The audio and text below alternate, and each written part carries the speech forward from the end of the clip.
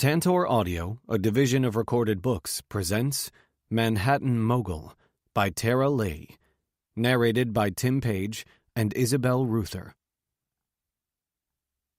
Chapter 1. Nash. It's the girl that catches my eye first. A tiny bit of a thing, her baggy jeans drag along the pockmarked sidewalk, her arms clasped tightly across her chest. It's dusk, that moody placeholder between afternoon and evening, the sun tiredly drooping toward the horizon, the moon just a crescent-shaped smudge in the sky.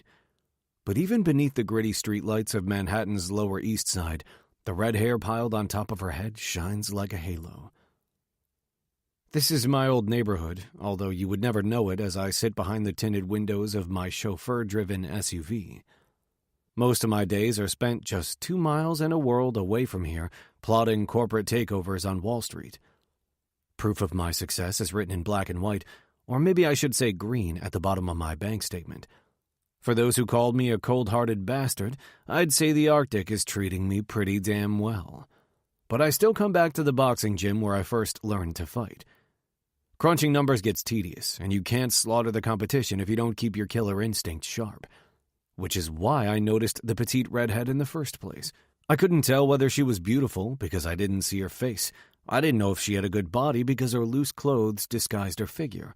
Face, tits, ass, legs, those are usually what draw my attention to the opposite sex, although not necessarily in that order. But this one? It's her stance, hunched over, and her pace too quick, like she's running from something. The girl doesn't make a sound, yet everything about her screams prey, and this is not the kind of neighborhood where vulnerability thrives. I should know. Sure enough, 2 thugs are hot on her tail. Are they chasing her? Is that why she darts into the alley across the street like a scared rabbit? Home, boss? My driver shifts into gear, about to pull away from the curb. Muttering a curse beneath my breath, I toss my gym bag onto the opposite seat and launch myself out of the SUV. Give me a minute. I slam the door, trotting after them without waiting for a response, then slow my pace at the entrance of the walkway. Hugging the shadows and keeping my footsteps light, I avoid the beer bottles and soda cans littering the ground that would announce my presence like a foghorn. The alley itself is dark, but there is enough light to see the 3 people less than 30 feet away. 2 men, 1 woman, the gap between them closing fast. 3 paces, 2 paces, 1, and then it is gone. A haunting wolf whistle splits the air. The woman's head jerks up, her russet mane coming loose and spilling down her back. Too late, I see one of the men reach out and grab a chunk of it in his fist. Her high-pitched yelp echoes inside my eardrums as I sprint toward them. I'm just a few feet away when I grab for one of the bottles I avoided only seconds earlier and slam it against the brick wall, the sound of shattering glass and explosion in the narrow space. The 2 thugs whip around, but they are from the neighborhood too. Hood rats, they're well versed in protecting what is theirs, including the girl they've clearly claimed as their own. Get the fuck off her. Red-hot rage courses through my veins, but my words come out slow. I'm no bleeding heart. Some say I have no heart at all, but I do have a deep-rooted, bottomless disgust for those who pick on the defenseless, who turn unsuspecting individuals into victims. The man holding the redhead speaks first, pulling her into his chest. I notice his ears, small and crinkled, set close to his head. Fighter's ears. What's it to you? Harsh consonants and clipped, rough-edged vowels. The voice could be my own years ago. We come from the same gutter. I don't know her, don't really want to know her either. What kind of woman walks around these streets without even a shred of self-awareness? My only goal is to extricate her from the 2 pairs of hands she'd been too oblivious to avoid, and then I'll be on my way. Yeah, his friend echoes, wagging bushy eyebrows that overcompensate for a bald scalp. Back off, slick. I have a passing urge to laugh. These fools have no idea who they're dealing with. In sweats and $2,000 special order Dior Air Jordans, I look like just another rich prick slumming it downtown. Oh, I am rich beyond their wildest dreams. But my expertise on Wall Street is matched by an ability to break jerk-offs like these in 2. Not gonna happen. Let the girl go. Or what? A harsh snicker rumbles from my chest. You think I'm handing out fucking options? Let her go and you just might walk out of here with your kneecaps intact. Eyebrows looks from me to cauliflower ears, who makes the mistake of shaking his head, a stubbornly defiant expression on his face. His thoughts are unspoken but obvious. There's two of us and one of him, and the girl is too good of a prize to give up. We can take him. Don't think so, Eyebrows says, answering for them both. There is a pinging noise, and a flash of steel catches my eye. His arm lifts, a knife aimed my way. I react instantaneously, instinctively. The bottle flies from my right hand straight toward his bald skull, opening up a jagged gash in the shiny skin. I keep moving, closing the distance between us and jabbing an elbow into his ribs, the curved bone splintering on impact. He tries a defensive jab, but I anticipate the movement and dodge, catching his wrist and twisting it hard. He howls in pain, his knife hitting the ground a second after I break his radius in half. The urge to destroy him is almost irresistible. What punishment should I mete out next? I could crush his nose with a spinning backhand to the face, collapse his windpipe with a vicious throat punch, or maybe I should pick up his own knife and... I stop myself, reluctantly falling back on the principles of restraint and discipline that are at the core of every true fighter. There is no honor in going for the jugular when a kick to the solar plexus will do. This guy, however, deserves everything I have to give and more. But there is the girl to consider. I step away and jerk my chin toward the far end of the alley. Go. Eyebrows doesn't hesitate. Holding his broken arm tightly to his side, blood dripping down his neck, he takes off, his frantic footsteps echoing off the brick walls.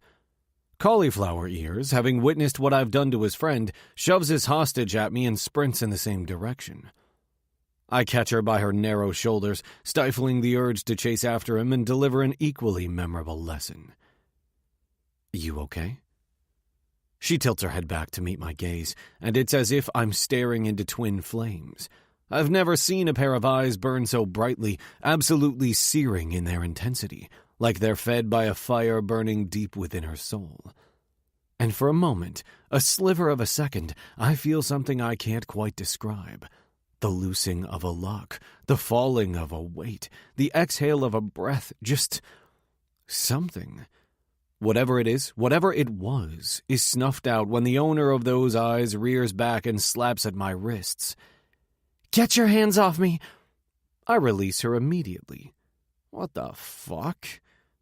Gladly. I've known plenty of crazy females in my life, but this one takes the cake. A naive porcelain doll who has no idea how close she came to being irrevocably shattered. I back away, but not quickly enough to miss her frown when she slides a palm down her side, her earlier anger turning to confusion when her fingers come away streaked with blood. Her blood. Fuck. Cauliflower Ears must have had a knife too. I catch her just before she hits the ground. Jay's face is impassive as I come out of the alley holding an unconscious woman in my arms. He opens the back door and I slip inside, cushioning her head against my shoulder. Hair the color of a freshly minted penny spills down my arm, pooling in my lap. Jay jumps back into the driver's seat, twisting around to look at me. I've seen ladies fall all over you, but this one might be taking it a little too far. I grimace at his attempt at humor. Can I get more light back here? He pushes a button, illuminating the interior of the Navigator, and takes a flashlight from the glove compartment. I raise her shirt high enough to assess the deep gouge carved into her waist. It begins just above the waistband of her jeans and ends just below her ribcage, though it doesn't appear to be life-threatening. I take a clean towel from my bag and press it against her side, hoping to staunch the flow of blood. Jay lets out a low whistle. That's gonna hurt when she wakes up. Stealing a glance at her face, an unfamiliar pang of sympathy twists in my gut. I barely looked at her while I was dealing with eyebrows and cauliflower ears, and afterward her unusual eyes had garnered most of my attention. Those eyes are shuttered now, giving me the opportunity to look my fill, and what a view it is. The plane of her forehead is smooth and relaxed, no trace of the earlier frown tugging at her brows. Gold eyelashes fan out against high cheekbones dusted with tiny freckles. Her nose is a narrow ski jump that juts above a mouth as plump and juicy as a fresh strawberry. She really is a porcelain doll. Should I make tracks for the hospital? I shake my head. In any emergency room in the city, she wouldn't be seen for hours. No, get Doc on the line and take us home, I say, keeping pressure on her wound, the towel slowly becoming red.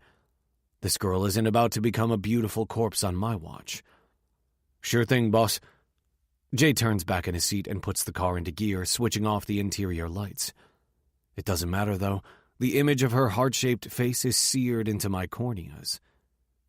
A moment later, Doc's voice comes through the car's speakers. Doc is Dr. Carmichael, a concierge physician I pay a small fortune to have at my beck and call. When you work and play at my level, convenience is easily bought with the swipe of a credit card. An Amex Black card, that is. Nash, how can I help you? Meet me at my place, now. My apartment consists of the entire top floor of the highest, most expensive skyscraper in Battery Park City. On one side, I look out at the Statue of Liberty in Ellis Island. On the other is the Freedom Tower. As far as I'm concerned, Central Park and the stuffy uptown crowd packed into the buildings at its perimeter can go to the pigeons. Judging from the amount of bird droppings covering the sidewalks, maybe it already has. I carry the girl into my bedroom and place her gently on my duvet. I take off her sneakers, threadbare red Converses that have seen better days, while Jay brings me a fresh towel. A few minutes later, Dr. Carmichael rushes through the door. "Taking in strays, I see," he comments, dropping his black bag on the floor and reaching inside for a stethoscope. Very funny. She was on the wrong end of a knife fight. I gesture at her shirt, the lower half almost entirely stained a deep reddish brown, and he lifts it to expose the skin beneath, his lips pursing at her wound. I add, she didn't faint when she was cut. It wasn't until later when she saw the blood on her hand. Doc nods, but his attention is on her, not me. Tearing my own eyes away, I leave him with his new patient and walk out of the room, shaking off my body's strange, visceral reaction to the unconscious girl splayed across my mattress. More than just curiosity, protectiveness. But more than that, too. Attraction, intrigue, even. I want her to wake up, I realize. I want to feel her eyes on me again, explore the amber blaze I'd been so taken aback by earlier, discover if the rest of her burns as brightly. With a start, I pull myself together. I'm curious about a lot of things. How grandfather clocks work, for example, the laws of physics, cryptography. Protectiveness is a given. I will not stand by when women or children are in danger, and I'm attracted to beautiful women. Who isn't? But they don't intrigue me, no matter how beautiful they are. Once I wash her blood off my hands, I pour a double shot of whiskey into a crystal old-fashioned glass and head for my office. 6 televisions hang on one wall, each set to a different news network, their sound muted. I scan them quickly, but the biggest news of the day is the remembrance ceremony commemorating the anniversary of 9/11. I don't need to remember. I've never forgotten. I lost 2 brothers that day. My older brother at the hands of insane zealots who believed weaponizing 747s entitled them to eternity in paradise and 72 virgins. And my baby brother more than a decade later when he ran into a burning building and never came out. To Wyatt, there were no greater heroes than the firefighters who went into the towers, risking their lives to save Scott and so many others like him. But Scott couldn't be saved. And Wyatt? He died a hero and left behind a family. The echoes of the past are quieted by 3 short raps of Doc's knuckles on my open office door. I look up. How is she? Fine now. She woke up as I was examining her wound, and I gave her a mild sedative and a local anesthetic before I stitched her up. But I erred on the cautious side and expect she'll wake up in a few hours. I left enough painkillers to get her through the next couple of days, along with antibacterial meds on the nightstand, and her dirty clothes are in the bathroom sink. I nod, exhaling a breath I didn't realize I was holding. Thanks, Doc. Appreciate it. Anytime. He starts to walk out and then turns back. I'd like to return tomorrow morning. Check on her again. Tomorrow morning? No woman has ever spent the night in my apartment. Because I don't bring women back to my apartment, ever. I keep a suite at a nearby hotel for that. It's not that I hire escorts and want someplace anonymous for our trysts, although I'd be lying if I said I haven't thought about it. How easy it would be to pick up the phone, place my order, and have a girl delivered to me within the hour, ready and willing to please. Most of the women I meet are ready and willing to please too, but getting them to leave adds a layer of awkwardness I prefer to do without. I slip away while they're still sleeping, and room service knows to send up an elegant breakfast by 8. A handwritten note that reads, "Good morning, beautiful," seems to lessen the sting of my disappearing act. I roll suddenly tense shoulders, tossing back the remains of my glass in one swallow. Good. Do that. First time for everything. Nixie. Jerking awake, I suck in an agonized breath, drawing it through my teeth as I feel for the brand that has obviously been seared into my right side. The pain is biting and sharp, like the sting of 1,000 wasps, and so shocking my mind temporarily goes blank with it, leaving no memory to grab hold of for an explanation. My touch is at once urgent and tentative, feeling for ruined, raw flesh. But all I find is a neatly taped gauze bandage. A tide of memory rushes in, depositing bits of the past along the barren shore of my mind. The skirmish in the alley, 2 men with stained teeth, shifty eyes, and foul breath. And 1 man who charged in and turned what I'm certain would have been a basic mugging into a terrifying knife fight. There wasn't much in my wallet, but I'd have gladly handed it over to walk away uninjured. I hate the sight of blood. A voice ripples through the unfamiliar darkness. Doc said you'd be waking up about now. Points for punctuality. As ephemeral as smoke, it seems to come from every corner. He stitched you up and left painkillers, if you need them. Another wave crashes over me, and I know exactly who this voice belongs to. That damn man who pretended he saved me when all he did was make the situation worse. I can't see him, but I don't need to. He's hardly forgettable. Tall, at least a foot taller than me, with close-cropped sandy brown hair and skin somewhere between bronze and olive, dramatically angled cheekbones that cut across his face like tiger stripes, pale green eyes fringed by inky black eyelashes that didn't soften his hard edges one bit. Attractive, if you like men built like Norse warriors. I don't. I know better than to get involved with men who speak with their fists, fighting battles that aren't their own. And I'm done with hot-headed men who erupt in unpredictable, violent outbursts.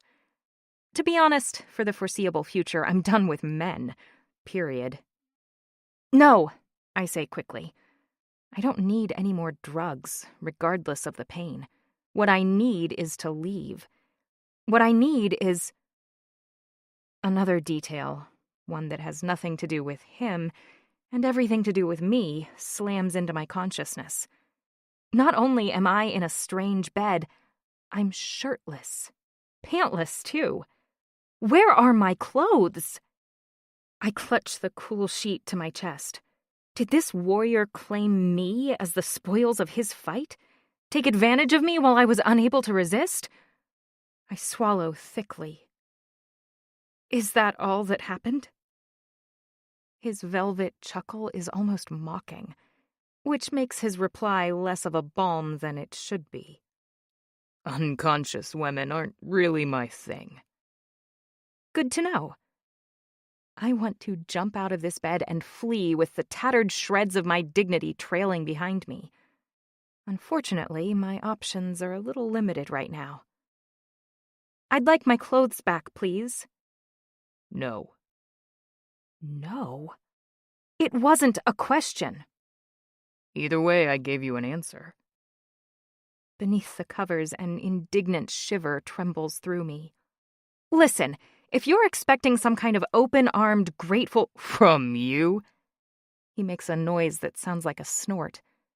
I'm getting the feeling that you don't do grateful.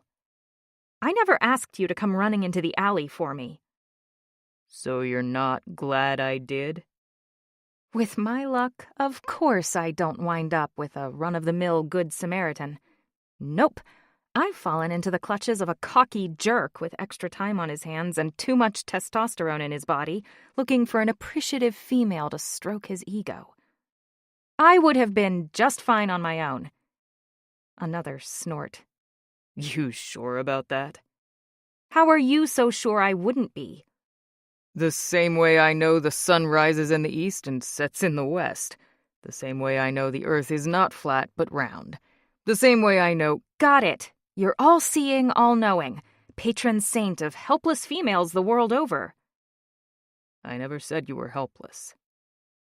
He pauses, then adds, But next time you have your head in the clouds and don't notice two goons hot on your trail, looking to rob or rape you, probably both, I'll try to remember that you'd rather take your chances.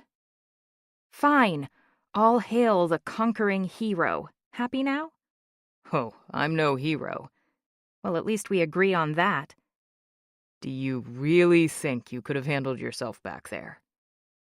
So damn smug. Yes, I do. And while we can debate my self-defense capabilities all day— Night? It's the middle of the night. Whatever. All day, all night. There's no difference. What I'm trying to say is— Listen, Rhonda Rousey. In case you haven't noticed, you're in my bed getting all hot and bothered about nonsense. Either go to sleep, or we might as well channel your energy into something more productive. I snap my sagging jaw shut. Sex. He's talking about sex. The very same man I accused of being a rapist just a few minutes ago. He isn't. I believe him on that. Instead, he's an overbearing, self-important, shamelessly self-aggrandizing— I gnash my teeth in frustration. I don't have enough adjectives for what he is. But even as my brain furiously sifts through my mental thesaurus, my body is having its own reaction. A quickening of my breath, a tug of yearning low in my belly, and a rush of heat between my thighs that almost rivals my knife wound. Jeez, Nixie, get a grip. This guy is clearly an asshole. And you are not an asshole magnet. Not anymore. So that's what it takes for you to bite your tongue, huh? I'll have you know, most women consider a night with me to be more of a reward than a punishment. Don't flatter yourself, big shot. You could have called 911 or dropped me off at the nearest hospital. I'm in your bed because you brought me here, and now I want to leave. No can do. Doc's coming back to check on you in the morning. Until then, get some sleep. Sleep? Is he kidding me? Sure, the room is pitch black. If there are windows, the blinds must be drawn. And the bed is almost absurdly comfortable. But how can I possibly sleep with all the tension buzzing in the room when my side is on fire and my bladder feels like it's about to burst? I close my eyes anyway, trying to will myself back to unconsciousness. The sooner I fall asleep, the sooner I can wake up and get out of here. 1 minute passes, then 2. But it's no use. I huff an irritated sigh. It doesn't go unnoticed. You're still awake. Apparently so are you. Why aren't you sleeping? I bristle. Why do you care? And why are you in here anyway? You mean in my bedroom? No one with sheets this soft lives in a studio apartment. Isn't there another room you can go to? You know, since you won't let me leave this one? You're a liability. And since I brought you in here, I might as well make sure you're okay. A liability? That's something I've never been called before. I scrape my upper teeth over my lower ones, counting backward from 10. Fine. If you really want to know, I have to pee. There, now you know what's keeping me up. Why didn't you say so? A lamp flicks on and I wince at the unexpected light, covering my eyes. The bathroom is just down there. Sensing him coming near me, my heartbeat takes off at a gallop. I remove my hand and blink frantically, willing my pupils to retract faster. I need all of my faculties operating on point with this man. I force myself to raise my head and look directly at my unlikely host. Where are my clothes? Even now, with my vision blurry at the edges, he's offensively attractive. They had blood all over them, so I tossed them in the laundry. I think back, frantically trying to remember the underwear I put on this morning. And when I do, the barely there bra and panty set I only wear when I'm overdue for an afternoon at the laundromat. I'm not sure whether to be embarrassed or excruciatingly grateful. Another day, and I might have been commando. I keep my arms pressed firmly to my sides. For the record, I would have preferred to remain dressed. You'll have to take that up with Doc. But don't worry, I didn't see a thing. His sideways smirk has my stomach doing Cirque du Soleil-level acrobatics. As far as I'm concerned, your virtue is fully intact. My virtue? The old-fashioned word sounds ridiculous coming from this man's lips. His too full, too sensual lips with their flagrant Cupid's bow curves. Well, can I borrow something to wear? Sure. Pale green eyes, a shade that really deserve to be called something fancy like cerulean or cyan, flick over my exposed shoulders, catching briefly on the thin straps of my white lace bra. Do you need help sitting up? No, I lean back onto my elbows, my core muscles automatically contracting as I attempt to sit up. The movement sends a fresh wave of pain shrieking through me, and I gasp. Yeah, you're fine, all right, he grumbles, one hand curving around my shoulder and down my naked back, the other scooping beneath my knees. Setting me against the headboard, he unscrews the top of an orange vial from the nightstand and shakes out a pill. I don't need... Martyrdom is overrated. Doc left pills for you to take, and you'll take them. Now, sip, he commands, holding a glass of water to my mouth. I do, the imprint of his palm on my back still smoldering. And because he's not through barking orders, he holds the pill in front of my lips. Open. I do that, too. And with a surprisingly gentle touch, he sets the white capsule on my tongue before lifting the cup of water again. I raise my gaze to his, swallowing my pride along with the medicine. His eyes crinkle at their corners as he returns the glass to the nightstand, then walks away. I sag back against the leather, feeling like I've just run a marathon. The reprieve is brief. He's at my side again a minute later, holding a white button-down. Will this work? Hmm? For you to wear. At my hesitation, his voice takes on a sarcastic tone. You know, because I've never seen a naked woman before. I snatch the shirt from his hands, this time ignoring the flash of pain that steals my breath. It's fine. Keeping the sheet against my chest, I gingerly push my arms through the too long sleeves, trying not to show how much it hurts. Do you need help? No, I insist, struggling to free my hands so I can button the damn thing. But the shirt, made for a man with shoulders that belong to a quarterback and a chest as wide as a redwood, dwarfs me. I can't manage to line up the ends so that the buttons are even. After a few minutes, defeated by the swath of starched cotton engulfing my fingertips, I give up. Yes. What was that? I couldn't hear you. I look up, once again finding myself lost in a pair of eyes the incandescent blue-green of travel brochures to exotic escapes I've never visited. Places with names that dance over my tongue like Ibiza and Jean Cap Ferrat and Saint-Tropez. Yes, I swallow. Please. He gives a satisfied nod and folds the cuffs back, several times, until I can see my wrists. Pulling the two sides together, he begins fastening the buttons. This isn't as much fun as the other way around. I hold my breath as his hands hover over my breasts, the sight of his long, nimble fingers making ridiculous thoughts bloom inside my mind. Is it wrong that I find myself wondering what it would be like if those hands were unbuttoning rather than buttoning? Revealing rather than hiding? If his hands were on me rather than... Finished, he steps away and jerks his head to the right. The bathroom is just down there. I look in the general direction he indicates and can't even see the door. "'Kay." My tongue feels unwieldy inside my mouth, my equilibrium about as steady as a rowboat caught in a summer squall. I push my legs out from under the covers, painstakingly scooting myself toward the edge of the mattress. He stands back a respectful distance as I hoist myself upright, immediately swaying on my feet. Gotcha. One muscled arm wraps around me, hugging me into his side. I barely reach his shoulder. "I should probably know your name," I mumble, irrationally irritated by his size, his clothes, his enormous apartment. You're right, you should. I blink. "And?"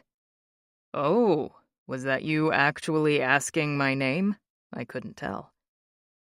A flush starts at my chest and rises above the stiff white collar of his shirt. Am I getting etiquette lessons now? "Well then, Dick it is." He sighs. It's a different sigh than the ones that have come before.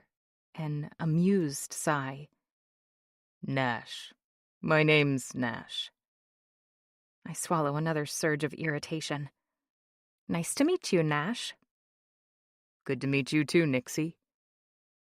I almost laugh at the absurdity of our situation, the absurdity of this entire day, the absurdity of my entire life. Because sometimes it's better to laugh than to cry. But the seed of that laugh turns to ash in my throat. He called me Nixie, the name spilling from his lips as easily as if he's said it 1,000 times. I stop moving forward, my feet suddenly rooted to the ground. "How do you know my name?" He doesn't have the grace to look at all chagrined. Because that's what it said on your ID. "You rifled through my clothes?" No, I did not rifle. I emptied your pockets before throwing your jeans in the wash. It's been a while since I've done my own laundry, but I remember that much. My mind snags on the sliver of information Nash let slip. Who does his laundry? A girlfriend? Wife? None of your business, Nixie. I turn slightly so that I am facing him. "Did you do a Google search on me too?" This time, a tiny flicker of something that's not exactly guilt, but is definitely an admission of sorts, crosses his too damn handsome face. "Oh my God, you did!" Nash's jaw clenches as he stares down at me, the gritty tone of his voice sending a shiver down my spine. I did. I sway within his embrace, the tips of my breasts brushing against his shirt.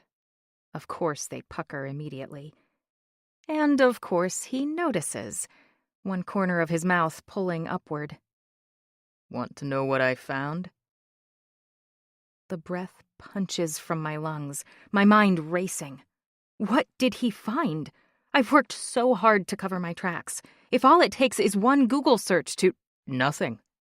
I found nothing. I nearly sag in relief. Thank God. Exactly. It was a waste of your time. His eyes narrow, like I'm a mystery to be solved. No, I don't think so. But I'm not about to hand my secrets over so quickly. Nash is a stranger, and I don't trust him one bit. More importantly, around him, I'm not sure I trust myself. Fighting back a surge of unease, I begin walking toward the bathroom with determined steps, wishing it was his front door. I'd rather take my chances with the two thugs in the alley. Chapter 2. Nash. To say my evening isn't going as planned would be an understatement. Nash Knight doesn't rescue damsels in distress, and he sure as hell doesn't play nursemaid. In business, I'm ruthless. The Black Knight of Wall Street, or so I've been called. And in the ring, I'm downright vicious. But this particular damsel has somehow gotten beneath my armor, under my skin. Is it because Nixie's skin is so damn perfect, that dusting of freckles across her pert nose irrationally enticing? Or is it the suspicion radiating from her like a magnetic force field, burrowing inside my lungs so I feel it, her, with every breath? Maybe. If I have to guess, though, it's the fear that flashed in her eyes for the briefest of moments, the display of vulnerability that was so quick I almost missed it, so raw I couldn't look away. And maybe it's also the stubborn show of bravado she dove behind, the prickly defenses she engineered, a split second too late, to keep me from getting any closer, seeing any more. Nixie isn't scared of me, not physically anyway. She's terrified of what I might discover about her. She's hiding something, and she's running from someone. I make millions, tens of millions, hundreds of millions, by spotting weaknesses in others and exploiting them for my own benefit. Staring at the closed door of the bathroom, I force myself to consider a different question. Why the fuck do I care? Nixie is a woman, not a company. There's no potential for profit here. What is it about this girl that's kept me glued to a chair in the corner of my bedroom for hours, my ears on alert for the slightest change in her breathing, needing to guard her, to keep her safe? Vaguely, an ancient Chinese proverb filters up from the recesses of my mind. Save a life and you are responsible for it. Could that be true? Is that why I feel so invested in Nixie already? A minute ago, I was close enough to smell the citrus notes of shampoo wafting up from Nixie's sleep musk mane. My arm was wrapped around her tiny waist, my palm pressed to her ribs, registering every breath, every tremble. And all I wanted was to bring my lips down to hers and find out if she tasted as sweet as she smelled. I didn't. And not just because she's obviously in pain and off-kilter from pills. It's because of the Google search she'd been so offended by. It's because the name on her ID doesn't exist. In this day and age, no one is invisible. Local papers publish the names of athletes, scholarship recipients, and spelling bee champions. And of course, there's always the police blotter. There's no record of Nixie Hyde scoring a soccer goal, graduating high school, or getting into an accident. She hasn't acted in a community theater production, launched a fundraising campaign, or committed a crime. Not even a damned traffic ticket. If I knew Nixie's real name, I'd know why she's on the run. Then again, if I knew that, I'd know her identity. It's a paradox. I can follow the circular logic around and around and around and never come to an answer, not without more information. Right now, all I've got is her ID from the Pratt Institute in Brooklyn, a small sticker indicating that she's in their School of Continuing Studies, which, if I had to guess, means she has her undergraduate degree and is picking up a few classes rather than committing to their graduate program. But there was no age or address listed on the card, and there was no driver's license in her wallet, which isn't uncommon in a city where owning a car is outrageously expensive and public transportation can take you anywhere you need to go. But if I had an address, I might be able to work my way toward her name, her real name. Staring at the closed bathroom door, I feel a frown pushing onto my face, digging a groove between my eyebrows. "You didn't fall from the damned sky," I whisper gruffly. The irony of my statement hits me a moment later. Sometimes things do indeed fall out of the sky. They did on September 11th, 2001, forever dividing my life into before and after. I can barely remember before. As for after, rage spiraled inside me with every glimpse of the mass grave formerly known as the World Trade Center, my lungs chafing at the stench of sulfur and rot. Cutting school and starting fights with anyone willing to hit me back, I was well on my way to getting packed off to juvenile hall. Until a barrel-chested man with a buzz cut and a nose that had been broken so many times it was just a misshapen lump in the center of his face spotted me and a neighborhood kid getting into it right outside his boxing gym and shoved us in a ring together. I earned my first win that day, but what I really gained was an outlet for the unwieldy emotions clouding my judgment. Reggie's gym smelled of sweat and mildew, and was filled with the metallic clank of weights, the slap of gloved hands hitting sweat-slick skin in heavy bags, and the rhythmic whir of leather jump ropes kissing a cold cement floor. It was a welcome contrast to the apartment I shared with my parents and younger brother. Without Scotty, the cramped rooms were too quiet, our combined grief too oppressive. Reggie took pity on me, letting me train in return for sweeping floors, cleaning bathrooms, and washing wraps. I trained with amateurs, then with the pros. There was one other rule, though. Fighting was a disciplined sport, and he believed that a dull mind could never produce a strong fighter. To be welcome in his gym, I had to do well in school. Not necessarily perfect grades, just my best. For a kid who never put much effort into schoolwork, barely cracking a book, and content with simply passing from year to year, no one was more surprised than me when a little bit of effort resulted in straight A's. Confining my fighting to the boxing ring, I stayed out of trouble and off the streets, and I discovered that I enjoyed the academic rigor of my coursework just as much as my time in the gym. My efforts led to a college scholarship, internships, job offers, an entire world of possibilities I'd never considered. I began my career in a building right across the street from the massive debris field that was once the World Trade Center. Intense and driven, with a head for numbers and a heart that was little more than a desiccated fossil pulsing in my chest, I was the ideal employee. Fury-fueled, grueling 80, 90, 100-hour work weeks, my star rising with each floor of the Freedom Tower. Eventually, I decided to start my own company. My net worth is now valued in the hundreds of millions. And yet, over the years, I've seen firsthand how easily the trappings of success, of life itself, can be snatched away in an instant. Most days, I feel like I'm fighting an enemy whose name I'll never know. Oh, I know the names of the hijackers who plowed into the World Trade Center killing my older brother, and the name of the douchebag who committed arson for a few thousand in insurance money, killing my younger brother. I know every detail of why and how my brothers died. But I will never understand. I will never accept. Ever. Closure is a luxury that remains so far beyond my reach, I doubt I'll ever get there. But I attended the gut-wrenching memorial service this morning, just as I've done every year since 2002. And afterward, I headed directly to the gym for a 3-hour workout, including a brutal sparring session.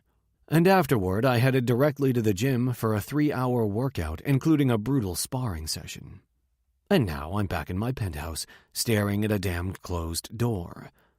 Who are you, Nixie Hyde? I shouldn't care. But I do. God help me, I do. I'm completely out of my element, even though I'm standing in the middle of my own damn bedroom. I prefer women who want the same things I want, women who enjoy a fun night here and there but don't expect any more from me than a series of mind-blowing orgasms, which I deliver. Women throw themselves at me on a regular basis, and I enjoy playing with them. I appreciate the softness of their bodies and the lushness of their curves. I'm not immune to their full lips and husky laughs, but they're interchangeable, easily forgettable. My obligations are severed the moment I leave that hotel room and re-enter my own world, where my priorities are simple, straightforward, and set in stone. Save a life, and you are responsible for it. Nixie Hyde, or whoever she really is, has baggage, and I'm carrying a double-wide load of my own. I can't be responsible for anyone else. Not even a flame-haired art student hiding behind a fake name. With hair the color of cognac, eyes like flames, and a dusting of pale gold freckles across the bridge of her nose that remind me of stars. Her very own constellation. I'm not starstruck. Not even a little. I can't be. Nixie. As I push into the bathroom, my shuddering sigh of relief catches in the back of my throat, because all I see is me. Silver octagonal tiles cover the walls, each about 3 inches from end to end, so shiny they might as well be mirrors. Everywhere I look, my eyes bounce off my own reflection, hundreds of them. My face is divided into fragments: mouth, eye, nose, ear. Each individual component is magnified, multiplied. The crease between my brows, the tremble of my lower lip, the flutter of my lashes, the pulsing vein at my temple. the pallor of my skin that makes my freckles stand out in sharp relief. I am an anatomical catalog. Signs of stress on the human face. Above the marble-topped double-sink vanity, the tiles give way to a silver-framed mirror at least 6 feet wide. Seeing my whole face is less unsettling than the parts, and I stare hard at myself. Don't let this guy get inside your head. It's enough of a mess already. Somehow I need to get through the next few hours. With any luck, I'll be sleeping for most of them, and after that, I'll never see Nash again. My reflection frowns at the thought, and I want to reach through the mirror and shake the woman within. Wrong emotion. You should be happy, or at least relieved. Happy. Like I'd know what that looks like. I force myself to relax, to look less worried, less weary, less hunted. The smile I force onto my lips only manages to tremble there for a minute, looking as fake as it is. As fake as the name on my ID. Nixie Hyde. Hyde is perhaps a little too on the nose. But it was appropriate. I couldn't resist borrowing it. Because that's exactly what I'm doing. Hiding. Nixie, at least, is somewhat related to the truth. A blend of Noelle, my real name, and Pixie, the nickname my parents gave me as a baby that eventually became Nixie. Of course, it's been years, so many years, since I heard my mother whisper, "Oh, Nixie," as she soothed a Band-Aid over a scraped knee. Since my father exclaimed, "Go, Nixie!" as he beamed at me from the bottom of the slide at our neighborhood playground. What I wouldn't give to hear them say it one last time. Becoming Nixie again won't bring them back. My parents are gone, lost to me forever. But hopefully, it will keep me from being found. The painkiller has kicked in, and so I stand up straight, square my shoulders, and try again. I soften my eyes a little, tilting my head to the side so that a wisp of hair falls forward and curls beneath my jaw. This time, the composed, nonchalant expression drops over my face gracefully, like a fallen leaf. There. That's it. Pretty, but not interesting. The face of a girl who wouldn't know a secret if she stepped on it. A face a guy like Nash should look past. But will he? Nash's eyes are not just pretty. Too pretty, if you ask me. They are also disconcertingly perceptive, which is a problem. Once again, I curse myself for letting my guard down. I've spent months looking over my shoulder. I should have known better than to be so stupid. A knock on the door pulls me out of my reverie. Are you okay? Is that genuine concern in Nash's voice? Or is he worried I'm snooping through his cabinets? Yeah, fine. I turn off the water and dry my hands. Nash's eyes drag over my body as I open the door, faltering slightly where the hem of his shirt meets my bare thighs. His mouth is tight, though, keeping his thoughts to himself as he wraps his arm around me. An unwelcome thrill moves through me at his touch, and I avert my eyes. Maybe it's the meds, but feigning disinterest in this man isn't coming easy. Come on, let me help you get back to bed. After 20 feet that feels like a mile, I slip back beneath the sheets and pull his duvet up to my chin, my skin still tingling from our contact. Nash crosses to the chair in the corner, exhaling as he drops into the cushions and turns the light off. "Are you really going to sit there all night?" I ask, my voice skating hoarsely through my dry throat. There's only a few hours left before morning. Only a few hours. September 12th, I murmur, letting the news sink in, take root. Another 364 days until my most hated day of the year comes around again. I didn't always feel this way. Until 2001, September 11th was my favorite day. My birthday. But that year, On that day, my world was torn apart. My parents died, and I became an orphan. As the only child to lose both her parents in the deadliest terrorist attack in the history of the United States, the newspapers even gave me a catchy nickname, like they do for serial killers. Noel Kennedy, the orphan of 9/11. That's generally the way the calendar works. The words themselves are snarky, but the way he says them are not. Nash's tone is soft, maybe even a little sad. I wish I knew him well enough to ask why. Even though I keep the question to myself, his voice pools in my ear like warm honey, slipping inside, trickling down deep, warming me. He has the kind of voice that should record audiobooks or host podcasts, a voice I could listen to for hours. But voices like his, they shouldn't belong to men who look like Nash. It simply isn't fair.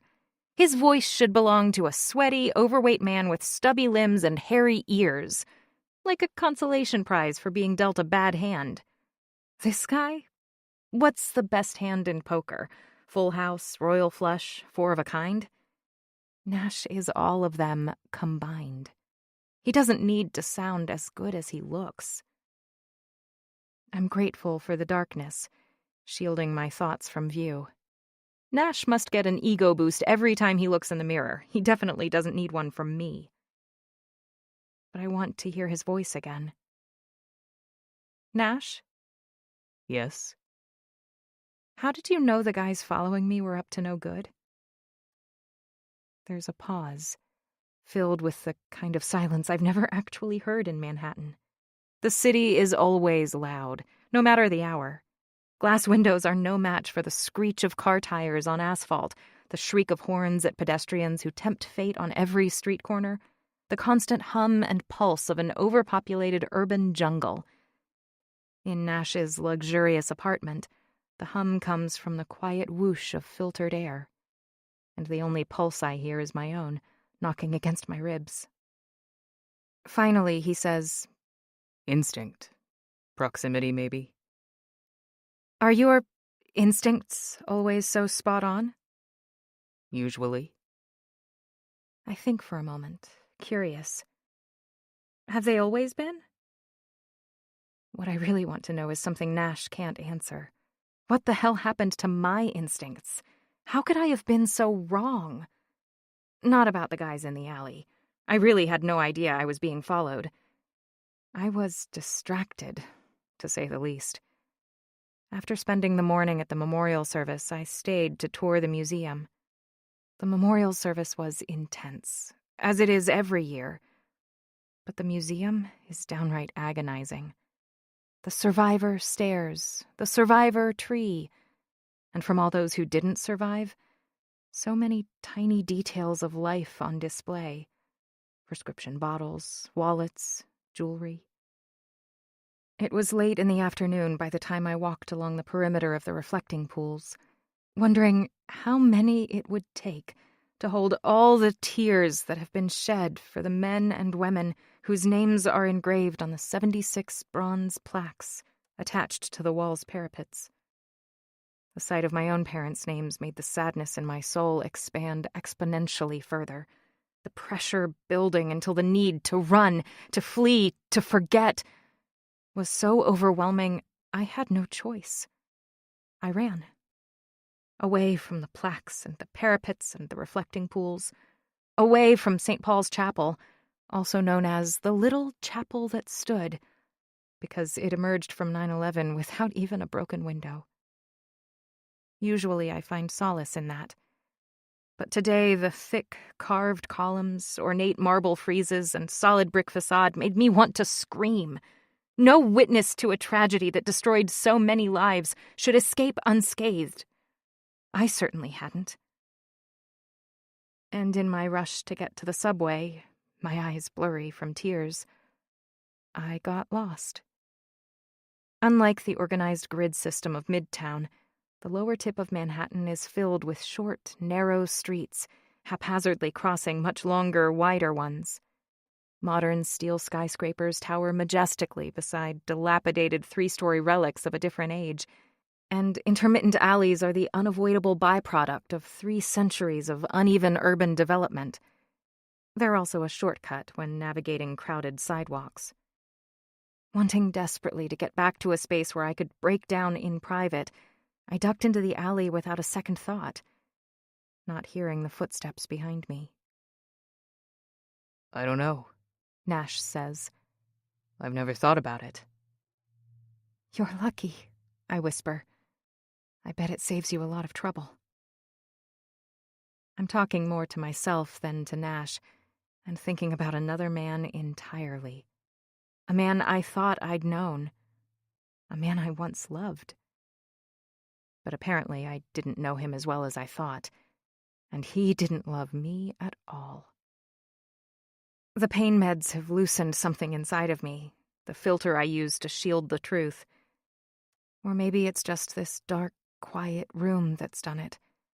It feels like I'm speaking into a yawning black void. But I'm not. Nash is listening to every word.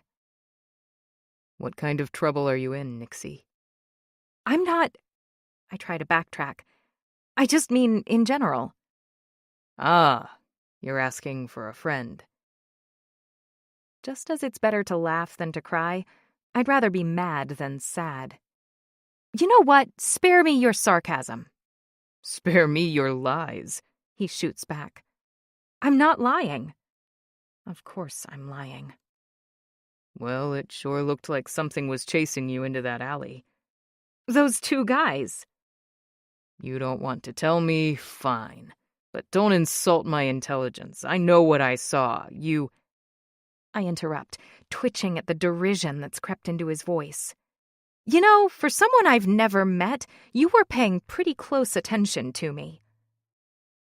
A frightening possibility bursts into my brain, and I jerk upright, ignoring the sizzle of pain that breaks through the veil of drugs.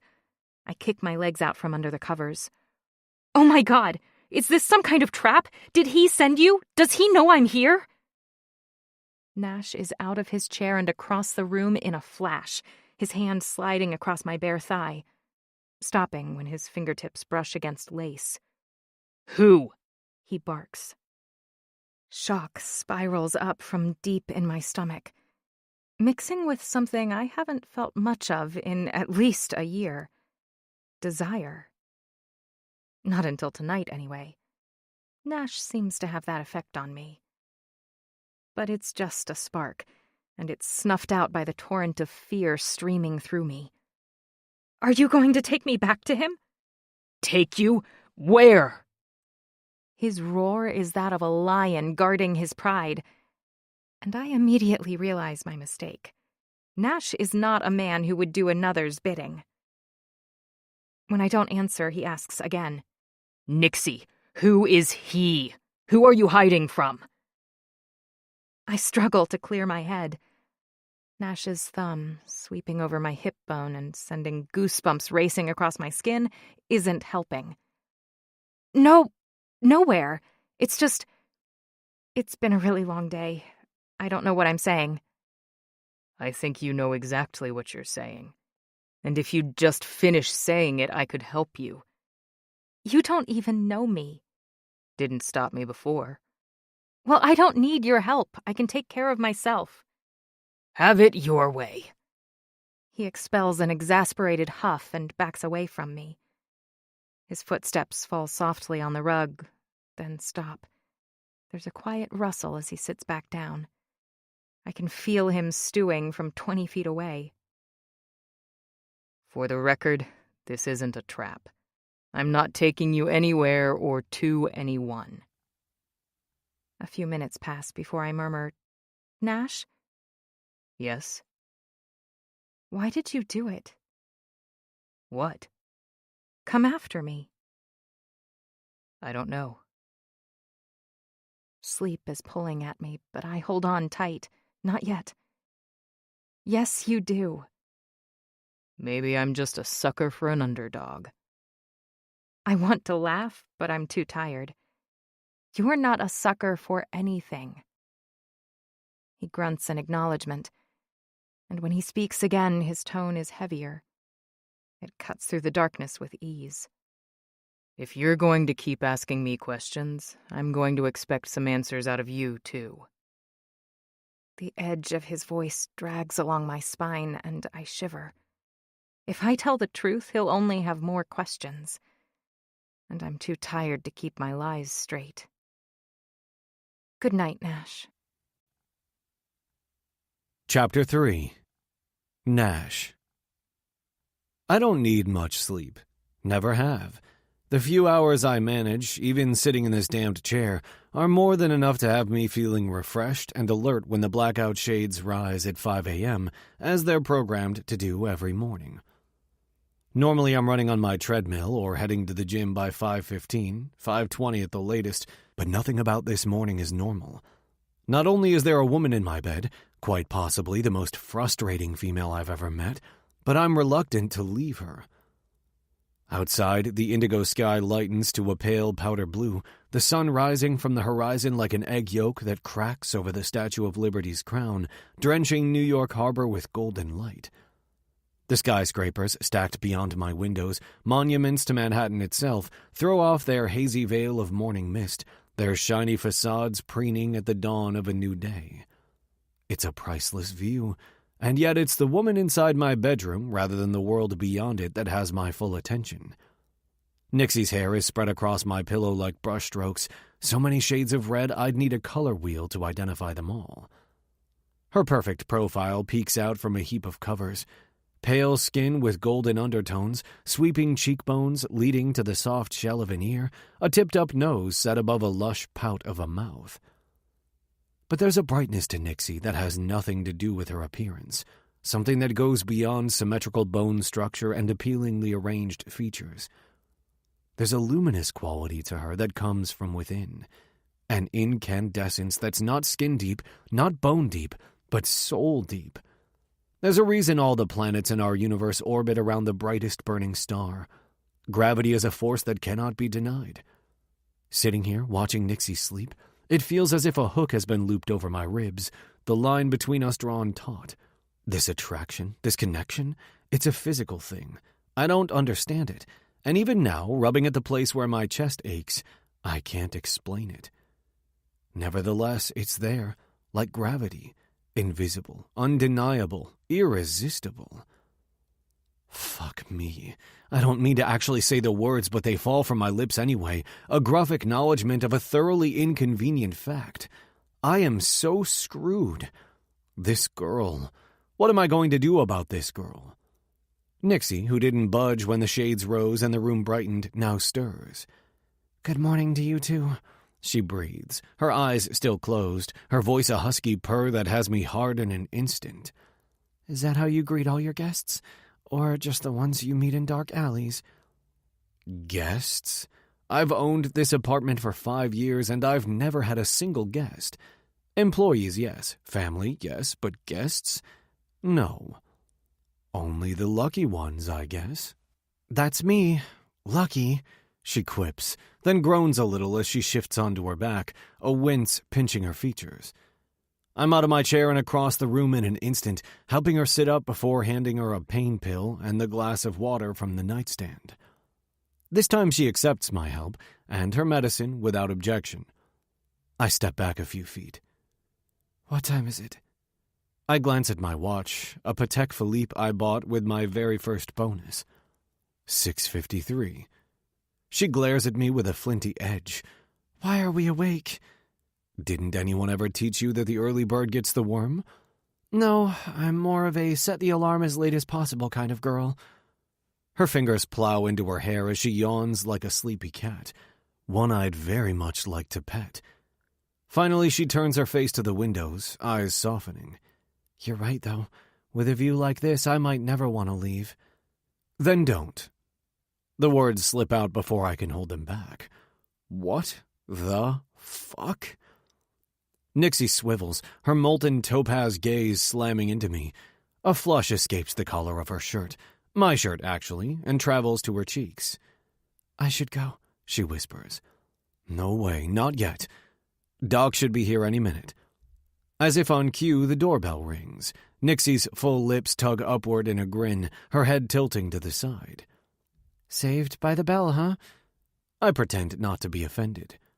"Looks that way." After letting Doc in, I make my way into the kitchen. I'm far from a chef, but I can whip up a mean stack of pancakes. 15 minutes later, Nixie and Doc emerge from my bedroom. "How's the patient?" "Nothing about a week's worth of rest and good meals won't cure," Doc pronounces. I glance at Nixie. "Sit," I order, setting down a plate of pancakes swimming in a pool of maple syrup, butter dripping down the sides of the stack. Nixie flicks a tongue over her lips. "I really don't think—" Doc pulls out a stool from beneath the counter of the kitchen island. "Come on, my orders." With a resigned sigh, Nixie sits down in the proffered seat and lifts a fork. I reach into the refrigerator for the orange juice. "Have you eaten?" I ask Doc, pouring a glass for Nixie. "Yeah, I'm all set." "You sure?" I gesture at the 3 pancakes on the griddle and a still full bowl of batter. I'd prefer to have Nixie all to myself, but he seems to have a modulating effect on her. "There's plenty." No, I need to get going." I flip the pancakes and turn off the flame. "I'll walk you out." Doc lightly squeezes Nixie's shoulder. "If you need anything at all, just call." "Thanks for taking such good care of me. I didn't realize doctors still made house calls." He grins. "Only the best for my patients." I grunt. "Yeah, only the best for anyone willing to pay your $10,000 monthly retainer. But I can easily afford it, and he's well worth every penny." "Is she really okay to be on her own?" I ask, once we're out of earshot. "I'm not too concerned about the laceration, to be honest. It's healing nicely, and as long as she takes it easy for the next few days, she'll be fine. What has me more concerned is her resting heart rate and elevated blood pressure. She seems healthy, and is obviously not unfit or overweight, but without having access to her medical files or current blood work, I can only speculate." "So speculate," I prod, impatient when he falls silent. "Well, unless she finds being with you stressful, which is not a particularly unreasonable possibility," he says in a somewhat reproachful tone. "Something else is troubling her quite a bit." I dismiss his suggestion that Nixie is frightened of me. That she is not. My jaw clenches as I shake Doc's hand, the second half of his comment giving further weight to my observations. Something or someone has Nixie running scared, and I'm going to find out what or who it is. Research is a lot like unraveling a wad of duct tape. Sometimes the adhesive holding the pieces together hardens over time, and it can be difficult to distinguish one end from the other, but it's what I do and I'm damn good at it, as is everyone on my team. If Nixie isn't willing to tell me, I have the means to find out on my own. The question is, should I? The loss of my brothers taught me that life is cruel. It's almost always too short, and it's very rarely fair. Keeping your connections to an absolute minimum makes it a hell of a lot easier to muddle through however long you've got. I should know better than to get involved with a woman who gets under my skin so easily, who makes me feel off balance and all too willing to watch the sunrise rather than get to work. I spend my days ripping apart companies that have taken years of dedication and commitment to create. I fire hundreds, even thousands of people with no more effort than the scrawl of my signature on a page. I hurt other men for sport because I enjoy it. I don't always throw the first punch, but I am always the last man standing. Nixie is a distraction I don't need, a complication I don't want. So why aren't I eager for her to leave? Conflicted, I return to the kitchen to see that Nixie has made a decent dent in her breakfast.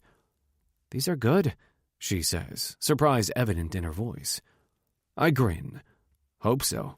It's the only thing I know how to make." Turning the flame back on, I add more batter to the griddle. "Will you have some more?" She swallows what's in her mouth and pushes the plate away. "No, thank you. I'm stuffed." "Do I need to chase after Doc and get him to come back in here? He says you need to eat."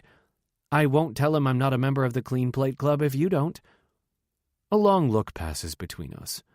"You're asking me to keep your secret?" Nixie raises a brow. "I wouldn't dream of it." Sensing that I've hit a nerve, I decide to change tack. "So, are you from New York?" She takes a sip of juice, shifting in her seat. "Yes and no." I lean forward, pressing my elbows into the unforgiving stone countertop. Yes and no? A shy smile slants across her face, and she tucks a wisp of hair behind her ear. Yes if you mean from New York, the state. No if you mean New York, the city. Spoken like a true New Yorker. How about you? A city kid, born and bred. Didn't even leave Manhattan until I was out of college. You're kidding. She gestures around us. You seem like a guy that's been around the world once or twice. Oh, I have, now, but not until I could afford to buy my own ticket. The car and driver, the luxury penthouse, the doctor on standby, I've earned it all myself. I wait to see if it affects her, makes her bat her eyelashes and flirt with me. Old money is impressive, but in my experience, nothing entices a woman like a self-made man. Must be the lingering strains of Sinatra still coursing through New York's streets. If I can make it there, I'll make it anywhere. And Manhattan is the Everest of ambitious entrepreneurs. Nixie remains unfazed. Are you trotting out your bio to impress me, or because you want me to return the favor? I grin. Maybe a little of both. Her buoyant laugh hovers between us, the air noticeably lighter than it was a minute ago when I hear footsteps. Damn it, we were just starting to get somewhere. What did you do to my kitchen? Greta's sizable bulk is dwarfed by Jay's height as the incongruous pair walk into the room. Hey, boss, says Jay. Nodding at my driver, I face Greta. She appreciates order and routine as much as I do, more even. And me, standing at the stove, a girl sitting at the island, eggs and flour and syrup littering the previously immaculate countertop, is definitely not routine. I made pancakes, I say, skipping over any attempt to explain Nixie's presence. Surveying the mess, Greta scowls as she steals the spatula from my hand. I see. Nixie and I share a conspiratorial smile, and it races through my veins like wildfire. At least until she slips off her chair and stands. I'd better get going. Hiding my disappointment, I give a stiff nod. Jay will take you wherever you need to go. That smile slides right off her face. Don't be ridiculous. I'm perfectly capable of finding my own way home. I didn't say you weren't, but Jay can take you home, or he can follow you to make sure you arrive safely. Your choice. As I watch, Nixie's eyes narrow, her mind clearly searching for an alternate possibility. And before you decide to lead him on a merry chase, let me remind you that you're supposed to be taking it easy. No need to pop a stitch to prove your point. Nixie isn't thrilled with either option or my warning. Fine, she bites out. Jay gives a last, longing look at the pancakes Greta is now taking off the griddle and turns to Nixie. Your chariot awaits. Nixie.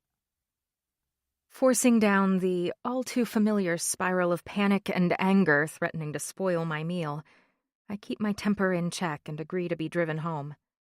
I know I should be thankful for the ride, but Nash has done so much for me already, and I don't want to be indebted.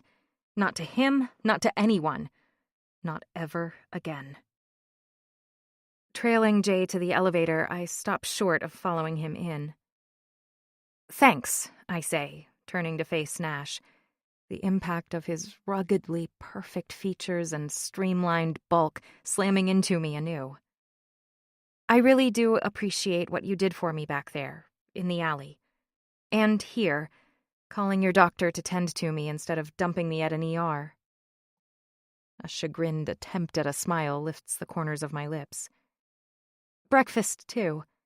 Hopefully I didn't get you into too much trouble with your housekeeper. Nash breaks eye contact, looking over my head to Jay. Go see if you can convince Greta there's a stack of pancakes with your name on it. Jay is out of the elevator in a flash. Don't have to tell me twice, he says, darting past us. The elevator door slides closed. I stand rooted in place, torn between the urge to make a run for it and a sudden reluctance to leave. Nash looks at me, although not the way I'm used to being looked at. His eyes don't just graze, they penetrate. They focus on my face, narrowing at the corners like they're uncovering every secret I've ever hidden, and a few more besides. This isn't good. I don't want Nash looking at me this way. My secrets need to stay hidden. I need to stay hidden. For now, anyway. According to the terms of my parents' will, I'll come into their trust on my birthday next year, which includes the proceeds from the sale of their house, a small life insurance policy, and the settlement money from the 9/11 Victims Fund. My portion of what some accountant decided my parents' lives were worth is nearly $10 million as of my last statement balance. Maybe it sounds like a lot, but it falls far short. What is the cost of a childhood, after all? The last thing I need right now is to get involved with anyone, especially someone like Nash. We have absolutely nothing in common, and yet we talked for hours, our banter bouncing from friendly to not-so-friendly to flirtatious. The feel of his rough hands gliding over my smooth skin just made me want to pull him into bed beside me. And with every minute I remain in his presence, the glimmer of possibility sparkles more brightly. I need to get away, clear my head, breathe. Nash steps closer, his broad shoulders casting a shadow over me as I suck in a breath, tilting my head back. He doesn't touch me, and yet I can feel his energy zinging through every cell in my body. He smells like Christmas trees and pine cones. Festive, woodsy, enticing. I'd like to see you again. Dangerous.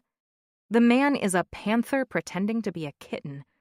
He'll play with me for a while, lure me in, and then he'll pounce, make a meal out of me until he's had his fill. I don't think that's a good idea, I stammer. Why not? Why? I didn't expect him to ask for an explanation. Most guys would accept the brush off and move on. But not Nash. I'm just coming out of a relationship. I'm not looking to get involved with anyone right now. Slowly, Nash lifts his arm and places his palm flat on the wall behind me. He leans in slightly, a warm gust of maple syrup-sweetened breath tickling my ear. I'm not just anyone. A laugh gurgles up from my throat. No, Nash is definitely a someone. I can see that. Then it's settled. What's settled? Jay will pick you up tonight so I can take you out to a proper dinner. I can barely swallow air, let alone food, when I'm near this man. The only way I'd been able to eat his pancakes was when he left the room. And he wants to have dinner? Too many meals with Nash and I'll starve to death. I shake my head. Didn't you hear what I said? This isn't good timing for me. Oh, I heard you.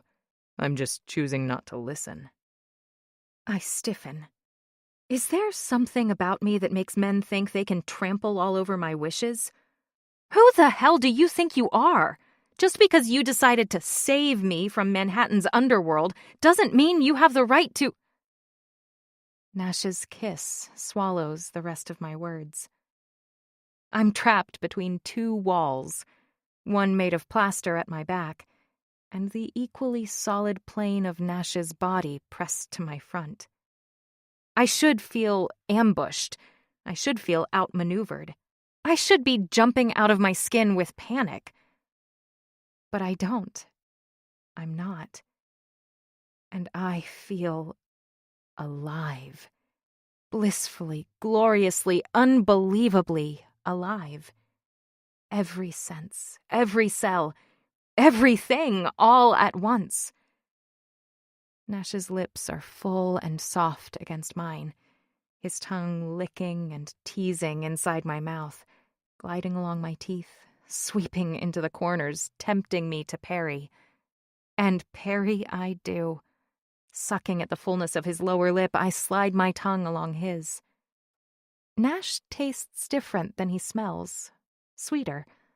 Like sunshine and syrup, cloves and caramel. My hands rise between us, pressing against his flexing pec muscles. I moan, tilting my head to the side and opening my mouth wider, my body relaxing into his embrace as his calloused fingers thread into the hair at the nape of my neck, his thumb lingering at the curve of my jaw. My pulse is jumping around, the beat completely erratic.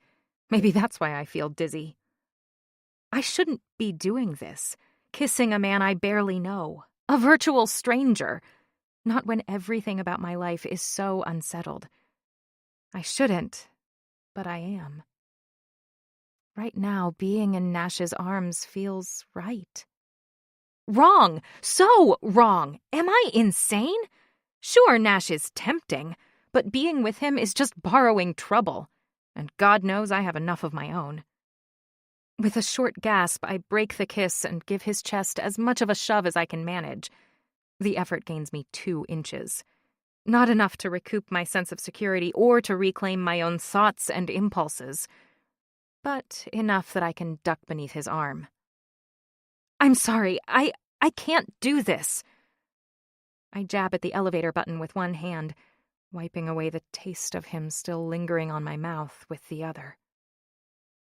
His sly stare burns away the top layer of my skin, leaving me exposed and vulnerable.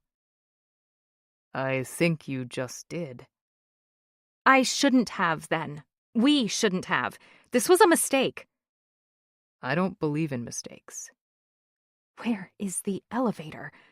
My eyes dart around for the entrance to a stairwell. Oh, no? What do you call acting on impulse and regretting it immediately afterward? Instinct. It's the body's way of telling you what your mind might not understand yet. And we already agreed that my instincts are spot on. A small chime announces my impending escape, relief flooding my veins. Impulse, instinct, I say. Call it whatever you want, but it's never going to happen again. I press the button for the lobby, desperately needing to sever this strange pull I feel toward a man I've only known a few hours. Nash's arm shoots out just as the elevator door is about to close, his eyes drilling into me. Never say never. They maintain contact even as he angles his jaw toward the interior of his apartment. Jay! He yells. His driver is already hurtling around the corner. I've got her, boss. Only on loan, Jay. Handle with care. Chapter 4. Nash. Alone. That would imply that Nixie is already mine, which she isn't. Yet. And she called our kiss a mistake, which is also wrong. It's a beginning. Maybe. Truth be told, I could probably use a new beginning. It has to be better than another ending anyway. I've had enough of those. It takes a minute for me to move after the elevator doors close. I'm still leaning against the wall, my hand itching for contact with something beyond lifeless plaster, as Nixie hurtles downward through the airlocked shaft, away from me. Even if the name on Nixie's ID is fake, the woman who trembled in my arms for a mere minute before ducking out of them, her topaz eyes glittering with desire, her mouth as hungry as mine, is all too real. I allow myself a last few seconds to indulge in the image of Nixie that's somehow been tattooed on the back of my eyelids, and then I draw in a deep breath, open my eyes, and push off the wall. Walking past the opening to the kitchen, I spare a glance inside. Greta already has it back to its pristine, sterile state. Not a single drop of syrup mars the sparkling surface, no plates or bowls cluttering the countertop. She looks up, a spray bottle of cleaner in her hand. "Do you want something, Mr. Knight?" Do I want something? Yeah, something. Someone, actually. I spin on my heel without answering and head for my treadmill, pumping up the speed and incline and giving myself over to the pure physical exertion of running. 1 mile slips by, then 2, then 5. The only thing racing faster than my feet is my brain. At my core, I'm an analyst. I take reams of numbers and data and crunch them so tightly that the only thing left is answers to my questions, bookended by dollar signs. Buy or sell, dump or hold, how much? The data I grapple with this morning is simple. Nixie is gorgeous in a fresh-faced girl-next-door way, not usually my type. I prefer women who walk into a room like an advertisement, tell me everything I need to know in one appraising glance.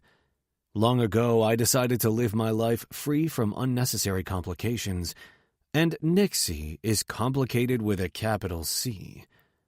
Slamming my hand over the emergency stop button, I jump off the machine and head for the shower. As of last week, I am the newest member of Wall Street's 40 Under 40 list. The company I built from nothing, Knight Ventures, is now one of the most respected and feared companies in Manhattan, but there is another list I intend to crack, billionaires under 40, and I have about 200 million reasons to avoid anything or anyone who might take my eyes off the prize. No matter how captivating her smile, no matter how sweet she tastes, no matter how much I want to know if her name really is Nixie.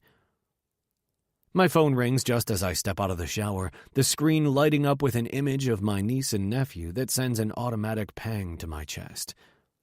Madison and Parker are my younger brother Wyatt's kids, twins he never had the chance to meet. I wrap a towel around my hips and answer the call from Eva, their mother. I keep my life free from unnecessary complications because I already have a few very necessary ones. Hey. Are you in town? Yeah. Why? Oh, I don't know, maybe it's because I haven't seen you in nearly 2 weeks and you were supposed to come over last night. The kids miss you. Eva and my brother never had the chance to marry, but I think of her as my sister-in-law. I scrub a palm over my face, guilt welling up inside my gut. I completely forgot. Shit, sorry, I got caught up. I thought you said family was everything, Nash. We don't deserve to be last on your list. Disappointment, not anger, suffuses our words. A regretful sigh leaves my lungs. I did, and you're not. Last night was... I try to think of a word that might possibly encapsulate why I blew off my obligations in favor of a stranger I literally picked up off the street, finally settling on unexpected. I know September 11th is hard for you. You shouldn't spend it alone. I wasn't alone. I managed, but I should have thought to call. I'll make it up to you. How about this afternoon? I pulled the phone away from my ear and glanced through the calendar my assistant maintains, divided into 15-minute increments. I am double and triple booked all day until a late business dinner. Sure, why don't I pick up the kids this afternoon and give you a break? I'll take them for an early dinner and ice cream and have them back before their bedtime. My assistant will have to make adjustments. That sounds... Oh, shoot. I forgot they have a birthday party after school today. I'm afraid even their Uncle Nash isn't enough to compete with 2 hours in a warehouse with a dozen oversized inflatables and all their friends. Turned down by 2 4-year-olds, huh? What happened to my boyish charm? A little rejection will do your ego some good, Nash, she deadpans. Don't worry, my ego has taken a few hits lately. Oh, really? From whom? I want to take my words back. There's absolutely no reason to tell Eva about Nixie. No one important, I bluff. Thankfully, she lets it drop. How about tomorrow? My stomach sinks. Tomorrow definitely won't work. A company caught my eye recently, one that's an unusual acquisition for me, and the owner requested a face-to-face meeting. Can't. I'm flying to Nebraska in the morning and then on to Hong Kong for due diligence on a product launch. Nebraska and Hong Kong, quite the travel itinerary. I shrug. In my business, you follow the money. How about this weekend? Saturday? Yep, that works. A smile creeps into Eva's voice. But I don't need a break from my own kids. Mind if I come too? Do I? Not exactly. I enjoy having them all to myself sometimes, and things with Eva have been a little tense lately. But she's Madison and Parker's mother and will always be a part of my life. Of course not. See you then. I hang up the phone and reach for the nearest suit in my closet. 7 minutes later, I'm walking out of my apartment. Jay isn't back yet, and I'm grateful for the fresh air. Technically, I don't need a driver on days when I don't have to get to the airport or various meetings around the city, but Reggie asked me to keep an eye on Jay. Said he reminded him of me back in the day, and although I started him in the training program in my office, it quickly became obvious he wasn't cut out for a desk job. The truth is, Reggie has sent a number of kids my way, and I always find a place for them.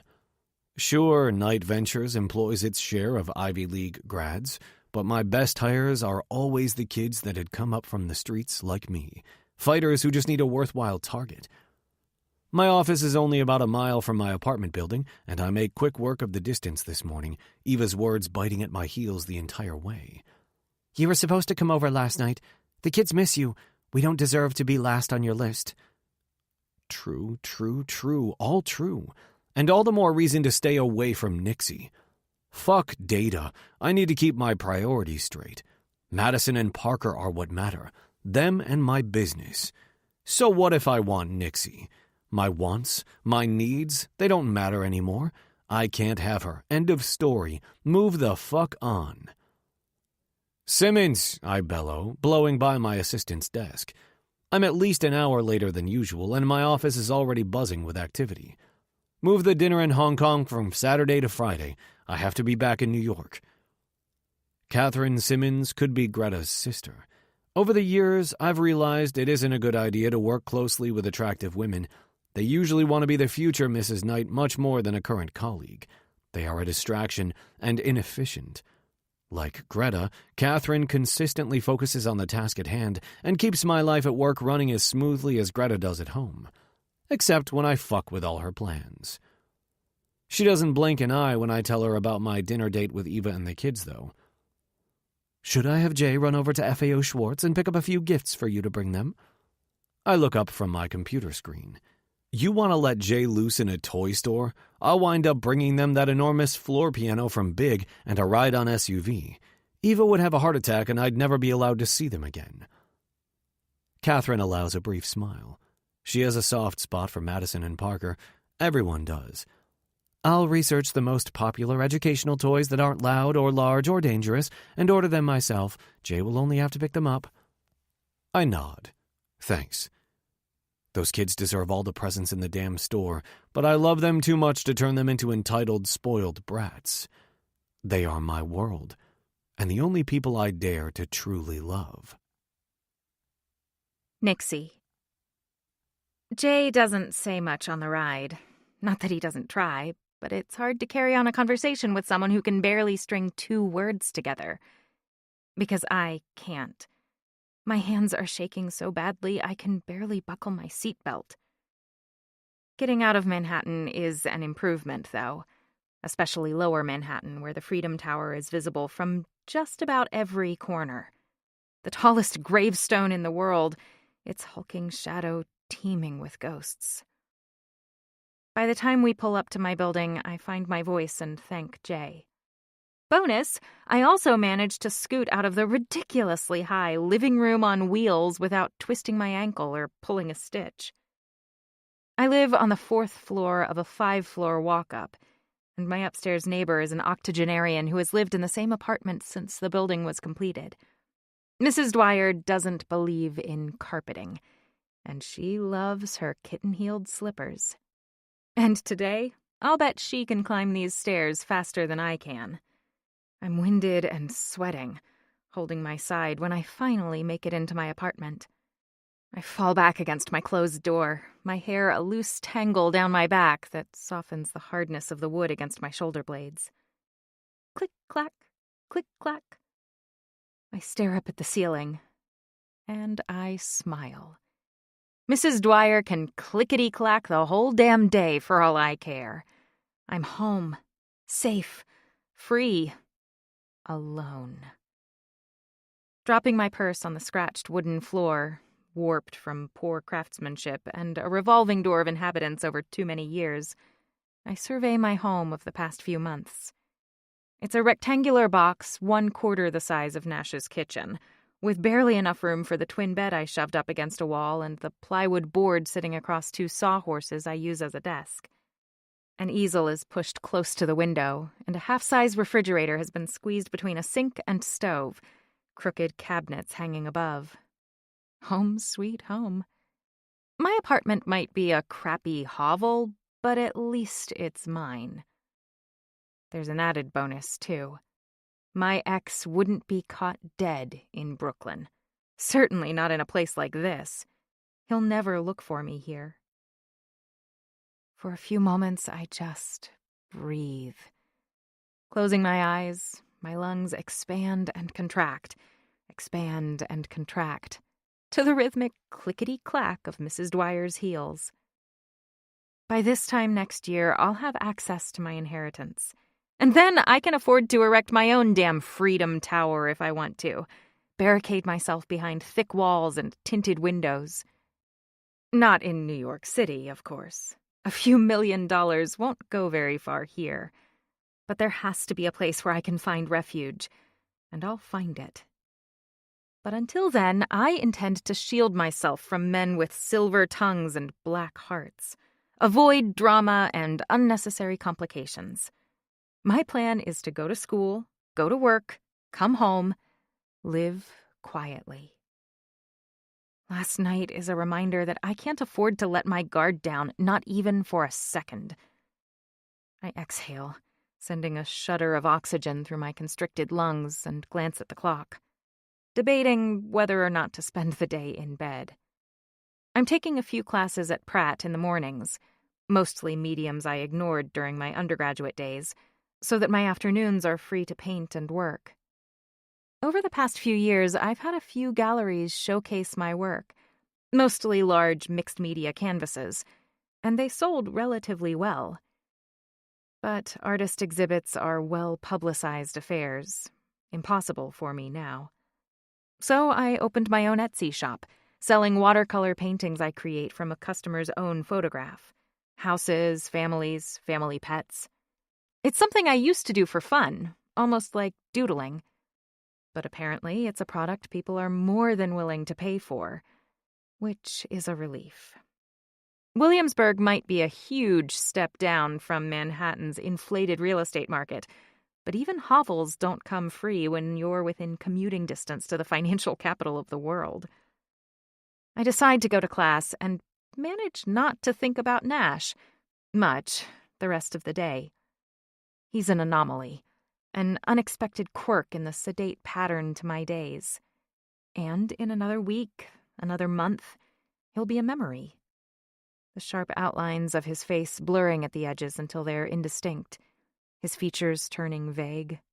An idea more than a man. And it makes me a little sad.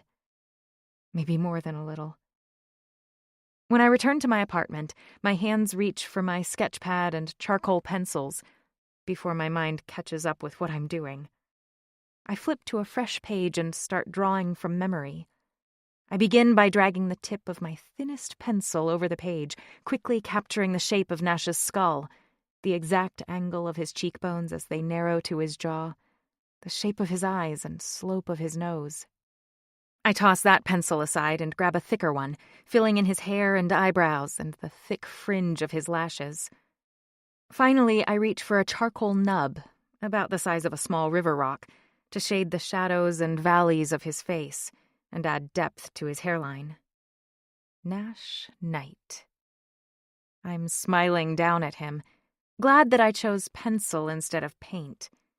What I love about watercolors, their dreamy, romantic quality, wouldn't have translated well to Nash. He is strong lines and sharp contrasts. Black and white suits him perfectly. And I feel better, knowing I can pull out my sketch whenever I feel the need to see his face. I won't see him in person ever again, but at least I have this. When my cell phone rings a moment later, I grab for it through a haze of distraction, which evaporates instantly at the name flashing across my screen. Son of a bitch. You didn't just go through my wallet, you snooped through my phone, too? The voice on the other end of the line is calm and measured, completely unconcerned by my censure. I didn't snoop. I programmed my number into your contacts and your number into mine. You had no right to do that! I snapped my notebook closed, flinging it halfway across the room in disgust. That's the downside of facial recognition. I pointed the phone at your face and abracadabra, I was in. Don't you have any boundaries? What are those? I'm about to hang up when his soft chuckle comes through the line. How can I hang up on a sound like that? I want to record it, make it my ringtone. On second thought, my phone doesn't ring nearly enough these days to enjoy it much. Besides, I wanted to check in on you. You don't have to. I gave Dr. Carmichael my number. Has he called yet? It's only been a few hours. Nash gives a non-committal grunt. I don't like to leave loose ends hanging. Last night I was a liability. Today I'm a loose end. You really know how to flatter a girl, don't you? Is that what you want from me? How many times do I have to tell you? I don't want anything from you. But you answered my call. I should hang up. You haven't yet. Tell me, what are your boundaries? Good question. Spending the night in a stranger's bed, for starters. Probably a good one to have. How about you? Bringing unconscious women to my bed. We're quite a pair, then, breaking boundaries left and right. From above, Mrs. Dwyer click-clacks across the room. Although, in your case, you might not want to make a habit of it. Someone might notice and think the wrong thing. There could be a video posted to social media, police showing up at your door. It could be a whole thing. I appreciate the concern, but you don't have to worry about me. You're the first and, I expect, the last. That's right. You did say unconscious females weren't your thing. I guess if they get there on their own 2 feet, you're safe. Either way, I don't bring women here. You don't strike me as the celibate type. As soon as the words leave my mouth, I want to chase after them and stuff every last one back down my throat. I don't want to know a single detail about Nash's sex life. Celibate? No. I just prefer to keep things simple. My bed is for sleeping, not fucking. I once read that cursing, particularly variations of fuck, unleashes a hormonal response in the brain. Whether used as a noun, a verb, an adjective, the mere taboo nature of those 4 letters triggers an automatic, involuntary reaction. That pang of desire I feel, it doesn't mean anything. It's just the word Nash used, not Nash himself. Yeah, right. The women you date don't mind that you never bring them back to your place? Well, I don't go back to their place either. Too personal. I'm stumped. Where? Ew! Please don't tell me I was just driven home in your mobile bachelor pad. This time Nash's laugh is more like a bark. Nice. Though I think his throaty chuckle is my favorite. Of course not. I keep a suite at the Holtzman, downtown. That gorgeous apartment of yours, and you rent a hotel room? It's a suite, and it's just as nice, I assure you. Would you like to see it? I can take you there tonight after our dinner.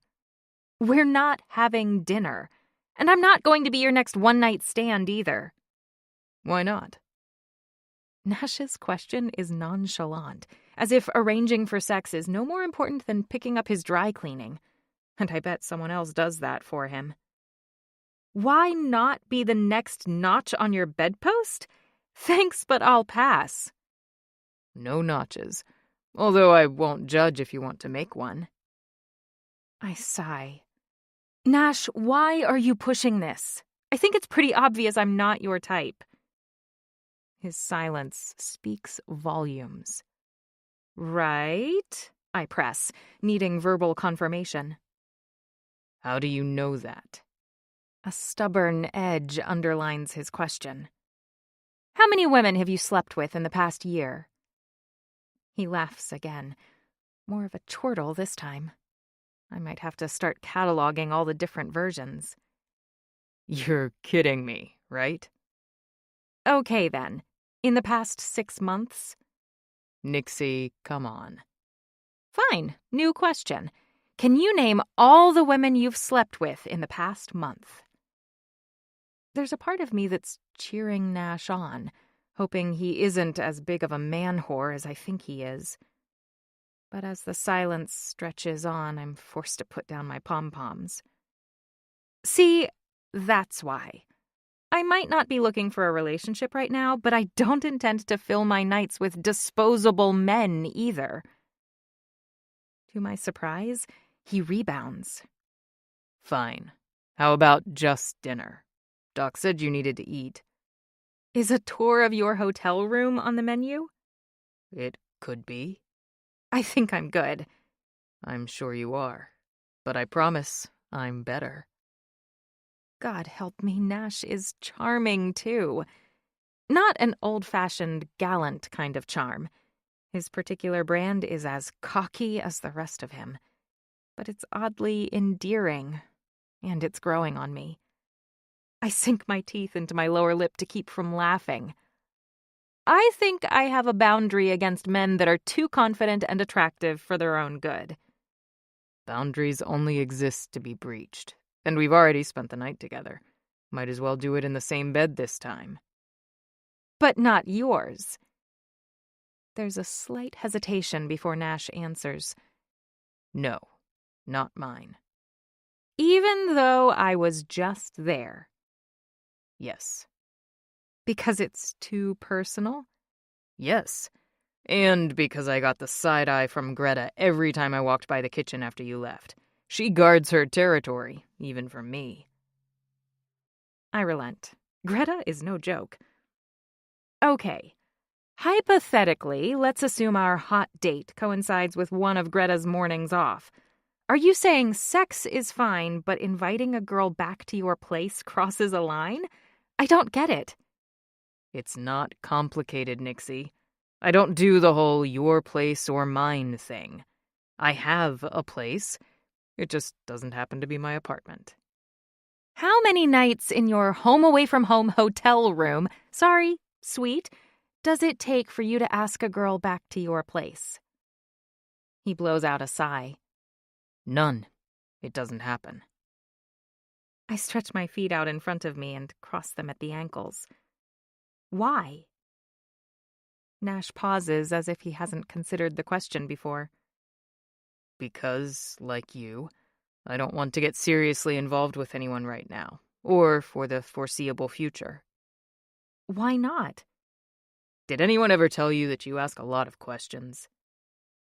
I shrug. You called me. Silence stretches out, and I pull the phone away from my ear to see if the call is still connected. It is. Nash? Yeah? What happens when you run into a woman you've... My voice trails off as a mental image I don't like barges its way into my mind. Fucked? That automatic instinct sends another unwanted pulse of heat through me. Had sex with, and they want to hang out with you again. I guess it depends. Was it a while ago or just last night? And is being with them tempting enough to forego spending the night with someone new? Hang up the phone, Nixie. You're kind of an ass. No offense. I can practically feel his wicked grin through the screen pressed to my ear. None taken. The valve that seals off my vocal cords, keeping conversations like this from ever happening, is broken. Questions I shouldn't be asking and answers I shouldn't be giving are spilling out of me. I have no idea how to stop them. What about love? What about it? Have you ever been in love? Another pause and then a sigh. I thought I was. Once. What happened? He clears his throat. Truth? Of course. She slept with my brother. I suck in a quick breath. Oh. Yeah. Kind of turned love into a 4-letter word for me. I guess that's understandable. How about you? You said something about just getting out of a relationship. Yes. Childhood sweethearts. But it didn't work out. Childhood, huh? Is he the only guy you've ever been with? This conversation is getting pretty personal. You sure you're okay with this? Am I okay with this? Am I still on the phone? Yes. Then I am. Go ahead. A truth for a truth. Although if you don't want to answer, there's another question I can ask instead. What is it? Are you going to answer? Ask and I'll decide. Who are you running from, Nixie? A trickle of unease drips down my spine. Yes, my ex-boyfriend is the only man I've ever been with. Not going to answer the other one, huh? I clamp my mouth shut. The fewer people who know about my predicament, the better. I could probably help, He adds. Nash's offer is tempting, but it isn't worth the risk. Are you always so willing to help strangers? I ask, shifting the focus away from me. No, but you've spent the night in my bed, which is more than I can say for anyone else. Think that disqualifies you from being a stranger. My voice lowers an octave. So what am I? That's a damn good question, Nixie. One I haven't figured out yet. Well, either way, I don't need your help. How about I help by taking your mind off your ex? Now this I need to hear. Oh, really? A one-night stand. I can't help the smile tugging my lips upward. With you? Of course, I'm the best. You're persistent, I'll give you that. I'll show you what else I am. A blush spreads up my cheeks. Cocky charm. Nash should patent it. You're pretty full of yourself, too. Right now, I'd rather be filling you. My face is seriously on fire. You can't always get what you want. Nash doesn't say anything for a minute, and when he finally does, the intensity of his voice takes me off guard. No, you sure as hell can't.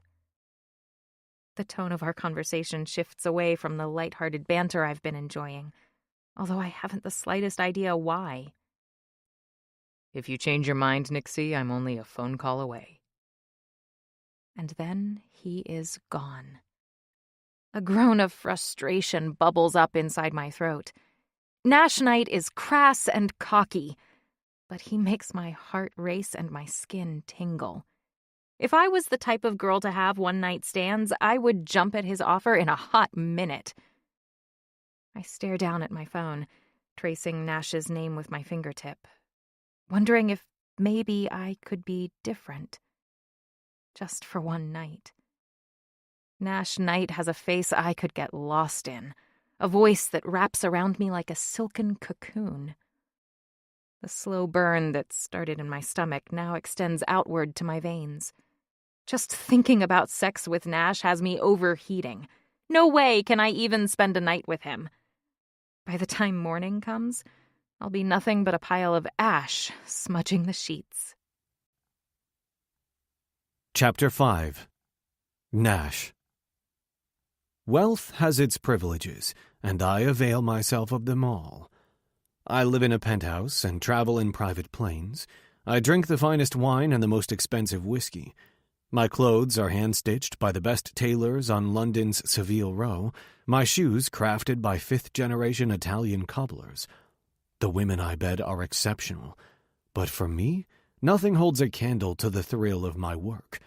Analyzing floundering companies, pinpointing the key components worth saving, stripping them down to their core, eliminating redundancies and non-essential components that distract from their fundamental objectives.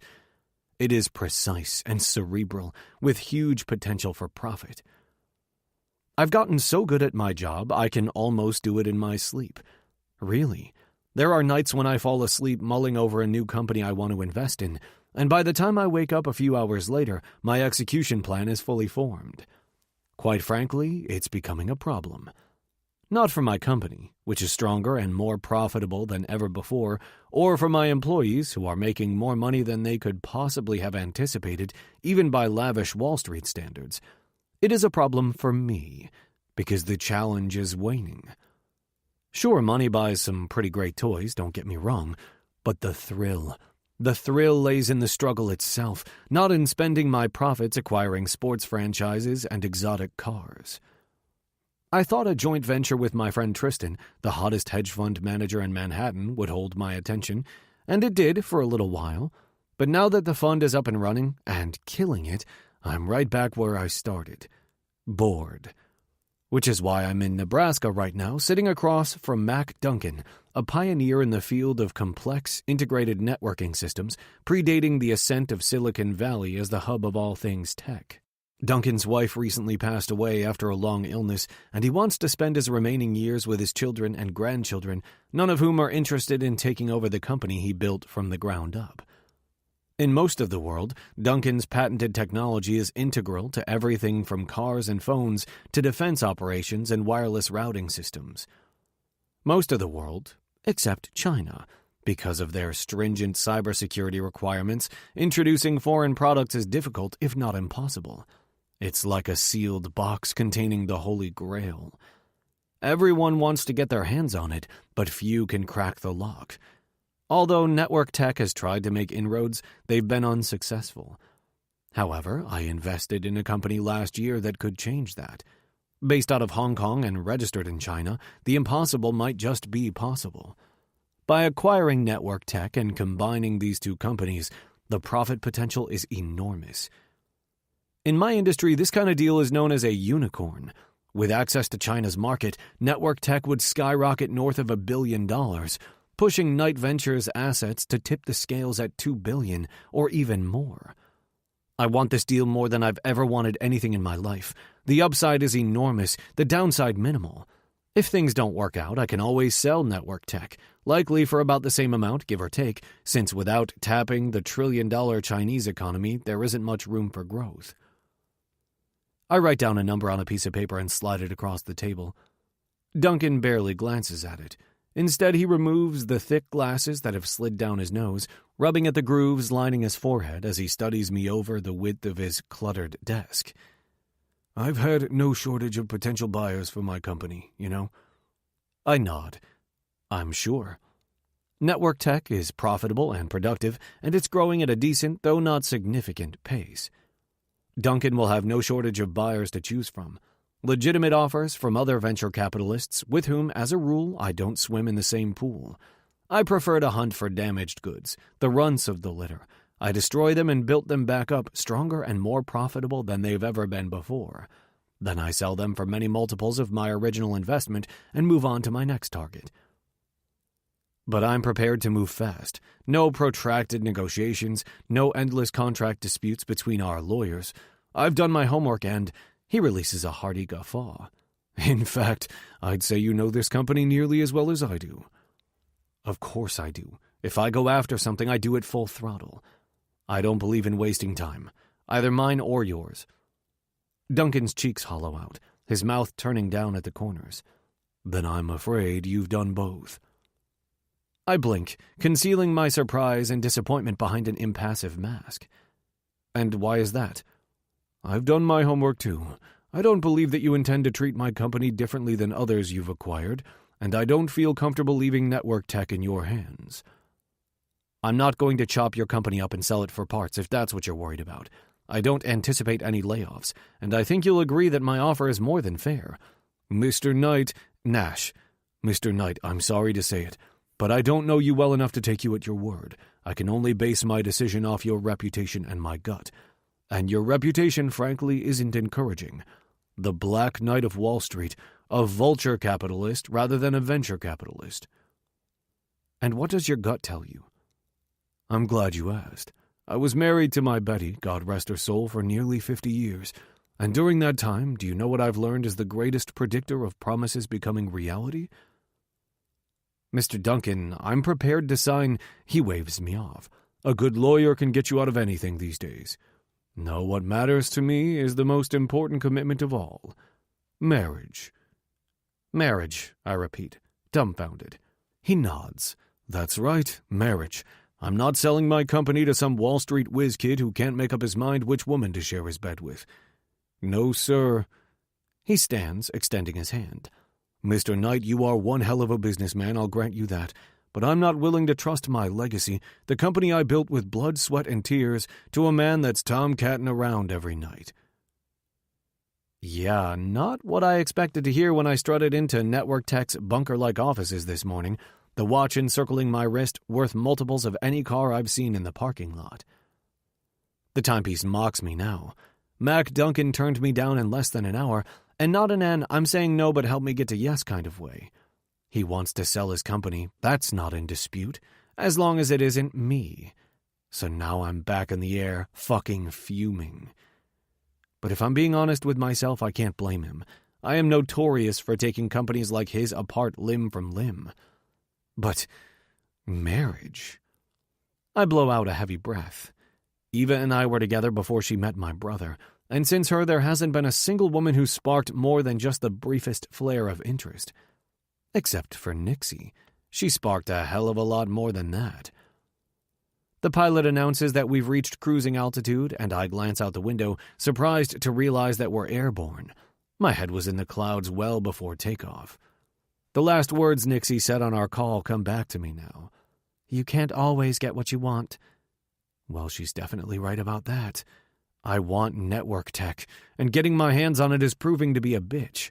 I want Nixie, but going after her would make me one hell of a son of a bitch. I turn away from the window and catch the attention of the stewardess. Not a difficult thing to do since her eyes are already on me. She looks familiar. Have I fucked her? I give a mental shrug. Probably. Hello, Mr. Knight, she says in a husky whisper that implies I have. I didn't want to interrupt you. You looked so serious. Can I get you something? She adds a wink. Anything at all? Tempting, Samantha. I lie, her name coming to me suddenly. But for now, I'll just take a whiskey. Neat. She covers her disappointment with a quick flash of a too-bright smile. Coming right up. I remember her now. A pre-dawn blowjob over the Atlantic, mouth like a fucking Hoover. Normally, there's never a bad time to get head, but right now, no. I pull my phone out of my pocket. I didn't intend to call Nixie yesterday, but I just couldn't help myself. Not yesterday, and not today. My assistant might have to order a new set of business cards. Nash Knight, son of a bitch in chief. Nash. Hi. As I wait for a response, Samantha returns with my drink. I take a sip, letting the liquor burn a slow path down my throat. Maybe Nixie won't answer after I hung up on her so abruptly last night. Maybe she shouldn't. I make a bet with myself, my thumb cramping from the tension of not tapping out another text. If Nixie doesn't respond, that's it. I'm out. I'll delete her contact information and leave her the fuck alone. Finally, 3 dancing dots appear. I exhale a sigh of relief so heavy it leaves me lightheaded. Nixie. Hi. Asshole that I am, her simple answer leaves me wanting. Nash. That's all I get? Nixie. Isn't that all you gave? Nash. Women tend to use more words than men. Nixie. Based on your intimate knowledge of how many women exactly? Nash. A gentleman doesn't kiss and tell. Nixie. Are you suggesting you are a gentleman? Nash. Are you suggesting I'm not? Nixie. There are other words I'd probably use. Nash. Such as? Nixie. Player. Man-whore. Cad. Have she and Mac Duncan been reading the same gossip pages? Nash. Cad? A little dated, no? Nixie. You object to cad, but you're fine with player and man-whore? My lips twist as I stare down at the screen. Nash. Point taken. Let's discuss something much more interesting. Nixie. More interesting than your philandering ways? I give a soft grunt. Nash. Yes, much more interesting. What are you wearing? Nixie. You are kidding, right? Nash. No, I've already reviewed all the documents from my meetings in Hong Kong. I'm caught up on all my emails, and I've checked out the scores of my favorite teams. I'm bored. I don't add that the reason I have nothing more to do is the roadblock I've encountered in Nebraska. A fucking boulder dropped into my path. I anticipated my meeting with Duncan lasting longer and requiring a significant amount of follow-up afterward. Instead, he practically chopped my cock off and sent me on my way. Nixie. I'm sure there's a woman on the plane who would be more than happy to serve as your in-flight entertainment. I lift my head. Sure enough, Samantha is right there. Her face lights up. Pretty, but not Nixie. Another drink? She asks. I eye my glass, still half full. I shake my head and look back at my phone. Nash. There is, but what if I want to reform my caddish ways? Nixie. LOL. My grip tightens as I frown at the screen. Nash. ? Nixie. Sorry, that was just too funny. Nash. I don't get the joke. Nixie. That's why it's so funny. I need to get our conversation back on track. Nash. You never answered my question. Nixie. About what I'm wearing? Nash. Yes. Nixie. I'm still in bed. What do you think I'm wearing? An image of Nixie, stunning and sleepy and in my bed, hits me in the solar plexus. I groan. Samantha is at my side in an instant. Did you say something? I respond with a grumble vaguely resembling the word no without looking up from my phone. Nash. If I knew, I wouldn't be asking. Nixie. Are we sexting? Nash. That depends. Nixie.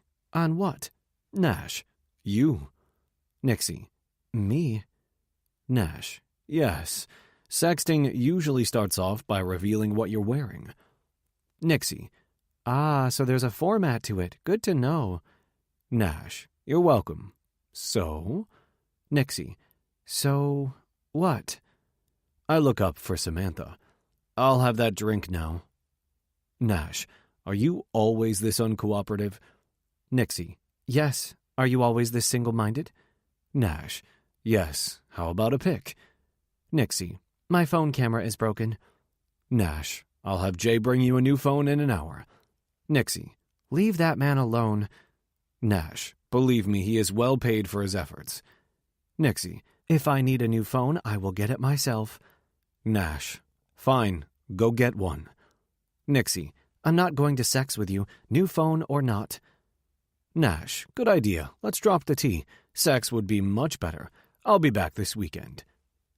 Nixie. Why don't you go practice with whatever woman is trying to catch your eye? I'm sure it won't be your first time in the Mile High Club. Nash. I meant with you. Nixie. I told you I'm not your type. Nash. How do you know what my type is? Nixie. How long does it take you to get from hello to oh yeah, baby?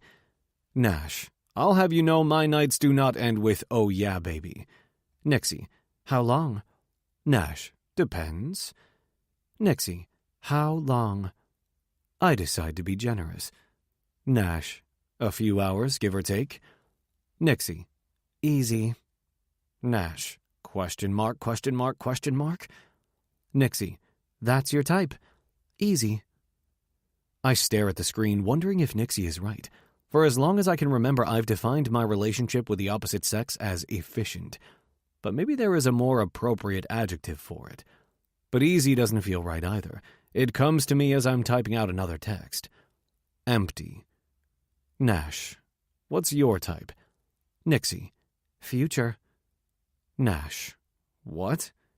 Nixie. My type of man only exists in the future. I told you, I don't want to get involved with anyone right now. A strange scraping sound alerts me to the fact that I'm grinding my teeth. I unlock my jaw. Nash. Tell me about this future man. What's he like? Nixie. Honest. Nixie. Trustworthy. Nixie. He doesn't treat me like I'm weak and foolish, incapable of taking care of myself. I frown at my phone, taken aback by the sharpness of her texts. Nash. I don't think you're weak or foolish. Nixie. Just incapable of taking care of myself? Nash. In a dark alley with two guys from the streets? Yeah. Nixie. Fuck you. A relieved grin shapes my mouth. I'll take anger over intimacy any day. Nash. Gladly. Nixie. Goodbye, Nash. Nash. Is it? Good, I mean. Several minutes flash, and I figure she's had enough of me, but then those dancing dots appear again. Nixie. It is. Nash. Why? Nixie. I wouldn't think a master of the universe asks questions like that. Nash. I like to defy expectations. Nixie. Ha! You like to set expectations. Nash. That too. So I'm curious, why are you so determined to stay unattached? Nixie. Question mark, question mark, question mark? Nash. Future man is fine, but present man is SOL. Nixie. I told you, I just got out of a relationship. I don't want to get back into one yet. Nash. Then I'm your type. Nixie. You lost me. Empty has served me well so far. I should stick with it. Nash. I don't do relationships at all. Just pleasure, no strings attached. Nixie. Why don't you do relationships? I sigh. Of course, that's the part of my comment she fixates on. Nash. It's a long story. Nixie. You obviously have plenty of time. Nash. Not on text. Go out with me and I'll tell you anything you want to know. Nixie. Anything? Nash. I've got nothing to hide, Nixie. Nixie. I'll think about it. Nixie. Now go put that stewardess out of her misery. I'm sure she's been eyeing you since you boarded the plane. Nixie. I stare at my screen, tracing Nash's last text with my fingertip. Then mine. Did Nash follow through on my suggestion? Jealousy rips through me at the thought. Yes, he probably did. Why wouldn't he? It's been 2 days, and I've started half a dozen texts to him since then. Started, and then stopped. What is there to say? Nothing. I should say nothing. What does Nash really want from me anyway? I've never sexted before, and I'm not about to start now. And sex, well, that's a non-starter. I mean, one night would no doubt be enough for Nash. I'd probably never hear from him again. If I'm lonely now, I'll feel so much worse then. I've got nothing to hide, Nixie. Maybe Nash is telling the truth. I looked him up online yesterday. Spent a few minutes marveling at the sheer volume of links to articles on Nash's business success. Although it seems as if an equal number of links relate to his personal life. Namely, the stream of women he's been spotted with. In the end, I didn't open them. I have no interest in his business, and even less seeing him pawed by some gorgeous model. And besides, even if I read every single word, what would I really learn about Nash Knight? If I Googled Derek's name, would I discover that he's a gambling addict? A liar? A bully? A thief? Doubtful. I had to learn that all on my own. Proof that the only way to know anything worth knowing about Nash Knight is to actually get to know him. And I'm just not in the right mindset to open myself up to more heartbreak. Not yet. Maybe not ever. And just because Nash is successful doesn't mean he's a good guy. And I don't trust my judgment anymore. I knew Derek for years. We were practically raised together, after all. But tonight, my loneliness feels like a physical thing. Not a feeling or a concept, but a coat that is too big, too heavy, the wool damp and smelling of mildew. I haven't made any real friends at Pratt yet, and I don't expect to. Most of them talk constantly about trying to find themselves, or worse, discover their passion. I don't understand them at all. What do I want? I want to lose myself. And as for passion, that's the last thing I need. If I could, I'd take that useless emotion and chuck it out my dirty apartment window. Passion is just an excuse for making a wrong turn and refusing to change course. Nash is definitely a wrong turn. We come from different worlds, want entirely different things. He's Wall Street, and I'm Williamsburg. We don't belong together, even temporarily. And yet, texting him 2 nights ago was like taking that first breath after swimming up from the bottom of a deep pool. I barely know the man, and he's half a world away. How is it possible to feel so close to him? So, of course, Like the universe is playing a bad joke, my phone buzzes. It's a text from Nash, with his complete words and perfect punctuation. Nash. Are you awake? Ignore it. Ignore him. I reach for my hand lotion, squeezing more than a dollop into a palm and working it into my skin. My hands aren't dry, but it gives me something to do.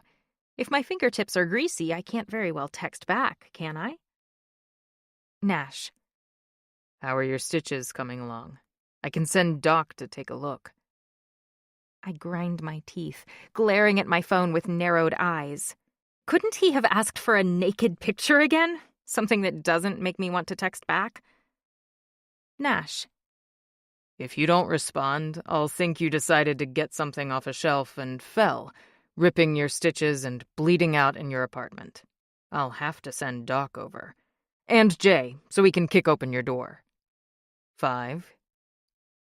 Nash. 4. At what point does rubbing in moisturizer become wringing my hands, like a spinster aunt in a Regency romance novel? Nash. 3. I finally snatch up the phone. Nixie. Quit acting like a brat. Nash. For checking up on you? Nixie. For threatening to send very busy men to Brooklyn for no good reason. Nash. It got you to respond. Nixie. Confirming that you're an entitled, cocky jerk. Yes. Nixie. Congrats. Nash. What has you so cranky tonight? Nixie. You.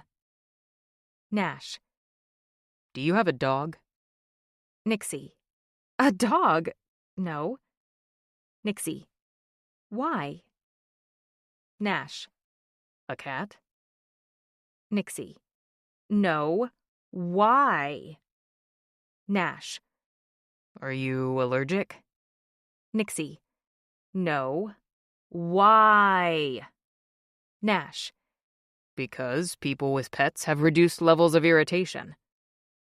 Nixie. Have you been watching Dr. Phil? Nash. Who? Nixie. Never mind. Nash. It was a long flight with spotty Wi-Fi. I read a few magazines.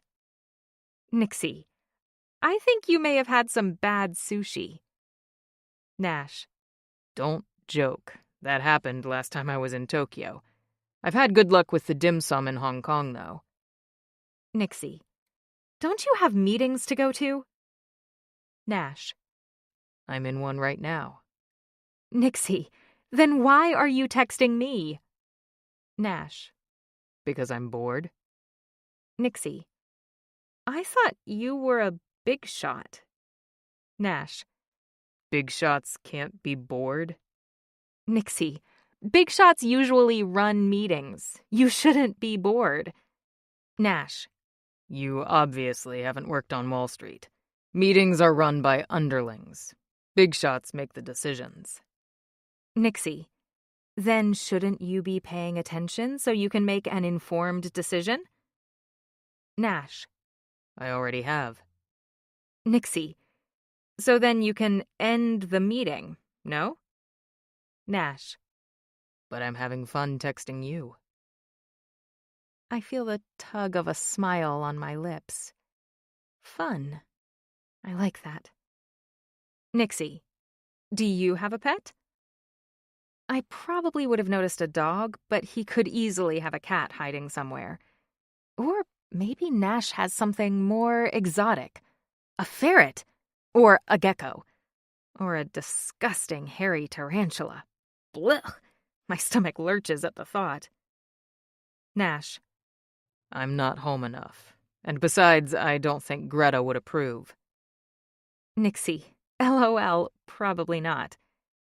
Nash. Maybe I should get you a puppy. Then I could come and visit. Nixie. Don't you dare. Nash. Why not? Your building doesn't allow dogs? Nixie. They do. Nixie. But I bet you would buy a snooty purebred with an attitude. Nash. What's wrong with a purebred? Nixie. I'd rather adopt from a shelter.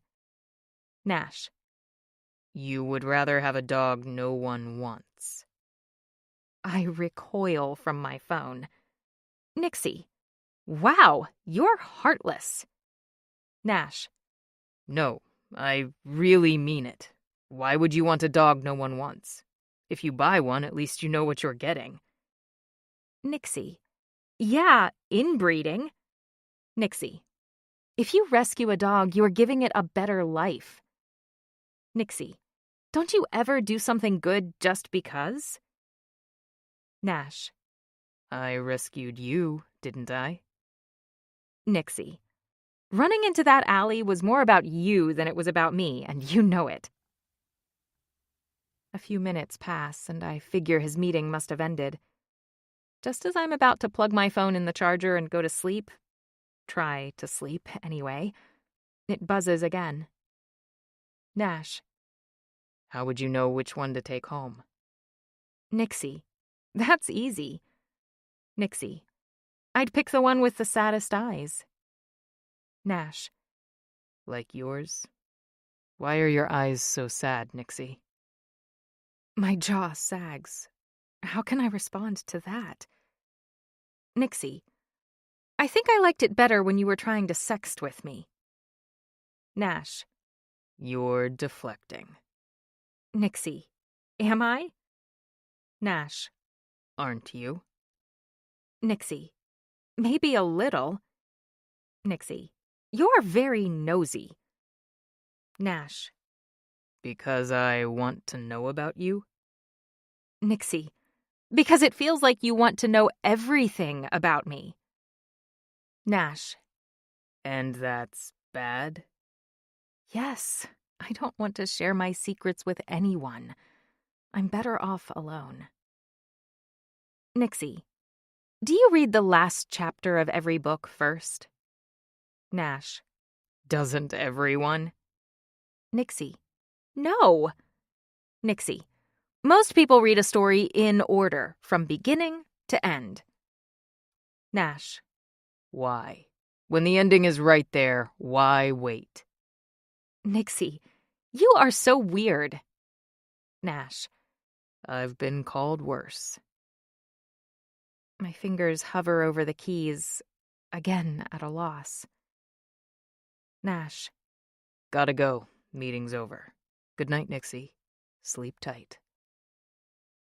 I fall back on my pillow and burrow beneath the covers, wide awake. From beyond my window, I hear a siren wailing in the distance, the rise and fall of a car alarm going off a few blocks away, the buzz of voices as they walk past, a soundtrack of lives being lived. So different than at Nash's apartment, where I'd heard nothing but us. Sleep tight. I try, but my thoughts are restless, my heart pounding against my ribs like a caged inmate shaking the bars of his cell. And then I hear something else. Not Nash's voice. Not the noise and chatter of a typical Brooklyn night. An echo from my childhood. A ghost. Sleep tight. Don't let the bedbugs bite. My mother's whispered catchphrase as she tucked me in at night. Her voice sounds so real, like she's right beside me.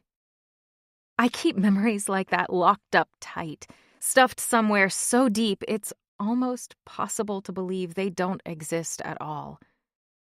But now the reminder sends a hot rush of tears to sting my eyes.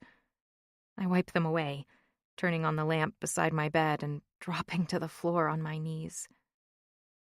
Reaching under my bed, I pull out a rectangular box filled with important documents and a few mementos I brought with me. Nestled beneath bank account records, school transcripts, and my parents' will is a picture frame, filled by a photograph taken the day I was born. Bundled in a swaddling blanket between my parents, I'm barely visible, but the camera perfectly captured a look I remember them sharing. They were angled slightly away from the lens, looking at each other with wide-mouthed smiles, their eyes shining with happiness. For the too few years we had together, their love wrapped around me, insulating me from any hint that life held dangers beyond a scraped knee or schoolyard bully. I run my finger over the phrase engraved into the wood. Life is who you love. Who do I love? I thought I loved Derek. And I did, but it wasn't a forever kind of love. He said he loved me, too. A lie. He wanted to control me. And he wanted my money. With a sigh, I return the picture frame back to the box and close the lid, sliding it back to its hiding place. Some things are better left in the dark. Chapter 6. Nash. Nixie Hyde has embedded herself inside my brain, and I can't stop thinking about her. I've never felt this way before. Not about anyone, not about anything. I've pursued companies and important contacts at the Fed and the SEC, even white-collar criminal lawyers, because, well, I'm not above taking my business to the edge, and one day someone might accuse me of going over it. But as for women, they usually come to me. Not Nixie, though. With her, I'm like a goddamn dog in heat. The analogy gave me an idea, one I've been working on for the past few hours, and now that I've gotten confirmation that the manager of the Brooklyn-based animal shelter is parked outside Nixie's apartment building, I can move on to the fun part. Unfortunately, since the camera of Nixie's phone is broken, I can't FaceTime her, and my calls are sent directly to voicemail. I pull up our text feed. Nash, wake up. I count to 10, then 20. Nixie made it clear she isn't an early riser, and it's not even 9 a.m. in New York. A nervous feeling sweeps over me. What if she isn't home? Nash, wake up. Sure, I could have the woman from the shelter buzz the intercom to Nixie's apartment, but what would be the fun in that? Plus, I hope to hell Nixie isn't naive enough to let in an unexpected stranger. Frustration morphs into jealousy. What if she's with someone? I clench my jaw, thumbs stiff as I jab at my screen. Nash, Nixie, get up. Now. I mean it. Finally, I see those 3 dots and exhaled. But her response isn't a word. It's an emoji. A snoring emoji. Nash, you have to go downstairs. Nixie, later.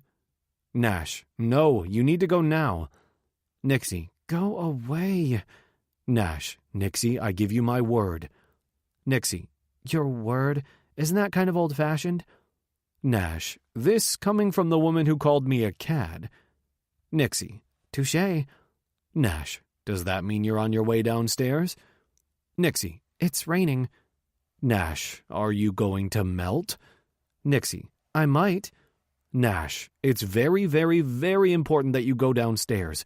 Right now. Nixie, I know this because you give your word? Nash, yes. Nixie, how do I know your word means anything? Jesus fucking Christ, glaciers move at a faster pace. Nash, because I'm telling you it does. It means everything. Go downstairs now. When she doesn't immediately respond, I mumble a curse. Nash, please. Nixie, please? Wow. Nixie, is this some version of punked? Nash, what? Nixie, never mind. Nixie, I'm going. Hallelujah. Nixie, but if this is a trick, I'm never talking to you again. Nash, deal. For the next 10 minutes, I paced the floor of my hotel suite, checking my phone every few seconds. What is it about Nixie that makes me want to do nice things for her? I'm Nash Knight. I don't do nice. Except for Madison and Parker. Those two have me wrapped around their little fingers. Then again, glancing through our texts, I realize that I passed nice 10 minutes ago. Please? Jesus, I'm downright begging. Pussy. Scratching at the back of my neck with my free hand, I look out over Hong Kong's skyline. Like Manhattan, the island city is surrounded by water and packed with tall, modern buildings. New York will always be my favorite skyline, but aesthetically, Hong Kong is known as the Pearl of Asia for good reason. Right now, however, I might as well be staring at a brick wall. Finally, the phone clutched in my hand comes to life, chirping with an incoming call. The second I swipe to answer, Nixie's high-pitched squeal hits my eardrums. "Oh my God, Nash, I can't believe you did this." I catch sight of my reflection in the window, momentarily recoiling from the stranger with the smooth, unfurrowed brow, bright eyes, and a shit-eating grin plastered across his face. I've sure as hell never seen him before. I turn away. Was there one with eyes sad enough for you? "Yes, I wish I could have taken all of them, but yes, the cutest, sweetest 3-year-old little dog. Her owner recently passed away and the kids didn't want her." Nixie's voice dips, becoming low and husky. "I can't believe no one would want this little girl. She's gorgeous, Nash." Did she bring you food and a leash and... For the size of the donation I made, the woman assured me she would bring Nixie whatever the dog needed and then some. "Yes, she brought me everything. A leash and collar and crate and food and dog bed and toys. It took me 3 trips just to get everything upstairs." A knot of consternation settles in my chest. Damn it, I probably should have had Simmons handle everything. She would have known Nixie needed an extra pair of hands to get everything into her apartment. But I'd wanted to take care of it myself. I'll send Jay over. He can... "Don't be ridiculous. Leave Jay alone." Nixie's high-pitched giggle hits my veins like a narcotic. "Oh, I think she likes me. She's giving me kisses." Fuck drugs. Nixie's a goddamn drug. Save some for me, I choke out. "You know something, Nash?" My name ends on a higher note, as if she's asking a question. "I think I just might." My cock jerks inside my pants, and I bite down on a groan. I gotta go, Nixie. "Okay, and thank you," she trills just before I end the call. I don't want to, but I have to get off the phone. There's only so much of Nixie I can take before coming in my pants like an acne-plagued teen, discovering his dad's porn stash for the first time. Swearing under my breath, I realize I need to sweat out some of my pent-up sexual energy unless I intend to walk around with a hard-on for the rest of the day. Just as I change out of my suit and into workout clothes, the phone buzzes again. My initial aggravation turns to appreciation as a picture pops up on my screen. The dog is cute, black fur with patches of gold, pointed ears above a pair of soulful dark eyes, and a wet black nose. But that isn't what steals the saliva from my mouth. The dog is nestled between Nixie's bare legs, her skin dusted with the barest smattering of freckles, tiny toes painted bright red. Nash, I thought your camera was broken. Nixie, "It is." Nash, question mark, question mark, question mark. Nixie, "For sexting." Nixie, "But for pictures of me and my new pooch, it works just fine." Nash, I didn't realize your phone had a moral code. Her answer is another picture, this one a shot of Nixie's face wearing an open-mouthed grin, the dog's tongue swiping her cheek. Even the damn dog knows she's delicious. Nash, you let her have a lick. Nixie, "Maybe when you come back, I'll let you have one too." This girl is fucking killing me. Nash, I fly in on Saturday. I have an obligation until around 8. Can I take you out after? Nixie, "Can Kismet come?" Nash, Kismet, huh? It suits her. And yes, I'll pick you both up at your place. Nixie, smiley face. Nixie. For as long as I can remember, I've wanted a dog. Always. Growing up, a puppy was at the top of every birthday wish list and the first line of every letter to Santa. When you're old enough to be responsible for a pet, then we'll get one, my parents always said. It was what I'd been thinking about that fateful September 11th, as I blew out the candles of my special birthday pancakes, filled with M&Ms and topped by a cloud of whipped cream. How many more candles until I get a puppy? It was only a few hours later that I learned my parents would never give me a puppy. Not for my birthday or for Christmas or just because. My parents would never give me anything at all ever again. Not special birthday pancakes, not a kiss, or a hug, or a bedtime story. Nothing, ever. because my parents were gone. Taken from me.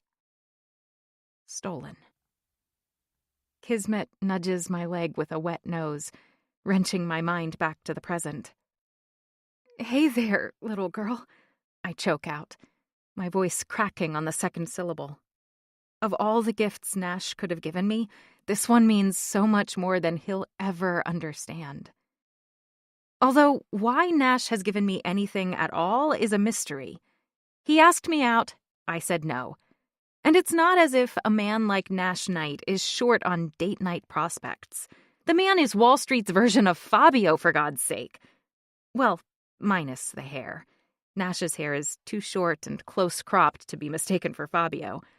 But his face definitely deserves its own billboard in Times Square, and his body practically screams, "Climb me!" Kismet looks up at me with her sweet brown eyes, and I scoop her into my arms. My resolve to stay away from Nash is definitely weakening. What am I really risking, after all? A broken heart? Been there, done that, and I survived. As my new best friend, my only friend right now, nuzzles my neck, I allow myself to admit that I'm looking forward to seeing Nash again. A lot. Not just because he's given me something I've wanted my whole life, although that's certainly part of it. And not just because the thought of kissing him again makes something deep inside of my chest ache with longing, although that's part of it too. What really appeals to me is Nash's insistence that his word means something, that he's reliable and trustworthy, someone I can count on, someone who won't let me down. Nash Knight might be a womanizing billionaire with an ego that barely fits into his designer penthouse. But if honesty and integrity actually mean something to him, dinner might not be the only thing on the menu. I'm not about to fall back into his bed again so quickly, but another kiss? Another kiss would definitely be nice. I lower my chin, rubbing my cheek against Kismet's soft fur. The smile on my face drops as I take a sniff. Okay, Kismet, I think it's time to wash away the stench of the shelter and get you smelling like the furry little vixen I know you are. Her pink tongue lolls from the side of her delicate snout in what looks like a smile. A distinctly contented, doggy smile. Kismet really does suit you perfectly, doesn't it? Maybe some things in life are meant to be. Fated. And maybe not every life that begins as a tragedy has to end that way. Kismet doesn't seem to mind her bath, and afterward, she smells as nice as I imagine all those Upper East Side purse dogs do. I take her for a walk and then play with her while I crawl around my apartment on my hands and knees, looking for electrical wires and small choking hazards Kismet might consider edible. I'm already regretting agreeing to work later. Scooping ice cream isn't exactly a tough job, but even though I'm paid in cash and off the books, I make a lot more with my watercolors. Once my Etsy shop took off, I quit. But feeling guilty for leaving so soon after I was hired, I agreed to fill in on an as-needed basis. It's not even a whole shift, just 4 hours. But I hate the thought of leaving Kismet, even though the woman from the shelter said I shouldn't worry, that it was good for her to get used to being alone in my apartment and that she'd probably just sleep. I agreed to stop by Dr. Carmichael's office, too, so he can check on my stitches. At least Nash is taking both of us out on a date tonight. I'll be back before you know it, and we'll take a nice long walk before he picks us up. Kismet puts her head on her paws, wagging her tail. At least if I'm talking to a dog, she seems to be listening. Going for broke, I add, I have a feeling you're going to like him. I hate to admit it, but Nash Knight is pretty darn irresistible. Then I laugh. I'm sure he'd tell you himself, except I don't think he's the kind of guy that talks to dogs. Nash. Jay is waiting for me at the airport. During the 16-hour flight, I had plenty of time to think about Nixie. Plenty of time to fantasize about Nixie's sun-streaked, copper-colored hair spread across my pillow, her blazing amber eyes setting my blood on fire, her soft, pouty lips meeting mine. Unexpectedly, my fantasies weren't merely physical. I'm equally excited just to talk to her, go head-to-head with her quick comebacks and snarky wit. And when I was able to focus on anything else, my mind was pulled back to Mac Duncan.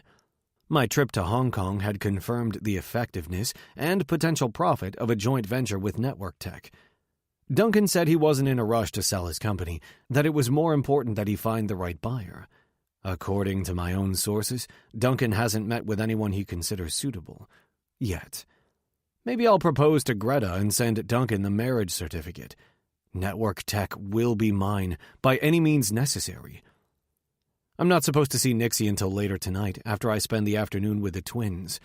But as I slide into the back of the Navigator, I can't resist pulling up her name on my phone. Nash. Hey. By the time she responds, Jay is over the bridge already. Nixie. Hey. Nixie. Are you back? Nash. Yeah, in the car now. What are you doing? I fight the urge to add, what took you so long to answer me, by the thinnest of margins. I don't want to give her a reason to cancel our date, and acting like a jealous, possessive alpha hole is as good a reason as any. The fact that that's exactly how she makes me feel is best kept under wraps for now. Nixie, talking about you, actually. I frown. Nash. Me? To whom? Nixie. Dr. Carmichael. I'm at his office. Nixie. He says hi, BTW. Nash. Is he satisfied with how you're healing? Nixie. I told him you returned his greeting, in case you were wondering. Nixie. Yes, clean bill of health. Nash. Good. What are you doing now? Nixie. Nothing, really. I have work in an hour, so... Nash. Time for a coffee? I know a place nearby that puts Starbucks to shame. Nixie. You had me at coffee. I text her the address, tell Jay about the change in plans, and make a quick call. By the time I arrive, Nixie is seated at a corner table, looking even more beautiful than I remember, warming her hands around a steaming cappuccino. I wave at Lucia, Reggie's wife, and join Nixie, brushing a lingering kiss on her cheek before sitting down. Lucia is already walking toward me with an espresso in her hands. She sets it down on the gleaming wood surface and pinches my cheeks. Oh, I can't wait to tell Reggie you finally brought a nice girl here. My face burns from embarrassment and the tightness of Lucia's grip. Not even my own mother coos over me like Lucia does. Then again, I don't think my own mother likes the man I've become very much. Not that I can blame her. She and my father live in Florida now, and for selfish reasons, it's easier having them 1,000 miles away. Since my brother's deaths, heartbreak is permanently etched into their faces. They are walking warning signs. Love hurts. Lucia's Bakery is hardly the kind of place I bring my dates. There's no cocktail menu or wine list, no Michelin star chef, sultry playlist, or seductive lighting. The small storefront is homey and warm, a place I bring the twins to whenever I get them to myself, and Lucia's eyes are too watchful to bring anyone else. Yet with Nixie, it was the first place that sprang to mind. This one, he works too much, fights too much. Lucia regards Nixie with a conspiratorial grin. I ask Reggie every night, when is our Nash going to settle down? Find a nice girl, a good girl. I'm beginning to question my decision to come here at all when Lucia drops a kiss on the top of my head, and with another pinch of my cheeks, she bustles back behind the counter. Well, I guess that answers my question. I pick up my espresso. What question?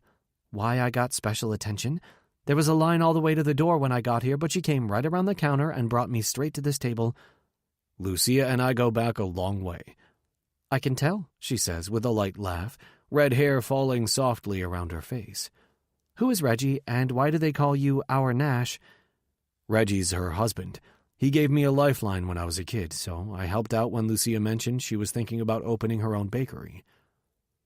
I found the space and gave her the startup money she needed to make it a success. She calls it a loan, but I don't want to be paid back. After all, if not for Lucia and Reggie, I'd probably be living in a state penitentiary rather than a penthouse. A lifeline. Nixie takes a sip of her frothy coffee. That sounds very dramatic. I reach out to brush a stray bit of foam from her upper lip with a pat of my thumb, wishing I could lick it off instead. It's a long story. To explain it all, I'd have to go back to 9/11, and I don't want to talk about the tragedy of that day right now. It's something I live with, a stain on my soul that will never be erased, but for just a little while, I'd like to stay in the here and now, with Nixie. Maybe you'll tell me tonight. And maybe you'll tell me something too. Like what? My lips twist, and ruin the element of surprise, not to mention give Nixie time to come up with some half-truth or diversion. No way. I hate surprises, Nixie says flatly, not a trace of humor in her voice. I surprised you this morning, didn't I? You didn't seem to mind then. Fair enough. Kismet was the best surprise ever. I guess you've earned a little faith. Just a little? It's a lot more than I'm willing to give anyone else. I'll take it then. I swallow a mouthful of my espresso, which is rich and strong and just slightly bitter. This is nice. Your coffee? No. I mean, yes. I look around at the clusters of couples seated throughout the small restaurant, realizing I'm one of them. But mostly this, just being here with you.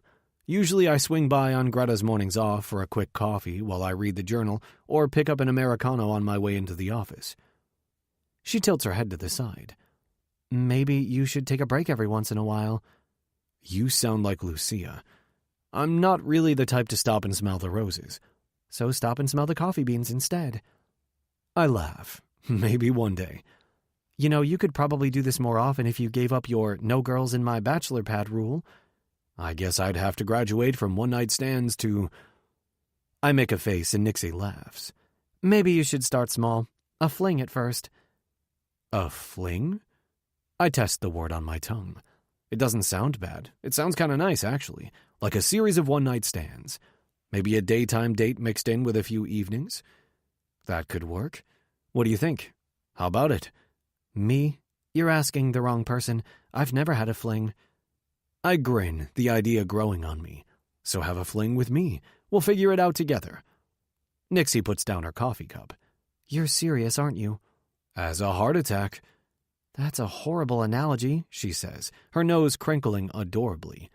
Maybe we should start with dinner. It's a plan. Too soon, it's time to leave. I wave to Lucia and hold open the door for Nixie, pointing to the navigator parked across the street. Jay can take you wherever you need to go. Nixie just shakes her head and leans in for a light kiss. Nope. Doc cleared me. Have MetroCard. We'll travel. I groan, wrapping her hair around my fist and splaying my fingers against her scalp. I suck her bottom lip into my mouth, tasting coffee on her tongue, layered with the sweetness of whipped cream and the bite of freshly grated cinnamon. Fucking delicious. Nixie's hands roam up my chest, curling around the back of my neck, her fingernails sending chills down my spine. I'm on a goddamn street corner as hard as I've ever been. Eventually, Nixie pulls away. It kills me to let her, but I manage to hold myself in check. Barely. To be continued. Tonight. Her light laugh is carried away on the wind. See you later. And then she's across the street, red hair whipping in the wind like a flag, halfway down the block before I can remind her to get in the goddamn car. A heavy hand claps me on the shoulder, and I spin around to find Reggie sporting an enormous grin, his eyes tracking Nixie. I groan. Let me guess. Lucia called you. You brought a girl to her place. Of course she called me, he says, as if it's a foregone conclusion. Don't get any ideas, okay? I barely know her. Not even her real name. But I want to. I want to know everything about her, or whoever she is. But we'll start small. Dinner tonight, and maybe a fling, whatever that means. I know you, and that's what matters. Reggie chuckles, then laughs harder at my affronted expression. And from the looks of it, you've met your perfect match. Don't fuck it up, huh? Don't fuck it up. Reggie's pronouncement is still echoing inside my skull when I step out onto Eva's floor, although my attention is quickly diverted by the 2 pint-sized bursts of energy careening down the hall. Uncle Nash! Uncle Nash! Uncle Nash! Madison and Parker are like 2 frenzied kangaroos, bouncing, panting, squirming. I drop the shopping bag I'm holding and kneel down, scooping them into my arms. "Hey guys, missed me?" "Yes," they squeal, 4 arms winding their way around my neck, wet kisses planted on my cheeks. Guilt wells up inside me. It's been 2 weeks since I've seen my niece and nephew. Eva is right. I should be around more. I'm the closest thing to a father these two have, and I need to start acting like it. Eva is leaning against the open door of her apartment, hands on her hips as she tucks one ankle behind the other. "They nearly mowed you down." I grin. Highlight of my day. That and kissing Nixie. Suddenly, Parker points excitedly at the wrapped package peeking out from the oversized paper bag at my feet. "Is that for us?" he asks, already wriggling out of my grasp to get a closer look. Madison turns guileless blue eyes on her brother. "Of course it is, silly. Uncle Nash loves giving us presents." Turning back to me, she flashes a gummy smile. "Uncle Nash is the bestest." A familiar combination of guilt and joy tangles inside my chest as I give her a squeeze.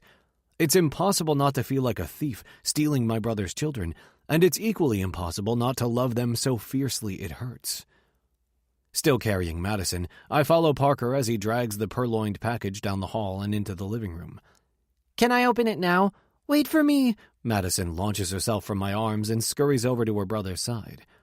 "Have at it, you two," I say, giving Eva a peck on her cheek and closing the door behind me as they tear through the wrapping paper. "So what's the plan for tonight?" "They're obsessed with the red pandas at the Central Park Zoo. I thought we could grab a bite near there, see the pandas, and finish off with, 'Mommy, look what Uncle Nash got us.'" As Madison and Parker lift the brightly colored boxes containing presents Simmons swore would be Eva-approved, I feel a wave of appreciation for my assistant. "I see. Is there something you'd like to say to your very generous uncle?" "Thank you, Uncle Nash," they say, rushing back over to me and wrapping themselves around my legs. I tousle their dark heads. "Anytime. Now who's going to lead me to the pandas?" Me, they chant, until Eva tells them to get their shoes and coats on. As the twins dive into the coat closet, Eva turns to me. "Tell Catherine I said thank you as well." I throw her a sheepish smile. Better her than Jay. She looks skyward. "Don't you dare. We'd wind up with a drum set and a motorized Jeep." The rest of the afternoon passes in a blur as we tour the zoo, including the pandas. While Eva takes Madison to the bathroom and Parker engages in a staring contest with a snow leopard, I send a quick text to Nixie. "Nash, looking forward to tonight." Her response is quick. Nixie. "Me too, XO." Those 2 letters are new. She hasn't used them before. Kiss, hug. Our brief embrace a few hours ago has barely whetted my appetite, and I'm eager for plenty more of both. Dropping the phone back in my pocket, I clap my hands together. "Who's ready for ice cream?" Chapter 7. Nash. It takes a few beats for Nixie's expression to register what she sees, what she thinks she sees. Madison, Parker, Eva, me. I hold her fierce stare even as the impact of it resonates inside my body like a bomb. My jaw locks and then clenches, my ribcage contracting to grip my lungs in a vice. Every muscle is too tight, too tense. And I watch, helpless, as her amber irises ignite, swelling and swirling with emotions, confusion and horror and fury, until her pupils are mere pinpricks of deepest black at their centers. Nixie eyes are funhouse mirrors, distorting reality into something else entirely, turning the truth into a lie. Madison, Parker, Eva, me. We look like a family. We are a family. But not the kind of family reflected within Nixie's pained gaze. And with Madison hanging off my back and Parker suspended between me and Eva, who could blame her for thinking I'm just another scumbag who tucks his wedding ring and conscience deep in his back pocket whenever it suits him? Oblivious, the kids peel off me, throwing themselves against the glass cases guarding the ice cream from their lustful panting. Seconds drag by like hours as we face each other. Surprise and disgust seep from her pores, distorting her gorgeous features like Vaseline smeared across a mirror, her silent accusations reverberating in my ears as distinctly as the kids' excited squeals. Eva has followed the twins, watching over them as they point enthusiastically at every flavor. Once they come to a decision, she says, "Excuse me, could our little guy here try a taste of the cotton candy?" At Nixie's wince, I jerk toward Eva, wondering if she's ever called Parker our little guy before without me noticing. "Of course," Nixie answers, her voice high and thready. "And I want to try the pink one." Eva smiles down at Madison. "And a taste of the very berry strawberry for Little Miss Pinkalicious here, please." Nixie's stricken expression eases as she hands small spoons to my niece and nephew with their choices of ice cream, watching as they sample each other's flavors before predictably asking for scoops of both. "You know the rules," Eva interjects. "Only one scoop." "But, Mommy, please," they beg in unison. "If you'd like, I can give them each 2 really small scoops. It's no trouble," Nixie says softly, her tone barely audible over the kids' impassioned pleas. "Yes, yes, yes, 2 scoops!" When it comes to ice cream, the twins have the auditory processing skills of bats. Eva flashes an appreciative smile at her. "That would be great. Thank you."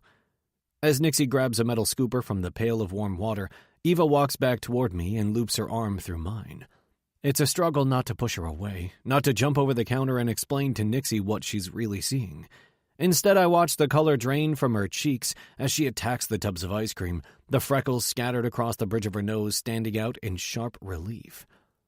Madison notices, too. "Look, Mommy, she has princess glitter on her face, just like me." The description couldn't be more accurate. Nixie moves with a regal bearing, and her face shimmers as if she emerged from a snow globe swirling with flecks of gold.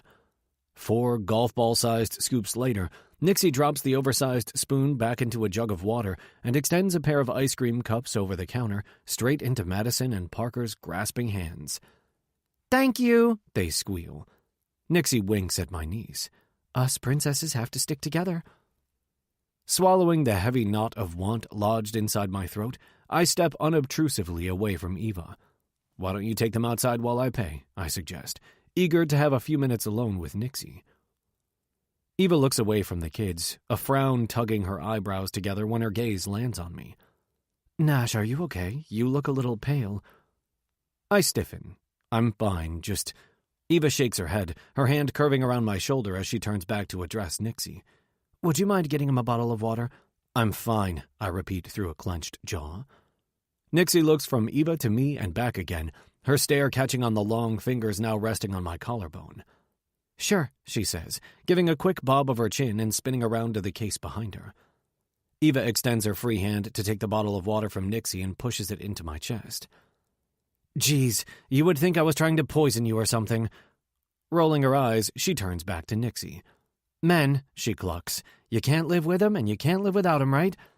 Nixie crosses her arms in front of her chest, the force of her glare rocking me back on my heels. "Oh, I can definitely live without 'em." Unfazed, Eva chortles. "Well, you're way ahead of me then."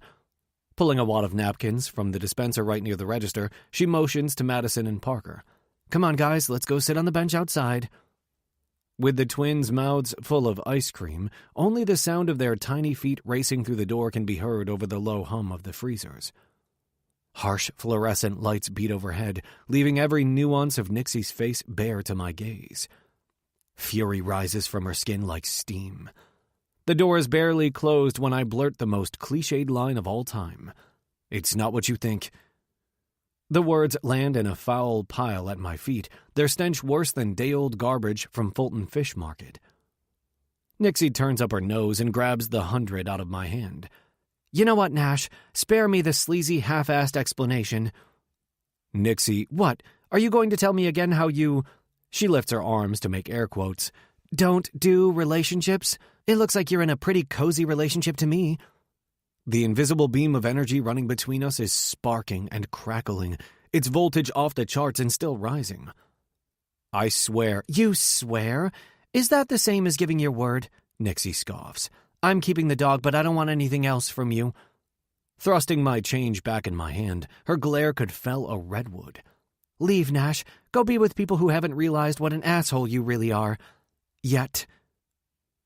I open my mouth, but before I can get another word out, chimes blare through a small speaker set above the entrance of the shop. "Parker had an accident," Eva announces, poking her head through the front door. We need to get back home. Worst timing ever. I stuff the cash into the tip jar, a heavy sigh punching from my lungs. We're not finished, I grumble. Nixie doesn't let me have the last word. Oh, yes, we are. Nixie. My knees nearly buckle as the door slams closed behind Nash's perfect ass. Damn him for looking so good on the outside when he's one ugly son of a bitch on the inside.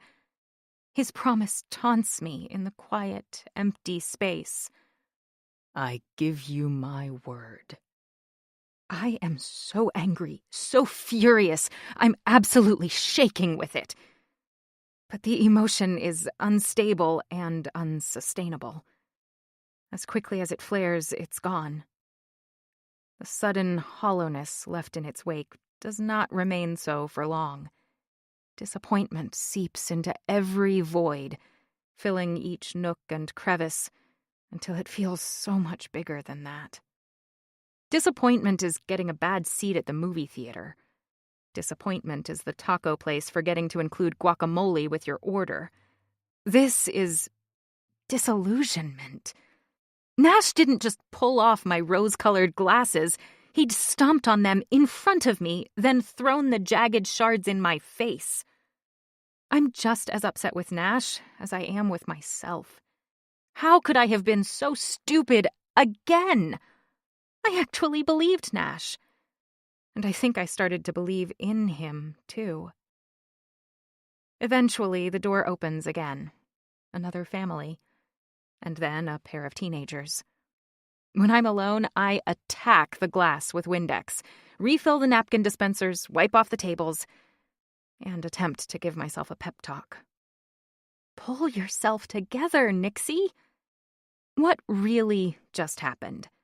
You discovered that there's another jerk roaming the streets of Manhattan. Big deal. A jerk who swooped in like Santa Claus and gave me the pet I've been longing for my whole life. There has to be a silver lining in the situation. I mean, losing both my parents at an age when I still believed in Santa Claus and the Tooth Fairy, I know what true loss is and how it feels. Discovering the guy I've been crushing on is a complete slimeball might be pretty shitty, but it hardly qualifies as tragic. Feeling a little bit better, I push off the register. Silver lining number 1. Even though I've spent all day looking forward to my date with Nash, at least I won't go home to an empty apartment. I have Kismet. And while I hate that she'll forever be a reminder of the cheater I so foolishly fell for, hook, line, and sinker, I can't regret the circumstances that brought her to me.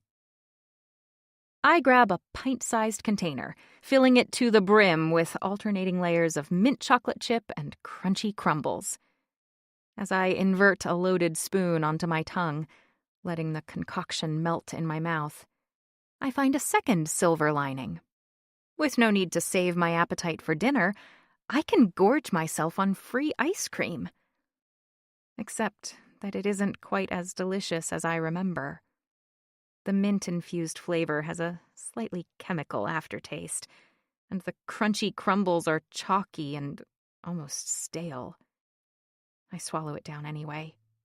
No, Nash does not get to ruin my favorite treat. Any other silver linings? I think about the fun, flirty text stream on my phone, and the thrill that raced up my spine every time it buzzed with an incoming message. Our conversations rekindled a spark in me, one I thought might be permanently extinguished. After what happened to my parents, I shut down. It took years for me to open up to Derek and his father, who took me in and raised me like I was his own daughter. Years before I stopped expecting that they would be ripped away from me, too. They say kids heal quickly, but I trudged through most of my childhood like an open wound. Derek's father did his best, but he worked a lot. It was Derek who took me to soccer practice at the neighborhood park. Derek who insisted I finish my homework before I turned on the television. Derek who asked about my friends and walked me home from after-school playdates. Derek used his allowance to buy my favorite candy from the corner store and let me tag along with him and his buddies if I had nothing else to do. He held my hand when we crossed the street. And eventually, he taught me that it was okay to laugh again, even to love again. Until one phone call ruined everything. But the sad, scared girl who locked herself away in Williamsburg isn't the same person I am now. Nash made me question my self-imposed exile.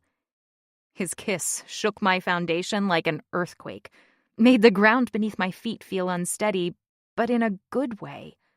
Like I wasn't standing on dry, barren dust, but rich soil, ripe with possibilities. And now there will be no more flirting, no more kisses. But maybe there is one more silver lining. Although running into Nash with a gorgeous woman and 2 adorable kids in tow isn't how I wanted to spend my evening, I'd rather come face to face with his hypocrisy now than later. Nash and I are nothing, really. Not even friends. Sure, Nash Knight is 50 shades of sexy, but we're completely incompatible.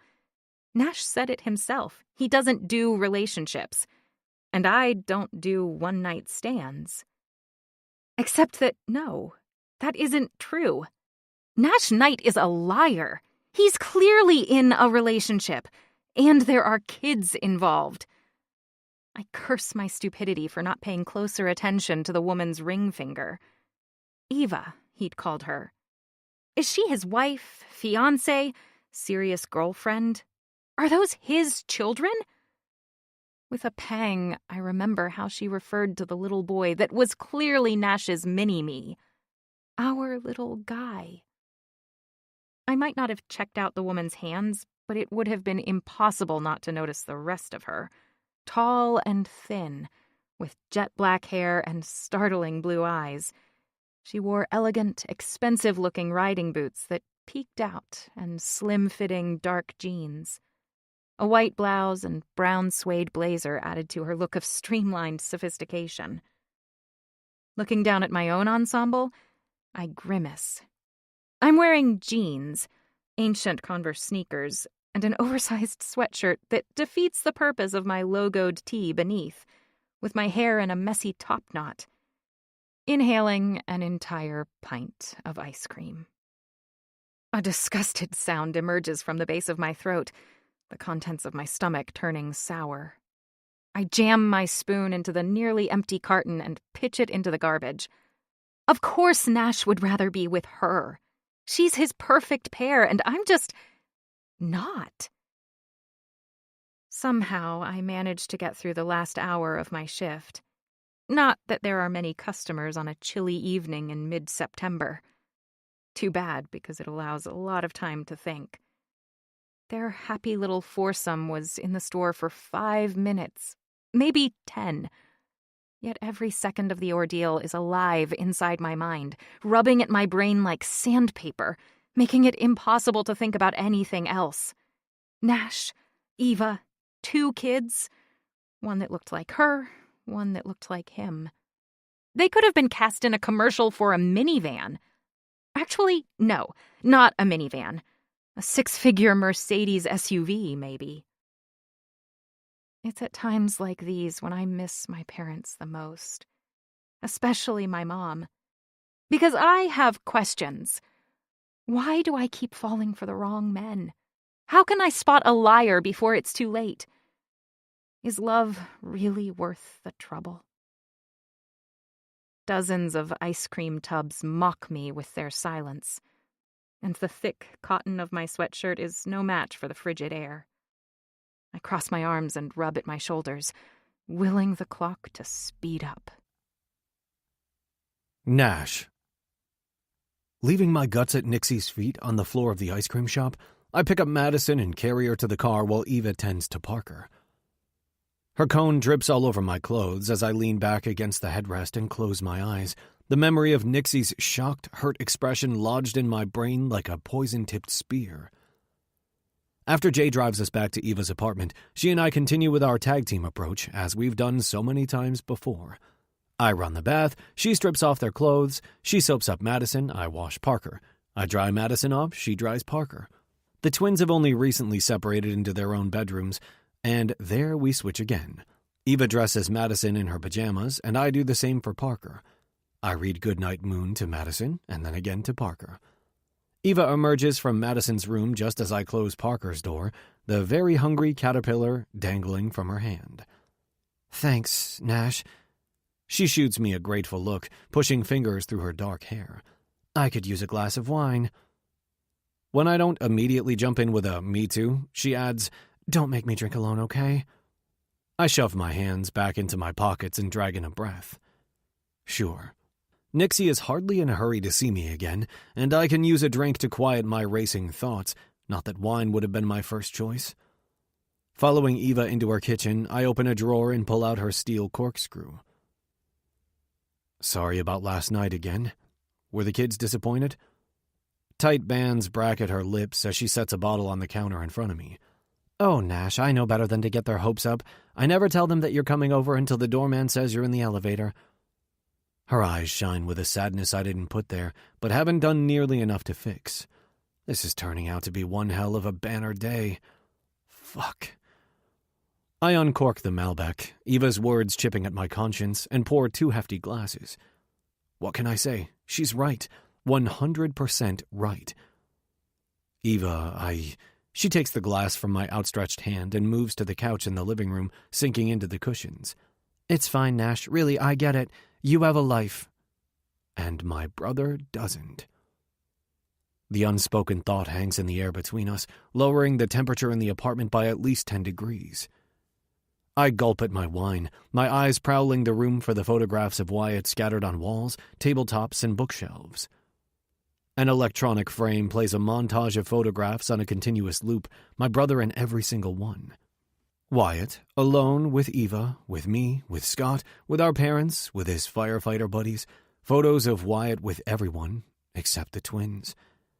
They've never met their father, but Eva makes sure that they see his image and feel his presence in their lives every day.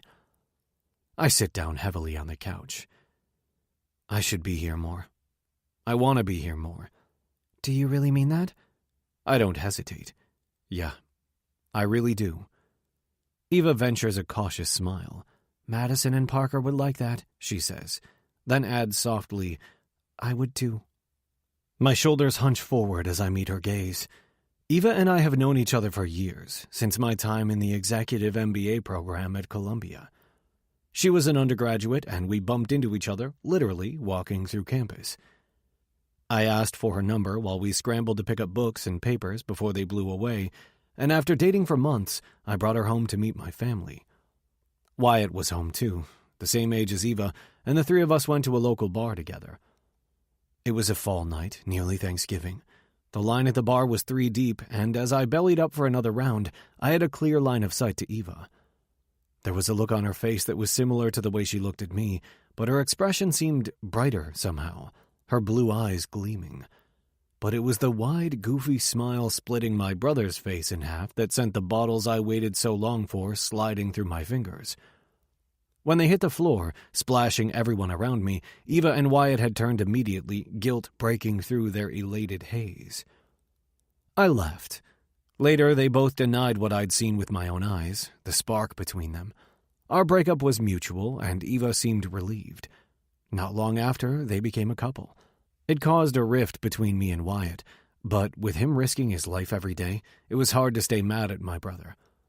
I threw myself into work and a steady stream of interchangeable women, knowing that Wyatt and I would get back on track eventually. And we did. I was the first person Wyatt told when he decided to propose to Eva. By that point, I was genuinely happy for them. And then he died before he had the chance, before he knew Eva was pregnant. Eva discovered she was pregnant after the funeral, and I vowed that I would take care of her and my brother's child. One child turned out to be 2, and the 3 of them are the reason I've thrown myself into work, shunned any relationship that might encroach on my responsibilities to them. In nearly 5 years, Nixie is the first woman to make me question whether I have room in my life for anyone else. Good. I nod. Why don't you ask the kids what they'd like to do next weekend? We can go to the Bronx Zoo or the Children's Museum, maybe take a quick trip down to Disney or Legoland. She smiles as if I've said something funny. Slow down, Nash. Why don't we see how your week goes? Don't you have some big deal you're working on? I'm always working on a big deal. I'll make the time, Eva. She replies with a vaguely non-committal noise. So what else are you up to these days? It's been a while since we've done more than talk about the kids. I rarely discuss my work outside the office, and never with anyone not bound by an ironclad NDA. Too many deals have been destroyed from a casual comment overheard by the wrong person. Eva knows this. The usual, mostly work. Still fighting? Yeah, when I get the chance. How about women? Are you seeing anyone these days? An image of Nixie fills my mind, regret slamming into my stomach. No. I frown, the words slipping from my lips like a bitter pill. Is it a lie? After today, I don't know if Nixie will ever agree to see me again. Eva tilts her head to the side, silently appraising me. Don't you ever want more? I stare back. I'm fine with the way things are, Eva. Are you, Nash? Really? Her voice is gentle. Wyatt wouldn't want us to be alone or lonely for the rest of our lives. I stare at her warily. I'm not lonely. I have you, the kids, work. I have you and the kids too, and I've been working with Jolie on branding her new jewelry line, which I'm really loving. Eva presses her lips together, releasing them on a sigh. Whatever is coming, I won't like it. But Nash, I am lonely. I want to spend my life with someone to share dinners and bedtime routines and an after-dinner glass of wine with, someone to go to bed with at night and wake up beside in the morning. And the kids need a father. They have a father, I shoot back, bristling at the direction our conversation had taken. Why is my perfectly ordered life suddenly bursting at every seam? First, Nixie makes me doubt the path I've chosen, then Mac Duncan condemns it, and now Eva is telling me she's dissatisfied too. What the hell is going on? Yes, they do, she agrees. Her features are neutral, her voice as calm as if she's trying to coax one of the twins out of a temper tantrum. But he's buried 6 feet under, and we're here. Alive. Frustration bubbles inside my veins, and I take a deep breath, then another, holding my temper in check. The last thing I want to do is hurt Eva's feelings, or offend her at all. She has too much on her plate for me to pile anything else on. They have me, I say simply, my tone restrained. She shrugs. Sometimes. Once a week, at most. It's not enough, Nash. I set down my empty glass on the cocktail table and wrap my hands around my knees, feeling jumpy and on edge. What are you saying, Eva? A few seconds pass by as she looks at me with her mouth just slightly open, as if she isn't quite sure she should push out the words clogging her throat. Finally, she does. I'm telling you that I'm going to start dating. Or what? I press, despite wishing this conversation was already over. Better yet, that it never began. Or I want to know if whatever there was between us. Her voice trails off as she looks at me hopefully. I want to know if there's a chance we can get back to that place. If there's room in your life and your heart for more than just your next takeover target. If you and I and the twins can be a family. A real family. Shock swirls inside my gut, and I stand up, then fall back down as if yanked backward by a string. You're my brother's— No, she interrupts, her voice firm. I was. Past tense. Before that, I was yours, remember? We loved each other. I try to make sense of what Eva is saying, but I can't. It's completely disorienting. You're asking me to take Wyatt's place? I eventually manage. Eva, I don't think I can. I can't. I won't. Her expression is stoic as she holds the delicate crystal goblet between her palms, thumbs tracing the slender stem. Maybe you've given up on love, but I haven't. I can't force you to be anything more than what you are, a friend to me and an uncle to my children. But just think about it, okay? I offer only a long, searching look before I stagger up from the couch, dragging the back of my hand over my lips as if I can scrape the taste of our conversation away. Eva is the only woman I've ever loved, and she ripped my heart out of my chest and danced on it in a pair of spiky stilettos the night she chose Wyatt over me. But I buried any lingering animosity toward Eva the day we buried my brother. And as the mother of my niece and nephew, I care about her deeply. I'll do anything in the world for her, but I'm not in love with her. Hell, I want nothing to do with that damned emotion ever again. Her kids deserve a father, though, and the thought of anyone taking Wyatt's place makes me sick with nausea. As I cross the living room, my normally compartmentalized mind is a jumbled mess. Eva doesn't deserve what fate doled out to her. What she and I once had was light and fun, simple. Maybe we could get back there again, but is that enough? After what she shared with Wyatt, and even just the initial spark I felt with Nixie, would simple be enough for either of us? At the front door, I turn. I'll think about what you said, Eva. But even if all I can be is their uncle, I want to be a damn good one. Let me know what the kids want to do this weekend, and I'll make it happen. I close the door behind me and dart into the elevator. My head is pounding and my heart, the organ I thought had turned to stone long ago, feels shredded. Despite the late hour, I need to burn off some of the emotions clogging my pores, squeezing my chest. For the next 3 hours, I pound heavy bags, pummel speed bags, jump rope, and lift weights before finally climbing onto the treadmill. I should be tired, but I feel like I could keep going all night. After 5 miles, Reggie comes up to me and turns off the machine. You fucked it up already, huh? My head drops, frustration knifing through my spine. Yeah. You want to talk about it? I've known Reggie for more than half my life. We don't talk. He throws out advice, I usually take it. Nah, I'll figure it out. He blinks up at me a few times, then gives a reluctant nod. All right, son. You've got 2 angels looking out for you, 1 on each shoulder. They won't lead you wrong. Scott and Wyatt. I hear their voices as I log another couple of miles, as I head to the locker room, as I shower off the sweat. Family first. Always. And when I walk out the door of Reggie's gym, my eyes are drawn to the alley across the street where I first encountered Nixie. At this hour, it's a dark gap between 2 buildings. I swallow, grabbing my phone from my pocket and pulling up Nixie's name in my contacts. She thinks I'm the lowest of the low right now, and maybe that's for the best.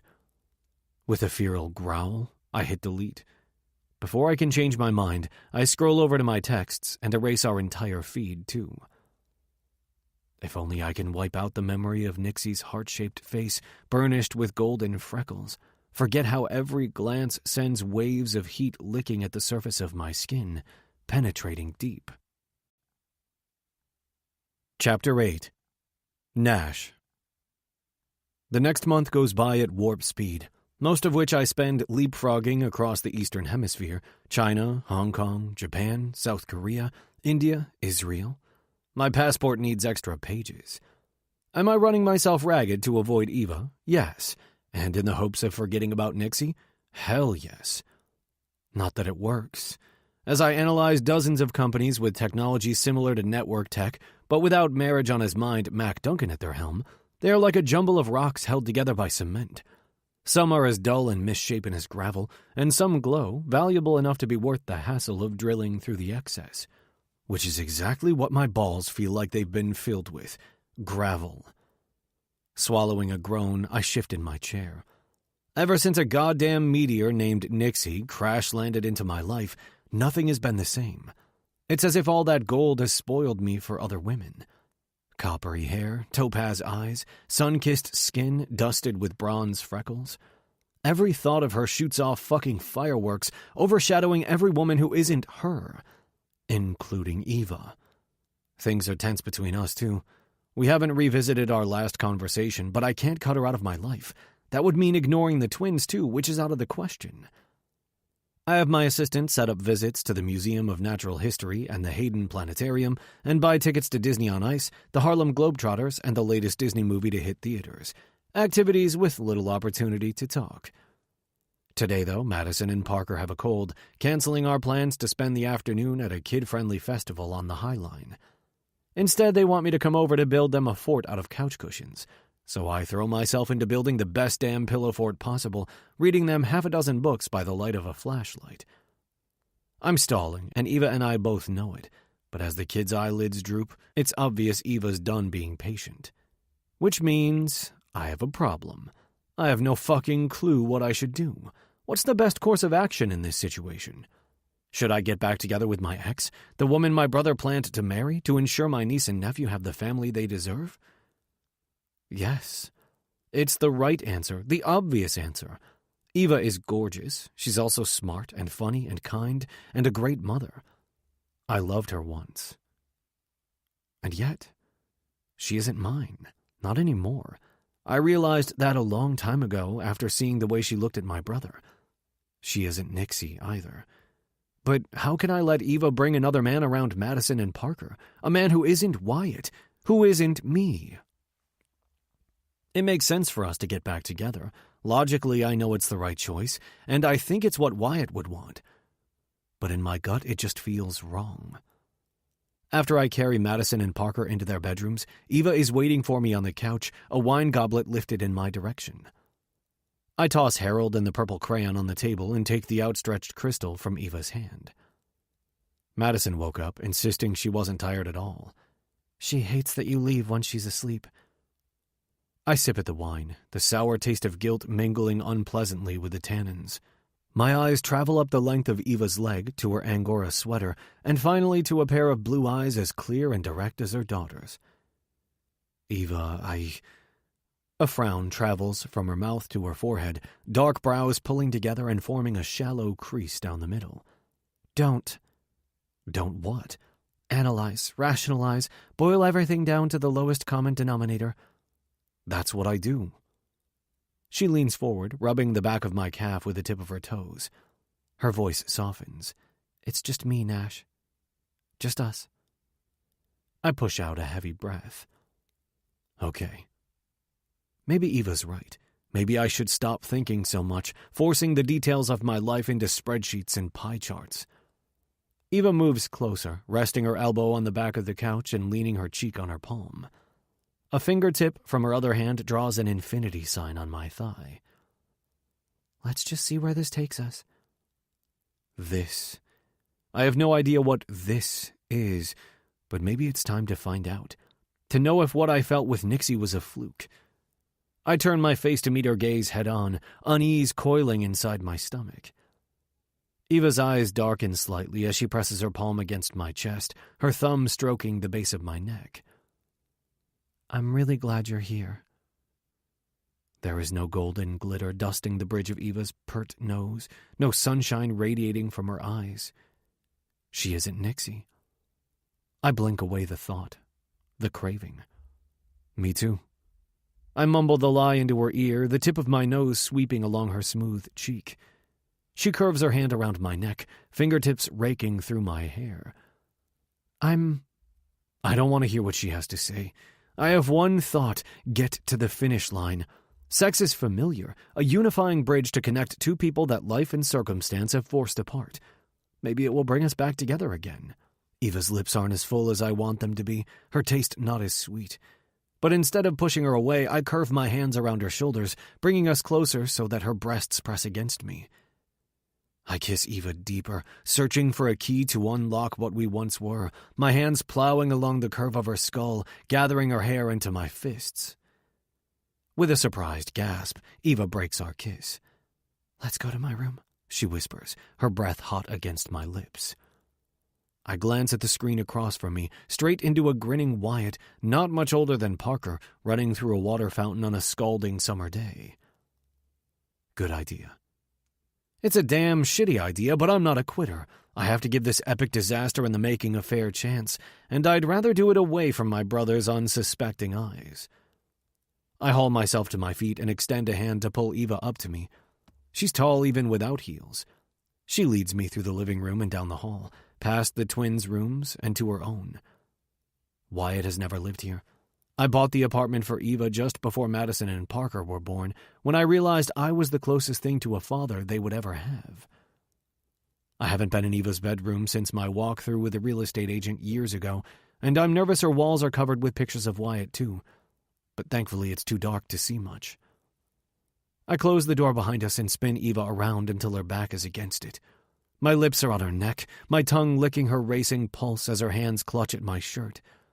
Her skin burns my mouth, making me wish I'd downed a tumbler full of whiskey rather than 2 sips of wine. I want to be numb, my taste buds cauterized.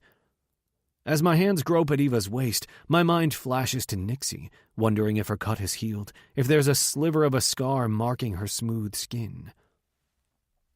I groan, pushing the thought away as I reach beneath Eva's sweater, cupping her breasts within my palms. I've never gone beyond kissing Nixie, so at least here I can't compare the 2 women. Even so, a rush of bitter longing sizzles at the back of my neck. Eva's nipples pebble, her back arching against me. Abruptly, I pull my hands away, send them sliding down her spine to cup her ass. Subtle and firm, it's barely enough to squeeze. I bring her legs around my waist, stride to the bed, and lay her across its center. Enough light comes through the closed blinds to see Eva's dark hair fanning out against the white sheets, falling over the edge like a leaf-clogged gutter instead of a blaze of fire. I jerk my shirt over my head, blocking out the sight. Throwing it into a corner of the room, I edge a knee between Eva's spread thighs, resting my weight on hands I place on either side of her shoulders. "Nash," she whispers, her arms reaching around my neck, pulling me down. For a moment I go with it, letting gravity and pressure work their will. Eva's lips curve into a shy smile, and it finally manages to pierce through my abandoned conscience. I want Nixie's feisty grin, her sarcastic barbs. I want to break through the impenetrable shield she'd been starting to lower. I want Nixie. I've filled the past month with work and workouts and failed attempts to find a woman who could make me forget her, even for just a few hours. And now I'm about to treat Eva like she's just another placeholder. No, I can't do this. Maybe Nixie's right. Maybe I am a man-whore. I'm cocky and arrogant and a ruthless son of a bitch. But I'm not cruel, at least not to family. And Eva is family. Family first, always. I have more respect for Eva than this. Wyatt might be gone, but she deserves someone who will look at her the same way he did, like she's the only woman in the world. And the twins deserve to see what love looks like up close. I can't fuck Eva. Not when the woman I really want is Nixie. And even though Nixie hates me right now, being with Eva feels like I'm cheating on her. Eva's hands are at the waistband of my jeans, tugging at the button, the zipper. Eva. I grab her wrists, pinning them to her sides. She stares at me, an unreadable expression in her eyes, confusion radiating from her tense body. I blow out an anguished sigh and release her wrists, disgusted with myself. I can't, Eva. I can't do this. A shiver vibrates through her. What's wrong? I don't... Eva pauses, her tone heavy with reproach. I don't understand. She raises her arms to my bare chest, fingers spread. It's been a while, Nash. Show me what you want. I can do better. Her breathless plea hits me in the solar plexus, and suddenly I realize something else. All the women I've fucked and forgotten, no matter how elegant the room service breakfast, the handwritten lie, I've treated them like trash. And no matter what I say to Eva right now, I'm doing it again. No, Eva, no, it's not you, it's me. An unfamiliar laugh bubbles up from her throat, wry and sardonic. It's not you, it's me. Really, Nash? She pushes me away. You can't be more original than that? I back away from the bed, grab my shirt. Eva, She rolls over, her voice muffled. Just go. I am the world's biggest asshole. Eve, she lifts her head, dark hair sliding against the curve of her neck. Go, she yells, the single syllable raw and pained, an electric charge in the still air. I back out of the room, close the door, and turn to walk down the hall. Just as I pass Madison's door, it opens to reveal her round face tilted toward me. Uncle Nash, she says in a stage whisper, I had a bad dream. Will you lay with me? My heart stutters to a stop at the sight of my niece, just until a rush of guilt kickstarts it into a heightened rhythm. Of course. Swinging her into my arms, I carry her back into her canopied bed, pulling aside the tulle panels and tucking her gently under the covers before arranging myself on top of them. Do you live here now? The scent of strawberry shampoo wafts up from her hair, and I drop a light kiss on her forehead. No, honey, I was just, talking to your mom. Mommy likes when you talk to her. After tonight, I'm not sure that holds true.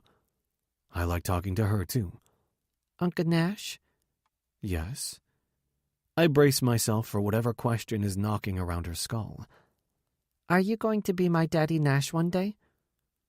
Christ, it's a whopper. No, sweetheart, I'm always going to be your Uncle Nash. You have a daddy. He's just in heaven right now, so you can't see him. I do see him. I see him all the time. My eyebrows climb up my forehead. You do? Yes, in pictures, and on the pewter. Right. The photographs on the wall, the montage and the electric frame. My throat feels like it's filled with broken glass. Right.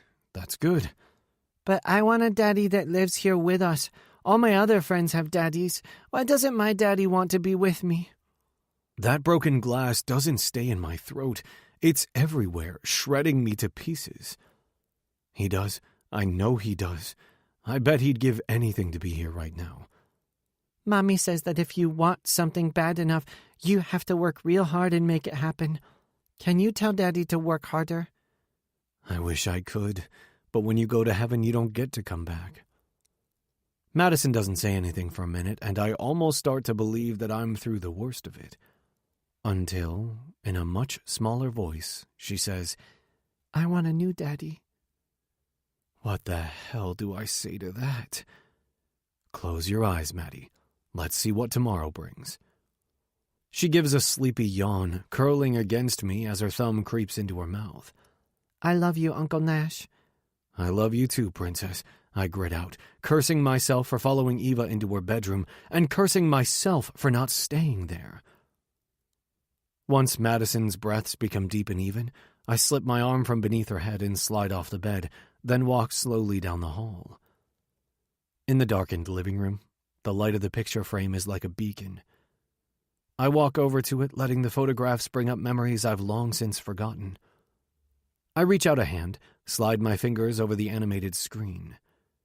God damn it, Wyatt. I miss you, buddy, so fucking much. Back in my apartment, I head straight for the shower, turning the water to scalding.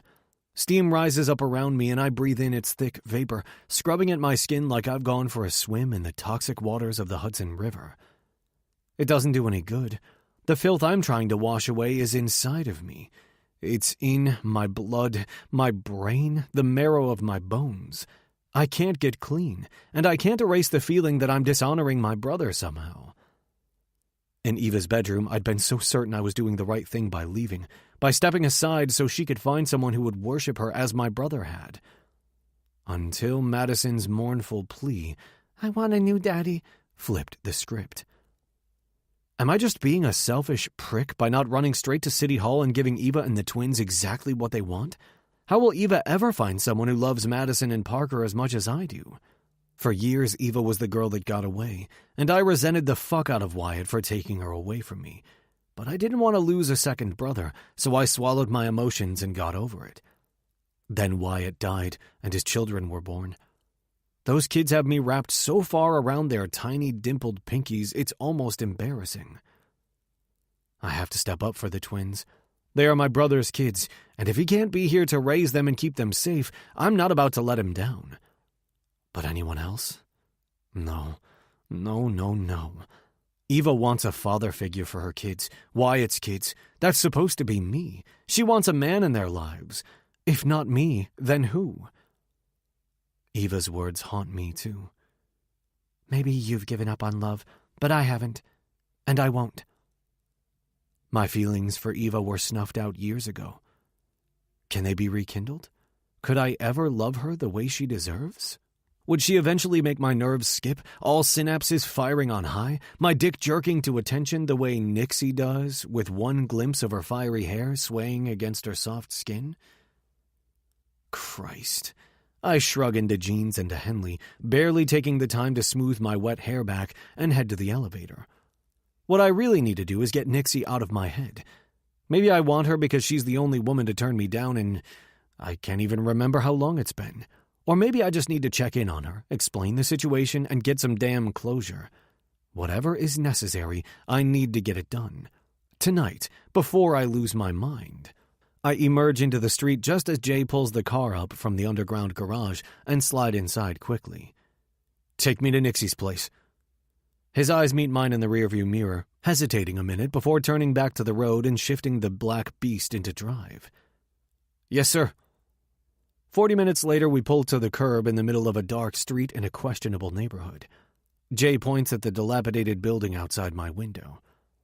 She went inside that one. Scowling, I take in the broken light bulb over the entrance, the crumbling steps, the cracked glass. That one? Yes, sir. Which apartment? Jay answers reluctantly, I don't know. You didn't walk her in? I offered, but she wouldn't let me. Biting back the angry retort on the tip of my tongue, I get out of the car and slam the door behind me. A steel box, dented and chipping, hangs beside the door, a grid of haphazardly written names with buttons beside each. No Hyde or Nixie or set of initials hint at which button belongs to her. Before I go through the act of pressing as many as necessary for me to gain access to the building, a man that looks too close to cauliflower ears for my liking scurries inside. Stepping over the black trash bag that smells like a rotting corpse partially obstructing the vestibule, I catch the door before it closes.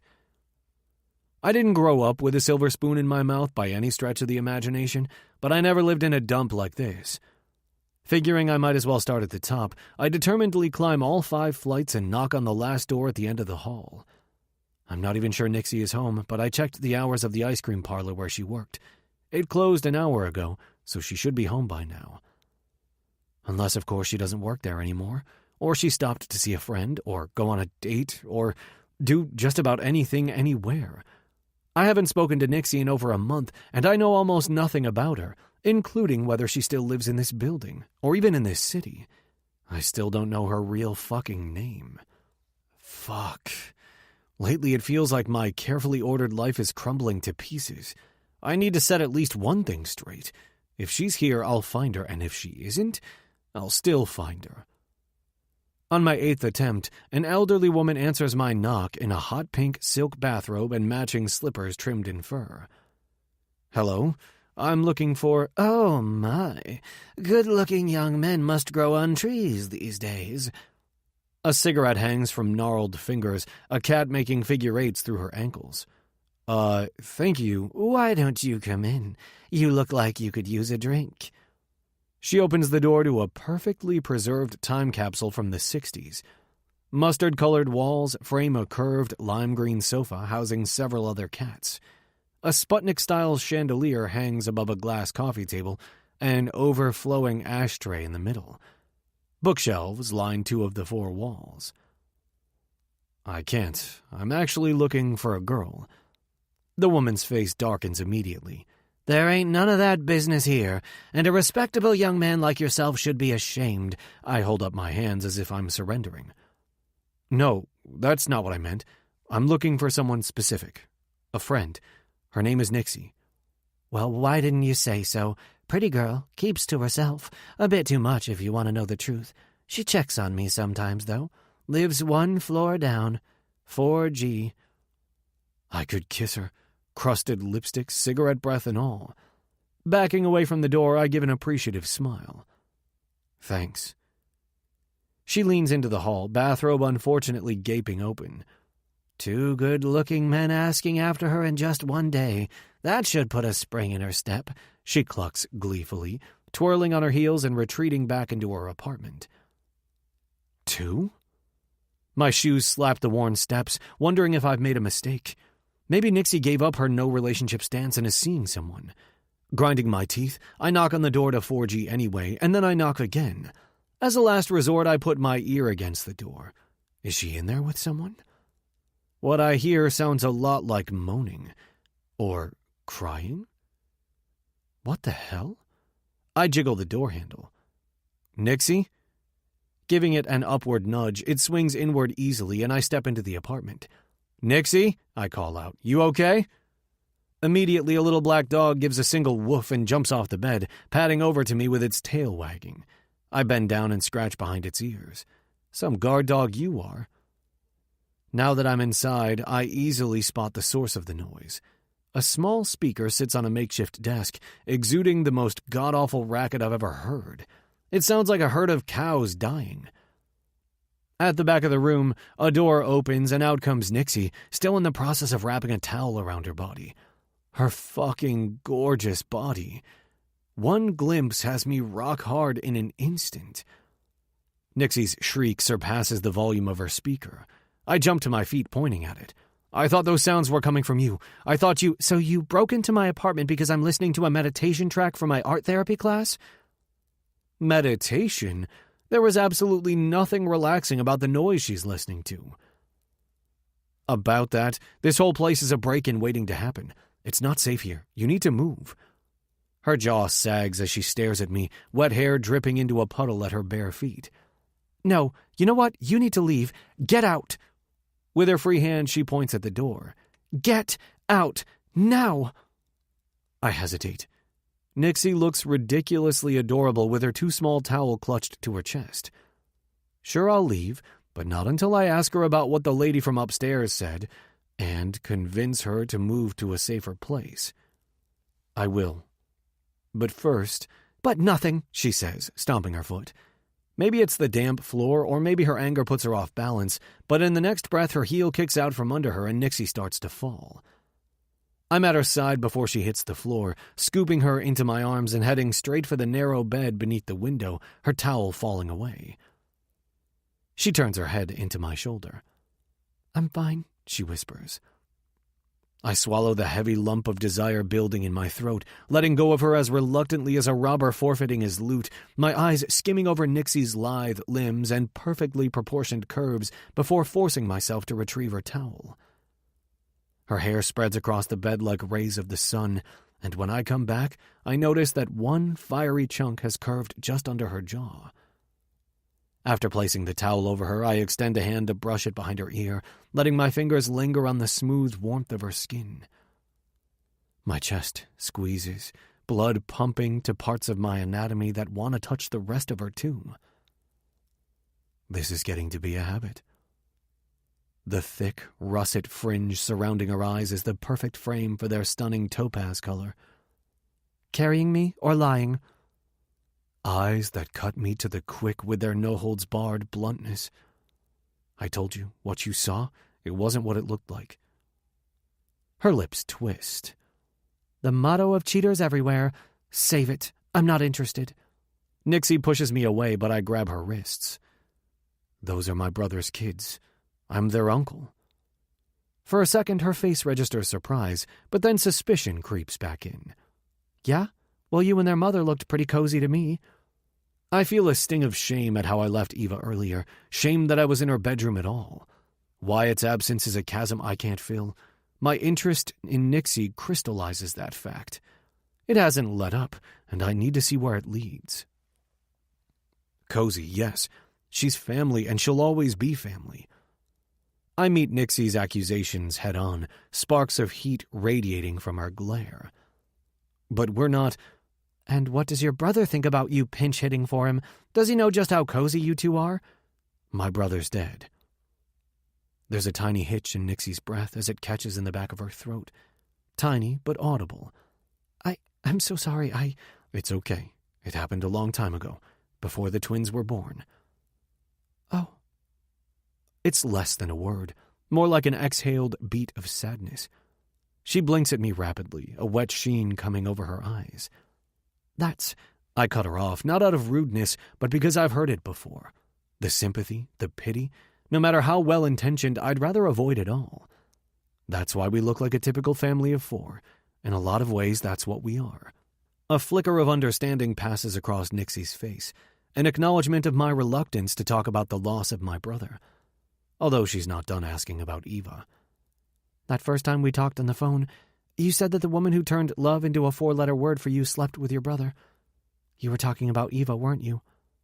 Yes, but that was a long time ago. Ancient history. Ancient history is an exaggeration, but I sense in Nixie a willingness to give me the benefit of the doubt. Still, she perseveres one last time. So you and Eva, you're not together? Not since before the twins, years before the twins. Eva is the mother of my niece and nephew. I bring Nixie's wrist to my face, turning it over to kiss the tiny patchwork of veins stitched beneath her skin. That's all. Nixie. A tiny hiss escapes my lips as Nash nibbles his way along the inside of my arm, from the curve of my elbow to the angle of my shoulder, collarbone, neck, earlobe, jaw. Stopping an inch away from my mouth, his warm breath tickles my lips like a cinnamon-scented breeze, a sweet temptation. His explanation makes sense, and it makes me feel like a heartless bitch, too. I don't know what it's like to lose a sibling, but I imagine it's similar to losing a parent. Soul-crushing. But I do know, better than anyone, how easily looks can deceive. I know how death destroys everything it touches, how loss and grief and resilience can create new families based on the tiniest drop of shared blood, or none at all. I made assumptions without allowing Nash to confirm or deny. I judged him guilty without evidence or testimony. And I was wrong. I believe Nash. But I wasn't entirely wrong. I didn't imagine the possessive drape of Eva's hand across Nash's chest, or her hypervigilance of even the slightest change in his expression. If Eva had her way, they would be together, for sure. I opened my mouth, intending to say something, anything. I'm really, really sorry about your brother, or I don't want to get involved, or you should leave. Any or all of the above. Instead, I pull the scent of him into my lungs, holding my breath and trapping it there, until my chest vibrates with need. My tongue sweeps across my lips, desperate for a taste of Nash. And he knows it. In the instant before his head dips, his mouth covering mine, I catch a flash of his sultry smile. It should be enough to get me to shove at his shoulders or turn my face away. So damn cocky, that smile of his. But it isn't enough. And I don't. In the back of my mind, lingering sullenly like an uninvited guest, is the knowledge that this, whatever this is, won't end well. But right now, I'm not sure I care. It's been over a month since I laid eyes on Nash, and I absorb his presence like a drought-ravaged field in a rainstorm. Living on my own with no close ties to anyone or anything except Kismet, I'm ripe for sexual contact. And Nash is a hard man to resist. My arousal is like a drug that sings through my veins and weighs down my limbs. Surrender is inevitable. As our tongues slide together, the network of nerve endings just beneath the surface of my skin comes alive. Already squirming with pleasure at Nash's weight above me, they dance and cheer at his touch. He groans my name, and the sound of it cascades down my spine like music notes, hitting all the right chords. I reach for the back of Nash's neck with one hand, plunging my fingers through his still damp hair. With my other hand, I tug at his wrist, sliding his palm along my ribs until he cups my breast. Yes, I whimper. My nipples harden, Nash squeezing the pulsing nubs between his thumb and forefinger. I arch my spine, streaks of white-hot color racing against the back of my eyelids like shooting stars. His mouth leaves mine, his lips and tongue forging a wet path down my neck, punctuated with bites that alternate between tender and turbulent. The pulsing between my legs that started out slow becomes faster, desperate. My knees edge apart, needing to feel Nash between them. But even as I rub the soles of my feet along Nash's powerful thighs, wrapping my ankles around his hips and drawing him into me, it isn't enough. I want to be full, filled by Nash. I'm already panting. And when his mouth closes around my breast, a hungry squeal shoots from my throat. Instinctively rocking my hips, I feel the hard length of him pressing against me through his jeans. "Off!" I moan, pawing at his sweater, at the band of his jeans, craving his naked skin next to mine. Not yet, Nash whispers, shifting onto his elbow and moving one of his legs to the side. I moan at the decrease in his weight, gripping his shoulders and trying to keep him above me. Shh, He whispers against my neck. I'm going to crush you. I don't care. My protest is cut off by another kiss, this one long and lingering. But I realize why Nash moved. With his weight on his elbow, he trails his fingertips from the edge of my hairline, down my cheek and chin, tender touches sweeping along my breasts and ribcage, dipping into the well of my belly button, the subtle ridge of my hip bone. He finds the thin pink line that stretches from that bone almost to my lowest rib, my souvenir from the night we met. Does it hurt? Nash asks softly. No. I shake my head. When he looks like he doesn't believe me, I run my hands over the tattoos emblazoned across both biceps and one forearm, and then the scar on his abdomen that looks like a faded version of mine. You've seen the sharp end of a knife, too. Skin heals. I'm fine. Tough girl, he whispers. My eyes flutter shut as his long fingers move lower, stroking my thighs with feather-light touches that have me squirming beneath him, the heartbeat between my legs growing more insistent and emphatic with each one. Words clog in the back of my throat, the same one over and over until it becomes a silent chant. Please, please, please, please, please. Finally, as if he hears me, the tips of his fingers sweep at the outer edges of the most intimate part of me, now wet and wanting. Closer and closer, until they're pulled inside by my heat. My hips buck upward. Nash smiles against my mouth. Needy Nixie.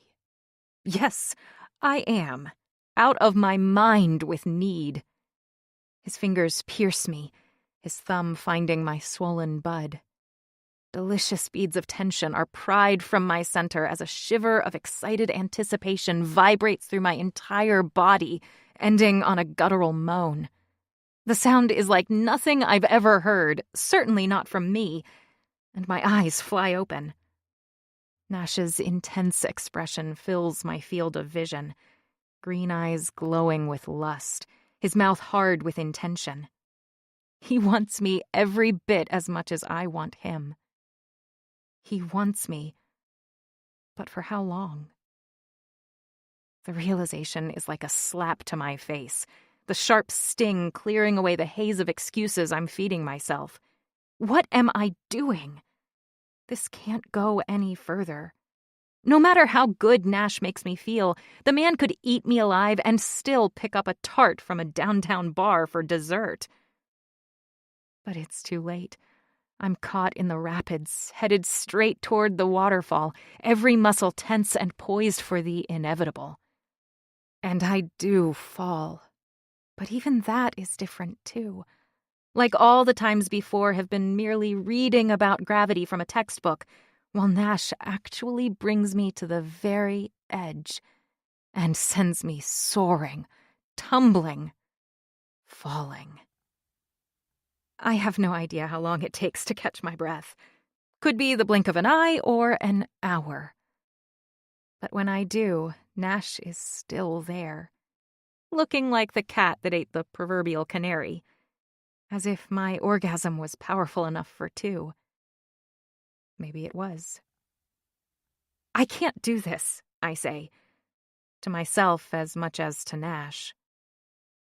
His thick brows lift. I think you just did. A mistake, never to be repeated. Nash makes me want things I'm sure he can't give me. that flying high feeling of loving and being loved in return. The comfort of knowing there's at least one person in my life who has my back, and that the feeling is mutual. Communication driven by respect, fueled by trust. Nash could make me lose sight of my own dreams, just for the pulse-pounding excitement of being in his arms. His shoulders are so broad, his grin so damn blinding. Being around him almost makes me forget what I learned from Derek. Lessons that came at such a high cost. I almost lost myself. And now my arms are shaking from the effort of forcing Nash off of me. My whole body is shaking.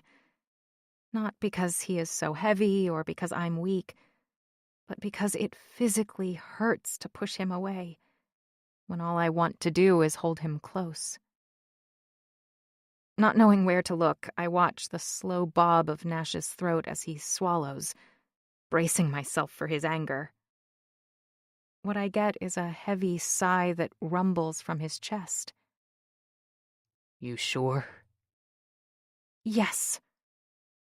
But I wish I wasn't. He dips his head in a nod. We're still not finished, Nixie. This time I know better than to argue.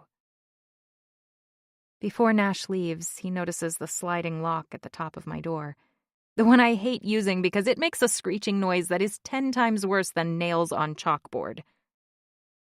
Does that work? He asks, looking back at me. I nod. I'll wait in the hall until you lock the door behind me. Chapter 9. Nash. I practically vault into the ring this morning. There's an honesty about fighting that I love, and I need it today. Lose focus? Bam, you get hit. Too slow? Bam, you get hit. Poor aim? Bam, you get hit. Cause and effect, action and reaction, reward and consequence, truth, honesty, pain. Half an hour later, my opponent is on the floor, and I'm in the shower, trying not to let the adrenaline rush swirl down the drain. Life isn't as simple outside of the ring. Last night, walking down the stairs of Nixie's apartment building, leaving her, was one of the hardest things I've ever done. Which is absurd. I barely know her. We haven't even had sex yet. Now there's a tragedy. So fucking close. I wish I knew what changed her mind. It happened so fast, like the flip of a switch. One moment we were on the exact same page, and the next, we were in entirely different books. I wanted to ask, to stay right beside her until I knew what the hell went wrong. But those eyes of hers, filling with disappointment, with doubt, with fear, they just about slayed me. I didn't ask. I couldn't stay, because I was afraid of what I might learn. What if Nixie wants too much, or not enough? Or worse, what if she just doesn't want me? Because I want to follow this unexpected thread of connection and see where it takes us. Maybe it will break, or maybe it won't go very far. It's entirely possible, probable even, that I'm not the kind of guy who can handle more than a few nights with the same woman. But what if I am? Eva asked me, "Don't you ever want more?" My initial reaction was dismissal, a stubborn reluctance to fix what isn't broken, but maybe that's the point. I'm not broken, so why am I behaving as if I'm so damn fragile? Filing down my interactions to the lowest common denominator and avoiding anyone who might shake things up. I walked out of Nixie's crappy apartment, knowing I was leaving something precious behind. Even now, striding to my office in a $5,000 suit, custom-made Italian Oxfords on my feet, French silk tie choking my neck, I've never felt so worthless. And Eva. What the fuck am I going to do about Eva? Yeah, life in the ring is so much easier. As if she heard my turbulent thoughts, my phone rings. Hey, about last night. Eva stops me. I'm not calling to talk about last night. In fact, I'd rather not discuss it at all. I frown, wanting to confront the inevitable awkwardness head-on so we can move past it. I think we should. No, she says firmly. It was a mistake. I never should have put you in that position. We're friends. You're the twins' uncle. For now, that's all. For now? But I decide not to press the point. She's letting me off the hook, and I'm grateful. I'm sorry, Eva. Me too. She pauses for a minute before taking a breath and perking up. But like I said, that's not why I'm calling. I just wanted to firm up our Thanksgiving plans. Thanksgiving? That's 3 weeks away. I mutter a curse beneath my breath. I'd completely forgotten. Right. I know we were supposed to stay in New York this year, and your parents were going to come up. Hope flares in my chest that Eva's made alternative arrangements. Maybe I can just stay here and forget the holiday exists. But I was over Jolie's the other day, and Raina Betancourt stopped by. I know you and Tristan have gotten pretty close, and she invited all of us to Bermuda for the week. Crap. I search for another out. A week? I can't take off an entire week. Since I knew you would say that, we're only going for a few days. I think Celeste Van Horn will be there too, and maybe Celeste's brother. You're friends with Bryce, right? Yeah, but I've never met him. What's he like? Life of the party. Irresponsible as fuck. Hell of a right hook. I have a lot going on right now, Eva. Tristan is hardly a slacker, and if he can take off for a long weekend, so can you. I can't argue with that. Tristan Betancourt is one of the hottest hedge fund managers in New York. I didn't expect to like a guy who was born on the Forbes 400 list, but Tristan is one of the least pretentious people I've ever met, and one of the hardest working. His wife, Raina, is no slouch either. If the New York Stock Exchange ever decided to throw a prom, Tristan and Raina would be crowned king and queen. What about my parents? They were absolutely thrilled to switch their flight and meet us in Bermuda. Everyone's on board with the change in plans, Nash. When I don't say anything, she brings out the big guns. Do I need to put the twins on the phone so Uncle Nash can explain why he's too busy to spend the holiday with them? Fuck. I'll try to make it work.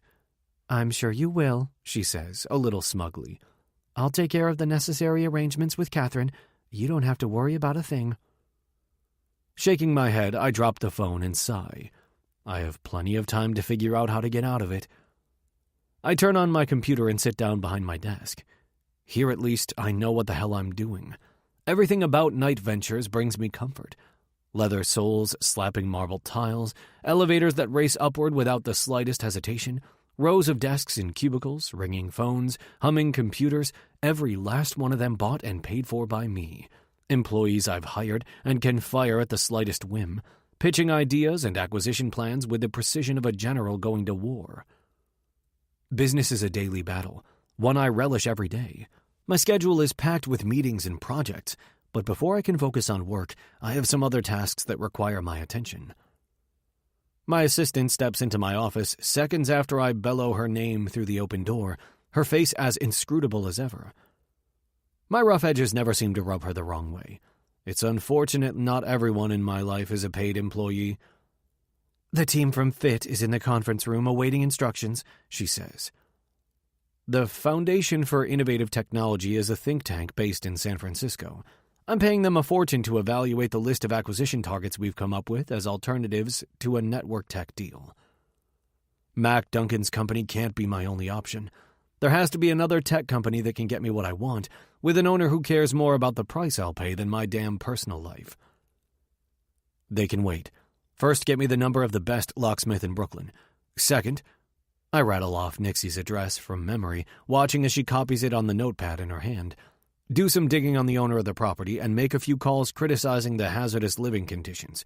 Crumbling steps, insufficient exterior and interior lighting, an intercom system that doesn't accurately reflect the tenants' names. The place is a mess and the landlord should be ashamed of himself. Is that all? Her face doesn't betray the slightest curiosity for my sudden interest in a dilapidated Brooklyn apartment building. Make sure you tell them to get the windows washed. No matter where she lives, Nixie should wake up to sunshine on her face. Consider it done. Nixie. Kismet scratches at the door, whining to go out. I blink my bleary eyes awake and frown at my window, trying to figure out what time it is. The glass is so filthy I can't tell. It took me hours to fall asleep after Nash left, and he haunted my dreams, too. If not for Kismet, I might pull the covers over my head and stay in bed all day. Instead, I scribble a note to the building superintendent about the grimy state of the exterior windows. Somewhere between a strongly worded complaint and a beseeching plea, and slide it beneath his door on our way outside. It's not my first letter, and although I don't expect anything to come of it, it's worth a try. I've cleaned the glass myself many times. On the inside of my apartment, the panes gleam. But I can't access the outside, and that's the problem. They probably haven't been washed in a decade, maybe longer. A brisk walk helps clear some of the cobwebs from my brain, and I remember to stop at the bodega on the corner to pick up a can of WD-40, which is conveniently kept right near the register, beside the cans of bug spray. In a city of apartment buildings, squeaky locks are as common as cockroaches. An hour later, after Kismet is fed and my sliding lock operates soundlessly, I head to the Pratt campus. There are only 10 of us in my sculpture class, and we're each assigned a potter's wheel, a chair, a lump of clay, and a jug of water. Usually the professor starts off by explaining the theme and scope of our assignment. Today she says only, "We're going to try something different." Then she dims the lights, turning on instrumental music with a heavy beat and sensual rhythm. You are to focus on the feel of the clay in your hands. You can make something or nothing. What's important is that you feel. Experience the art of sculpting through your palms. I've seen Ghost. Hasn't everyone? That scene with Patrick Swayze and Demi Moore, their hands woven together, his front to her back, his thighs pressed against hers, wet clay oozing through their fingers. Does foreplay get any better? I don't expect to feel anything sexual in a room with 9 other art students I barely know. But I'm wrong. Spreading my legs around the potter's wheel, the pedal humming beneath my right foot, I pour water on the already moist clay and wrap my hands around the cool, spinning mound. It warms up quickly, changing consistency and shape as I work with it. The lights are low, and my eyes drift closed as I focus on the tactile nature of sculpting. Of course, it isn't long before thoughts of Nash intrude. I've spent all morning forcing memories of last night, memories of him, from my mind. But now my defenses are down. The clay within my hands becomes Nash's shoulders, his abs, his thighs, his everything. And damn, he feels good. I can touch him the way I want to, without fearing that he's comparing me to the mile-long list of women he's been with, or wondering if he's counting the seconds until he can go back to his own apartment, his own bed. With clay, there's no need to think about why we're completely wrong for each other. There's no need to think at all. For an hour, I give myself over to the joy of manipulating something between my hands, having the power to build or destroy, add or remove, speed up or slow down. And when the lights come back on, I resent the sharp tug of reality pulling me back to earth. I enjoyed letting my mind drift, letting it take me back to Nash. Maybe a little too much. Biting back a dejected sigh, I take my foot off the pedal and lift my hands away. In front of me is an irregularly shaped vase. I look more closely, inspecting it. No, not irregularly shaped. It is a heart, slightly open at the top, as if I curled my fingers inward at the very last second, leaving a gap where it should be fused together. An open heart or a broken one? When I return to my apartment, the building super, Sam, is on a ladder in front of the entrance, replacing a bulb that's been broken as long as I've lived here. "Let there be light," I joke, as it sputters to life. Sam grunts, reaching for a screwdriver dangling from the brown leather utility belt wrapped around his substantial belly. "Have a list a mile long today. Got your request about the windows, too." He fits the cover into place, shoves the screwdriver back in his belt, and lumbers down. The ladder shakes wildly with each of Sam's steps. Visions of him breaking his neck in front of me bloom in my mind, and I jump forward, wrapping both of my hands around the metal sides. Did hiring a window washer make it onto your list? Another grunt as he steps to the ground and slams the ladder shut. Not mine, but it must be on someone else's, because I got a message that a crew will be here first thing tomorrow. Already put a notice under everyone's door to make sure their windows were sealed shut unless they want soap scum getting in. Blinds, too, in case there's something they don't want anybody seeing, if you know what I mean. Great. Thanks, Sam. I bound excitedly up the stairs, deciding to check on Mrs. Dwyer to see if she needs any help. I make it to the first landing, then turn back. By the way, any particular reason for all this activity? Are we all about to be evicted and the building turned into condos? Drawing a fleshy palm over the sweat beads popping up across his forehead, Sam snickers. In this neighborhood? Doubt it. Alls I know is I got a call an hour ago about being personally named in a safety hazard suit if things don't change. Building's been this way for years, no reason to sue over it. But the wife gave me a list and told me I needed to fix some stuff around here. I'm sure we all really appreciate it. I hesitate, feeling guilty for adding another item to Sam's list. But if I don't ask now, it will never get done. Is there any chance you can take a look at my lock sometime today? I'm not sure if I need a new one or if it's something you could repair. Sure, he says, with a fleeting grimace as he glances up the stairs. Sam rarely ventures above the 3rd floor, and he's already climbed to the 5th today. Oh, that reminds me. There was a guy here earlier while I was delivering the note about the windows. He was standing in front of your door. Looked to me like he was trying to get in. Said you were expecting him, but he seemed fishy. I told him to get out of here. God damn that man. I mumble a word of thanks to Sam and sprint up the remaining stairs. My phone is out of my purse before I close the door behind me. Didn't anyone ever tell you that no means no? I demand, patting Kismet as she sniffs excitedly at my feet. I take it you're upset about the locksmith? Nash's tone is clipped, not a sliver of apology dripping from his tongue. Is that what you're calling yourself these days? What is wrong with you? Let's back up. I think we can both agree that a new lock on your door is a necessity. The sooner the better. So I contacted a locksmith this morning. He said he would be at your apartment this afternoon. For your information, I already asked my super if he would take a look. You can call your guy back and... If you mean the same person currently tasked with building maintenance, I highly suggest going with someone else. I know Nash is right the second he says it.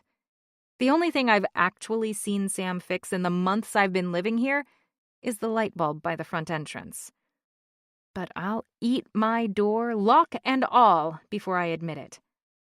It's my problem, and I'll handle it. I pick up Kismet and carry her to my bed. You need to stop, Nash. Back off. I hang up on him without waiting for a response. Do a quick search for locksmiths near me on my internet browser, and then turn my phone to silent mode. If Nash calls back, I'm not talking to him. And I'm not letting whoever he hired touch my door either. I need a new lock, but not one bought and paid for by Nash. I wouldn't put it past him to expect his own key. On my next walk with Kismet, I'll check the locksmiths in the area and decide which of them to hire. Half an hour later, when a knock sounds at my door, I slide Kismet off my lap and jerk to my feet.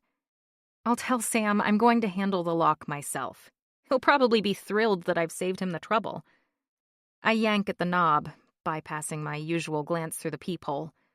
I'm sorry about the confusion. The sentence dies in my throat. The man at my door isn't Sam. Chapter 10. Nash. Back off. That's what Nixie wants from me. My ego is bruised that she's so emphatic about it, but I'm a big boy. I'll get over it. Eventually. Maybe. But I'll deal with that later after I know she's safe. I quickly dial the number of the locksmith I hired. Nixie Hyde is at her apartment. I want you to install the highest quality lock on the market, whatever the cost. Okay, I'll head over there now. I hang up the phone, still feeling unsettled. Something Nixie said is bothering me, but I can't put my finger on exactly what. No, it's not what Nixie said. It's what the locksmith didn't say. He didn't mention that he tried installing the lock earlier. I'll head over there now. Not, I'll go back there now. I hit redial. Did you try to get into Nixie Hyde's apartment today, or examine her lock in any way? No, I never even went into the building. My stomach clenches.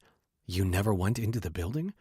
No, you said she lived in 4G. I rang the buzzer several times and no one answered. But I'm free now. I don't wait for the man to finish his sentence. Running for the elevator, I bark at Simmons. Tell Jay to pull the car up front, now! I try calling Nixie, but she doesn't pick up. Something is wrong. I can feel it. Nixie. Taking in my slack-jawed expression, Derek's lips twist in a bitter attempt at a grin. It's a little late for an apology, don't you think? After a moment of stunned silence, I recover my wits. Yes, it is. My attempt to slam the door in his face is thwarted when Derek sticks out a booted foot and shoulders his way inside my apartment. Alarm coils around my intestines as I open my mouth to scream. But before I can make a peep, Derek's palm covers my face and he kicks the door closed. Kismet jumps off the bed, her movement dislodging my phone. It falls to the floor and skids across the bare wooden planks, near where she paces at my feet, whining anxiously. Stop it, Noelle. We need to talk. I smell vodka on his breath, cigarette smoke on his hand. With no other viable options, I open my mouth and bite his fingers. Ow! Derek pulls his hand away, although not far enough. It drops to my neck, his thick fingers wrapping around my throat. For fuck's sake, I'm here to talk! When I try to move back, Derek's fingers curve inward, as if he's trying to palm a basketball, the tendons in my neck giving way beneath the pressure of his grip. A strange look comes over his face as I push at his chest, scratch at his forearms. Derek has never really hurt me. He's yelled. He's grabbed me too tightly. He's shaken me. In his worst moments, there's been a raised hand I expected to strike, a closed fist that stopped just shy of making contact. But he's never choked me before. My vision blurs at the edges as I try to take a breath and fail. Finally, I manage to break his hold and jump back, rubbing my throat where I still feel the clutch of his hand. This isn't the Derek I know. And when the misty haze clears, when I look at him, really look at him, Derek seems as shocked by his behavior as I am. He blinks at me, tugging at his ear in a gesture of embarrassment. I cross my arms, still wary but certain that that strange, eerie version of him is gone. You said all I need to hear months ago. What you heard... Derek shakes his head and makes a sound somewhere between a growl and a moan. It's not what you thought. I roll my eyes, then glower at him. Nerves have given way to indignation. Do all of you get some sort of playbook when you go through puberty? Confusion slackens his jaw. What? Who? Men, I spit, as if the word itself is an insult. I thought Nash and Derek were out of my life, and now, in the span of a few hours, they're back. Both of them. It's not what it looks like. It's not what you heard. It's not what you thought. I mimic, deepening my voice and reaching down to give my crotch an adjustment. I mean, can't you guys put a little more thought into it? A storm cloud rolls over Derek's face, my rant seeping into his inebriated mind. Are you seeing someone, Noelle? My gaze falls to his hands, now clenched into stiff fists at his sides. But I'm too mad to back down. You barge in here and think we can have a conversation? Are you kidding me? I want to know. I deserve to know. You don't deserve anything from me anymore, least of all an explanation. We have history together. Years where I looked out for you, took care of you, loved you. You can't erase all that just because you overheard me talking to my bookie. I was saying whatever I could think of to get him off my back. Of course we have history together. Not all of it is good, though. For a long time, Derek merely treated me like a kid sister. But eventually, things changed. His voice deepened. I grew breasts. All my friends had crushes on Derek, and I began to see why. An awkwardness sprung up between us that wasn't broken until the first time he kissed me. From that moment on, our love was all-consuming. Really, it consumed me. He was controlling and possessive. At first, I chalked it up to love. Derek simply loved me so much that he needed to know where I was at all times. He wanted to be with me so much, of course he resented any time I spent with anyone else. And he was just looking out for me when he scrolled through my emails and texts, never allowing me to install a password on my phone. I can't remember exactly when Derek's love began to feel less like a warm blanket and more like a mouth gag. I tried to break up with him, but he wouldn't leave me alone. The more I told Derek I didn't want to see him, that I needed space, the more often he showed up. Behind me in line at Starbucks, on the treadmill beside mine at the gym, across the street as I walked home. Everywhere. And I never knew which Derek I would get. The easygoing guy who would splash through puddles in the rain, holding my hand, laughing with the delight of a kindergartner, or the man who was frighteningly on edge, his jaw clenched, hands fisted, ready to lash out at anyone, including me, for the slightest transgression. Maybe Derek does deserve an explanation from me. Maybe we're overdue for a long conversation, not just about what I overheard, but about our entire relationship. It stopped working for me well before I left. But not now. Not like this. Fine. When you're sober, we can talk. His flush deepens. No! Now! Kismet puts herself between my legs and growls, something I've never heard her do before. I shake my head. Derek, if you really want to talk, and not lie or try to intimidate me, we'll do it another time. You're just saying that. You'll disappear again. I know it. I won't. I promise. We stare at each other for a long moment. Derek's eyes are bloodshot, but not as wild as when he first barged in. His expression more anguished than angry. Just then, my phone lights up on the floor, Nash's name running across the screen. Derek's nostrils flare. Who the fuck is Nash Knight? He grinds out, taking an aggressive step toward me. Before I can say anything, Kismet launches herself at Derek, her teeth sinking into his thigh and hanging on. He curses, shaking his leg and batting at the dog. Stop it! I scream, reaching for her. But I am too late. Derek's thick hand makes contact and Kismet flies across the room. The saddest yelp I've ever heard scissors through my eardrums, followed by a high-pitched, quivering whine. I sprint to her, picking up the trembling dog and holding her to my chest. Derek is already backing away from us, his hands raised, palms facing out. Noelle, I didn't mean... I turn fierce eyes on him.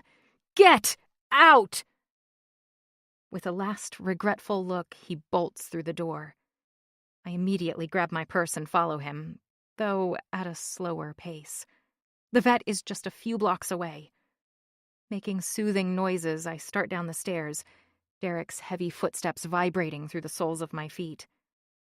A beam of light brightens the stairway as the front door opens, followed by a grunt and then a, "Watch it, buddy." I recognize the voice immediately. Nash! At my yell, Nash's leather Oxfords pound the treads. He is by my side in seconds, looking from the shaking dog to my reddened neck. "I'll fucking kill him." There's no time! You're taking me and Kismet to the vet.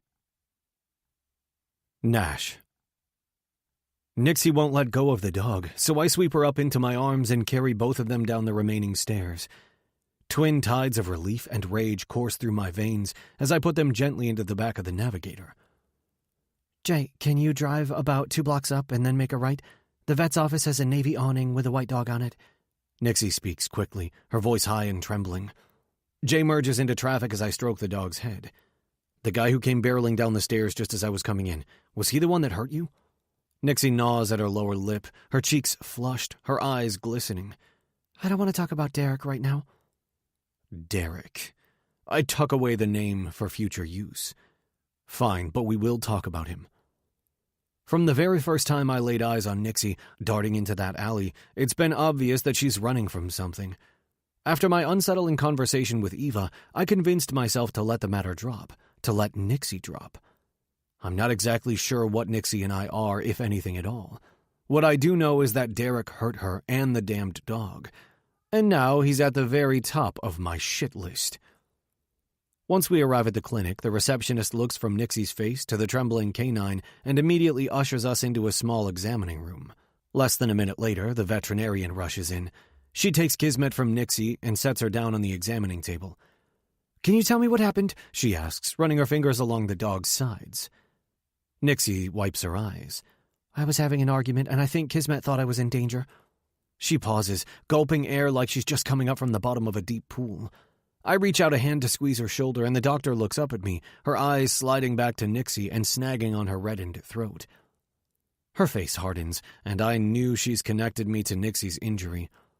Sir, I only allow 1 adult per dog. Would you mind stepping out into the waiting room? Nixie frowns as she catches the lie. We walked past an exam room with an entire family jammed in around their Labrador. He's not the one I was having an argument with. The doctor's face looks unconvinced, but I only care about Nixie. It's fine. If you want me to go, I'll... No. Nixie shakes her head and reaches for my hand, her fingers slipping through mine as she looks at the vet. It was my ex. Kismet thought he was going to hurt me, so she bit him.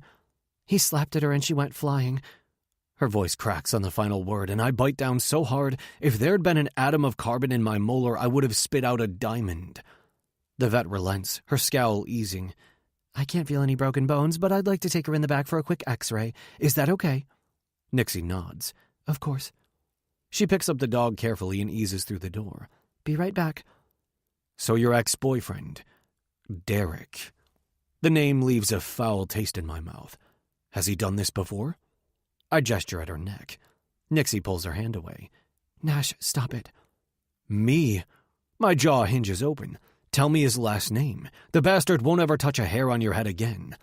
You need to knock it off, she grumbles, wrapping her arms across her chest and staring at me.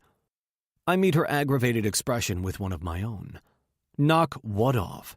Stop saving me, all right? I can take care of myself. Really? Doesn't look that way to me. My hands ball into fists as I stare at the red marks, fucking fingerprints around her neck. That's because you act first and look later. I'm not some damsel in distress that needs your protection. I release a pent-up sigh. Got it. Doesn't change the fact that there's some dickhead walking around out there that hurt you. He's not going to get away with that. She bristles, but has to swallow her response when the veterinarian comes back. Well, the good news is that there's no lasting damage to Kismet as a result of her high-speed collision with the wall. She does have a loose tooth, which may or may not be a consequence, and there is bruising on her right side, especially at her shoulder and ribs. She'll need to take it easy for a few days, but she should make a full recovery. If she's having trouble eating, or still appears to be in pain by the end of the week, bring her back in and we'll take another look. Nixie reaches out for the dog, her expression relieved. Thank you, Doctor. I'll keep a close eye on her. I take care of the bill, quashing Nixie's protests by pointing out that she'll have to let go of Kismet to sign the receipt and help her into the car. So, my place or my place, take your pick. She sniffs. No thanks. You can bring me back home. The apartment he grabbed you from? Not a smart idea. It was my fault. I opened the door thinking it was Sam. Sam? The super. I told you I asked him to look at the lock. And I told you, Yes, I know, and I already decided to call a locksmith myself. Take me home, Nash. I mean it. now we know you need more than a locksmith. You need a doorman and proper security. I shake my head, unwilling to back down even an inch. You have exactly 2 choices, my apartment or my hotel suite. Pick. I don't have any of my things with me, or Kismet's either, she says, exasperation pinching her features. Details. I'll have them taken care of. Are you using this situation to get what you've wanted all along? Her eyes narrow. I'm not your next fling. I didn't ask you to be. She cocks her head to the side, the arch of her ginger brow saying it all. Fine. I lift my hands in mock surrender. I won't ask you again. Satisfied? No, not in the least. Good, that makes 2 of us. Now apartment or hotel? A minute passes, then 2 before an annoyed breath rattles from Nixie's chest. Since Greta wasn't exactly pleased with my visit last time, I'll go with hotel. Good. I catch Jay's eye in the mirror and he nods, and then I pull a keycard out of my wallet and hand it to Nixie. 50th floor, Suite A. For the remainder of the ride, I send a flurry of texts and emails. By the time we pull up in front of the Holtzman, my assistant is waiting for us at the curb, a shopping bag at her feet. I gesture at it to Nixie. Leash and collar, dog food, bowls, and some toys and treats. Deliberately ignoring me, Nixie turns her attention on Catherine. Thank you. That was very thoughtful of you. My eyes widen. You know Nixie rounds on me, anger bristling from every pore. You're not a hero, remember? Stop saving me. Catherine presses her lips together as she watches Nixie stalk off into the hotel lobby. I like her. Yeah, I grumble. That's my problem, too. Chapter 11. Nixie. I carry Kismet and the shopping bag up to Nash's enormous hotel suite, waiting for him to join me. Mostly so that I can yell at him some more. As the minutes tick by, I pace the oversized living room. Who keeps one apartment in a hotel and one in a luxury skyscraper just blocks from each other? Nash Knight. A man so infuriating, so cocky, so damn smug, I can barely stand to look at him. Okay, that isn't true. I can barely stand to look at him because every glance sets my face on fire, and I'm sure he can see my racing thoughts, including all those devoted to imagining what it would be like to have sex with him. Good? No. Great? No. Mind-blowingly amazing? Yeah, that one. At least if the other night at my apartment is anything to go on. My apartment? Crap! What am I going to do if my apartment isn't safe? Wait, what am I thinking? Nash has me so scattered I haven't focused on the most important thing of all. Derek found me. I lift a hand to my throat, pressing fingertips against the tender skin as I bend to drop a kiss on the top of Kismet's head. Sorry, girl, I whisper, filled with guilt that she put herself in harm's way trying to protect me. I broke up with Derek because he was controlling and obsessive, and I wasn't in love with him anymore. I ran from him because I found out about his plan to marry me for my inheritance. But it wasn't until the moment his hand wrapped around my throat that I truly feared him. Eventually, I stop frantically pacing and wander around the sterile apartment. I set out food and water for Kismet, open cupboards and closets, slam drawers. Words and arguments ping-pong inside my skull as I count the seconds until Nash comes upstairs so I can hurl them all his way. 5 minutes pass, then 10. 1 hour edges into 2. By the time I hear a knock, I'm practically steaming. Flinging open the door, eager to vent my outrage, the words clog in my throat when my eyes fall on Jay bearing 2 suitcases, Kismet's crate and doggy bed, and the backpack I use for school. I step aside to let him in. You went back to my apartment? Yes, boss thought you would want some of your own things. How sweet of him, I drawl, as Jay sets down my bags in the middle of the living room. He's good like that. He either doesn't catch my sarcasm or is choosing not to comment on it. I make a non-committal sound and put a hand on my hip. Speaking of, where exactly is this model of thoughtfulness? Jay shrugs. I'm not sure. Maybe home, or maybe out. That's helpful, thanks. Jay keeps his expression neutral. Unless he needs a ride, I don't get the details on his social life. It's well past dinner time, and after showing Jay out, I realize I'm hungry. I could walk around the block, pick up takeout from somewhere nearby. But despite my "I am woman, hear me roar" rant, I'm in no hurry to go outside by myself. Instead, I call room service and change into pajamas. When I left Derek, I had a simple goal: to stay off his radar until my next birthday. Then I could claim my inheritance and start fresh, somewhere far away. But now that I've seen the determination blazing from his dark eyes, I'm not sure I'll ever be free of him. The day I left Long Island, I withdrew every dollar I kept at the bank where Derek and Poppy also had accounts. I deposited it at a local branch of a smaller regional bank. I sublet an apartment off Craigslist, no application required, signed up for a few classes at Pratt, using my graphic design skills to change the name on my transcript to Nixie Hyde and paying with a cashier's check. I bought a new phone and suspended all of my social media. I've been cautious and covered my tracks well. How did Derek find me? More importantly, how am I going to stay away from him? I don't want to run again. I'm tired of hiding, tired of always looking over my shoulder. My food comes and I sign the receipt. It galls me that Nash is the reason I'm here, that Nash jumped in once again to save me. I could have taken Kismet to the vet myself, hired a locksmith myself. Someone else in my shoes might be grateful, but I'm not. I feel indebted and resentful. I don't want to depend on anyone but myself, especially Nash.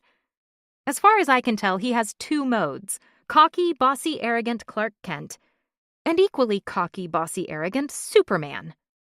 And both of them have shredded my last nerves. When Nash mentioned the idea of a fling over coffee at Lucia's, I admit I was intrigued. More than a one-night stand, less serious than an affair. More romantic than friends with benefits, less involved than an actual relationship. Maybe a fling with a guy like Nash was exactly what I needed. But I was just fooling myself. I'm not capable of that kind of indifference.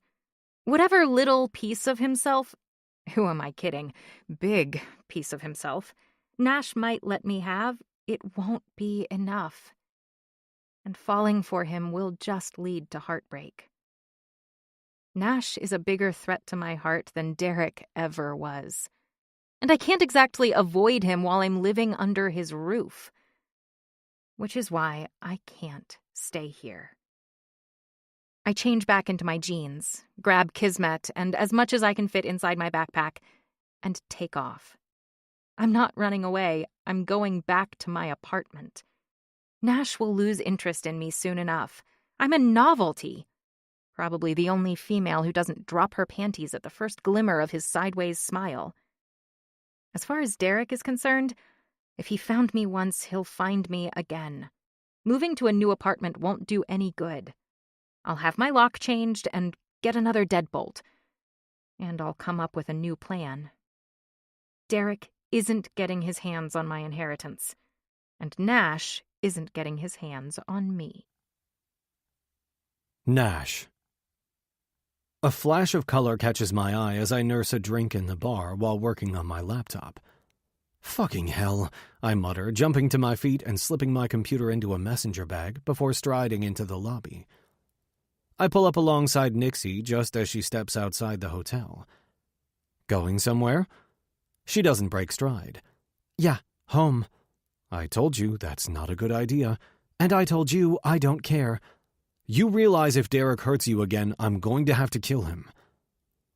Nixie looks up sharply, stopping in the middle of the sidewalk. I consider myself damn good at reading people, and something in her expression immediately makes me dial back my inner thug. Nixie's about a hair's breadth from hating me right now. And I'll be the first one to testify against you at your trial. The guy slammed your dog into a wall. I trace the red marks encircling her neck with my fingertips. The guy choked you. It was a misunderstanding. He's harmless. Doesn't look harmless to me. She swallows. Stop looking.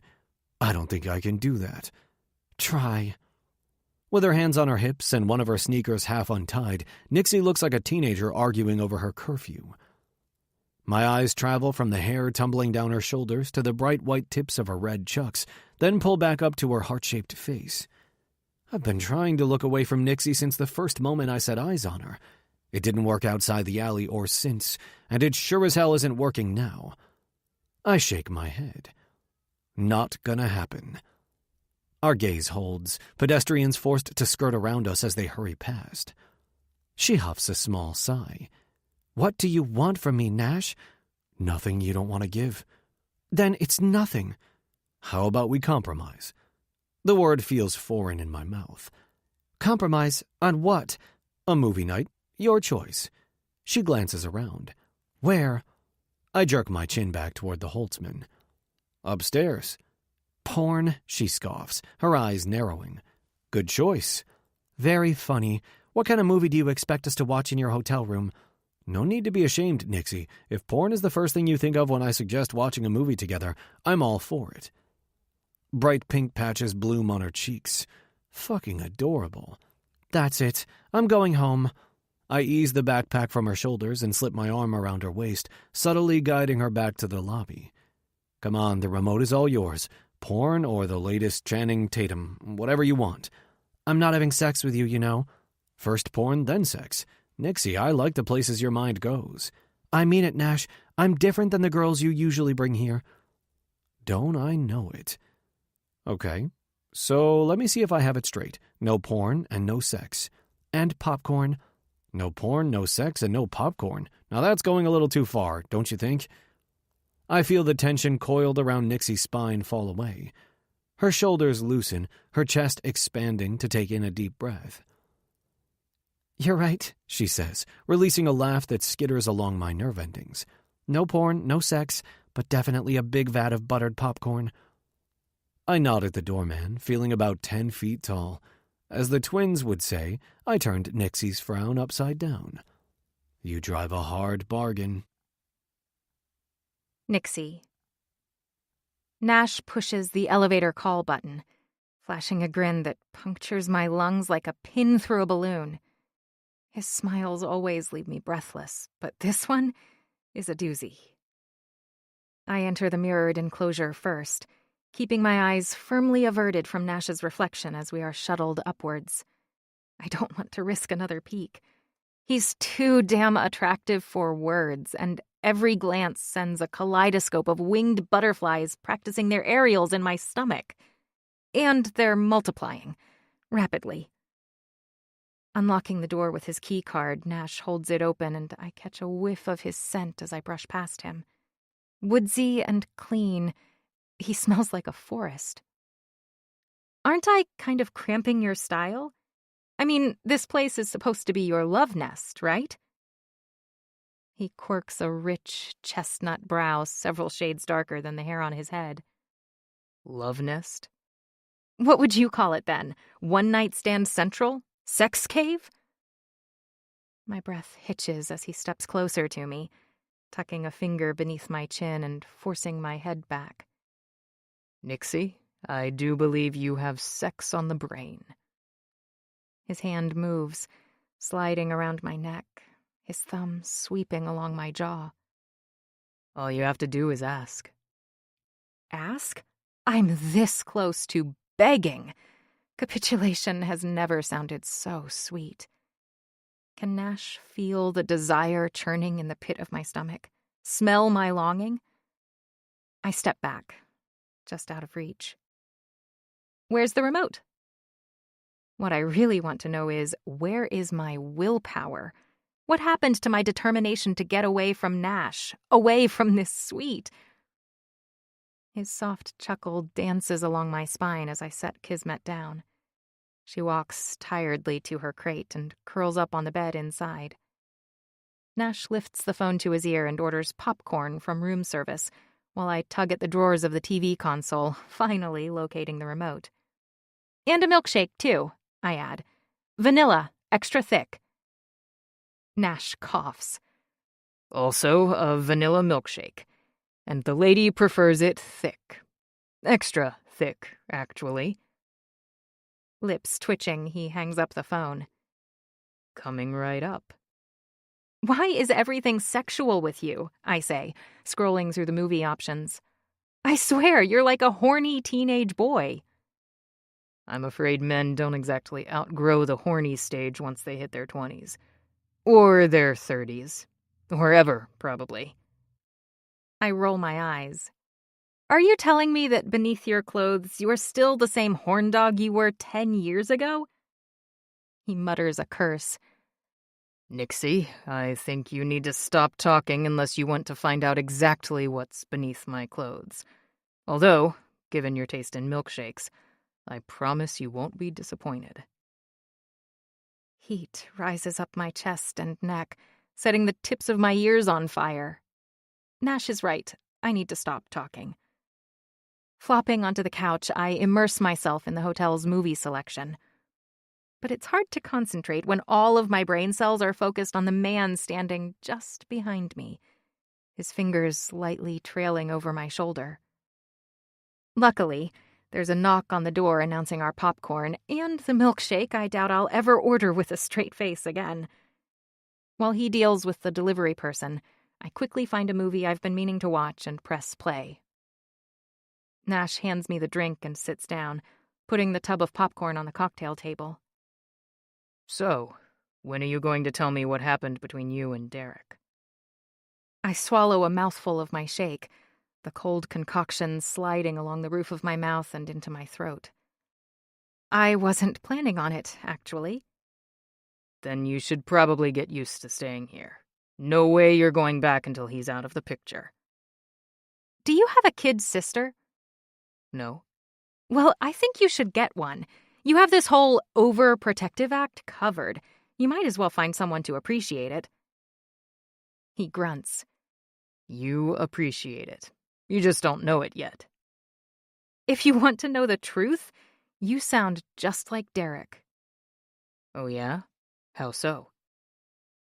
I cock my head to the side. Nice try, but I'm not so easily manipulated. He grins, tossing a handful of popcorn into his mouth. Worth a shot. We settle into the movie, although I can barely focus on it. The side of my body facing Nash throbs as if I've spent the day tanning on the equator.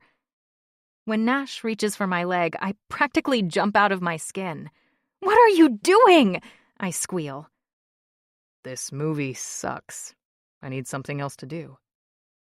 His hand wraps around my ankle and brings it into his lap, flinging my sneaker to the opposite end of the room. Seconds later, the tips of his thumbs are sliding along the arch of my foot. I groan, putting my half-finished milkshake on the table and letting my head fall back against the couch. Oh, my God. If you had told me about this particular skill, I never would have argued about staying here. I'll have you know my list of skills is very long. I sigh in pleasure as I look over at him, not even minding the thinly veiled hint. Are you saying you've got mad skills? Nash winks. Hell yeah. The maddest. Dear God. That wink. Those hands. I'm a goner. After a few minutes, he reaches for my other ankle, putting it into his lap like a limp strand of linguine. Okay, I have to ask. You're not going to expect the same, are you? I don't really do feet. I wasn't doing this as a quid pro quo. Although, since you're offering a trade, 10 questions is more than fair for 2 feet. Pulling my feet away isn't an option. 2 feet, 2 questions. 8. 2. 6. 2. You might not realize this, but I negotiate deals for a living. I'm pretty sure you're doing it wrong. That's because I don't negotiate. Everyone negotiates. Not me. 5. 2. Nash lifts my feet off his lap. Okay. 3. 4. 3. Deal. How do you know Derek? Wait, what? 3 questions with yes or no answers. I look up to see Nash shaking his head. Too bad. You didn't negotiate that. 2 feet, 3 questions, period. I wrinkle my nose, thinking. Fine, but I get veto power. 1 veto. I can live with that. 3. None. 1. Done. I blow out an anxious breath as Nash's delicious fingers move up to my calf. I've known Derek since I was a kid. Our fathers were friends who went into business together. And? Is that your second question? No, it's me calling you out for giving half an answer. Nash presses the inside of my knee, and I swear I see stars. When I was in high school, we started dating.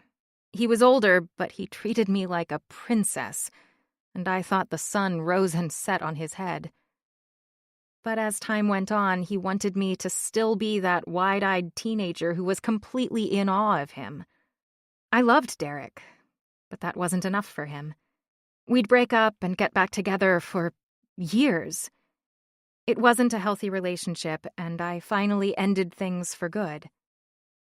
And that's why you ran away from him? I never said I ran away from Derek. You didn't need to.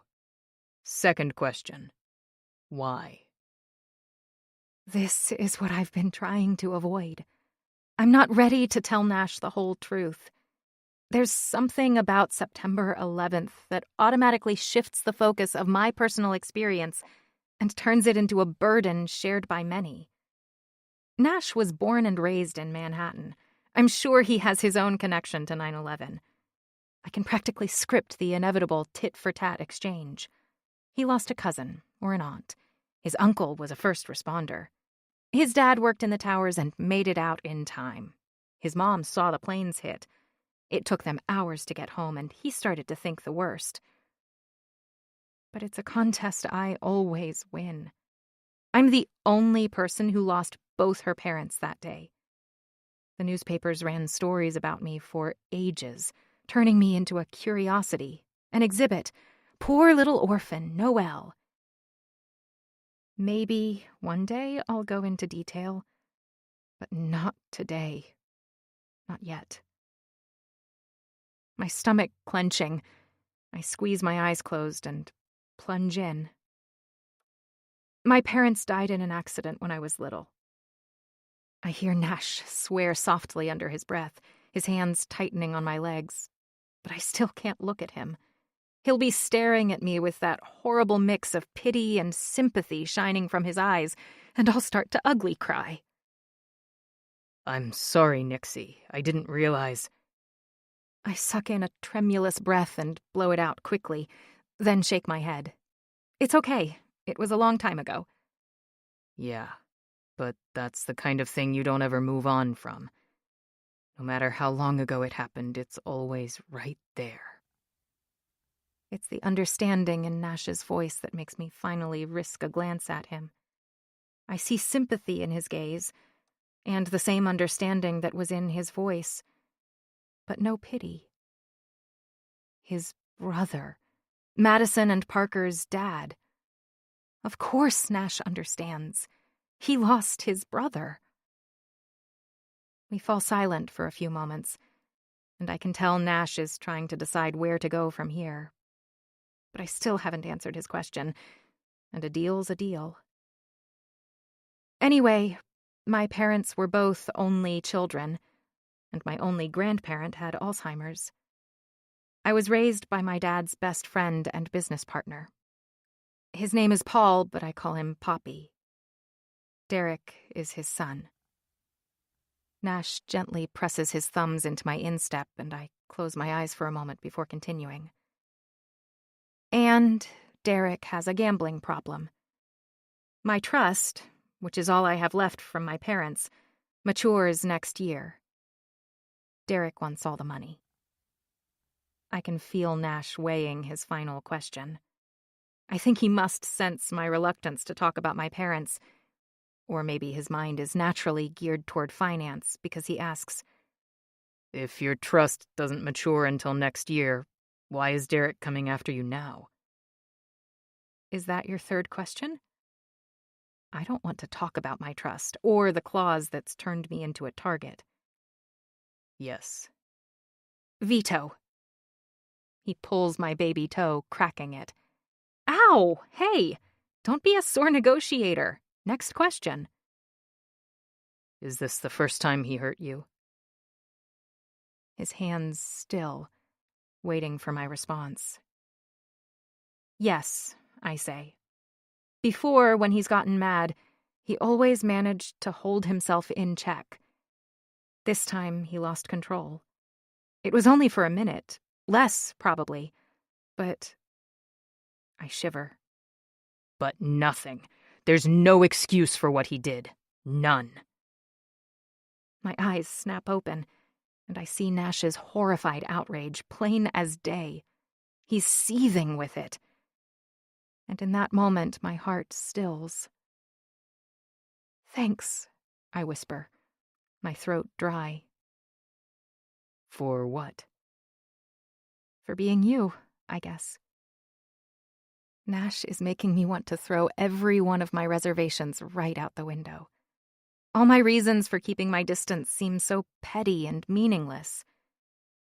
Maybe being with him, even if it's just for a little while, will be better than not at all. Maybe. Chapter 12. Nash. My eyes drop from Nixie's glistening eyes to her trembling lips, and then to her reddened neck. This girl. I don't even know what to do with her. Her story, losing her parents, both of them so young, raised not by relatives but by her father's business partner, seduced as a teenager by a man who should have treated her like a little sister, who should have been looking out for her, protecting her. Instead, he took advantage of her, hurt her, leaving her no choice but to run. A surge of emotions wells within my chest. Respect, lust, concern, interest, affection. God damn it, I like this girl. I respect this girl. And I want to fuck her. For me, that's a dangerous combination. A combination that feels like the start of something more. Maybe even love. And that's impossible. Completely inconceivable. I don't do love. Why? Because the other half of love is loss. And sure, some losses are inevitable, but without love, they don't have the power to devastate. I was the one to tell Eva that Wyatt died. She crumpled to the ground and didn't pull herself together until the twins were born. And even then, every one of their milestones, first smiles, first steps, birthdays, Christmases, was tinged with grief. I'm no stranger to sob stories, but Nixie's tale presses on my chest like a lead vest. I had to pry it out of her, and now I'm so far out on a limb I don't know whether to jump down or scramble back to the tree's trunk. My hands tighten on Nixie's legs, holding on to her as I fight to keep myself under control. I want to stand up, pace the room, hit a wall. Find Derek, hit him over and over until his face is unrecognizable, and he knows better than to come around Nixie ever again.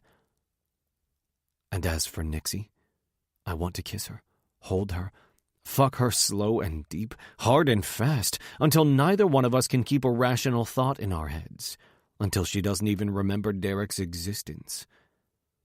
What I should do is go to the gym. Run until my legs give out, punch any bag I can find, any man willing to punch back. The one thing I shouldn't do, definitely shouldn't do, is pull Nixie onto my lap, thread my fingers through that riot of hair streaming down her back like a goddamn parade, and stare into her bottomless golden gaze like I want to dive in head first. But that's exactly what I do, and she doesn't push me away. It's crazy to close the gap between us and kiss her like she's the last source of oxygen on Earth, but I do that too. And still she doesn't push me away. Before I know it, Nixie's hands are wrapped around my neck, her wrists pressing into my shoulders, her breath warming my lips, and her sweet sigh of surrender echoing in my ears. Crazy as fuck. This girl is going to be the goddamn end of me. The me that I knew, the me that I've become, barricaded safely behind walls of steel and stone, looking out only through tinted windows. As Nixie's hips rock into me, I feel the cracks edging outward, fissures forming where her thighs press against mine, that little sound coming from the back of her throat making my cock drill against my zipper. He wants out, wants in, wants Nixie. So do I. My palms slide along her arched back, gliding along the curves of her ass, kneading her juicy flesh, just enough to fill my hands, not an ounce more. It's as if Nixie's body was made to fit perfectly within my own. With a savage groan, I yank her against me, so close there isn't a single inch of her body that isn't flush with mine. The bulge in my pants nestles perfectly within the apex of Nixie's thighs. Instinctively seeking friction, her hips are moving ever so slightly, rolling, rocking, driving me fucking crazy. I haven't been this hard, this close to exploding in my goddamn pants since I was 15, sneaking behind the bleachers with the head cheerleader just before a big game. The anticipation, the not knowing, the thrill of doing something forbidden with someone new? It's intoxicating. I'm already addicted. I pull away, raking my gaze over Nixie's pinkened, swollen lips. Her eyes are glazed and unfocused, pupils still dilated. With a ragged sigh, I rest my forehead against hers. Nixie, if I do this, if we do this, I'll be no better than Derek, using you for my own ends. She deserves more from me than just a fling. Who invited the jackass with the moral compass? Nixie's breath hiccups, but she remains quiet. Meanwhile, the jackass keeps talking. I can't stay here with you and not fuck you. I just can't. But I need to know you'll stay here. I don't want you wandering off in the middle of the night. You're safe here, and I need to know that you're safe. She swallows heavily, her eyes holding mine captive. I can see the conflict in them, the clash between what her mind knows and what her body wants. Under one condition. You want to negotiate again? Now. My lips twist, my eyes searching her face for clues. What more can Nixie possibly ask of me? What more can I give? Lie with me, she says, and I can feel her need for closeness, for physical comfort, as if it's a tangible thing. Maybe because I feel it too. Just for a little while. Just until I fall asleep. Me, Nixie, in bed together. No, not that. Anything but that. I take a deep breath, considering the alternatives, imagining what it would be like to hold Nixie in my arms for even a little while longer. Under one condition. Her laugh tickles my nerve endings. What? That question you vetoed? I want an answer. Why is Derek coming after you now, before your inheritance vests? Nixie lifts her head and slides off my lap to stand in front of me. Come. She holds out her hand. I'll tell you if you lie with me. I stand, allowing myself to be led into the bedroom. This is usually a place I feel confident, completely in control. How many women have I fucked in this very bed? Sex is like a science for me, each body a new experiment. My ability to achieve the desired results is never in doubt. Quivering, shaking, squealing, bliss, I always deliver. But now, as Nixie turns her back to me, pulling a lacy concoction through her shirt sleeves and letting it fall to the floor by her bare feet with the cutest pink-tipped toes I've ever seen, my control hangs by a thread. "Nixie," I groan. She swivels, golden eyes burning bright. Yes? Not sure if this is a good idea. I'm a man, not a statue, although my cock is so damn hard it's in danger of cracking off. You want an answer?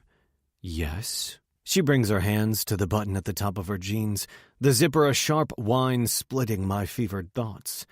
Denim slides down her toned thighs, revealing a flash of the same lace as her bra, a tiny triangle in the place I want to press my mouth and breathe deep. Then inches and inches of glowing skin. She leaves her jeans in a puddle on the floor and crosses my path to slip beneath the sheets, holding one edge up. You coming? A devil in an angel's body. I kick off my shoes, but nothing else. Every muscle in my body is rigid, buzzing with energy desperate to be released. Yeah, I say, slipping into bed. Her head is on the pillow, face turned toward mine. No, I can't look at you without kissing you, and Nixie, if I start kissing you, I'm not going to be able to stop. She blinks, her tongue peeking out to swipe across a soft pout. I don't think I want you to stop, she whispers, sounding both confused and surprised by the admission. When I leave, when I get out of this bed in the morning, what are you going to want then? She thinks for a minute. I'd want you to miss me. And to come back. The last woman I made any sort of commitment to was Eva, and look how well that turned out. I want Nixie, but what kind of track record do I have? Can I promise not to hurt her? Can I promise not to lose interest and leave? I shake my head slowly, forcing a harsh truth from my mouth. Like I said, you deserve so much better than what I have to offer. My hand tightens into a fist beneath the pillow as her lower lip quivers. Turn around, Nixie. I mean it. She relents, her hair sliding against my neck, smelling of caramel. Barely an inch separates our bodies, both of us running so hot it's a wonder the bed doesn't spontaneously combust. Unable to stop myself, I lift my free hand and rest it on Nixie's hip, giving the delicate bone a gentle squeeze. I'm here, though. Tell me. She blows out a sigh, her ribcage rising and falling beneath my forearm. Under the terms of my parents' will, I gain my inheritance by fulfilling one of two possible conditions. The first condition being your age. Yes. I wait for Nixie to continue, giving her a slight nudge when she remains silent. And the second? Marriage. I think I knew what her answer would be before voicing my question, but the single word still hits hard. My heart skips a beat, picturing Nixie in a white dress with Derek standing beside her, leering as he envisions getting his hands on her money. There are few people in this world I despise more than those who take advantage of innocence, and that's what Nixie is. Or at least what she was, until that asshole stained her with his ugliness. So even though he's the reason you ran away, Derek thought that if he found you, he could convince you to marry him? Her shoulders lift in a shrug. Derek sees what he wants to see. He was there for me when my world shattered. He feels like I owe him.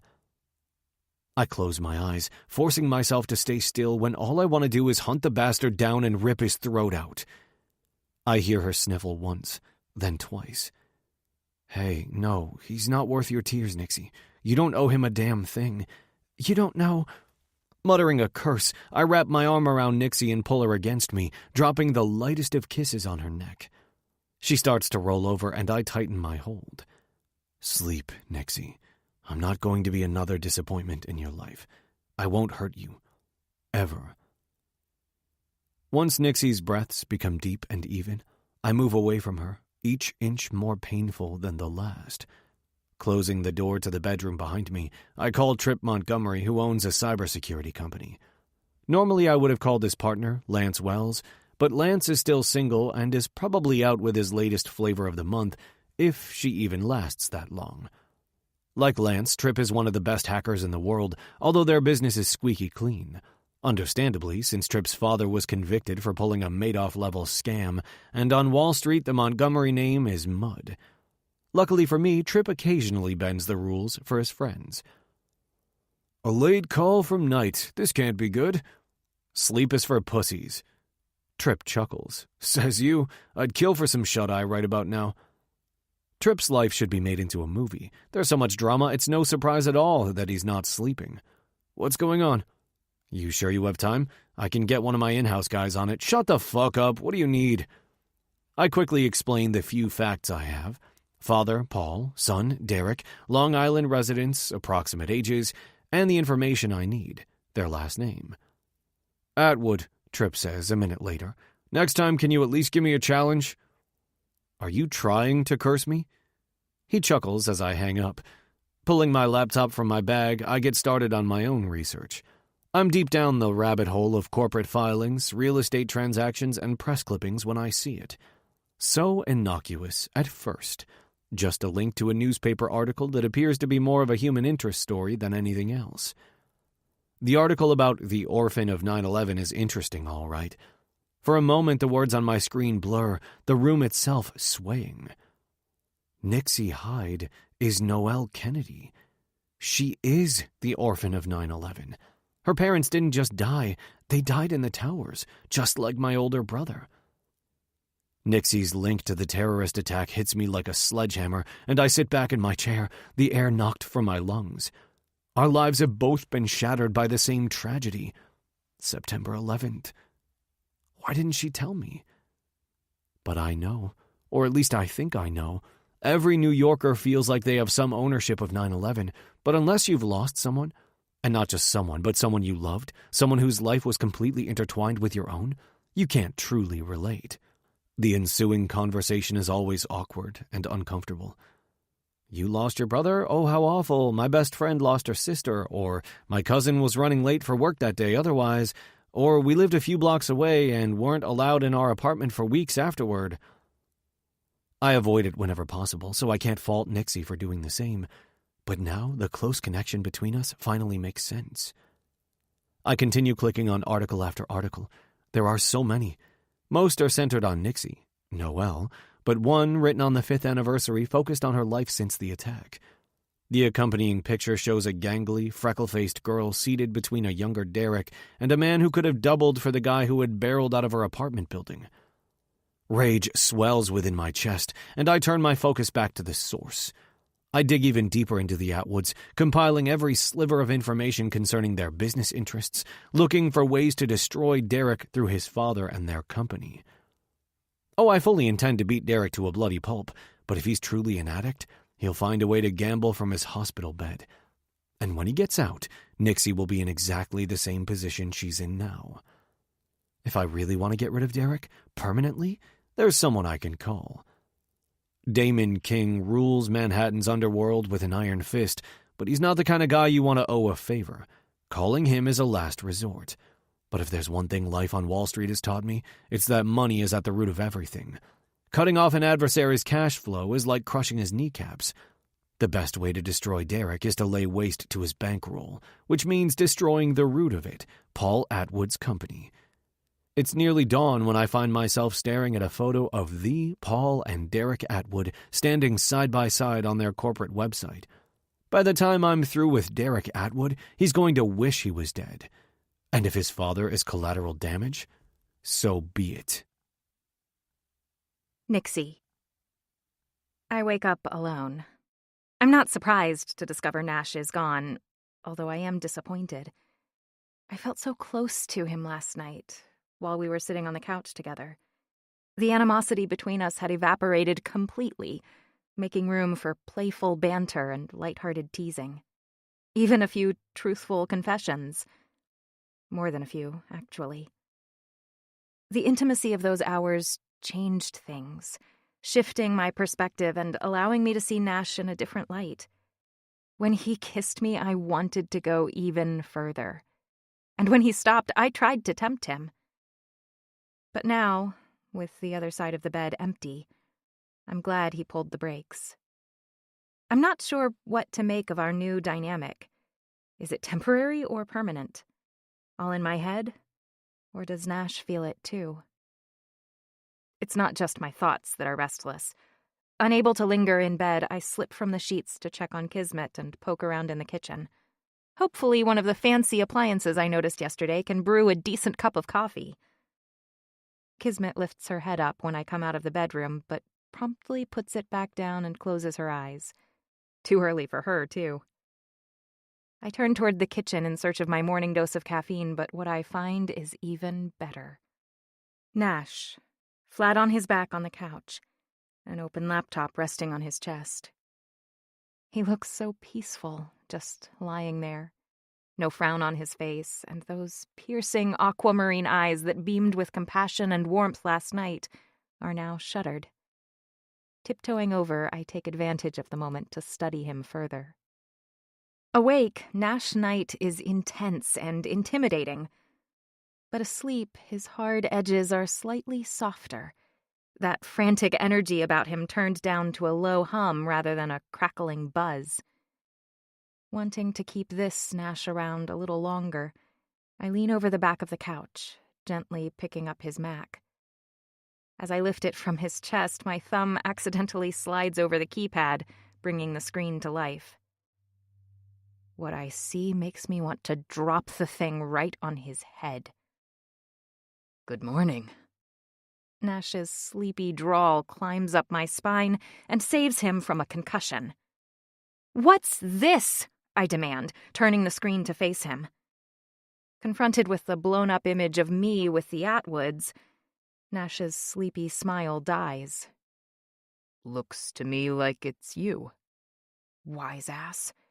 I can see that. Why is it on your computer? Why are you prying into my life? I purposely didn't share the details of my parents' death with Nash, or Pappy and Derek's last name. But somehow he found out anyway, uncovering what I wasn't ready to reveal. My indignation serves as insulation, and I wrap it around me now, using it to restore the distance that last night eroded. He tugs the laptop from my grasp and closes the screen with a snap. I'm not prying, Nixie. It's public information. I answered your questions last night. I cross my arms over my chest. Did you think I was lying? You needed to fact-check me? Nash swings his legs over the edge of the couch and sits up, scrubbing a hand over his stubbled jaw. Unwelcome heat pulses between my thighs. Is there ever a time of day that this man isn't sex on a stick? That's not what I was doing. Not at all. Then what were you doing? Because from where I'm standing, it feels pretty intrusive. Nash pats the cushion. Sit with me. I stare at him, dubious. He crooks a smile and gives another pat. Come on. I won't even negotiate the questions in advance. When I step out from behind the couch, Nash's eyes immediately drop to my bare legs. Remembering that I haven't bothered to get dressed this morning, my cheeks color. He brings his hands up into a T. Time out. Can you please go put a pair of pants on? The naked want on his face is a gift, leveling, just slightly, what feels like a very unsteady playing field. Be right back. A minute later, I'm sliding onto the couch in the worn jeans I had on yesterday, drawing my knees up and wrapping my arms around them. Okay, go. First, should I call you Noelle now? No, Nixie is a nickname. And I like hearing it on his lips. Done, he says with a nod. Look, I realize that you obviously decided not to tell me that your parents died in 9/11, or your real name, or any of it, and I'm not going to ask. Until you want to talk about it, I'll respect your privacy. When you do, if you do, I'm here. I'll listen. But I won't apologize for digging into the Atwoods. Derek took advantage of you, and now he's trying to bully you and steal from you. He thinks you're all alone, Nixie, that there's no one looking out for you. But he's wrong. You have me, and he's going to find out that I fight back. Hard. Imagining Nash facing down Derek with that smug, I will break you attitude of his is definitely hot. And the little girl inside me who once believed in fairy tales and happily ever afters wants to swoon. But I'm not that girl anymore, and haven't been in a very long time. I appreciate what you're trying to do, really. But it's not your battle to fight, Nash. Any man who leaves bruises on a woman deserves bruises in return. And Derek is vulnerable in other ways, too. He has no assets of his own, and from what I can tell, his only source of income stems from his father and their company. I have the means to destroy it, and, in the process, destroy him. I look at Nash as if he's lost his mind. You know, for a guy who says he's no hero, you keep trying to act like one. Whatever Derek's issues are now, his father took me in when I was a little girl with nothing and no one. Leave them alone. Both of them. And the company, too. But Nixie... No buts. I'm serious.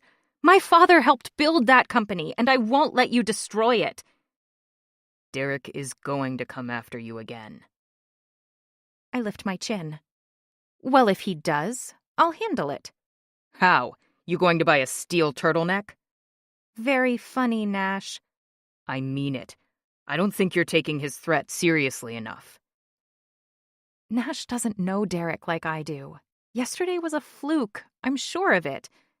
And either way, Derek is my problem, and I'm going to fix it myself. I'm not going into hiding again just because Derek thinks I'm the answer to his money problems.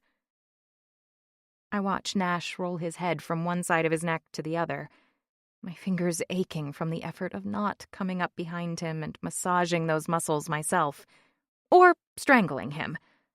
It's hard to decipher my emotions when it comes to Nash. Don't think of it as hiding, then. Consider it a staycation.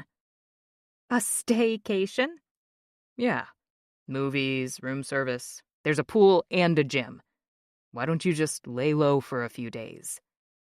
Because I have classes. I have clients. And hiding in a fancy hotel is still hiding, no matter what you call it. Okay, fine. He hooks an elbow over the frame of the couch. But you need to learn some basic self-defense moves. I blink. From you? I shake my head. Do men ever outgrow the G.I. Joe phase of their childhood?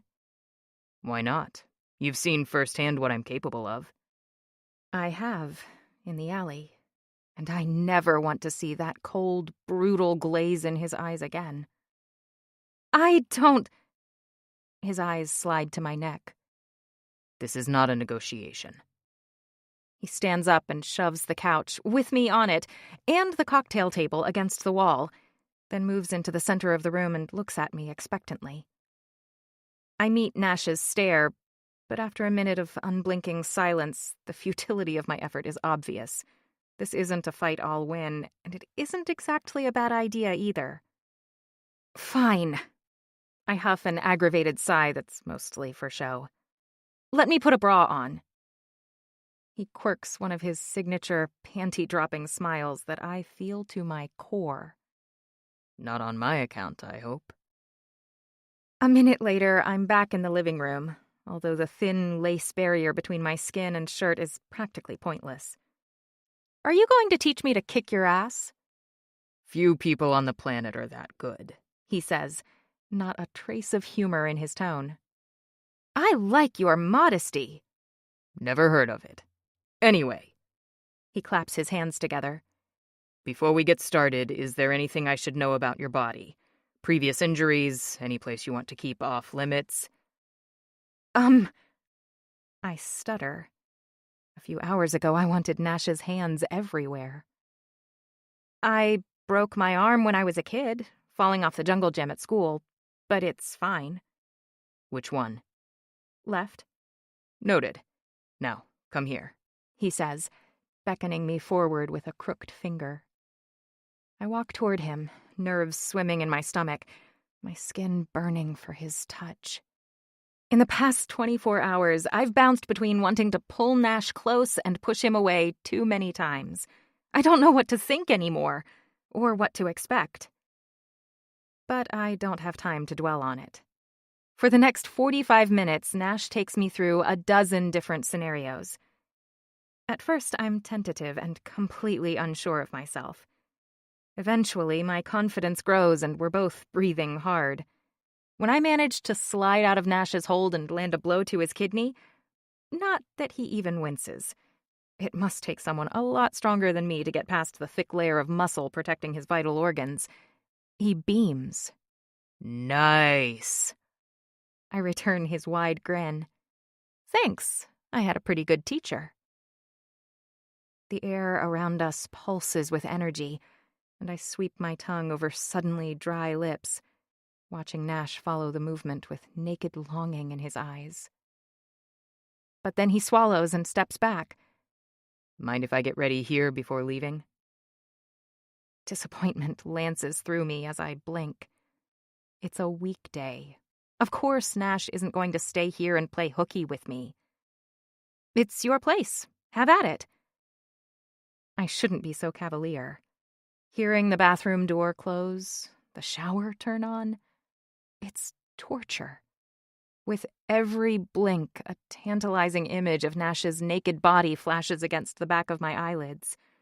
His tanned body, so strong and sleek, rivulets of water running down his well-defined abs, his powerful thighs, his... Stop it!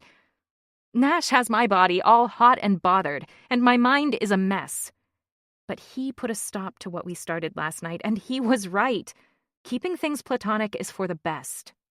I absolutely cannot join him in the shower, no matter how badly I want to, no matter how good I know he'd look dripping wet. Chapter 13. Nixie. After spending 2 days lounging around the Holtzman, only leaving to go on walks with Kismet and to the Pratt campus, with Jay always nearby, I decide it's time to escape my overprotective detail and get back to reality. Nash won't like it, but that's too bad. I'm not his prisoner. He can't keep me here against my will. Though, I have to admit, the time we've spent together has been nice. Very nice. True to his word, Nash hasn't brought up 9/11. And I haven't made any more confessions. Neither of us has mentioned Derek. And we haven't shared another kiss. He calls before leaving the office and we decide what to do for dinner. I picked Thai the first night. He picked sushi the next.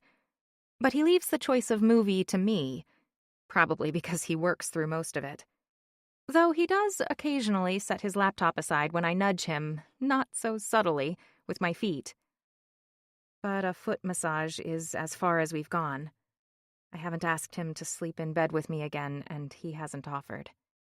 It's an uneasy truce, and I don't expect it to hold. Of course, when Nash gets back to the suite tonight and sees that I'm gone, he'll probably show up in Brooklyn and throw a man-sized temper tantrum. He'll act like a brute, and I'll act like a brat. We'll probably both say things we'll regret. And maybe that will be the end of us. But when I turn onto my street, it's immediately obvious that Nash is the least of my concerns. There are 2 vans parked in front of the building. Mold Remediation Specialists of Brooklyn is written on one, and Metropolitan Wildlife Removal is written on the other. Uh-oh. I spot Sam on the curb, hiking up his belt with one hand while running the other through his hair and looking like he would rather be anywhere else. Sam? I ask, a sinking feeling in my stomach. What's going on? He spins to face me, the tools in his belt jangling. Nixie, where have you been? I called you 3 times yesterday.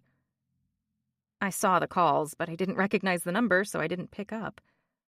I'm sorry, It's okay. It's probably better if I explain everything in person anyway, he says hurriedly, wiping at his sweaty forehead. Mrs. Dwyer's windows weren't sealed shut when the window washing service came, so she called me about water getting in. Shit. I meant to help her, but I got sidetracked by Derek and completely forgot. Oh no! Is there anything I can do?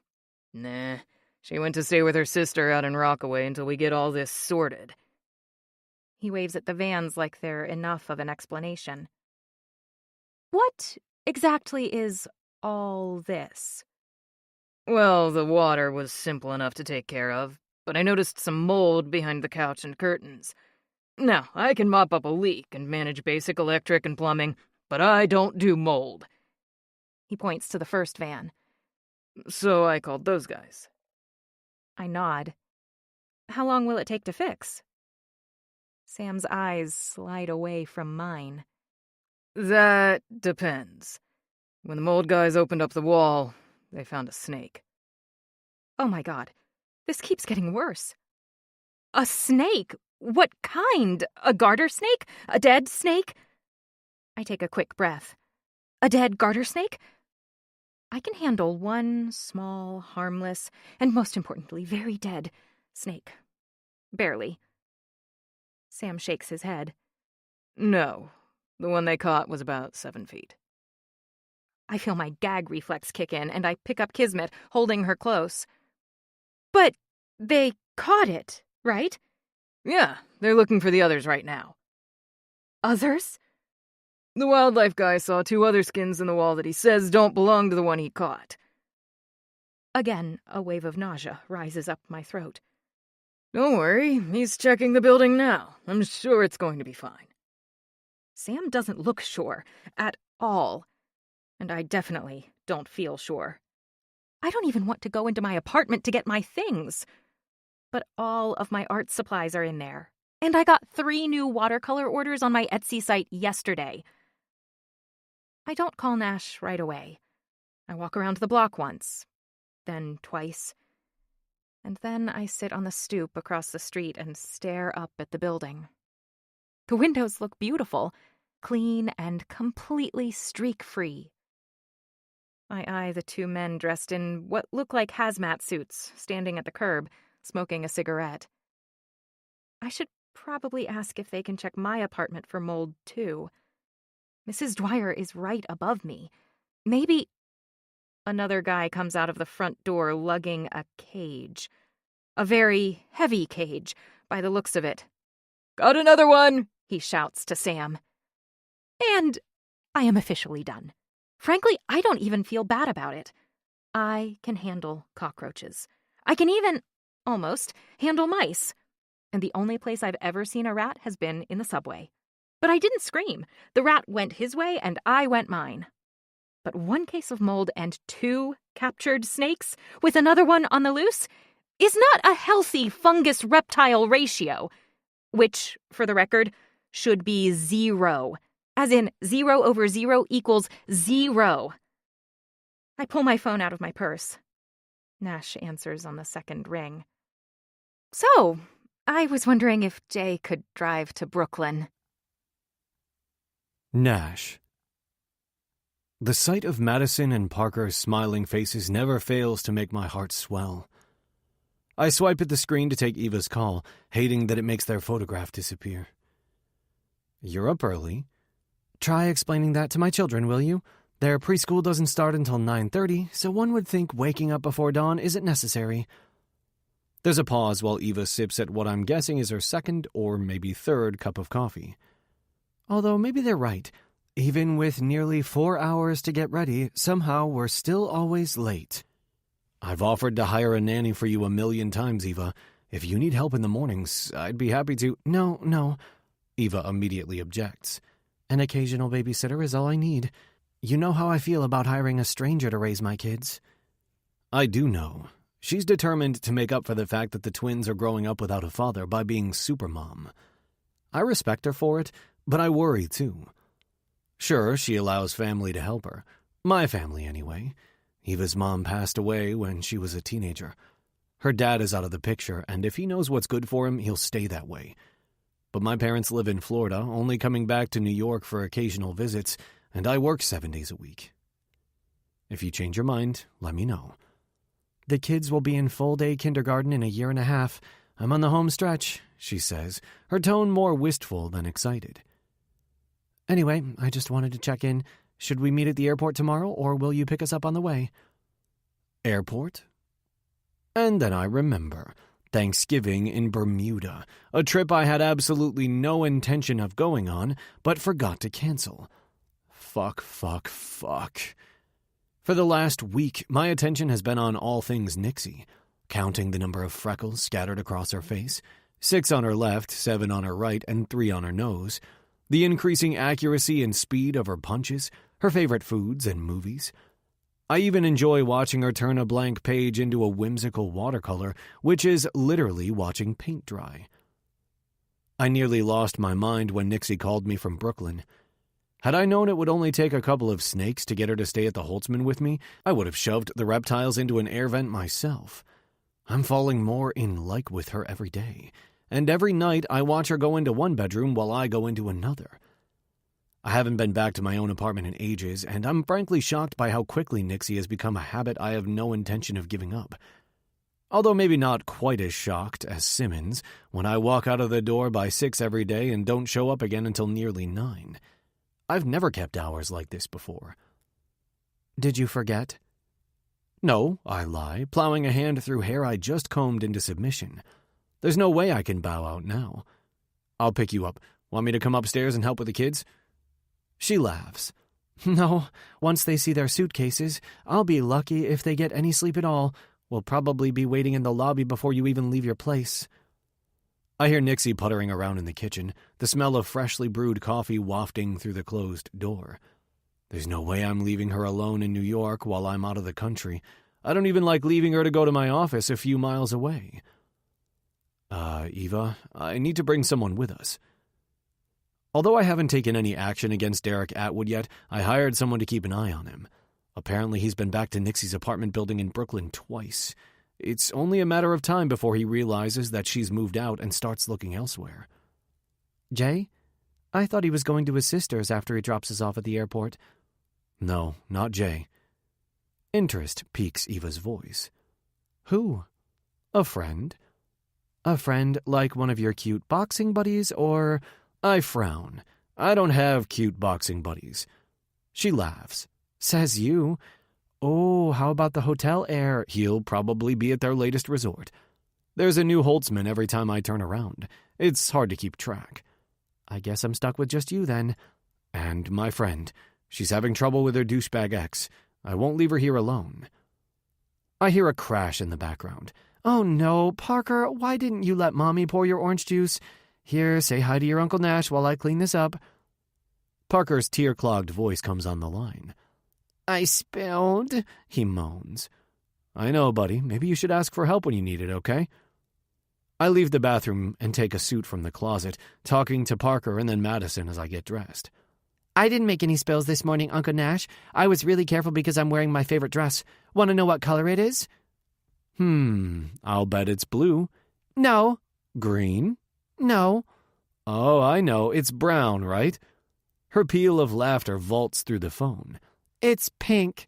But that's my favorite color, I tease. Don't worry, we can share. Mommy says we have to go now. I love you, Uncle Nash. I love you too, Maddie. The smile still on my face, I end the call and step into the kitchen, desperate for a cup of coffee and a lobotomy. Nixie is there, her back to the cabinets, lips curved around the edge of a mug. Little Miss Pinkalicious? She asks, eyes like melted butterscotch. Yeah, that's her. She's adorable. And she knows it, too. Nixie sets her mug down to pour coffee into a travel mug for me. So, do you have a passport? The pot rattles against the insulated tumbler.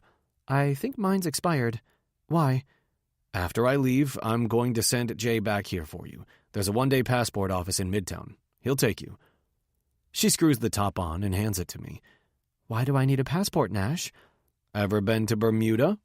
She shakes her head. No. Me neither, but it's where we're spending Thanksgiving. Thanksgiving, that's this Thursday, I finish. Her shoulders hike up an inch at my sarcasm. What would I do about Kismet? I'll have my assistant look into whatever is required to bring her with us. I can't believe the holidays are already here again. She glances away and blinks a few times before turning back to me. Who's we? Eva, the twins, my parents, a few friends. She shakes her head. No way. I'm not crashing your family vacation. I'm not leaving you here alone. Well, I'm not going to Bermuda. I choke on a swallow of the hot coffee and decide to use one of Eva's tricks. Fine. Then you can explain to Madison and Parker why their uncle isn't there to build sandcastles on the beach with them. She tilts her head, skeptical. Oh, please, I'm sure there will be a nanny, maybe two, to play with them all day long. I shake my head. Nope, no nanny, just their mom. I check my watch and set down the mug, shrugging into the suit jacket I left on the back of a bar stool. And me. Running a tongue over her teeth, Nixie gives me a long look before turning away. I'll think about it. Nixie. The door closes behind Nash, and it immediately feels as if he's taken all the energy in the room with him. I pick up my mug, wishing it was something stronger. Better yet, something to make me stronger. Because the longer I spend with Nash, the less I want to leave. I like making coffee for two in the mornings and talking about our days at night. I like hearing the quiet click of his computer keys while I'm working on a painting, and watching Nash cut bits of meat for Kismet from his dinner plate. After Jay helped me get the rest of my things from my apartment, and by helped, I mean that he braved the snake-infested building on his own while I stayed on the sidewalk and thanked him effusively before, during, and after every trip. I made the mistake of doing another Google search and actually clicking through a few of the links. I told myself it was only because he'd obviously done the exact same thing to me. But whatever my motives, it's hard not to be a little in awe of Nash. Not long ago, I called Nash a master of the universe. I thought I was being tongue-in-cheek, but the phrase is apparently more apt than I realized. His business successes are legendary. From nothing, he became a millionaire in his early 20s. According to the Wall Street Journal, as a result of several shrewd and daring investments, he's widely expected to join the Billionaire Boys Club sooner rather than later. Some media outlets call him a greedy vulture, a heartless tycoon. Others laud his philanthropic efforts with at-risk youths, painting him as a modern-day Robin Hood, a champion of kids eager for a helping hand, not a handout. The society pages swoon over Nash, calling him Wall Street's most eligible and uncatchable bachelor. He's been photographed with dozens of beautiful women, starlets, socialites, models. Which, of course, makes me wonder, what on earth does he see in me? But aside from that, it's what else I know about him that gives me pause. Nash is Good Samaritan, an overprotective ally who lets me kick and hit him all in the name of self-defense. A stubborn, egotistical chauvinist with too much sex appeal for his own good. And an uncle to a pair of adorable 4-year-olds. It's hard to reconcile the man who wears so many cliché titles with the one who speaks of building sandcastles, who just reminded his nephew to wash his hands after going to the bathroom, who carries his niece on his back like it's the most natural thing in the world. And now Nash expects me to go away with him, with his family and friends, to celebrate my second most detested day of the year, Thanksgiving. When my parents were alive, we spent the entire day in the kitchen, cooking together. My father would slather the turkey with butter, even beneath the skin, and cover it with cheesecloth, basting it every hour. My mother made sweet potatoes topped with marshmallows and cornbread stuffing with apples. It was just the three of us, and while the food cooked, we sat at the kitchen table and played board games. Candyland and Monopoly and Trivial Pursuit Jr. Back then, I loved Thanksgiving. Not anymore. If I could, I would permanently erase it from the calendar. I barely remember my first Thanksgiving without them. It must not have been an easy day for Poppy either, although he tried not to let it show. He was newly divorced, and he was mourning my parents too. My father was his best friend and business partner. He knew my mother since before I was born. And they weren't his only friends that died. The day Poppy picked me up from school, his navy suit was caked in a pale gray chalky dust. That dust was everywhere, in his hair and on his skin. Tears had streaked through the grime on his cheeks like a sad clown. For him, and so many others, the months after 9/11 were filled with funerals and memorial services. sometimes 3 or 4 in a single day. It was a dark, dark time. Rather than attempt to recreate the traditions of prior years, Poppy took Derek and me to a local Chinese restaurant, and that became our new tradition. The 3 of us sitting at a small, round table in an otherwise empty restaurant, eating egg rolls and wonton soup, crunching on fortune cookies. For our main course, Poppy ordered a dish called Happy Family. I'm still not sure whether he was being ironic or hopeful. This year, I expected to spend the holiday alone. No turkey or candied sweet potatoes. No happy family. Just me and Kismet.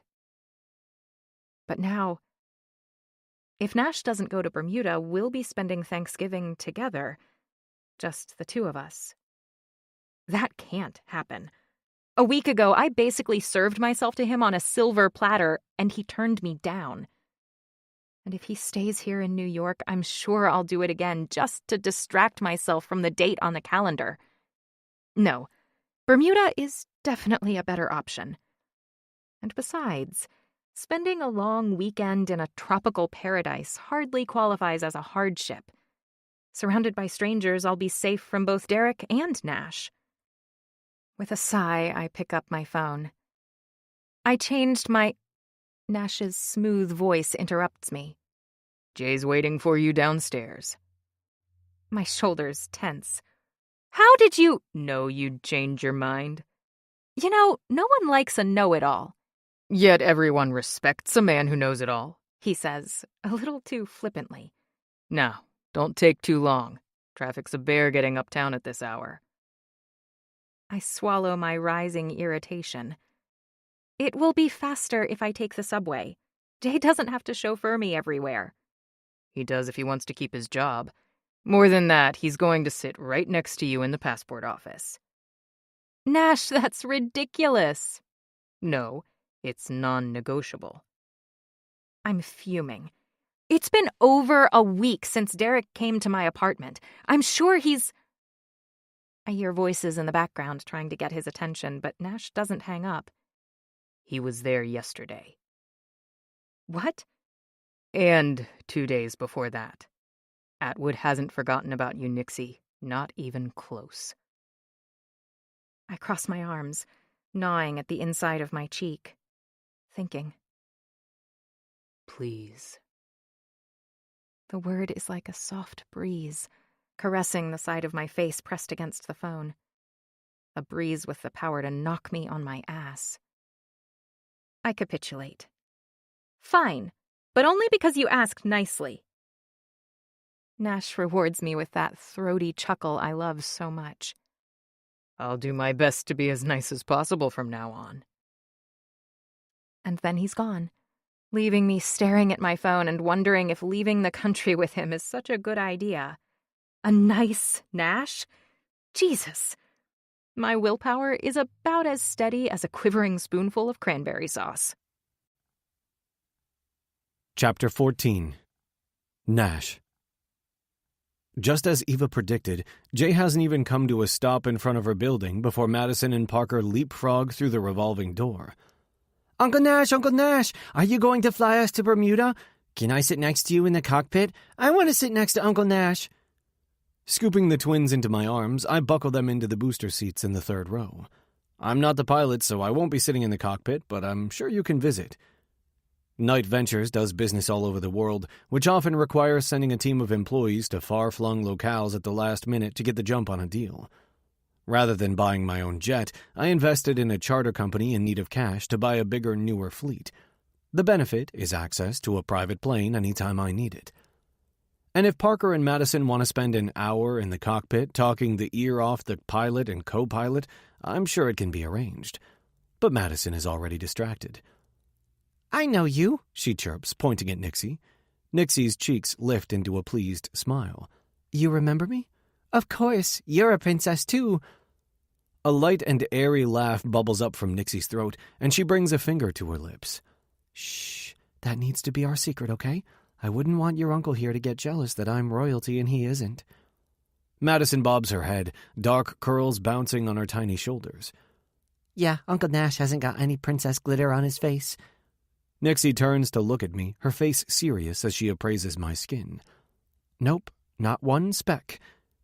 I do, Parker shouts, pointing to his nose. but mine is called Prince Pepper, 'cause I'm a prince. Eva hands the last of her bags to Jay and slides into the car. Are my children informing your friend of their noble lineage already? She's a princess too, Mommy, remember? Eva glances at Nixie, head tilting to the side. You do look familiar. I deliberately get into the front passenger seat, pretending to work through my email inbox. Yes, I was working in the ice cream shop. Oh, right, the one near Central Park. Is that how you two know each other? Not exactly, I hear Nixie fumble. We sort of bumped into each other downtown before that. Oh, Nash didn't mention it. Consternation laces her words. Nixie deftly moves the conversation back to Madison and Parker, involving the kids in her conversation with Eva. By the time we arrive at Teterboro, they're all chatting comfortably, although there's enough tension in Nixie and Eva's voices to hear that they're still sizing each other up like tennis players hitting balls before their actual match. Eva darts off after the escaping twins as soon as we get out of the car, while I wait for Nixie. Noticing the blood drain from her face, I reach out a hand for her elbow. Hey, you okay? She takes a shaky breath, her eyes fixed on something over my shoulder. I think I put it out of my mind that I would actually have to set foot on one of those. One of... I follow her gaze, realization dawning. The plane? Yeah, I haven't flown since the summer before. She stops, swallows. We went to Disneyland. Shit. I should have anticipated Nixie's reluctance to fly, but it never even occurred to me. Nixie's eyes swing back to mine. I don't think I can do this. Fear of flying is common among those affected by 9/11. I've flown so often for work that my uneasiness has worn away, but my parents didn't get on an airplane until after the twins were born, when making the 1,000-mile trip from Florida to New York every few months became too taxing.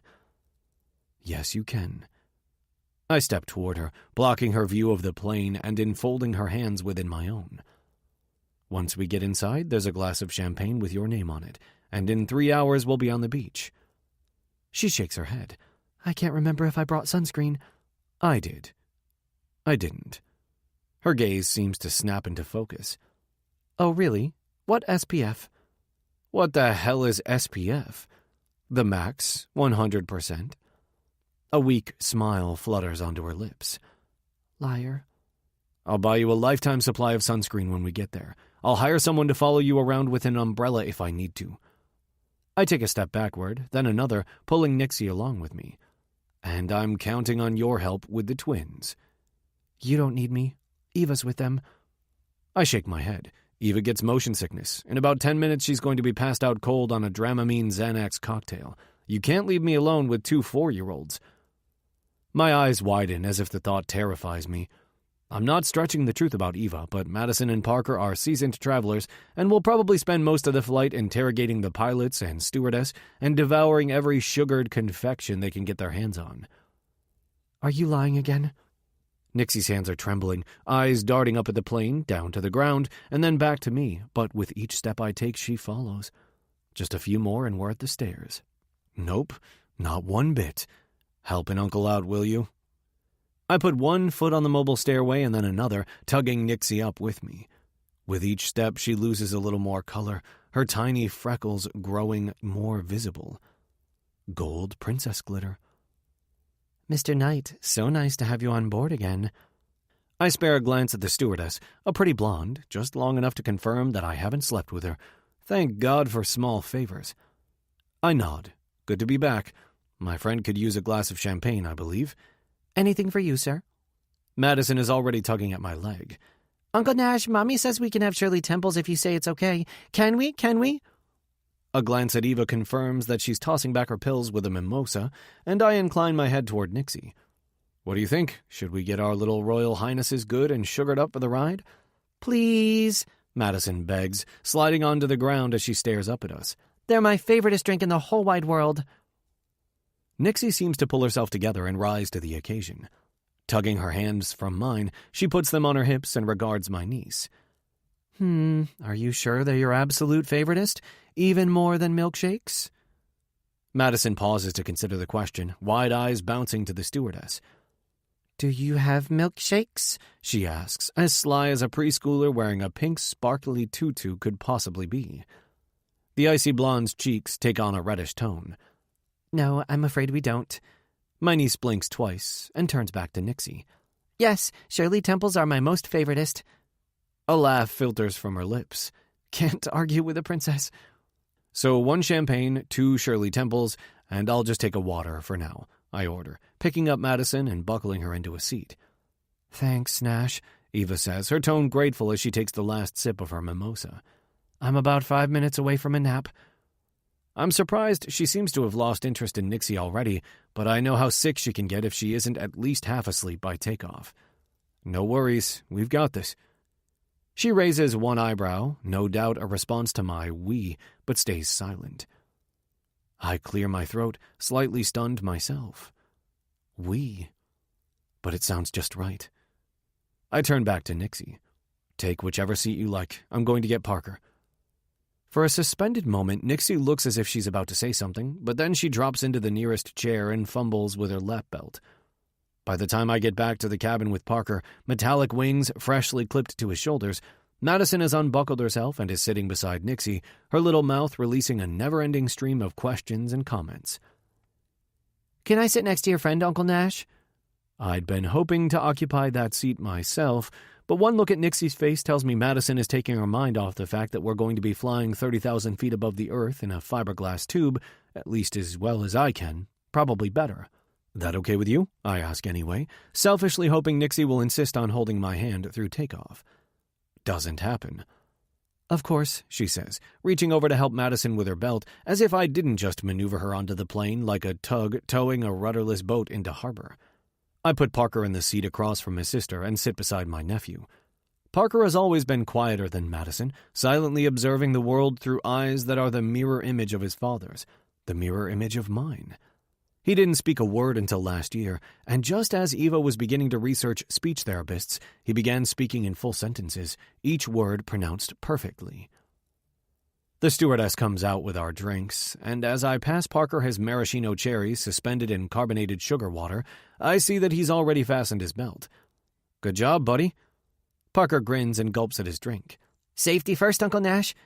He looks down at my lap. Do you need help with yours? I can show you.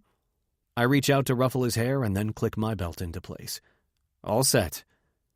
5 minutes later, after the pilot comes out to say a few words and invites the twins back into the cockpit once we're at a comfortable flying altitude, we're speeding down the runway. Nixie throws back the last of her champagne and takes hold of Madison's hand. Do you want to wear my tiara? My niece asks. You can't be scared with sparkles on your head. Nixie doesn't respond right away, closing her eyes as the jet engines force the wheels off the ground, the nose of the plane easing upward. One hand squeezed within Nixie's, Madison reaches for her pink tiara and transfers it from her dark head to Nixie's fiery mane. Nixie opens her eyes, that golden gaze of hers pointed straight in my direction. Damn, if I wasn't sitting down, I would have fallen straight on my ass. Madison is solemn. When you're not scared, you can give it back, okay? Nixie lifts a delicate hand to her head, her full lips pulling into a soft grin. What I wouldn't give to see her mouth occupied by something other than a smile. Almost as if Nixie can read my lewd thoughts, she quirks an eyebrow, her stare pinning me to the back of the leather seat before she reaches over to give my niece a hug, the bejeweled headpiece tipping precariously.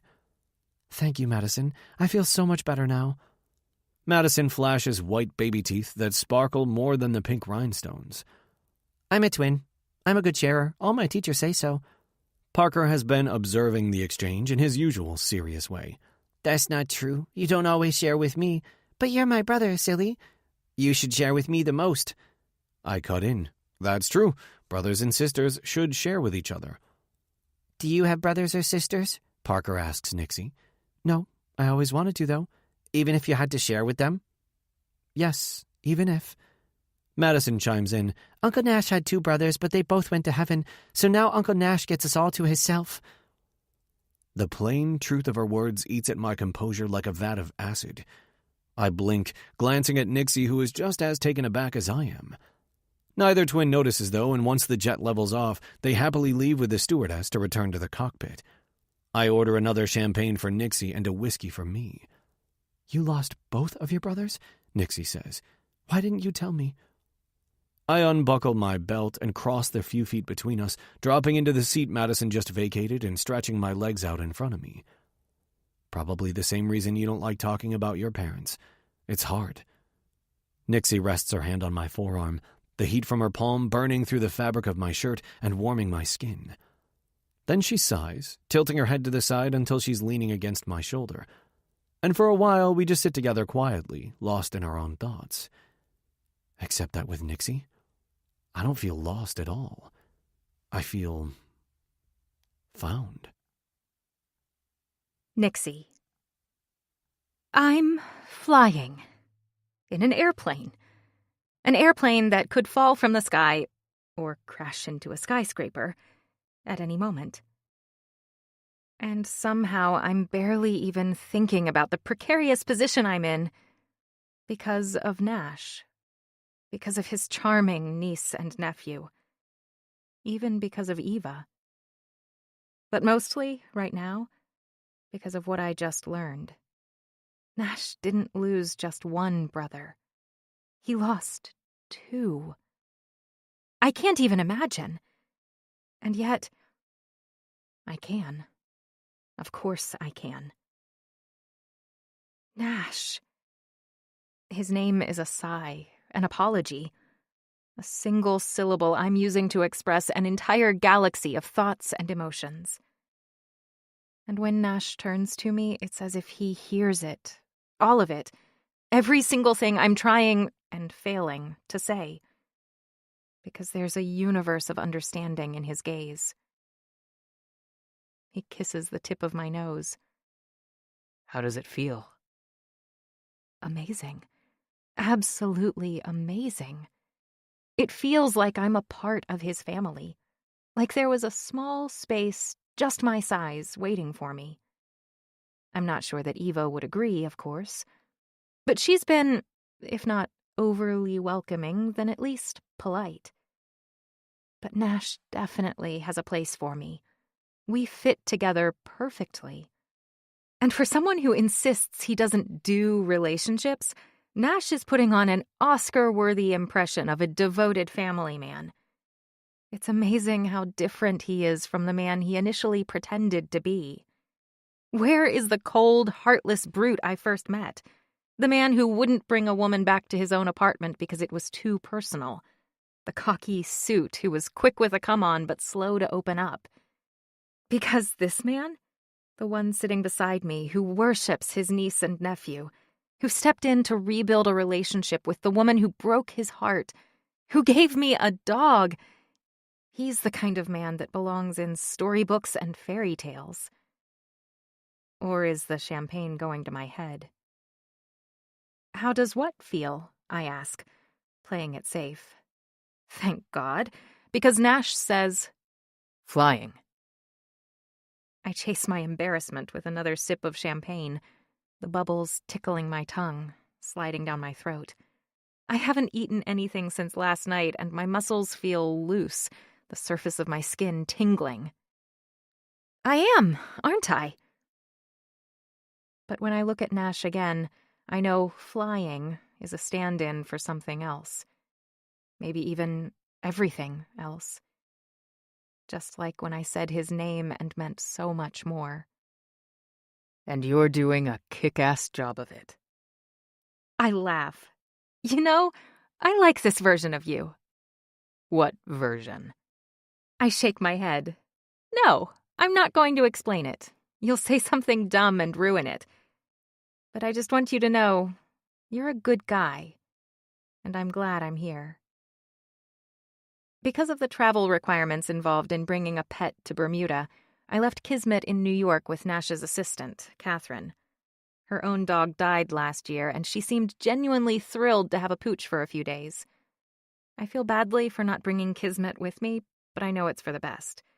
She's still recovering from her encounter with Derek, and fending off the attentions of 2 enthusiastic preschoolers would hardly be taking it easy, as the vet suggested. With the twins happily occupied in the cockpit and Kismet back in New York, I'm free to focus all my attention on Nash. We're already so close, but I find myself leaning just a little bit further. I've always known Nash is attractive. I mean, it's impossible not to. But there's something particularly mesmerizing about his eyes. They could have been drawn by a kindergarten prodigy obsessed with coloring inside the lines, cerulean irises ringed by a deeper, darker jade. And once I start to move, gravity does the rest. Until I'm so close that Nash's hand wraps around the back of my head, cradling my skull, and his lips descend on mine. He tastes even better than champagne. A drumbeat of desire dances up my spine, sending electric currents shooting along every limb. My toes curl inside the tips of my sneakers, and I wrap my arms around Nash's neck, my empty glass loose within my fingers. My breasts are heavy and aching, desperate for Nash's touch. Places I never knew I had throb with heat. I moan, low in my throat, wishing we were somewhere more private, somewhere alone. Eva might be sleeping, but I can still hear Madison's chatter and Parker's solemn, serious questions.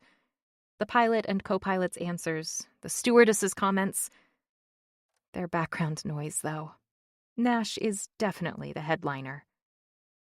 I wonder, if we kissed like this in a bar instead of a plane, would Nash bring me back to his place? And if he did, would he make me pancakes again? Or, having gotten what he wanted, would I not be worth the effort anymore? So many questions run through my mind, I feel like Nash's precocious niece. I finally find the strength to pull away, but only slightly, my forehead pressing against Nash's, our panting breaths mingling between our mouths. Would we be bad babysitters if we escaped to the bedroom at the back of the plane? Nash's voice is rough, like it's traveled over a long stretch of gravel. And his question is different, more practical, than any of mine. There's a bed on this plane? I shouldn't be surprised. The main cabin feels like a luxurious living room. Oversized chairs, upholstered in fine-grained leather the color of fresh cream, are grouped in pairs or foursomes. Every few feet, windows dot the walls like strategically placed artwork, framing a bright blue sky and fluffy cumulus clouds. There are no overhead compartments, only lacquered wood accents, attractive molding, and the warm glow of halogen lights. At my feet, the carpet is a subdued gray threaded with gold chevron stripes. Wealth whispers reassuringly from every corner. Not as big as the one in my apartment, but it'll do. Tempting. So tempting. What about Madison and Parker? He casts an eye toward the cockpit. They're completely occupied. I glance over at Eva, her enormous leather chair reclined, an eye mask covering half her face, her body beneath a cashmere blanket. Knowing the history she and Nash share, I expected to feel the same vague animosity toward her today as the night she walked through the door of the ice cream shop. Worse, even, because she's the woman who broke Nash's heart, made him afraid of getting burned again. I want to hate her for that, actually. But I can't. Eva is nice and kind. There's an easygoing confidence about her that makes me want to be her friend. Chatting with her in the car on the way to the airport, watching her dote not just on her children, but on Nash and Jay, it's impossible not to like her. And I want her to like me, too. I definitely don't want Eva to wake up and catch me making out with Nash like a trampy teenager he snuck in through the back door. My rational instincts breach the haze of lust enveloping me, and I pull away, severing our connection. I don't think that's a good idea. Proving my point, Madison comes bounding back toward us, a cookie as big as her head clasped in her tiny fingers. "Uncle Nash, look! Pig sprinkles!" The sprinkles are indeed pink, and shedding all over the pristine carpet. I want to drop to my knees and pick them up before they're ground into neon dust beneath Madison's shoes. But Nash just reaches for his niece and pulls her into his lap. Is Parker eating a pink sprinkle cookie too? No, they have a blue one for him, but he asked for plain instead. Thank you for lending me your beautiful tiara, Madison, I say, gently removing it. I'm feeling much better now. She gives me a cookie-crumbed smile and regally inclines her head toward me so that I can affix the combs to her dark curls. When I'm done, she lifts a hand to check that it's in place and levels a serious gaze at Nash. I have to go back to the cockpit now. But if your friend gets scared again, what will you give her? Nash purses his lips, a wicked gleam in his eye. I'm sure I'll think of something. Madison hops off his lap, hesitating for just a moment. She's a girl. She likes sparkles. I don't have anything that sparkles as much as your tiara. But how about hugs and kisses? Will those work? I choke on a sharp inhale, my eyes flying open so widely I can feel the tips of my lashes brush my lids. Nash! I wheeze a warning. Madison isn't perturbed in the slightest, her mouth pulling into an even bigger grin than before. That's a great idea, Uncle Nash. Girls like those. She skips off and Nash turns to me. Out of the mouths of babes, right? My face is hot and probably as pink as Madison's cookie. That was all your suggestion, not hers. It got her royal endorsement, though.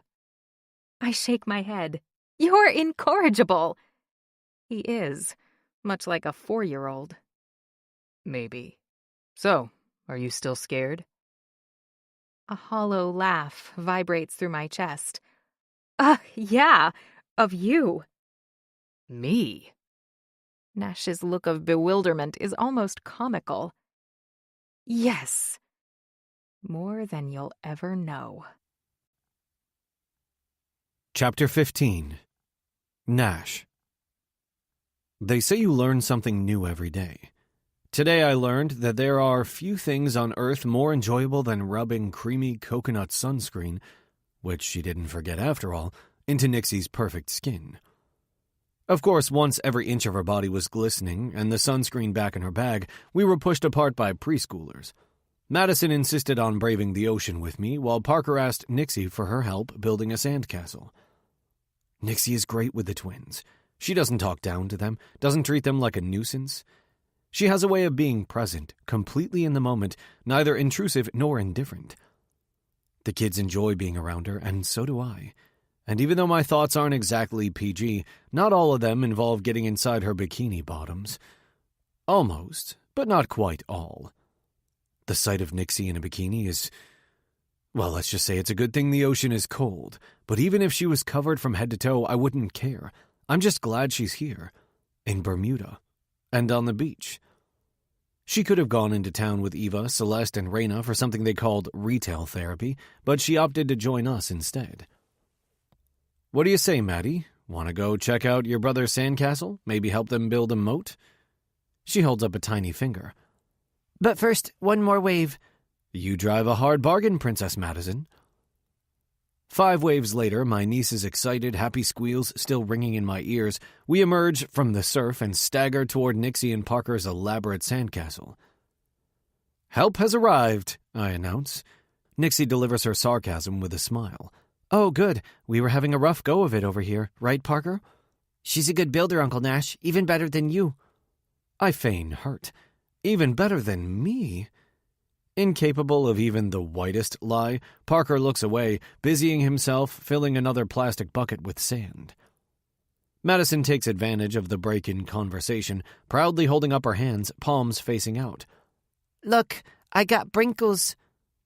Nixie's gorgeous eyes are covered by a pair of Ray-Bans, but I see her brows knit together in a confused frown above the darkened lenses. Duplicating Madison's gesture, I add, we were in the water for so long we have prunes for fingerprints. Ah, Nixie nods in understanding. Are they too wrinkled to dig a moat? No, Madison squeals, dropping to Nixie's side and plunging her tiny hands into the wet sand. An hour later, their entire sand city is surrounded by an impressively deep moat, and the two 4-year-olds can barely keep their eyes open. I look at my watch. I'm thinking we should bring them both back to the house for a nap before they faceplant in the sand. Parker turns drooping eyes to me. We're not babies anymore, Uncle Nash. We don't nap. When you go to sleep too late and you wake up early, Madison's little body vibrates with exhaustion and anger. I don't want a nap, she screeches. Nixie jumps to her feet and pulls Madison into her arms. No, of course not, she croons in a soothing tone. How about a rest, okay? Even big kids need to take a little rest after building the best sandcastle on the whole beach. Nixie begins walking back toward the house, and I immediately pick up Parker and fall into step behind her. By the time we reach the back door of the Van Horn's impressive estate, both kids are sound asleep, their heads heavy on our shoulders. We make our way up the stairs to where Madison and Parker share a room adjoining Eva's and slip them beneath the sheets of 2 single beds. Grabbing the monitor from Eva's nightstand, I close the door to their room and join Nixie in the hall. The comfort that sprung up between us as we took care of the kids together collapses, a sandcastle being washed away by a rising tide. So, I begin. Nixie pushes her sunglasses atop her head. Are you going to compare yourself to Derek again, or tell me that your intentions aren't good enough? Her tone is light, teasing, but there's an edge to her words that's impossible to miss. Nixie, When I pause, she leans back against the wall, her skin glowing from sunshine and salty ocean air. Has anything changed since we were in New York? Are you willing to give a little more, or am I supposed to settle for less? Something inside my brain clicks into place. Don't ever settle, Nixie. Then why are you... I have my reasons, but right now I can't think of a single one. I can't make any promises to you, Nixie. This is all new to me. I won't ask for anything you're not willing to give.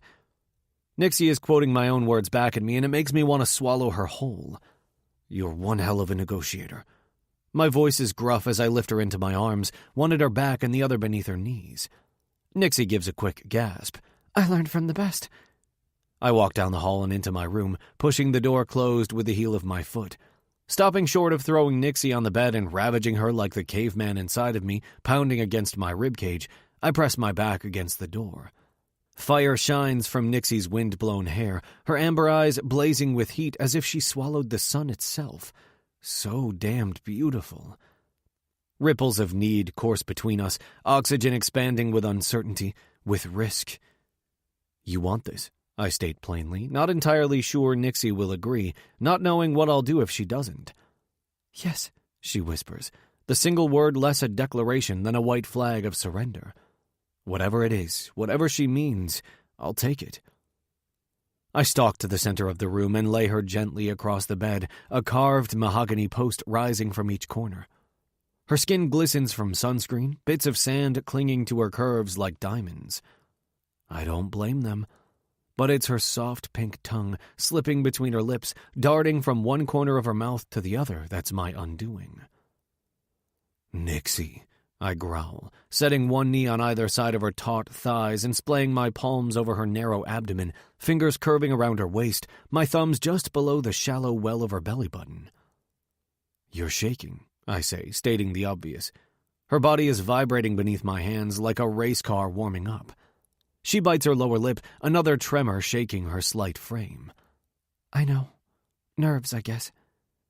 I slide my hands from Nixie's waist to her ribcage, the curved bones so delicate beneath my fingers, the wild thumping of her heart pulsing against my palm.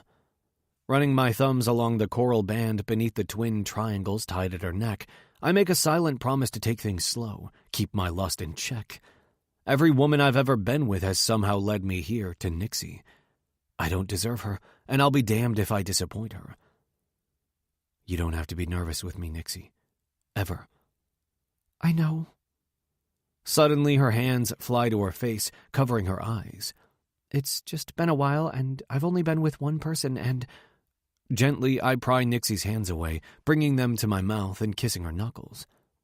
Hey, we'll do this at your pace. and the only thing I want is for you to feel good. That's all. I turn her arms over, exposing fragile wrists with a delicate spiderweb of blue veins running beneath the skin. I press my lips to them, swirling my tongue along her pulse points. Nixie sucks in a quick breath, another shiver vibrating through her. That feels good, she whispers, the undertone of awe in her voice sending a surge of heat racing through my body, blistering the skin at the back of my neck. I nibble the tender skin from Nixie's wrist to the crook of her elbow, taking my time, tasting every inch. Her skin is naturally sweet, the sunscreen adding a hint of coconut. If she was holding an umbrella, she'd make a mean piña colada. Topaz's eyes smolder like a barely banked fire. I want to throw another log on, and then a gallon of gasoline too, just to see how bright I can get them.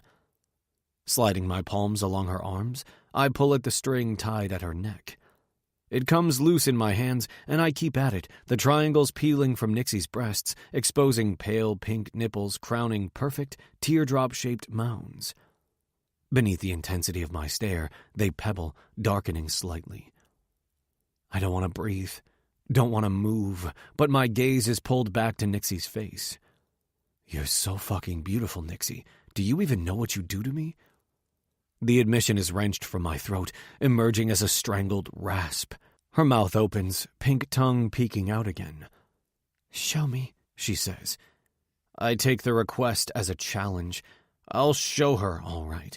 Show her so much that tonight will erase the memory of the only man to come before me. There's an edge of fury to the lust simmering in my veins, a possessiveness I've never felt for anyone before. I hate that another man has seen Nixie like this, touched her in places I'm just now being given access to. Another man planted his flag and then hurt her, and I want to snap him and his damn flag in half. But that will have to wait. For now, I wind the string around the back of my hand, over and over until her bikini top lifts and I lob it across the room. I bring my hands to Nixie's face, my breath catching in the back of my throat as I trace her high cheekbones, delicately arched brows, the slight ski jump of her nose. My fingers thread into her thick hair, and I finally allow myself to sample her lips, my tongue running between the seam until they part, inviting my exploration. She moans, and I swallow the sound, feed on it. Fucking perfect, I mumble. Nixie's mouth lifts into a smile, a soft laugh escaping. No one's perfect. Then you've never looked in a mirror. She stills beneath me, her hands sliding to my shoulders.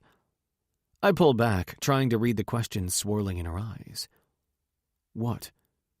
I just want to know, is this... She stutters, stops, starts again. Do you say that to all the girls you take to bed? Because if you do, it's fine. Tears well up, barely contained by the thick fringe of her lashes. I'd just rather you didn't say them to me. That's all. Is that what Nixie thinks? That this is some kind of prescripted routine for me? That other women affect me the same way she does? Jesus. I sit back on my heels, the backs of my thighs sliding against the tops of hers, running ragged hands through my hair, pulling at the back of my neck and blowing out a heavy breath. Nixie, I swear to you, nothing I've ever said to you, nothing I've ever thought about you, nothing I've ever wanted to do to you bears even the slightest similarity to anything I've ever said or thought or wanted before, with anyone. This is new territory for me. She sniffs, skepticism reflected in her taut brows as she sinks her top teeth into the pinkness of her bottom lip. Really? Really, but if you don't believe me, I don't want to go any further. Not if I make you feel like a one-night stand I picked up at a dive bar. Nixie tilts her head, lips twitching as she looks up at me from the corner of her eye. You wouldn't be caught dead in a dive bar. And you and I both know this isn't a one-night stand. Then what is it exactly? She asks. Am I a fling? Because I don't even know what that means. Do we need a label? No. And then she shakes her head, confusion written all over her face. Maybe? I take her by the shoulders. What is it you really want to know? A few beats pass. When we go back to New York, will this ever happen again? That's up to you, Nixie, but I hope to hell it will. Where? The hotel? Understanding is finally breaking through my lust-addled brain. Anywhere you want. My place, your place, the Central Park Zoo, wherever you let me. Nixie. Nash runs a hand through the thick hair at his scalp, giving the short strands a sexy must look only Abercrombie models can carry off.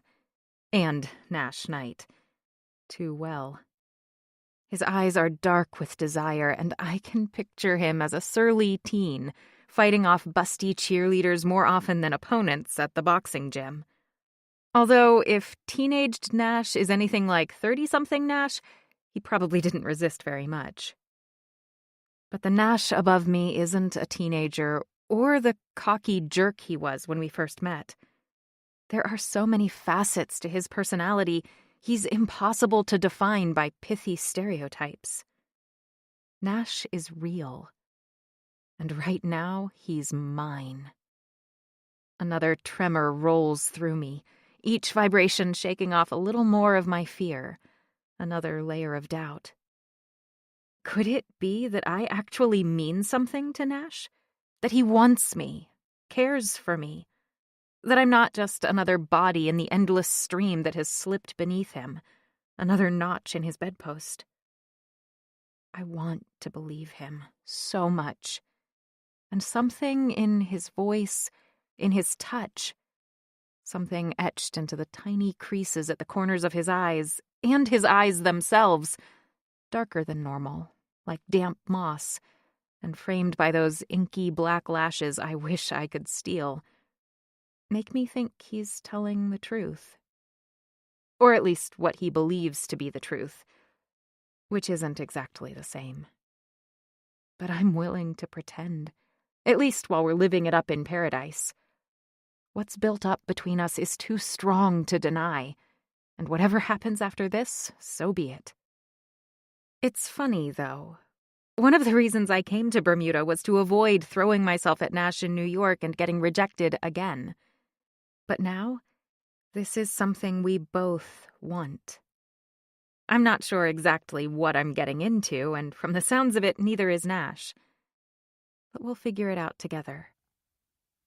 Okay, I murmur, reaching for his arms and pulling him back down.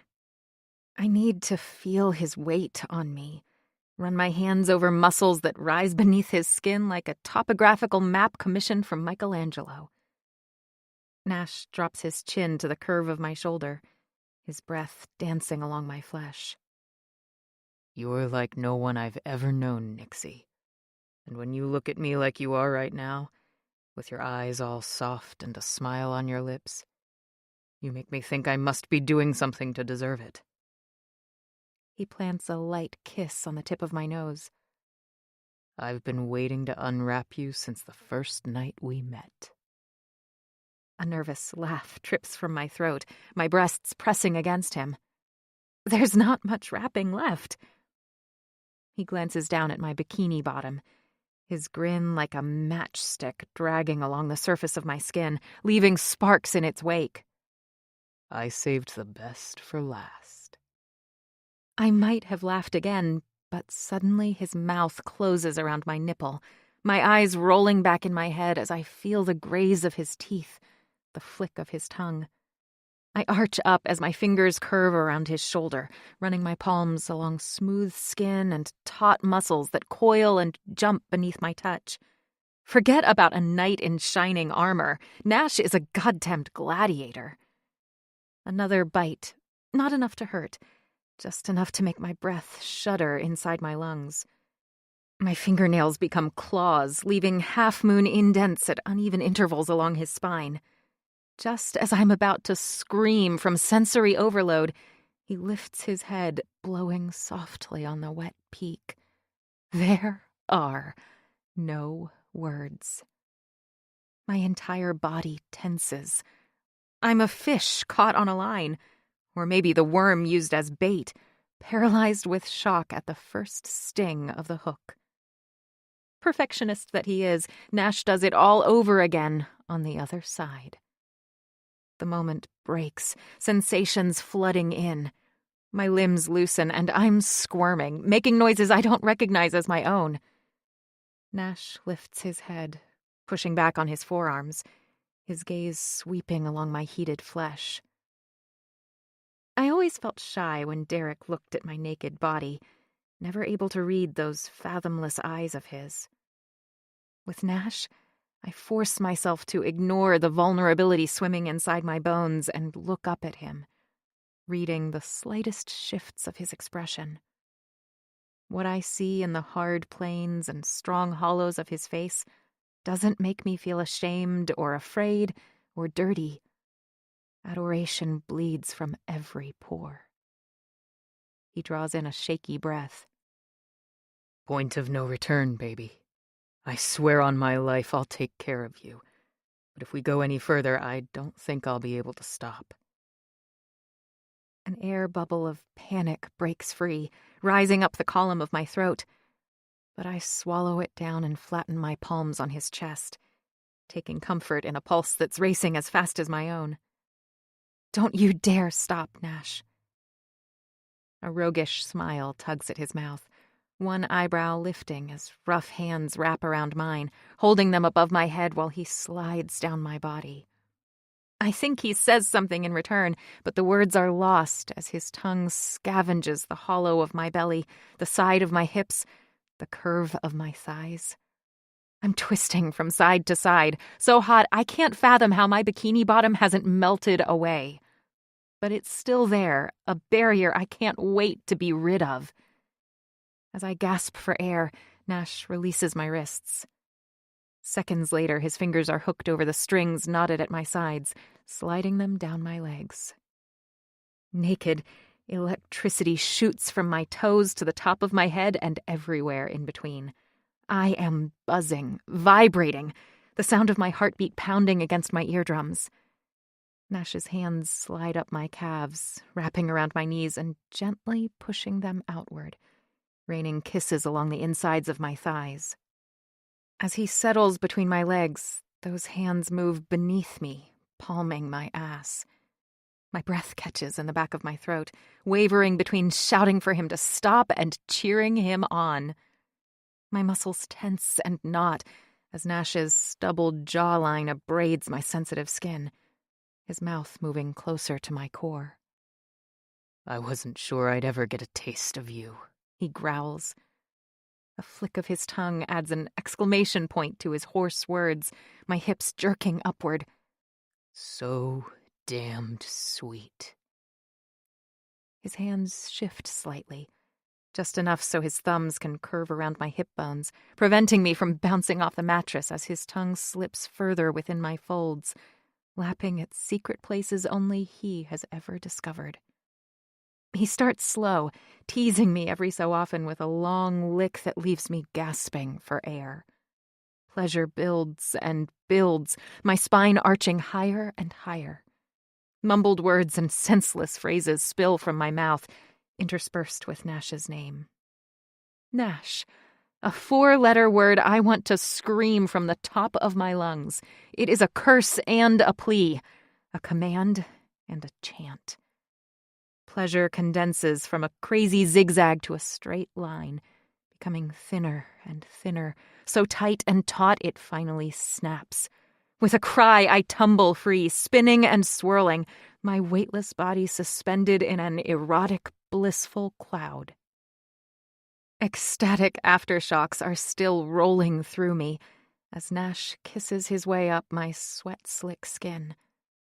I turn my head into his neck, running my fingers through his tousled hair, feeling myself settle back down to earth. I know you don't like compliments, but I think you might just deserve an award for that. That was incredible. Nash's full lips curve into a smile. He kisses my forehead, my cheeks, the tip of my nose. Then, finally, my mouth. You're my reward. I kiss him back hard. Not reward, silly. Award, like a prize. I heard you. Reward, award, prize. You. This man. I capture Nash's stare with my own, dragging my hands down his ribcage and pushing at his still damp swim trunks. He holds a plank as I wrestle them off his hips, then kicks them away. My fingertips trace the contours and planes of his body on their way back to his face, his jaw clenched so tightly it could have been carved from marble. A breath shudders from Nash's mouth, slivers of his control breaking away, the vibrations echoing against my palms. Nash's body is stiff with tension, his muscles inflated by hunger. My hands can't stay still, sliding down his throat, skimming to his sides, to the place our bodies are just an inch apart, to the part of him that will soon be inside of me. Nash pulses in my palm, thick and hot, skin like brushed velvet. Nixie, He groans, closing his eyes for just a moment before opening them again, pinpoints of intense black staring at me from a sea of the brightest, lushest green. I suck in a shallow breath as his hips rock toward me, my lungs too small to contain the rising tide of lust and empowerment swelling within my chest. I start to slide down the mattress, wanting to take Nash in my mouth, to do for him what he's done for me. But he grabs my shoulders. No, baby. You feel too damn good. He yanks at the nightstand drawer and makes quick work of a condom, while I try not to stare in awe. A second later, Nash captures my hands again, entwining our fingers together and pressing them above my head. My knees edge apart as a deep reservoir of hunger uncurls within my stomach. Breathless with anticipation, I stare at Nash as my hips arch upward, the heady taste of lust filling my mouth. He's barely nudged me open when his head drops, his cheek resting against mine, the tip of his nose brushing the shell of my ear as he repeats my name again. Desperate to feel him deep inside me, a needy whimper leaps from my throat. Nash pulls back, his strong features arranged into an expression that makes my breath hitch. Lust and want and need. Something else, too. Is it too much to hope that it's love? But the question skitters away as Nash begins sinking into my center, inch by delicious inch. His hands tighten their hold on mine, eyes pinning me beneath him as surely as the weight of his body. His gaze shifts to my lips, his mouth following. With my kiss, I spill the truths threatening to burst from my heart. I love Nash Knight. So much, I wonder if the words are redundant. Can he see it? Feel it? Is it written all over my face? A trail of fire races along the network of nerves pressing against the surface of my skin. I'm burning up from the inside, stoked by a brand pushing its way into the deepest part of me. An exquisite invasion. For so long, I've felt empty and alone. Now I'm full to overflowing and cocooned within Nash's arms.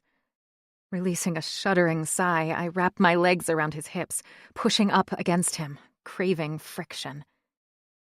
He smiles down at me, and my stomach flips yet again. It's so different than the one from the first night we met. That smile was arrogant and cocky, totally one-sided. This one is better, brighter, meant just for me. There's a kindness to the curve of his lips, a recklessness, too, like we're sharing a secret that somehow binds us together, and he's glad. Impatient minx, he whispers, low and teasing. My own vocabulary is down to the bare necessities. Please, I rasp. Nash releases my hands, sliding his fingers to the base of my skull, cupping my head as he leans in for another kiss. His mouth slices over mine, his tongue pushing into my mouth, his hips pulling out, alternating kisses and thrusts until my head is spinning. I cling to Nash, meeting his hips and moaning his name. My hands rove up and down his back, luxuriating in the movement of his perfect muscles, the curved arch of his spine, the strength of his thighs. His movements change from long and slow to determined, purposeful jabs, sending waves of sensation that break over my skin, penetrating deep.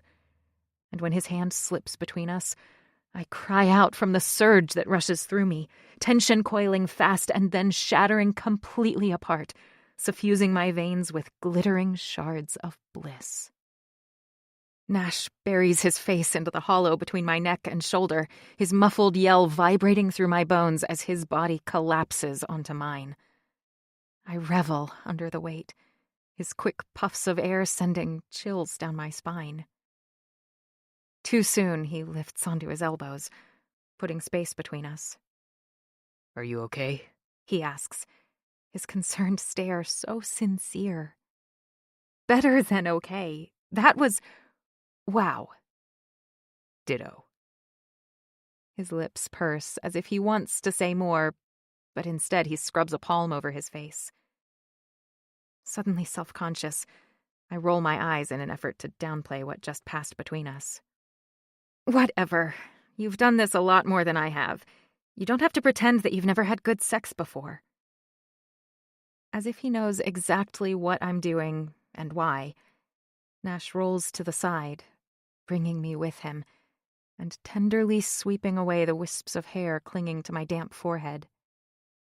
Nixie, I've sure as hell never done that before. I don't even know what that was. Chapter 16. Nash. I hate Thanksgiving.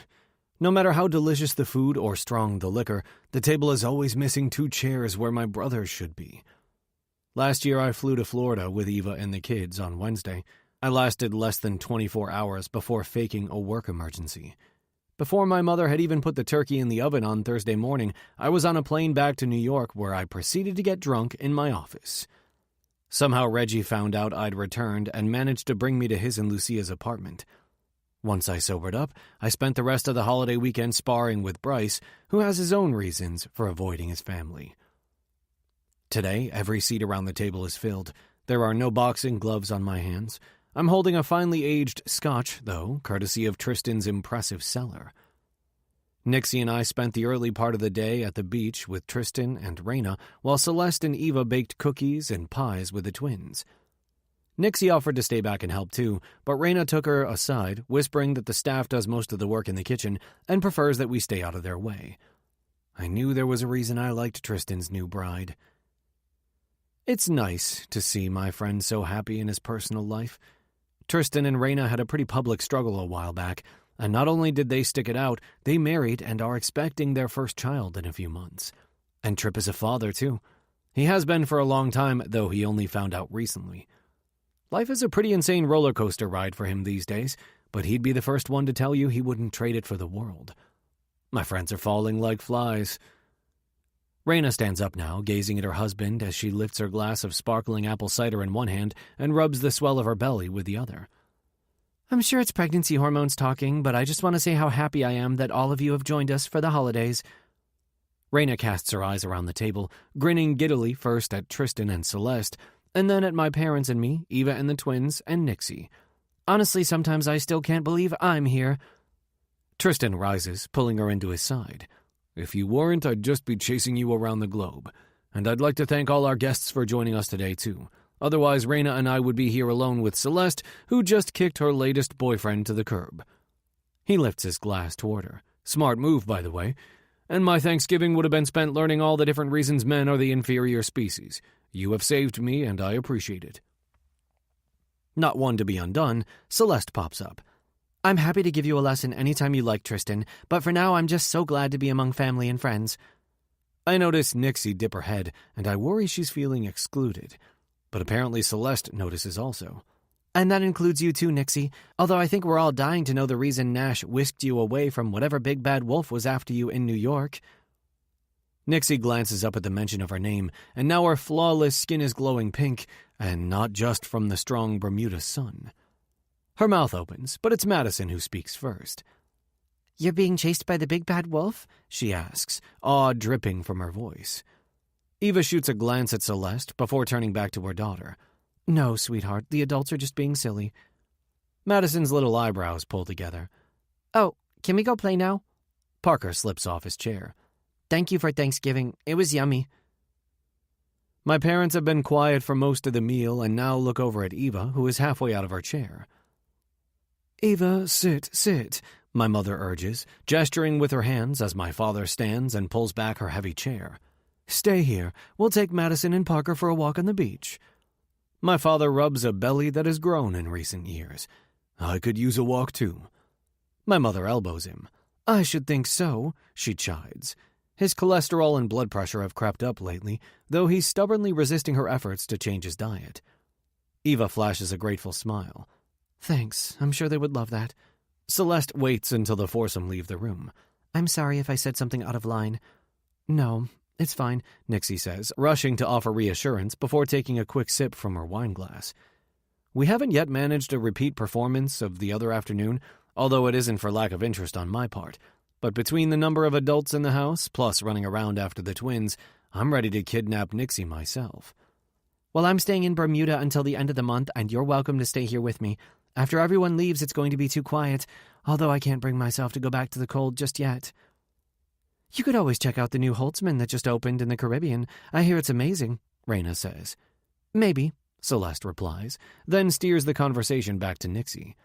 So how about it? Thanks, Celeste. That's really nice of you. Nixie glances at me. But Nash is making a big deal over a little misunderstanding. Despite the plunging temperatures, I think I'd like to head back to New York. I perk up. You know, it's not a bad idea.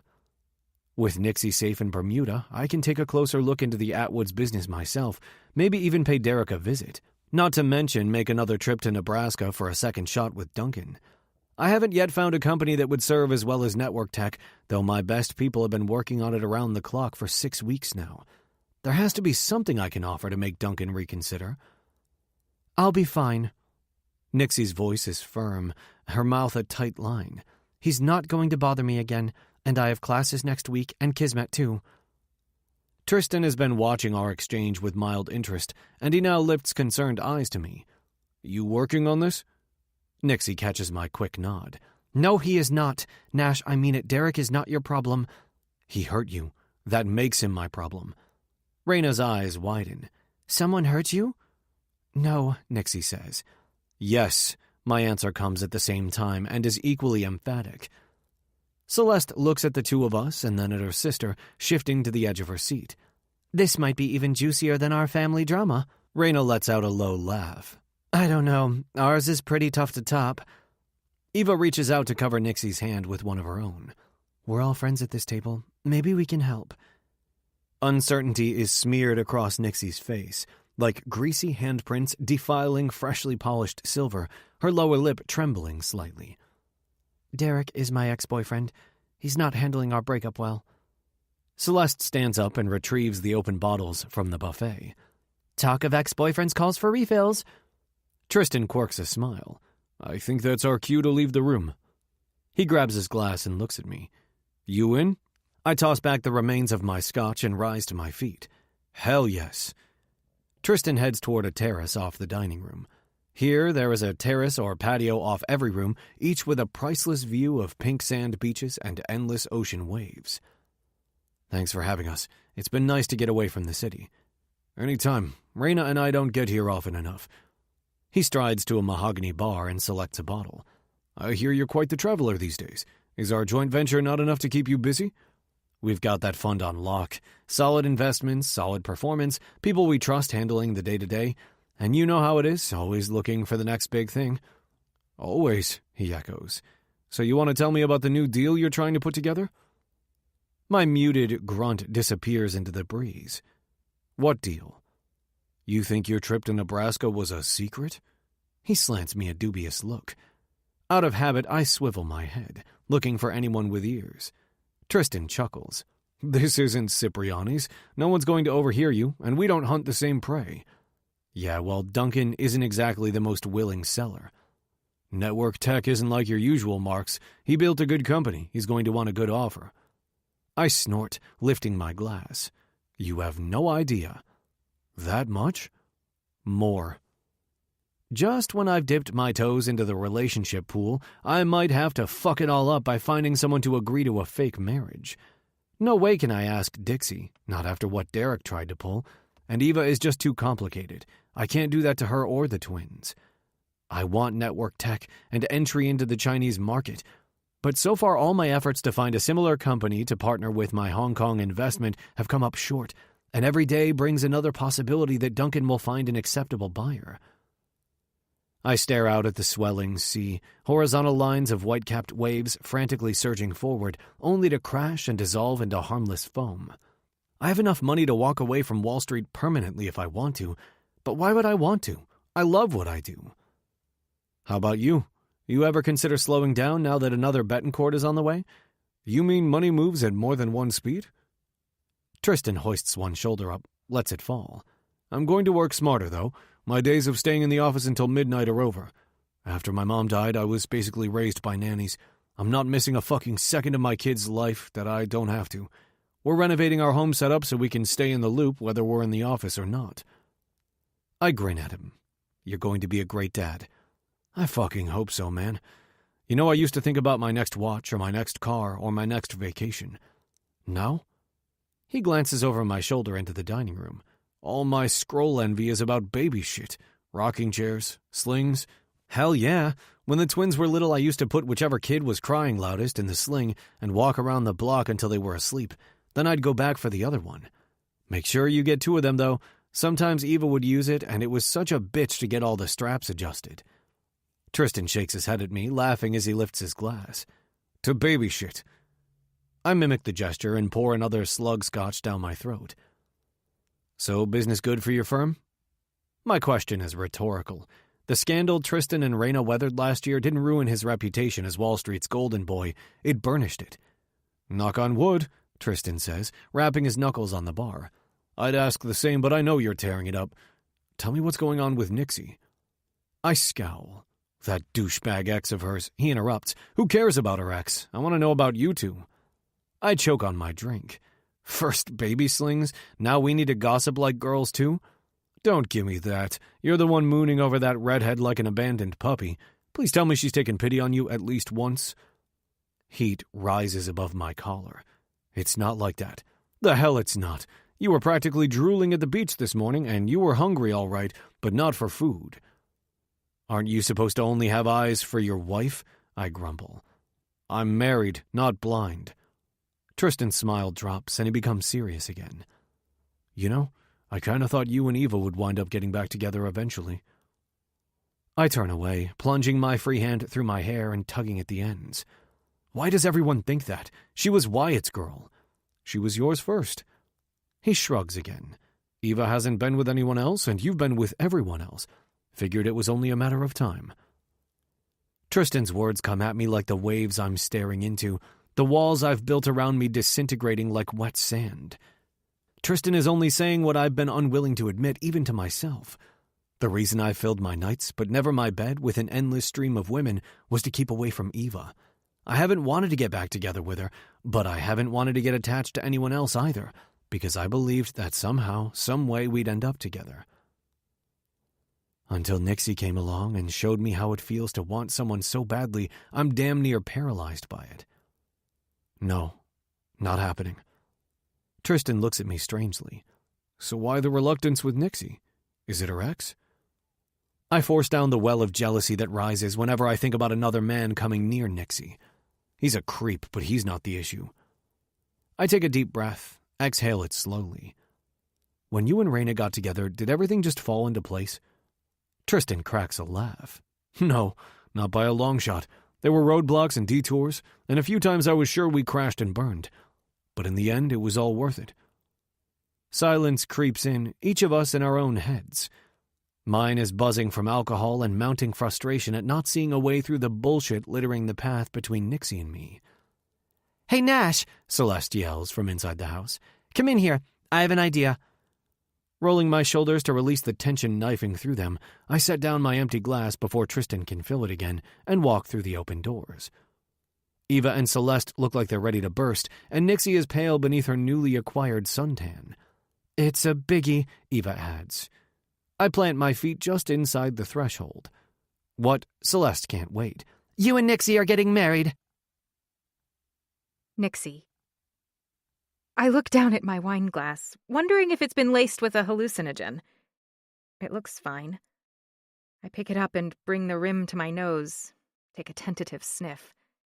Is there some way to know without sending it to a lab? Or maybe I've been dropped into an alternate universe. Setting the goblet down on a table scattered with the remains of a leisurely meal, Celeste waved away the staff when they attempted to clean up, insisting that they head home to take the rest of the day off after spending most of it cooking and serving. My eyes are drawn to Nash. Standing in the open doorway, he's just a silhouette. Behind him, a neon-pink sun sits low on the horizon, its fiery rays drenching the picture-perfect seascape in shades of rose and gold. Tristan claps a heavy hand on his shoulder. Looks like we don't even have to be in the room for major life decisions. Who knew?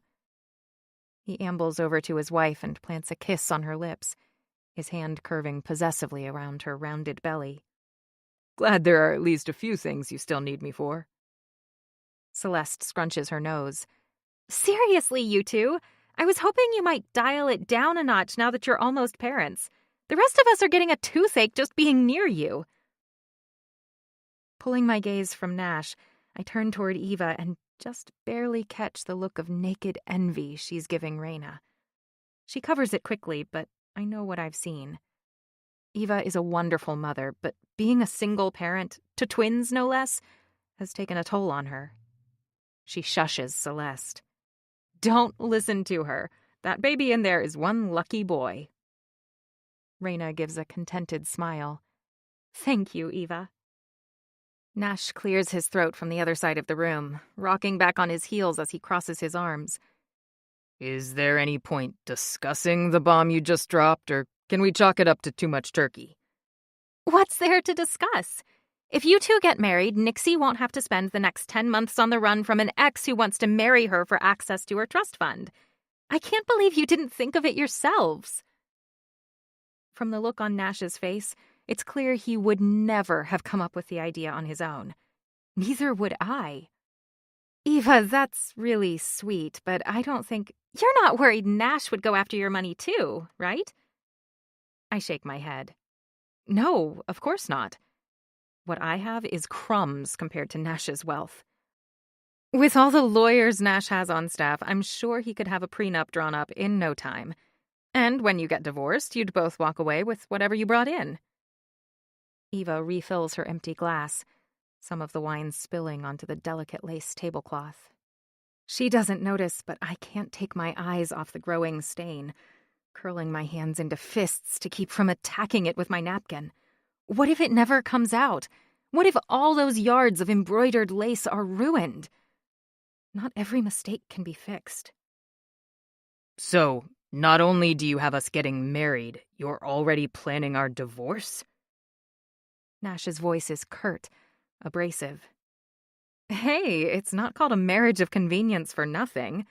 You get married, Nixie gets to fulfill the terms of her parents' will, and her jerk of an ex will realize he's never going to get his hands on her money and can slink off to find another woman with deep pockets. It's a win-win. I swallow the knot of unease that's lodged itself in my throat. Eva, I really don't think marriage is the solution to my problem.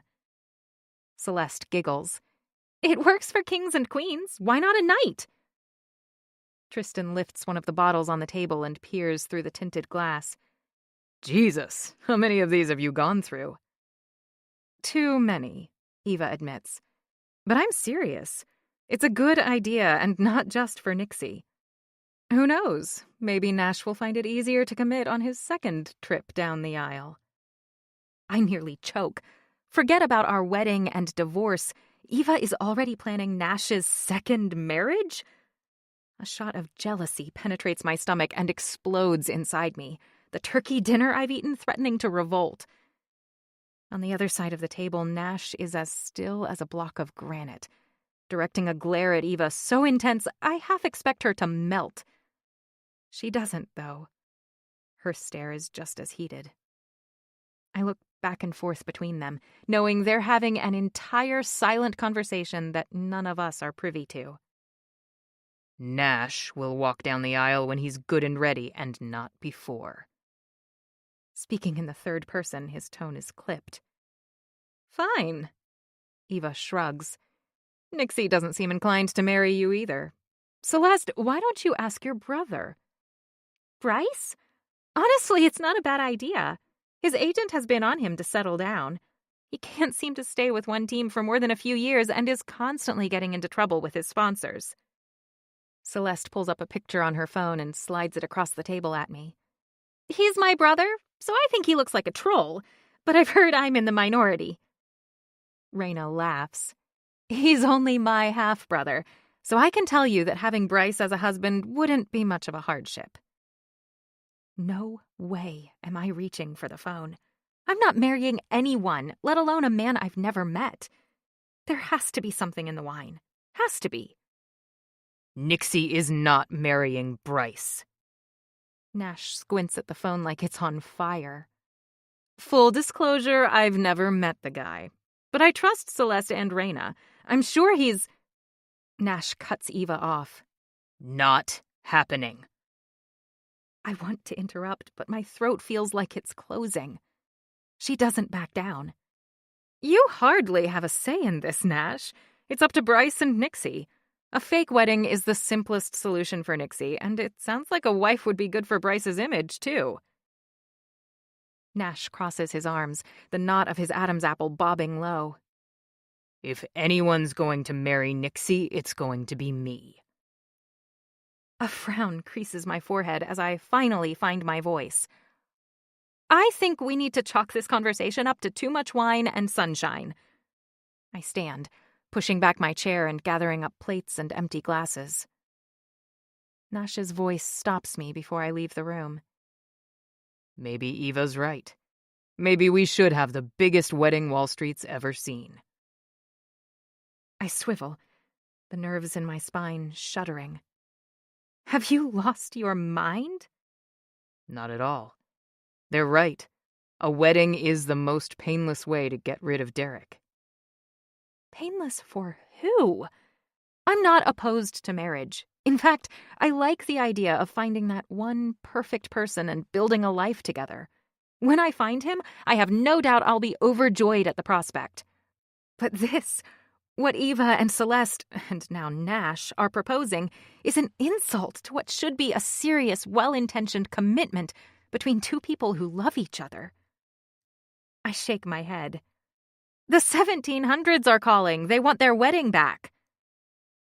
Pale olive eyes bear down on me. Derek isn't going away. If he really needs the money, you're not safe. Raina stands, quickly followed by Tristan. I think we should let the two of you work this out. There's a chorus of agreement, and a minute later it's just Nash and me in the room. I drop back into my chair and glare at him. The man is the reason lust was invented, for God's sake. I can barely look at him without wanting to jump into his arms. But marry him? Gorgeous, successful, rich. It will hardly be a marriage of equals. Nash clasps his hands together. I have the means to dig into the Atwoods business and completely destroy. I already told you that my father built that company. You're not destroying it just because of Derek. Fine. I can kick Derek's ass. Tell him if he comes anywhere near you, there will... I recoil. You are not hurting him, Nash. Poppy took me in when I had nothing and no one, and you're not going to hurt his son. Your fists of fury had better stay in your pockets. Those dark, winged eyebrows climb up his forehead. Fists of fury? I shrug. I might have watched a few too many WWE fights growing up in a house with two guys. So you won't let me touch Derek or his father's company? He sighs. I hate to admit that Eva's right, but a temporary marriage would solve the issue. Think about it. We could eliminate your problem with one piece of paper. This is not exactly how I imagined my future husband proposing. How temporary? A few months. Just long enough for the executor of your parents' will to hand over all monies due you and set up accounts Derek can't possibly get his hands on. What would you get out of this? I ask. cocking my head to the side and narrowing wary eyes. We slept together once. Is that what you're looking for? A convenient lay? I regret the words the second they leave my mouth. They're crass and insulting. But still, I don't take them back.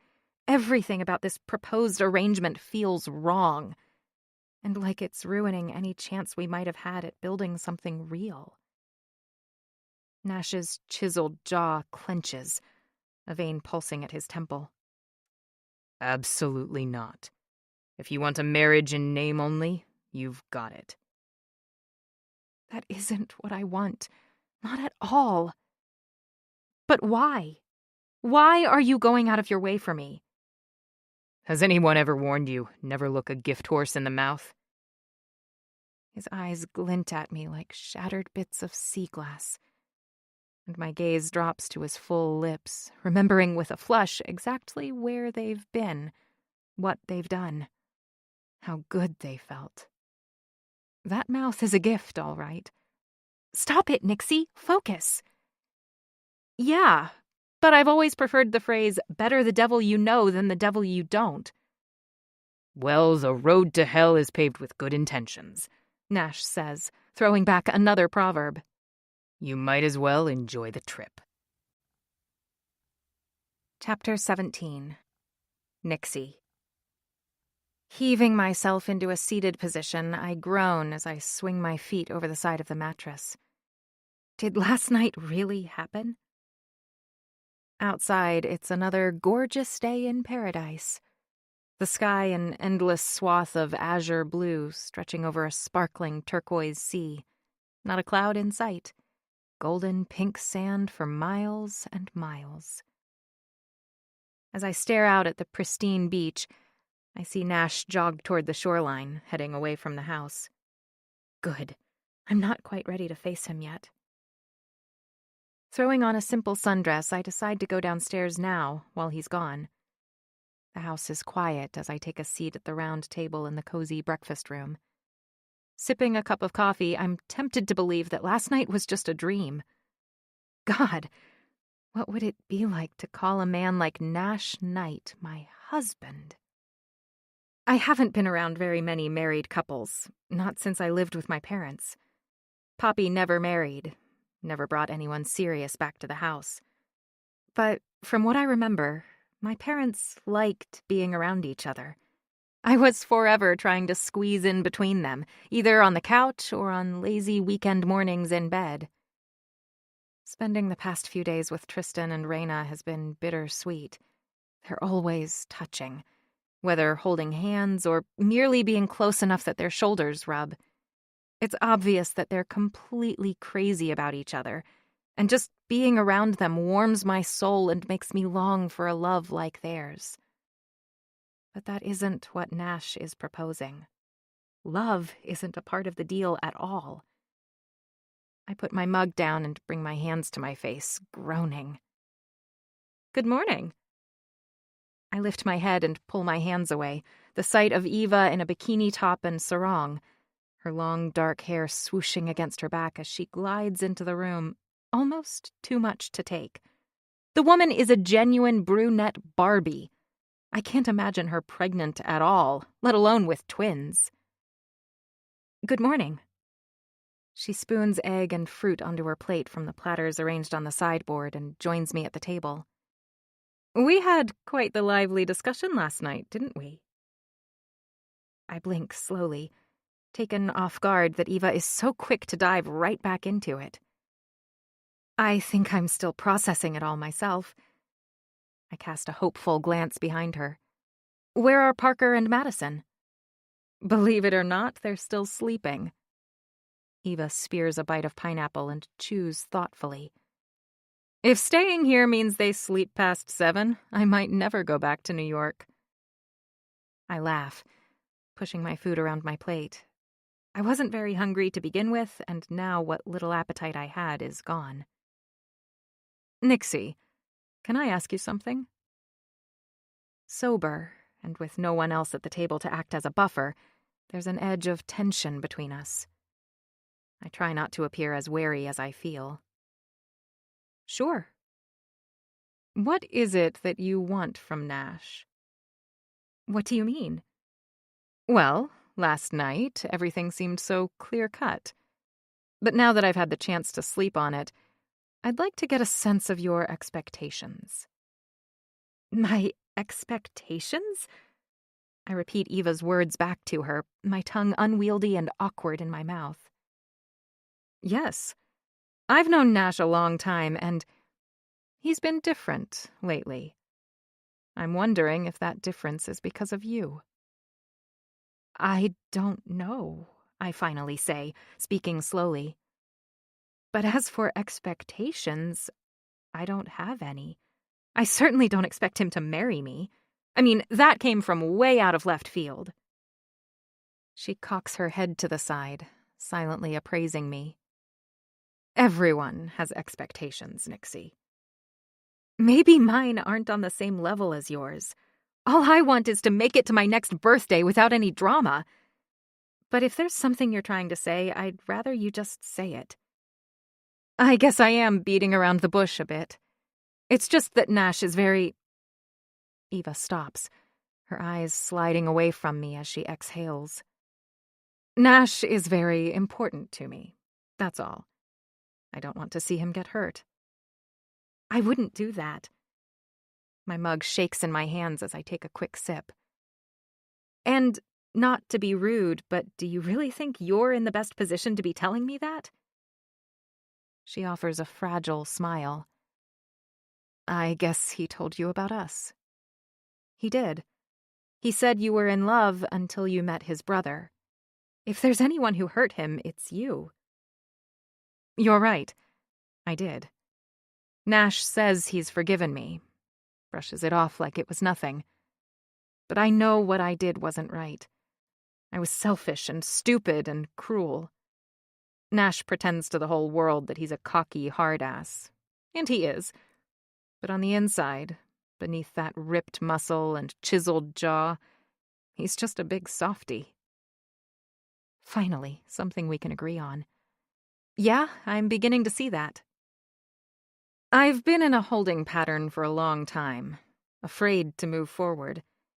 Nash is the closest thing to a father my kids will ever have, and we loved each other once. I want him back, and I'm hoping that this... She waves her hand at me as if shooing away a mosquito. Infatuation he has with you will burn itself out quickly. Above our heads there are 2 thumps, followed by quick footsteps. I stare at her, too shocked to move. Eva glances toward the ceiling, and when she looks back to me, her features have hardened. Nash needs a woman who's not afraid to stand on her own 2 feet and has the strength to face life head-on. You can barely stand up for yourself, whether it's turning down a marriage proposal or making your own holiday plans. You run away from your problems, Nixie. And Nash needs a partner, not a burden. Eva's unfiltered opinion of me eviscerates the top layer of my skin, penetrating to my bones. As 2 pint-sized careening tornadoes burst into the room, throwing themselves into Eva's arms, she delivers the final nail in my coffin. Nash might not know it yet, but he needs me. And a few months with you will be all the proof he needs. After my conversation with Eva, Bermuda feels less like a tropical paradise than an uncomfortable purgatory. When it's time to fly back to New York on Saturday, I swallow my nerves and climb up the stairs to the plane on my own. Nash doesn't have to coax me at all. We're barely speaking anyway. I purposely take a corner chair near Madison and her grandmother. Once we get settled, Madison sweetly asks, "Do you need to borrow my princess crown again? Because you can borrow it if you're still scared." You know what? I think I'm not as scared today as I was last time. Thank you, though. Nash's mom flashes me a sympathetic glance. Do you get nervous flying, Nixie? I nod. I prefer to keep my feet on the ground, to be honest. I don't blame you. If not for our grandkids, we probably would never board a plane again. She exhales a trembling sigh. After our Scotty... The stewardess appears, holding up 2 frosted glasses as she smiles brightly at the twins. "I heard there was a special request for milkshakes on your flight here." Madison squeals. "Me! Milkshakes are my favoriteest!" Parker frowns at his sister. "That's what you said about Shirley Temples. But that was last time. I'm allowed to change my mind." "You change your mind all the time," he says, then looks to the stewardess. "Milkshakes are always my favorite." Eva calls from her nest at the very back of the plane, eye mask already in place and her voice sleepy. "What do you say, guys?" "Thank you!" they both yell, grinning around their straws. As adorable as the twins are, I find myself impatient for them to settle down with their sugar fix. There was a look on Mrs. Knight's face when she mentioned her son's name. Sad, but also wistful, as if she wanted to talk about him. I noticed it in Bermuda, too, that she would often share stories with Madison and Parker about their dad and uncles when they were boys. The twins absolutely lapped it up, of course. And even Nash had chimed in a few times, talking about some of the trouble they'd gotten into. After the stewardess passes out champagne flutes to Mrs. Knight and me, and tumblers of scotch to Nash and his dad, I ask, "What were you saying about Scott?" But before she can answer, her husband puts a hand on her forearm. "I'm sure Nixie doesn't want to spend the flight talking about 9/11. There's a sudden ringing in my ears, a pinging so high-pitched that it drowns out everything else. The thrum of the jet engines, the sound of the twins noisily slurping their shakes, the stewardess asking if we'd like anything else before we taxi to the runway. I feel Nash staring at me from across the plane, and I turn to meet his gaze, taking in his pinched, almost apprehensive expression. "I don't mind, really," I say, after coating my dry throat with a heavy swallow of bubbly. "Was he in the towers?" Nash. At the Holtzman, Madison and Parker's disappointed whines echo from the back seat as I walk Nixie into the lobby. They've grown attached to her already. So have I. But from the daggers glinting in her eyes, I highly doubt she feels the same. It was a mistake not to tell her about Scott, I realize now. She's angry. But more than that, she's hurt. I deliberately chose not to tell her that my brother died in the same tragedy that killed her parents. As if it was a secret, or something I had to hide from her. "I'm sorry you had to hear about Scott like that," I say, reaching for her elbow to keep her from walking away from me. "Are you?" she snaps. "Because it feels like you want me to live under your roof, follow your orders, and tell you all about my past while sharing absolutely nothing about yourself." "I brought you on a family vacation. You've met my parents, my niece and nephew, and Eva. Don't forget about her." I sigh. "Look, I'll be back as soon as I get everyone settled. We'll talk then about anything you want." "You don't have to babysit me. I'll be fine." I ignore her. "You'll be here?" "Yes." There's absolutely no commitment behind the word, but I decide not to push her. I return to the suite 2 hours later. Nixie is nowhere to be found. I call and text with no success, wearing a hole in the carpet as I grind my teeth until my jaw aches, pensively deliberating the moral implications of installing a tracking device on her phone. Finally, I go down to the bar and order a stiff drink, watching the lobby over the rim of my glass. I'm halfway through a second when Nixie strolls through the revolving doors, Kismet trotting briskly at her side. I slam my glass on the table and meet up with her before she reaches the bank of elevators. "You said you would be here when I came back." Nixie's eyes flick over me dismissively. "I'm here now." Kismet, at least, is thrilled to see me. She jumps up on her hind legs, yipping as she spins in circles. I pick her up and she covers my face in doggy kisses. "You were supposed to stay in the suite." She points at the dog. "I went to pick up Kismet." The elevator opens and I follow Nixie in. "Why didn't you wait for me? Or Jay, at least. You shouldn't go out alone." "All that talk about a marriage of convenience has left you stranded a few centuries in the past. I don't need a chaperone, Nash." There's a soft ding as we come to a stop, and she launches herself through the doors before they fully open. I unclip Kismet's leash and set her down, remaining in the doorway. It's Derek who's put you in a cage. I'm the guy offering you a way out. A wedding.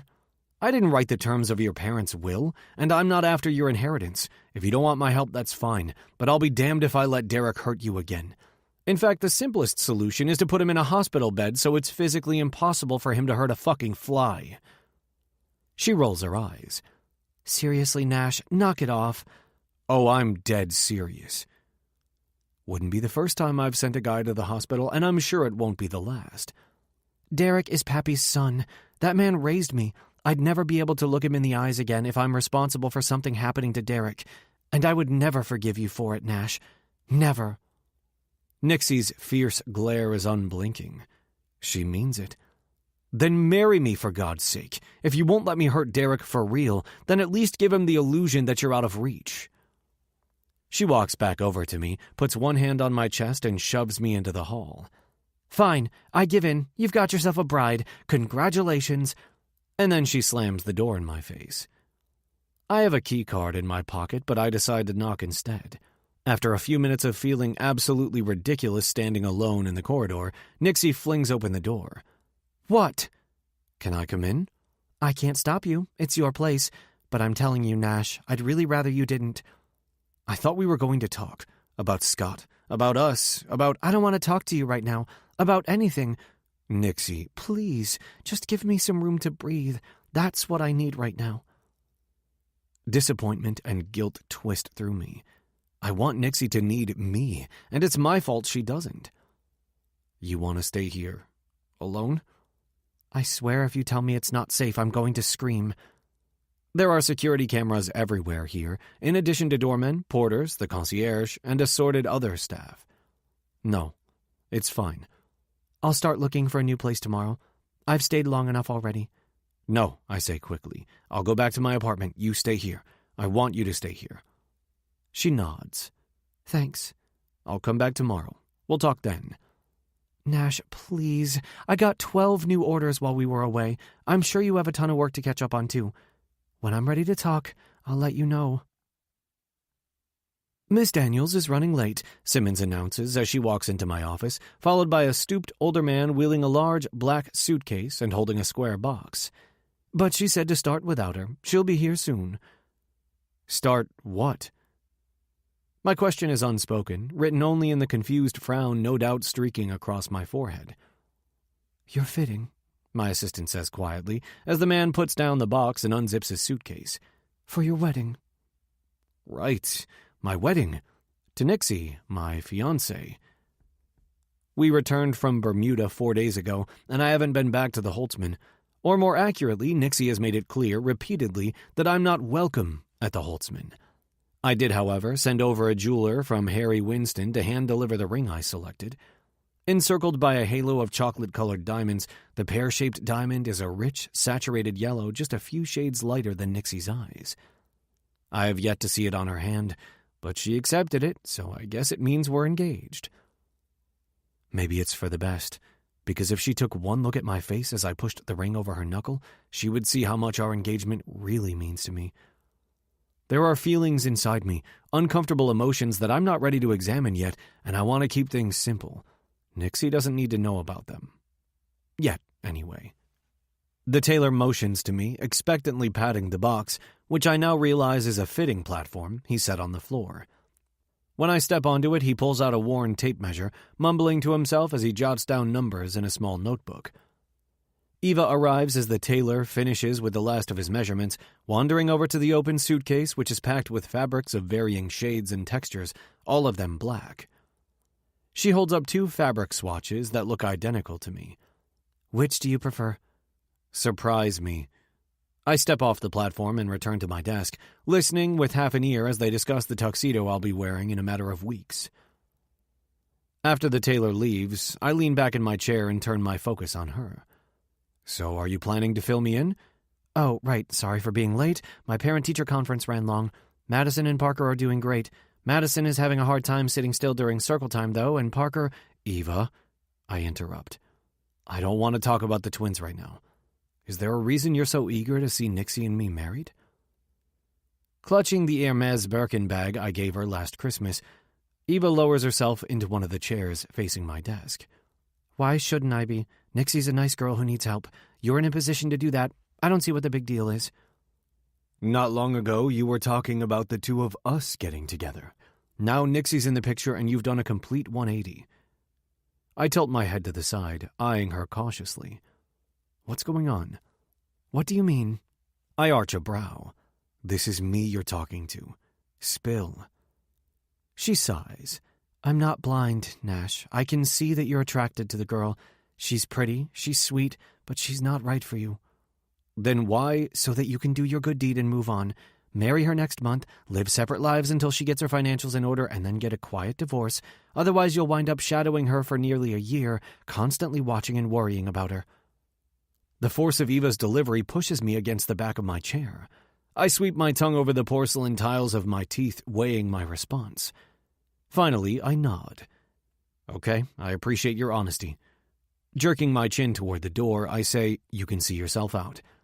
But Eva remains seated, edging forward until she's perched at the edge of her chair.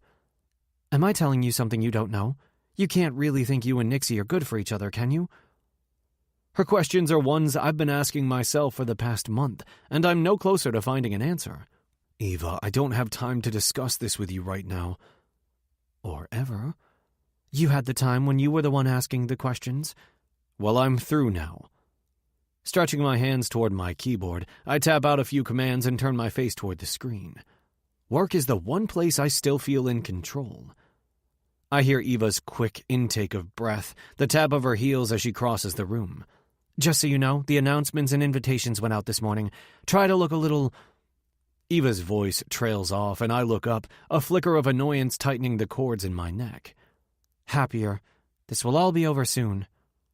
She slips out of my office then, the door closing behind her with an efficient click, her parting words ricocheting around the room, thudding against the walls and windows until finally slamming into my chest. This will all be over soon. What if I don't want it to end? Not the actual wedding planning, of course. I don't have time for tuxedo fittings and ring shopping. I have a company to run. But I'm definitely not ready to let go of Nixie. Not yet. Maybe not ever. Then again, am I ready to let go of the lifestyle I embraced before I ran into an alley after a tiny slip of a girl who is as spirited and gutsy as anyone I've ever met? Being Nash Knight isn't a bad gig. I'm a player at the highest tier of the global financial markets. I have access to corporate secrets, limitless capital, and endless sexual favors. For the past decade, I've triumphed in boardrooms all over the world and in bed with international beauties after hours. Steamy one-night stands, brief but torrid affairs, illicit encounters in luxe bathrooms and dark corners of high-end bars. I'm a card-carrying member of the Mile High Club and several of the more risque, clothing-optional establishments across the globe. Looking back, though, I barely remember faces, let alone names. Nixie is like a tiny missing chip that somehow fills a chasm I didn't even know existed. But does she fit into my cutthroat Wall Street world? The upper echelon of international finance is a place where only the fittest survive. Don't let the Botox and blowouts fool you. Wall Street wives are the ultimate gladiators. Here, regardless of gender, thick skin and a Machiavellian mind are fundamental elements of the dress code. Nixie is not cunning or ruthless. Despite personal tragedy and an ornery spirit, there is a sweetness to her, a sweetness I'd hate to see diluted. Circumstance has forced us from the starting block to the finish line without ever making our way around the track. She needs this marriage as much as I do, but what will we do afterward? Say our vows and then retreat to our separate corners until we can obtain a quiet divorce? Is this infatuation just a temporary thing? Will it only take another indiscriminate fling to get Nixie off my mind? So many questions, and there's no spreadsheet I can consult or data I can analyze. Just me and Nixie. The blind leading the blind. Chapter 18. Nixie. My phone lights up with a FaceTime call just as I'm getting into bed. This is new, I say to Nash when he appears on my screen. I don't think we've ever FaceTimed before. He must be calling from his computer because I can tell the camera is further away than his hand could reach. We don't have to. I can come over. I sigh. It's late. I'm already in bed. Even better. You think sex will make everything better? I snap angrily. I hate that my body still craves Nash like an addict. Lying here, in a bed I know he's shared with countless women, I shake and tremble with desire and jealousy, my hand creeping between my legs as I recall in excruciating detail every lick and taste and touch. Who is Nash having sex with now? Has he gotten another hotel room, or is he bringing women back to his penthouse apartment these days? Well, it can't hurt. Kismet, hearing Nash's voice, jumps onto the bed. When she doesn't find him, she circles a few times and then lies down next to me with a disappointed sigh. What hurts is that you dug into my past while sharing next to nothing about your own. That's really shitty, Nash. Hold on. Nash moves off screen, and I recognize the view through his windows. He must be in his apartment. When he returns, he's holding a baseball glove. As a kid, I was pretty good at t-ball. I'd walk right up to home plate with my little bat, and the ball would be waiting for me right on the tee. I'd swing and connect every time. Thought I'd get signed by the Yankees. He chuckles. But then I moved on to Little League, and my first game I didn't hit a single pitch. Not one. There was something about the ball not being right where I knew it would be. The unpredictability of having to adjust to a pitch in seconds. I'd swing too soon or too late, or my aim was off. There's a rough edge to Nash's voice as he looks down at the glove in his hands, rubbing at the leather with his thumbs. This was Scotty's. After that first game, he took me to the park, and I swear he must have thrown the ball to me 1,000 times, until I finally got it. I connected. And then he must have pitched 1,000 more to make sure it stuck. Muscle memory, he told me. He made me keep at it until my muscles knew what to do on their own. He looks back at me, a wet gleam in his eyes I've never seen before. When you saw the article I was reading about you, and you didn't want to talk about your parents, I understood. Thinking about 9/11 hurts enough. But talking about that day? About my brothers? He swallows. Not talking about any of it became a habit. Like muscle memory. I'm silent for a few minutes, taking in what he's said. It makes sense. Perfect sense. And how do you feel now? Talking to you. He bites on his lower lip, thinking. It hurts, but not in a bad way. What else do you remember about Scott? He was the one who taught me how to make pancakes. Said that one day he'd be out of the apartment and I needed to know so I could make Mom her special Mother's Day pancake breakfast. A sad smile trembles on my lips. My parents always made me special birthday pancakes. Every time I eat them, it takes me back. So when I made you pancakes that first morning... Yeah, I reply. Some triggers are good, though. I don't have many memories, but pancakes are a good one. You have bad memories? No, not really. I mean, they're not actual memories.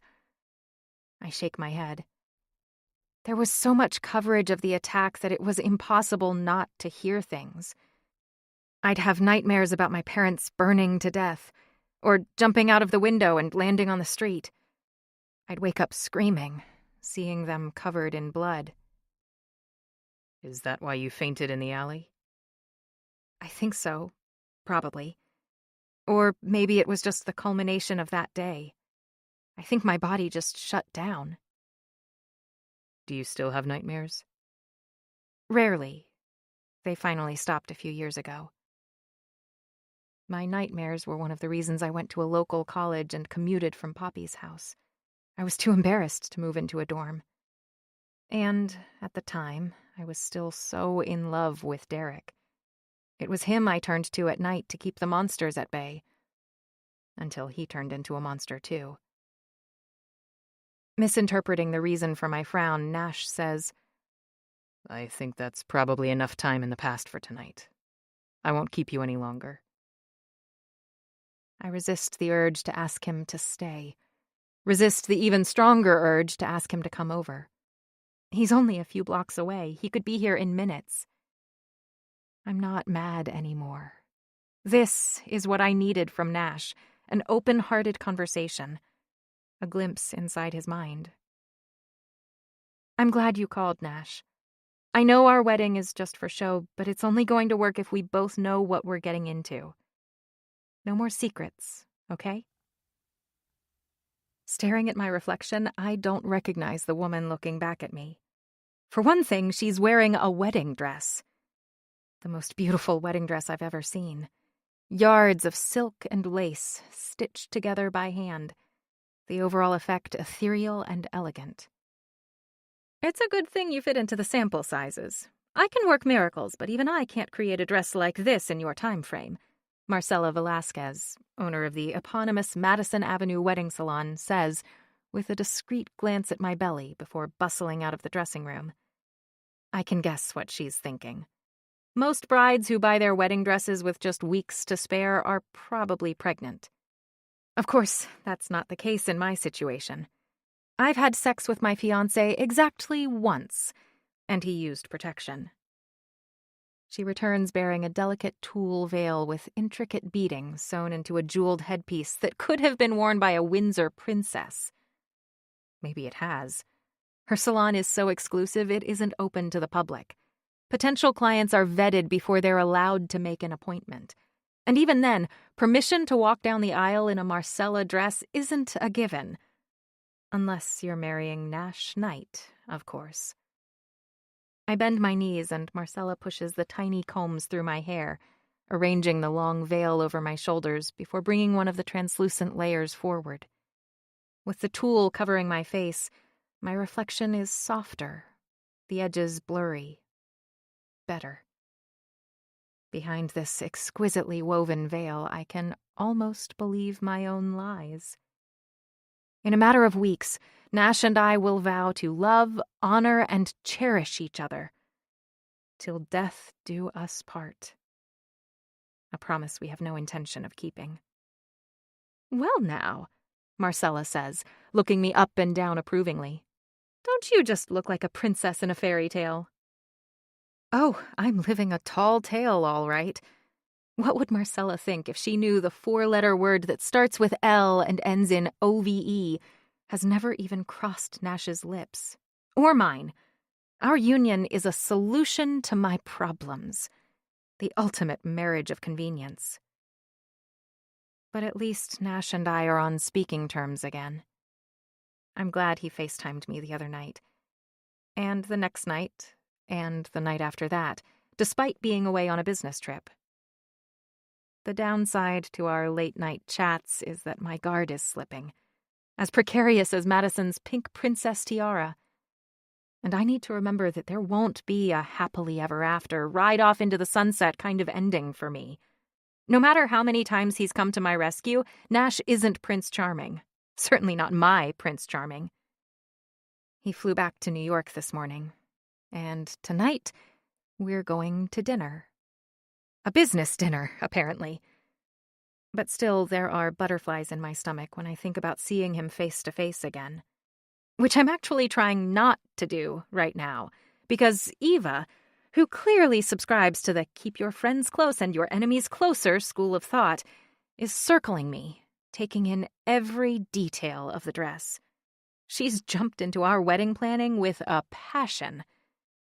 And despite knowing her true motivation, I don't mind.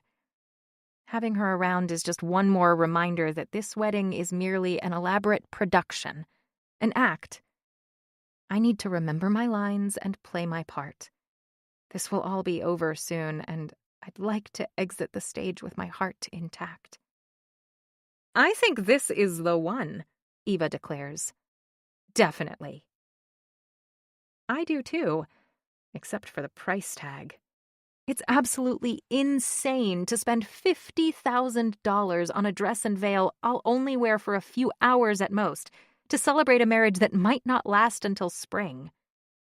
Eva, maybe I should wear something a little, I struggle for a word to replace the one I want to say, cheaper.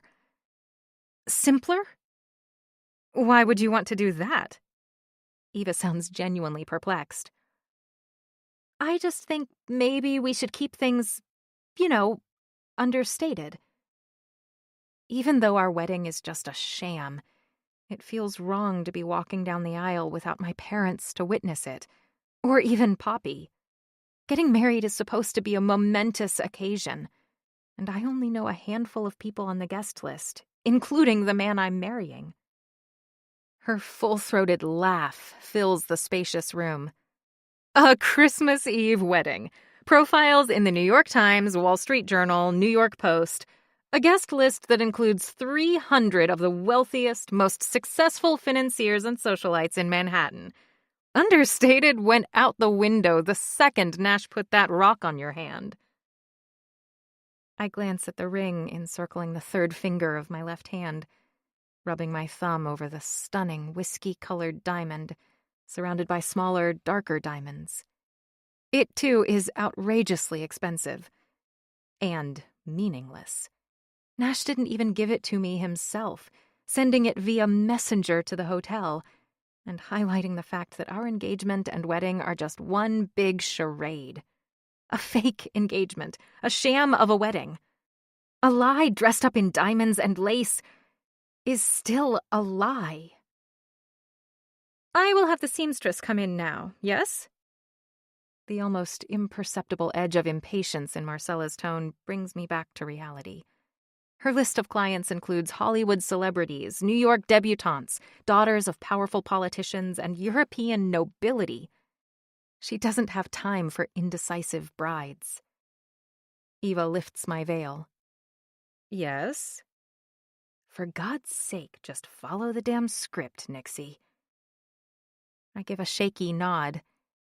Yes.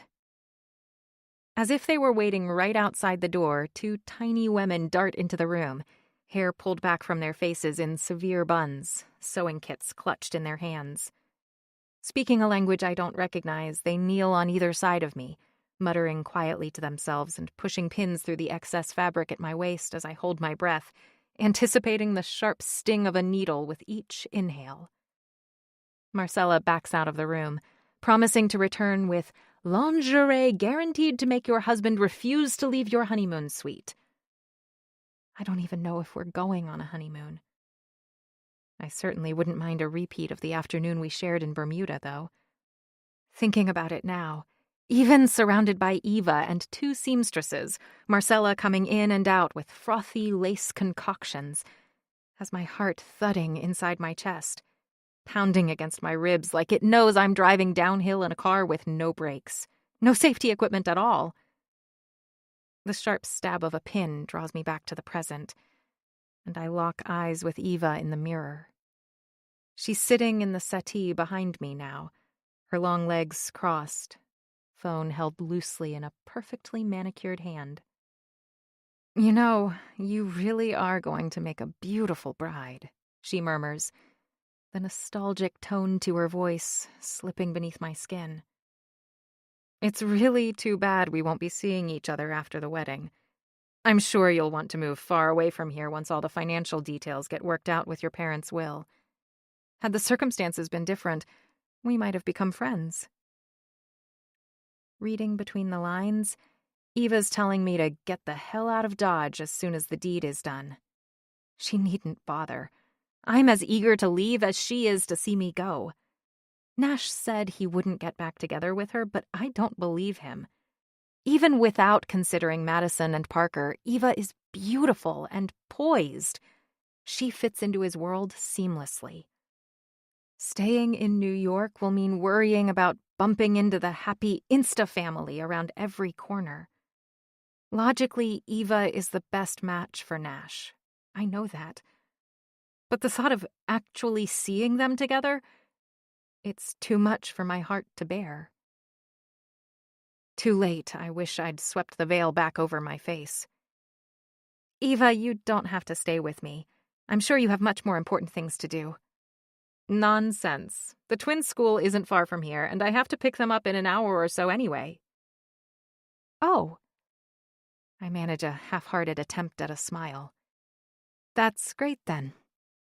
1 hour. I can do that. I don't really know what to say to Eva. Thanks for letting me marry the guy you want for yourself. I promise I'll give him back soon. That doesn't exactly seem right. Thanks for helping with my fake wedding. I'll be out of your hair before you know it. Better, I guess. But what I really want to say is something like, back off, bitch. Nash might not know it yet, but he's mine. Except that he's not. Although Eva was blunt to the point of rudeness during our solo breakfast in Bermuda, her reasons for wanting Nash make sense. He's the closest thing to a father her kids will ever have, and he already loves them as if they're his own. I know only too well what it's like to grow up without parents. How can I, of all people, be so selfish as to put my desires above two of the cutest 4-year-olds I've ever met? And Eva is right about me, too. I'd rather run from my problems than face them head-on. What kind of wife will I be to Nash? A terrible one. No. No matter how much I wish things could be different, I need to remember that I'm a mere placeholder. Nash is my fiancé, but he isn't mine. And he never will be. He deserves better. Or at least better suited. Eva's phone pings as we walk out of the shop. Holding a finger up, she whispers, "Must be about the kids," and puts it to her ear. A brief exchange follows, and when she ends the call, there's a worried look on her face. Parker seems to be having a reaction to this supposedly all-natural Play-Doh the teacher brought in. Do you mind if Jay brings me to the school to pick him up before taking you wherever you need to go? The Navigator is parked right outside the door to the shop. Of course not. Jay slips out of the driver's seat and comes around the bumper to open the door. Eva quickly explains the situation and jumps into the back seat. I nearly follow her, stopping just a second before my foot leaves the curb. Actually, I think I'm going to window shop along 5th Avenue for a little while. Jay's face darkens. Boss won't like that. I gesture at the crowded sidewalks, the sunny sky. Tell Nash I promise not to rush into any dark alleys, okay? From inside the SUV, I hear Eva pick up her phone again. Madison has the rash too? Yes, I'm coming. Be right there. Jay, I'll be fine. Eva needs you much more than I do right now. The look on his face makes it clear he'd much rather stay with me than help Eva deal with dual allergy attacks. But he gives a resigned nod and shuts the door, jogging to the other side of the car. As he pulls away, I breathe a relieved sigh and begin strolling up the street. My next appointment isn't very far, and it's the perfect opportunity to enjoy the elaborate holiday displays New York is famous for. Slipping into the stream of people gaping at the make-believe scenes, I can almost believe I'm just another tourist. Behind glass display windows, there is falling snow and moving mannequins, chugging trains weighed down with bulging velvet sacks and festively wrapped gifts, Santa Claus and snowmen, elves and reindeer. The magic of the season is certainly alive and well in Manhattan. Retail magic, anyway. As fake as my upcoming wedding. I sense Derek's presence even before I hear him say my name. My first impulse is to run, but I force myself to remain facing the glass. In broad daylight, surrounded by people, Derek can't hurt me. And if he tries, I'm fully prepared to break out some of those self-defense moves Nash taught me. Back to stalking me, are you? You say stalking, I say protecting. Derek is calm, nonchalant. Protecting me from what? Tourists bearing selfie sticks? I snap. ducking out of the way as a teenaged girl nearly decapitates me trying to get a picture of her and her boyfriend. He moves between me and the girl. If that's what you need. I don't need anything from you. Leave me alone, Derek. Heard about your engagement. Doesn't seem like you want to be alone to me. I knew Derek would find out about Nash. That was the whole point of planning a lavish New York City wedding, after all. But hearing him acknowledge it is strangely discomfiting. What I do isn't any of your business anymore. That's where you're wrong, Noelle. Everything you do is my business. He turns his head, looking down at me.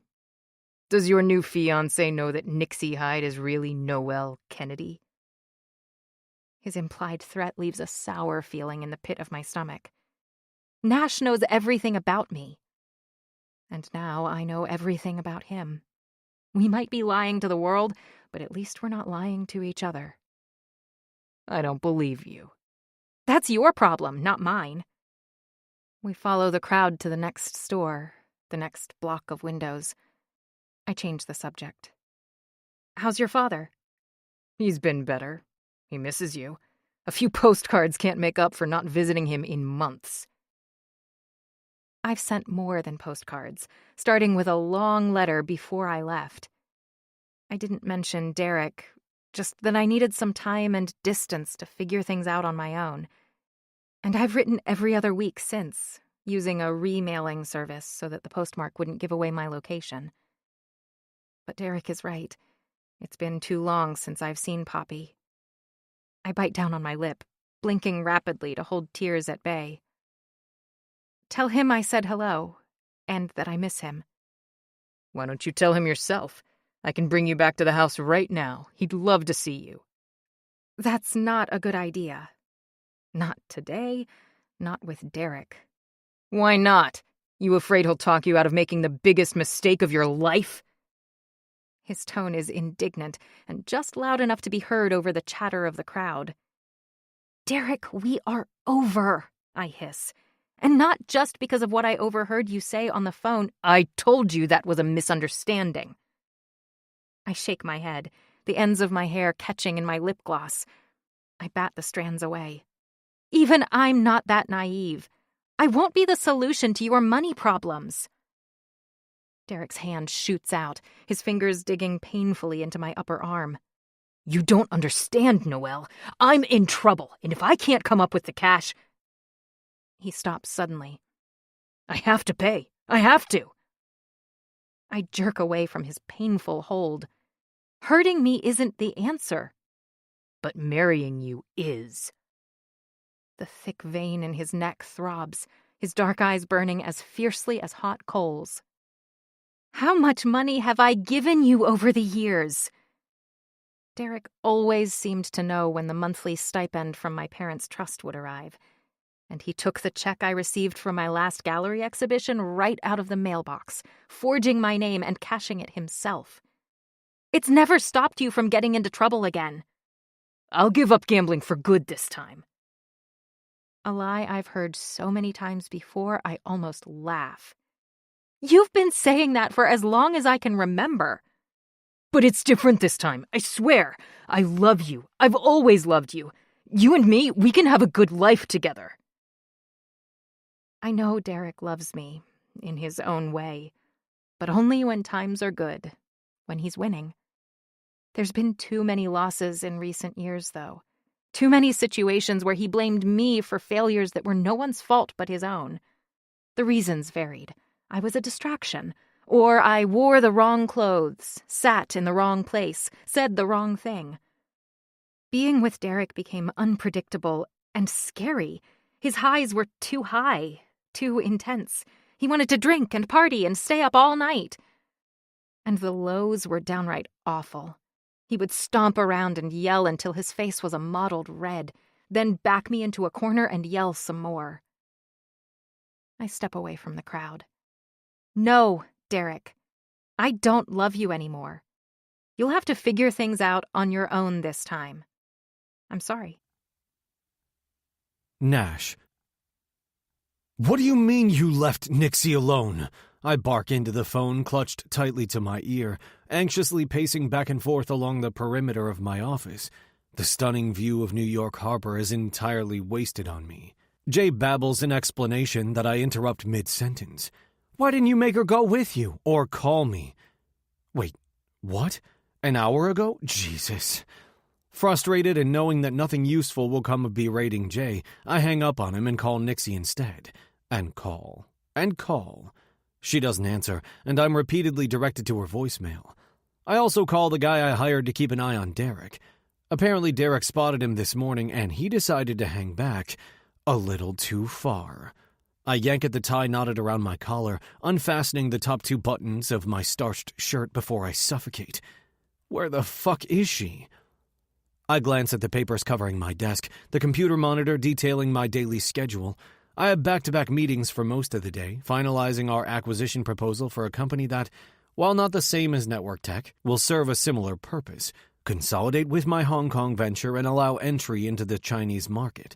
A proposal that might be moot because, unbeknownst to me, Simmons sent Mac Duncan the press release announcing my engagement, and he suggested we meet for dinner tonight before reconsidering my offer to purchase his company. Reconsidering? I thought the deal was dead.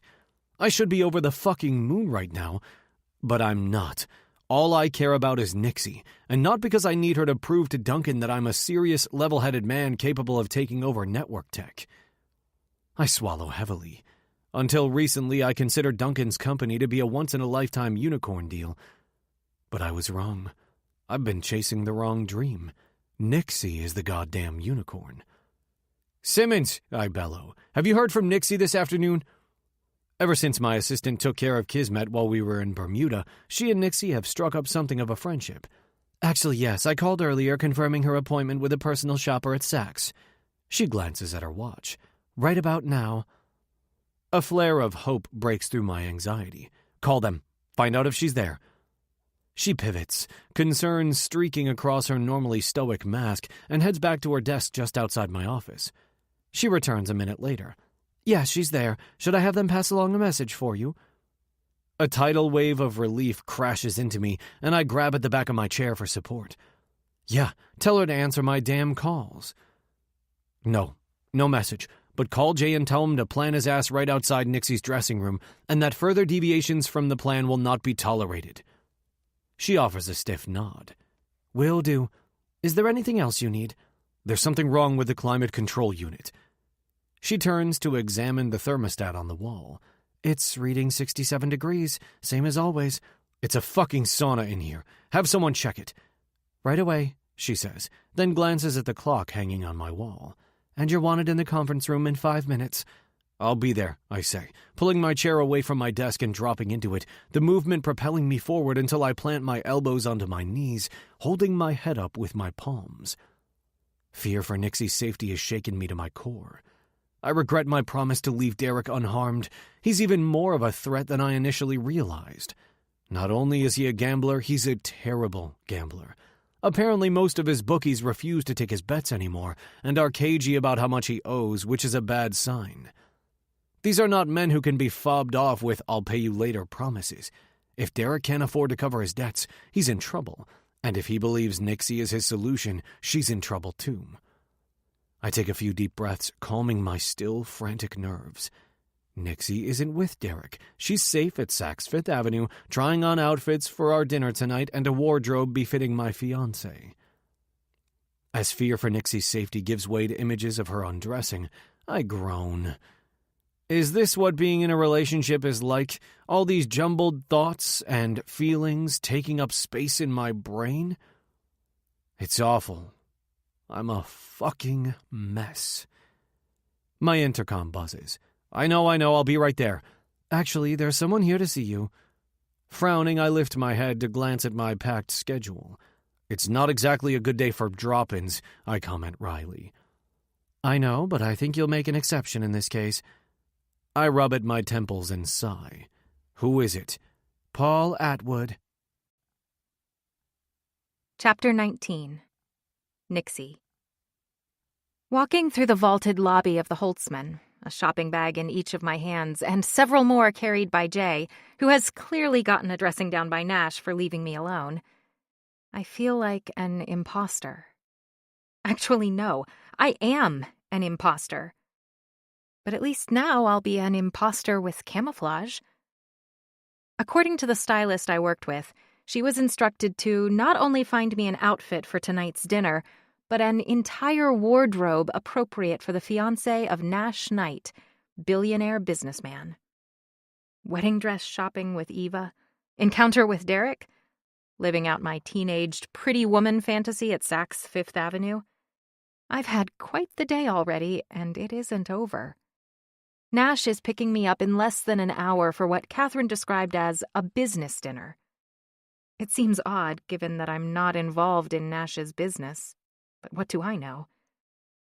I just hope that whoever we're meeting doesn't mistake me for a mannequin. I haven't seen Nash since the day we returned from Bermuda, and the man leaves me feeling topsy-turvy every time I lay eyes on him. I mean, sometimes I have to remind myself to breathe around Nash. The air itself feels different, thinner, when he's near, as if Nash inhabits a higher altitude than the rest of us. My lungs aren't programmed to thrive at his level. We've talked a lot lately, but it's all been over the phone. He hasn't been close enough to touch since I was just as likely to slap him as kiss him. Where do you want these? Jay stops at the open doorway to my bedroom, half a dozen bags hanging from his wrists. I extend a finger toward the closet. Just inside there would be great, thanks. I don't have time to put everything away before Nash arrives, which was supposed to be an hour ago, so we could have some time together, just us, before heading to dinner. But shopping took a lot longer than I expected, as did my appointment at the in-store salon. After Jay settles himself in the living room, I close the bedroom door and quickly change. The elegant crepe de chine blouse and tailored skirt are so chic, I can almost believe I belong with a man like Nash. A pair of leather Gucci boots with a dangerous-looking heel complete an outfit I never could have put together on my own. Standing in front of the full-length mirror, I'm grateful for the added boost of confidence from the designer pieces. So long as I don't fall on my face, thrown off balance by the perilous combination of Nash's proximity and the 4-inch heels that make walking a risky sport. The finishing touch is a Judith Lieber clutch that costs more than my rent. It's the prettiest thing I've ever owned. I'm trying to squeeze my phone and a tube of gloss into it as I walk out of the room, straight into a wall. Except this wall has hands that reach around to grab my arms. This wall smells like an evergreen forest. This wall has eyes as deep and alluring as a hidden lake on a hot summer day. "Nash!" I squeak. The corners of his lips push into an amused smile, hands sliding up my arms to rest on my shoulders, thumbs sweeping along the bare skin of my neck. Hey there. Desire bombs down my spine, pooling inside my stomach and sending a shower of sparks zinging along every nerve. I'm sorry I couldn't get back sooner. His eyes drag over my body before returning to my face. You look stunning. I blush. Thank you. I wasn't really sure what to wear tonight, but You look beautiful, Nixie. Perfect. he looks down at my boots. I sent Jay downstairs to pull the car out front. Doesn't look like you should walk too far in those. A strangled laugh bubbles from my throat. Doesn't look like I should walk much at all. His smile widens. Don't tempt me. I'd love to go all caveman and sling you over my shoulder right about now. Not sure we'd actually make it out the front door, though. My chest squeezes, forcing air from my lungs in a dizzying rush. I lift my chin at the same moment Nash's fingers push into my hair, cradling my scalp. His lips find purchase on mine, the soft sweep of his tongue making me moan. I just about managed to convince myself that kissing Nash couldn't feel as good as I remembered, but clearly I've only been lying to myself. It's every bit as good as I remembered. Better, even. Maybe because it doesn't feel fake. Everything about this kiss, this man, feels solid and true. Real. Nash kisses me until I'm breathless, only pulling away to trail his lips along my jaw, down the curve of my neck. Wherever his mouth goes, my pulse speeds up, beating harder, faster. My Judith Lieber falls from my grasp, and I wrap my arms around Nash, reveling in the tense, coiled muscles beneath my palms. He's hard everywhere. The bulge pressing against his trousers stokes the fire building inside of me. I claw at his shirt, bunching the fabric within my fists. The bed is just behind me. Instinctively, I take a few steps backward. Or maybe it's Nash walking forward. Either way, we move as one until I feel the edge of the mattress pressing against the back of my calves. "Wait!" I gasp, somehow managing to wrench my face away from his. "Dinner! We're going to be late." I don't care. Nash's growl makes me want to fall back on the mattress and pull Nash on top of me. But instead, I push against his shoulders, blinking up at him until his face swims into focus. Catherine didn't give any specifics, but she left me with the distinct impression that tonight is a big deal. A bigger deal than Nash is letting on. "This is important to you." You're important to me. He shoots back. Somewhere inside my body, my heart is throwing a ticker tape parade. Balloons, confetti, a full-on marching band. I want to believe him so damn much. And if he's really telling the truth, if he really does care about me, I can't let him sacrifice a critical business opportunity just for a frenzied bout of lovemaking. I duck out of his reach and take a few steps on wobbly legs, bending to retrieve my abandoned clutch. Which is exactly why we're not going to be rude and keep your associate waiting. Nash takes a deep, shuddering breath, running both hands through his hair and then squeezing his neck as he directs an incredulous stare my way. You're really serious.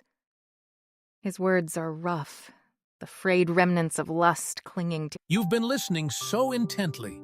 Now is the perfect time to take a deep breath, close your eyes, and let the music wash over you. We appreciate your time and support.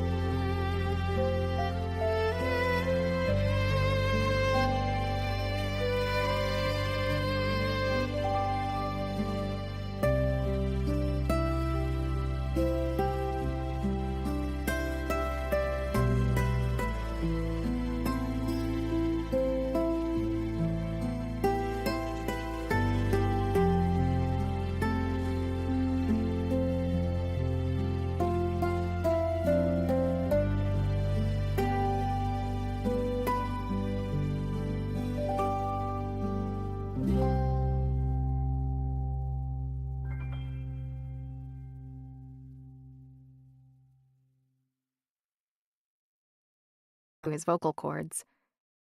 I stay silent, not sure I can get another word out. Nash looks almost, dare I say it, vulnerable.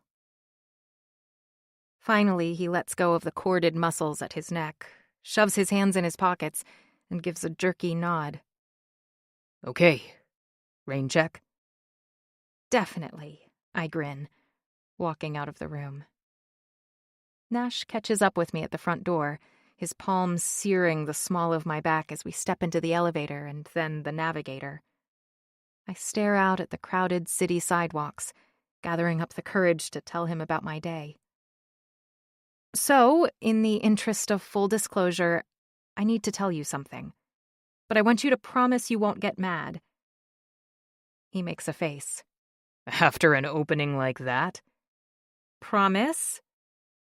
I promise I won't get mad at you. I sigh. Derek came to see me today. Nash remains completely still except for a twitch in his jaw. Where? After wedding dress shopping and before Saks. When you ditched Jay. At my reluctant nod, he swears. Christ, Nixie, I told you. You promised you wouldn't get mad. He rubs at his forehead. Mad doesn't come close to what I'm feeling right now. Nash's eyes are a turbulent storm of emotions. What are you feeling? As much as we've talked lately, with very few exceptions, it's been entirely about people, places, things, events, stories, not confessions. I'm feeling like... He breaks off, swallows, glances out the window, blinks. Then, finally, he faces me once more. That look of vulnerability is back. But more than that, there's an earnestness to him I've never seen before. I love you, Nixie. That's what I'm feeling. I fucking love you. My heart reverberates with shock, sending a tremor through my entire body. But he cuts me off. You don't have to say it back. I know this wedding is a means to an end for you. That if we turn it into anything more, will only complicate things. Nash merely repeats what I've been thinking. But it sounds worse coming from his mouth than it does inside my head. So much worse. I'm not even sure what to say, except that it will include, I love you too. Surely we can figure everything out together. But there's no time. The door opens, a rush of cold air invading our warm cocoon. Nash steps outside, extending a hand to help me down. I hesitate for a moment, wishing desperately for a few more minutes with him in private. I want to pour my heart out to Nash now. But I don't want to rush either. I need time. I want forever. And maybe, just maybe, that's exactly what I'll get. So I take Nash's hand and slide to the curb, where a line of painted cast-iron lawn jockeys salute us from the sidewalk. With my heels, the top of my head is nearly to his chin, his mouth that much closer to mine. For a moment, I think Nash will kiss me again, and I lean into him, his hands running up and down my back in slow, reassuring strokes. But instead of a kiss, he says, I want you to have a nice time tonight. Just be yourself. Myself. I'm not even sure who that is anymore. My life has been a hurricane, especially lately. But right now, staring into Nash's smoky gaze, buffeted from the blustery wind by his wide shoulders, it feels like I'm standing dead center in the eye of the storm. There is calm and quiet. And above, arching over us like a rainbow, are the words he said in the car. I dredge up a cautious smile. I'll try. Nash's stare intensifies. He cups my chin, his thumb sweeping over my lower lip. Can I come back to the suite after dinner? No FaceTime tonight, I tease. Oh, I'll be spending plenty of time with this face. He kisses the tip of my nose. And this mouth, and... He kisses my lips, then nibbles along my jaw to my neck. Is this a negotiation? The electric current between us is a palpable thing, scrambling the rational side of my brain and making it impossible to think clearly. He lifts his head, one dark eyebrow arched. Am I winning? His hands slide to my waist, butterflies fluttering beneath his fingers. I'm drowning in a sea of want. You don't fight fair. He flashes that cocky, confident smile he wears so well. I play to win, Nixie. Fairness is a concept I left behind in kindergarten. With one last kiss, he leads me across the sidewalk to the famed restaurant's entrance, and we step into the sumptuous New York landmark together. I've never been to the 21 Club before, and we're escorted past an elegant bar with rich leather stools embellished by polished brass nailheads, then down a steep staircase and through a narrow corridor, and finally through a thick stone door into an imposing wine cellar. An older man wearing glasses and a tweed sport coat is already seated at the room's only table. He stands, holding out his hand. Thought it would be best to meet privately. I glance at Nash through lowered lashes, but he has his billionaire businessman mask firmly in place, and his expression is impossible to read. He nods and they shake hands. Best spot in the house. And this must be your fiancé. He turns to me with a fatherly grin on his face. I like him immediately. Nash puts a hand on my waist. Nixie, this is Mac Duncan. The man grasps my hand warmly with both of his. It's a pleasure to meet the woman who finally captured the Black Knight of Wall Street. Nash. Nixie and Duncan hit it off immediately, their conversation flowing from one topic to another without being stilted or uncomfortable, which is a good thing because I can barely string two words together. Nixie is gorgeous in jeans and a t-shirt, but she's downright breathtaking in a pair of fuck-me stiletto boots and an outfit that's somehow soft and structured at the same time. If Nixie hadn't stopped me, I would have blown off dinner without a second thought. It's only been a few months since I met Nixie, but in that time she's somehow changed everything I knew about the man I thought I was. I don't want to live alone anymore. I don't want to fuck random women anymore. I don't want to use work as a substitute for having a personal life anymore. I do want more, though. More of Nixie. More from Nixie. But every time she moves her hand, the diamond on her finger sends shards of light through my skull, taunting me, reminding me that despite my very real feelings for Nixie, the only real thing about our relationship is that damned diamond. I dropped a bomb on her in the car. I love you. I said it because it's true, and when she didn't immediately say it back, when she just blinked a few times, looking confused and surprised, and even a little concerned, I quickly blurted something about not expecting her to feel the same. I can't take any more lies, especially a pity I love you too. I'm going to earn Nixie's love, no matter how long it takes, and I can't fucking wait to get back to the suite and get started. After 2 interminable hours, Duncan takes a last hearty swallow of his after-dinner coffee, and I subtly extend my Amex to the waiter hovering nearby. "Well, it looks like I was wrong about you," Duncan says. "I guess you aren't just a charmer, chasing skirts and companies with no concern for either. The love of a good woman has a way of making a man's head straight." Nixie laughs. I don't know about that. I think Nash was pretty level-headed before he met me. "I think you're wrong. Did Nash tell you?" Time slows down. Or maybe it's just my brain speeding up. Either way, the impact of what Duncan is about to say slams into me. Fuck. Why didn't I realize this before? It's Nixie finding out about Scott from my mother instead of me all over again. I never told Nixie about my first meeting with Duncan because there was no explicit quid pro quo. He never said, "If you get married, I will sell you my company." Sure, at first I took it a little more seriously, But I've been looking for a company to fill the same purpose as network tech for months now, and my team is putting together an acquisition proposal as we speak. I don't need Duncan's company, but I do need Nixie. I jump in. We shouldn't bore Nixie with the details of our first meeting. Duncan nods. You're probably right. My relief evaporates when he continues.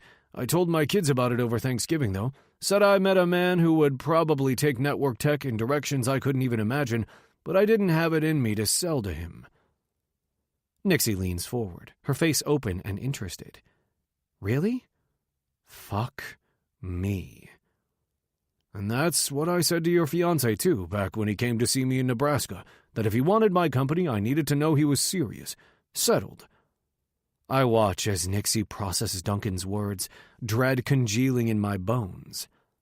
Married, she breathes, the color slowly draining from her face. Well, to be fair, I don't think you were that explicit, I say to Duncan, before turning pleading eyes on Nixie.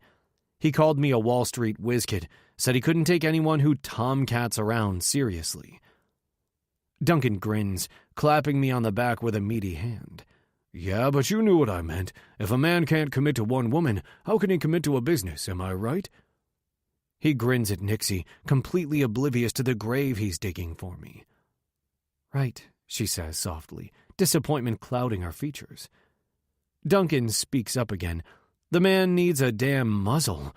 I know it's late, but why don't we go back to your office and hammer out a few details before we get the lawyers involved?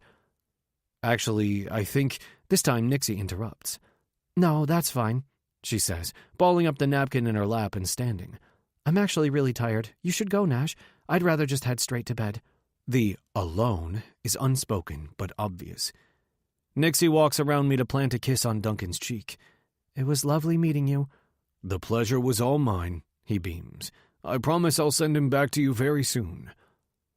The smile Nixie lobs my way is as fake as the cast-iron jockeys outside the restaurant. No need. He's all yours. Chapter 20. Nixie. Nash is no better than Derek. Dirty liars, both of them. Back in Bermuda, Nash deliberately let me believe his trip down the aisle was out of the goodness of his heart. If he told me about Mac Duncan's conditions, I would have been fine with it. After all, it's only fair. I get my inheritance, he gets network tech. But he didn't say a word.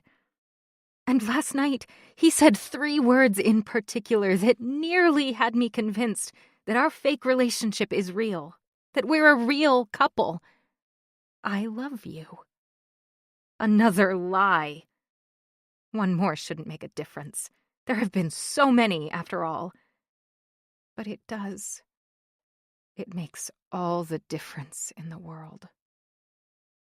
I left the Holtzman 2 hours ago, hoping to wander the city alone with my tumultuous thoughts. But of course Jay was right outside my door. Does the man ever sleep? At least Nash stayed away. I'm not ready to deal with him. Yet. We planned to apply for our marriage license later this afternoon, and I don't think I can go through with it. Why bother? I'll just be trading one bad situation for another. I'm not in the mood to shop, but I find myself walking through the revolving door of the iconic Disney store in Times Square. Christmas is almost here, and regardless of what I decide to do about Nash, I want his niece and nephew to have a gift under their tree from me. I find the perfect bedazzled princess dress and tiara for Madison easily, though I have a harder time with Parker. I'm trying to decide between a Mickey train conductor costume and a castle building set when I feel the buzz of my phone from inside my coat. I'm tempted to ignore it. It's probably Nash, who I'm not ready to talk to yet. But in case it's about Kismet, not knowing how long I would be out, I asked one of the porters to take her on a walk for me. I sidestep a little boy with a lightsaber in each hand and reach into my pocket. The text opens, and I squint at the image filling my screen. It's not Kismet. It's an outdoor ice rink filled with skaters. I enlarge the photo. Woolman Rink, I think. in Central Park. Another picture pops up. This one a close-up of Parker and Madison, sharing a kid-sized walker, sporting helmets and huge grins. My stomach twists. I'm really going to miss those kids. But who's sending me these photos? The number doesn't even show up. It can't be Eva or Nash, because their numbers are programmed into my phone. I frown over my screen, trying to come up with an explanation. Maybe Nash's parents are back in New York? Me. The kids look so happy. Thanks for sending the pics. Who is this? Unknown. Think, Noelle. A chill races down my spine, and I gasp. Everything okay? Forcing the horror from my face, I look up at Jay. Of course! Just a cute photo. Dropping my phone in my pocket, I straighten. Do you happen to know where the ladies' room is? As soon as there's a door between us, I pull my phone back out. What the hell are you doing? Unknown. You don't appreciate pics of your fiancé's niece and nephew? My stomach plummets. Me. Leave Nash's family alone. Unknown. Sure. Unknown. If you leave Nash. Is Derek really threatening Madison and Parker if I don't end my engagement to Nash? I start a new text, my fingers moving furiously over the screen. Me. Let's meet. Unknown. Ditch your babysitter and come to Woolman. Now I just have to figure out how to shake off Jay. I splash cold water on my cheeks, then examine my face in the mirror. My skin is flushed, my eyes glassy and wide. I look feverish. Good. Hopefully it will work in my favor.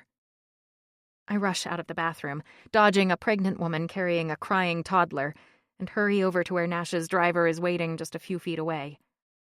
I'm not feeling well. His mouth tightens. I'll take you right home.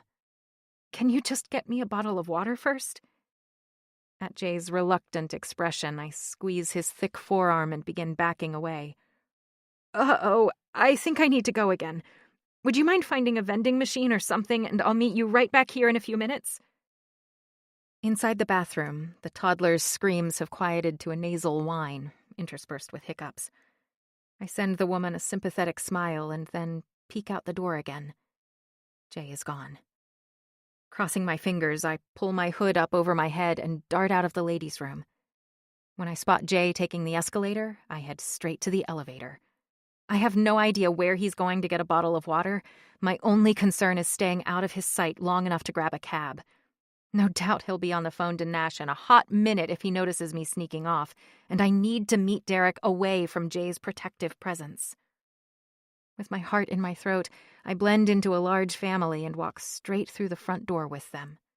For once, I'm grateful to be about the same height as a 13-year-old boy.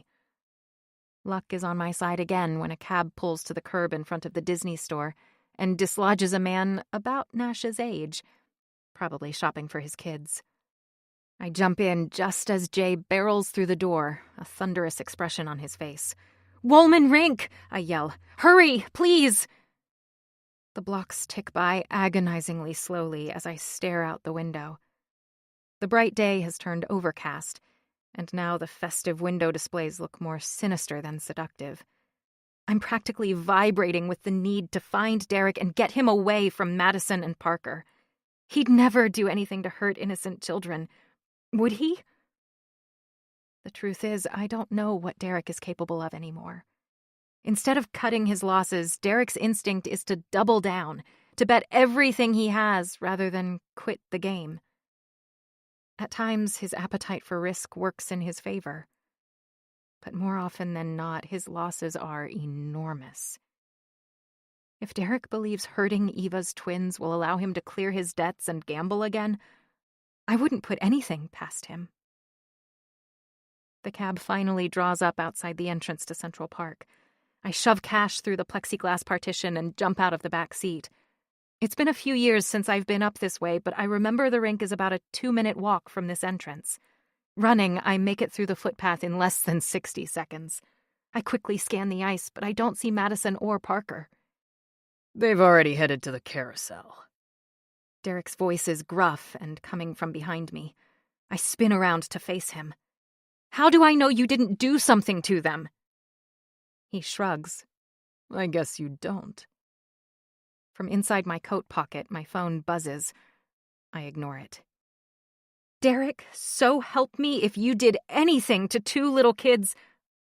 A sour smile twists his lips. This place would be crawling with cops if they went missing, Noelle. I look around, unconvinced. The teachers rounded a whole bunch of kids up, announced that they were going to the carousel. We can walk over there if you want. I shake my head, believing him. There's no way I'm going to bring Derek anywhere near the twins. You really think I'd hurt them, huh? Derek's hands are shoved into his pockets, his coat unbuttoned as a cold wind rushes through the skyscrapers rising up all around us. I don't know what you're capable of anymore, Derek. It's the truth. He blinks once, twice, his dark eyes appraising me. Maybe that's not such a bad thing. My phone buzzes again, drawing Derek's gaze downward. That you? It's not important. You tell Knight where you were going? No, I say. Derek's face darkens as he grabs me by my arm, squeezing tight. Let's go. Ow! I try jerking my arm away, but Derek's hold only grows tighter. In my mind, I run through various moves Nash taught me, debating whether the situation warrants using one of them. Give me your phone, he demands. My eyes dart around, wondering if someone might intervene. But the sun has slipped behind thick clouds, and the already cold afternoon is now bitter. The few people still outside are hunched over, their heads ducked down to avoid the wind. Once again, I try pulling away. Derek, stop it! He holds out a hand. Phone. Ignoring the pain in my arm, I try a different tack. Softening my voice, I force a smile onto my face and put my free hand against Derek's chest. I'm cold. How about we find a coffee shop and talk? Like we used to, remember? Derek's grip loosens, his hand sliding up my arm to curve around the back of my neck, fingers threading into my hair to grip my skull. Too hard. Oh, I remember more than that, Noelle. I remember the scared, sad little girl you were when you first came to live with us. I remember lying awake nights, listening to you cry in the next room, and thinking of ways to make you smile the next day. I remember the day you didn't look like a little girl anymore, and lying awake nights for a very different reason. And I remember when we started sneaking into each other's rooms, when you became my whole world. My throat is a desert, swallowing nearly impossible. Derek, His grip tightens and I wince. What? Do you want me to remember how you cut and ran at the first sign of trouble? How you won't even give me the time of day now that you have a hotshot banker in your bed? Spittle flies from his mouth, hitting my face like sharp flecks of sand. I try to shake my head, but I can't move. That's not how it is. Save it. I wanted you to meet me here today to prove a point. What point? How easy it is to get close to people. If I wanted to hurt those kids, I could have. And the guys that are after me, they want money, Noelle. So if I don't pay up, you know who they'll hurt? Tears sting my eyes as Derek's point stabs me straight through the heart. Poppy, I breathe. His grip finally loosens. Yeah. Have you considered asking him for the money? You're his son. He would do anything. A fierce look comes over his face, eyes narrowing into slits. You don't think I tried? I worked alongside my father for most of my life. I know his business as well as he does. I was able to get some cash out, but the bank notified him about the withdrawal. Did you tell him why you needed the money? Yes, he howls. I told him everything. And you know what? He packed me off to some gambling addiction rehab facility out in the mountains. Like hiking in sub-zero temperatures could take the place of a game of poker. I reach out to rub Derek's shoulder. That's great. He looks at me as if I've lost my mind. No! The guys I owe money to think I ran away from them. He swivels his neck, eyes darting around the urban jungle surrounding us. Nowhere is safe. Not until I get them their money. I start to open my mouth, but Derek stops me. Give me your phone. With shaking hands, I reach into my pocket and pull out my mobile. Derek glances at the screen. 12 missed calls, about as many texts.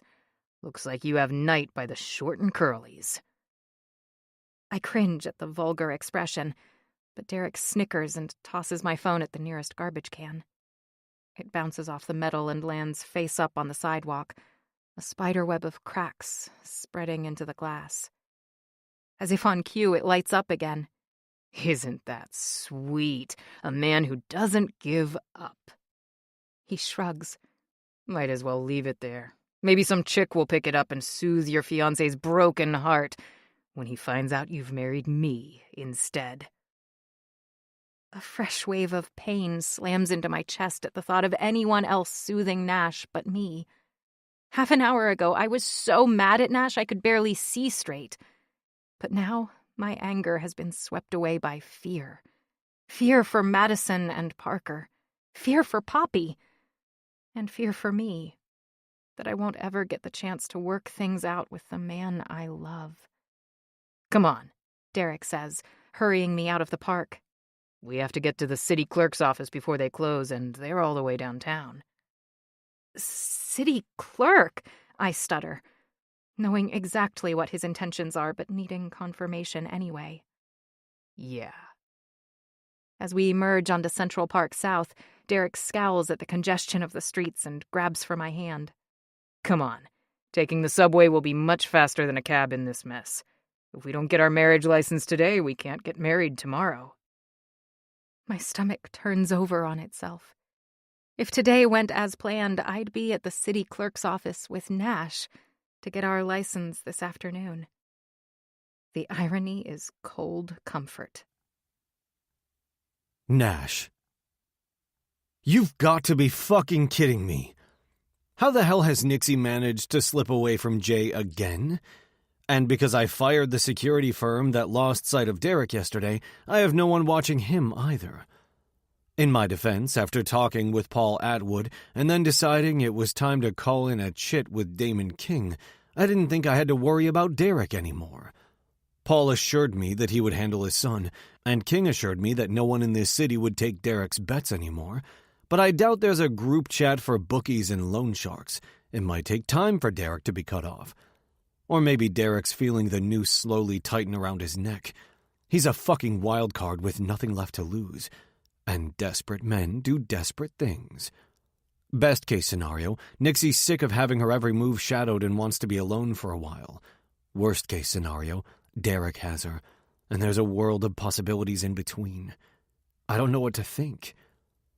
In hindsight, I should have gone to see her after Duncan and I hammered out the basics of the network tech acquisition, but I figured I would give Nixie some time before attempting to explain myself.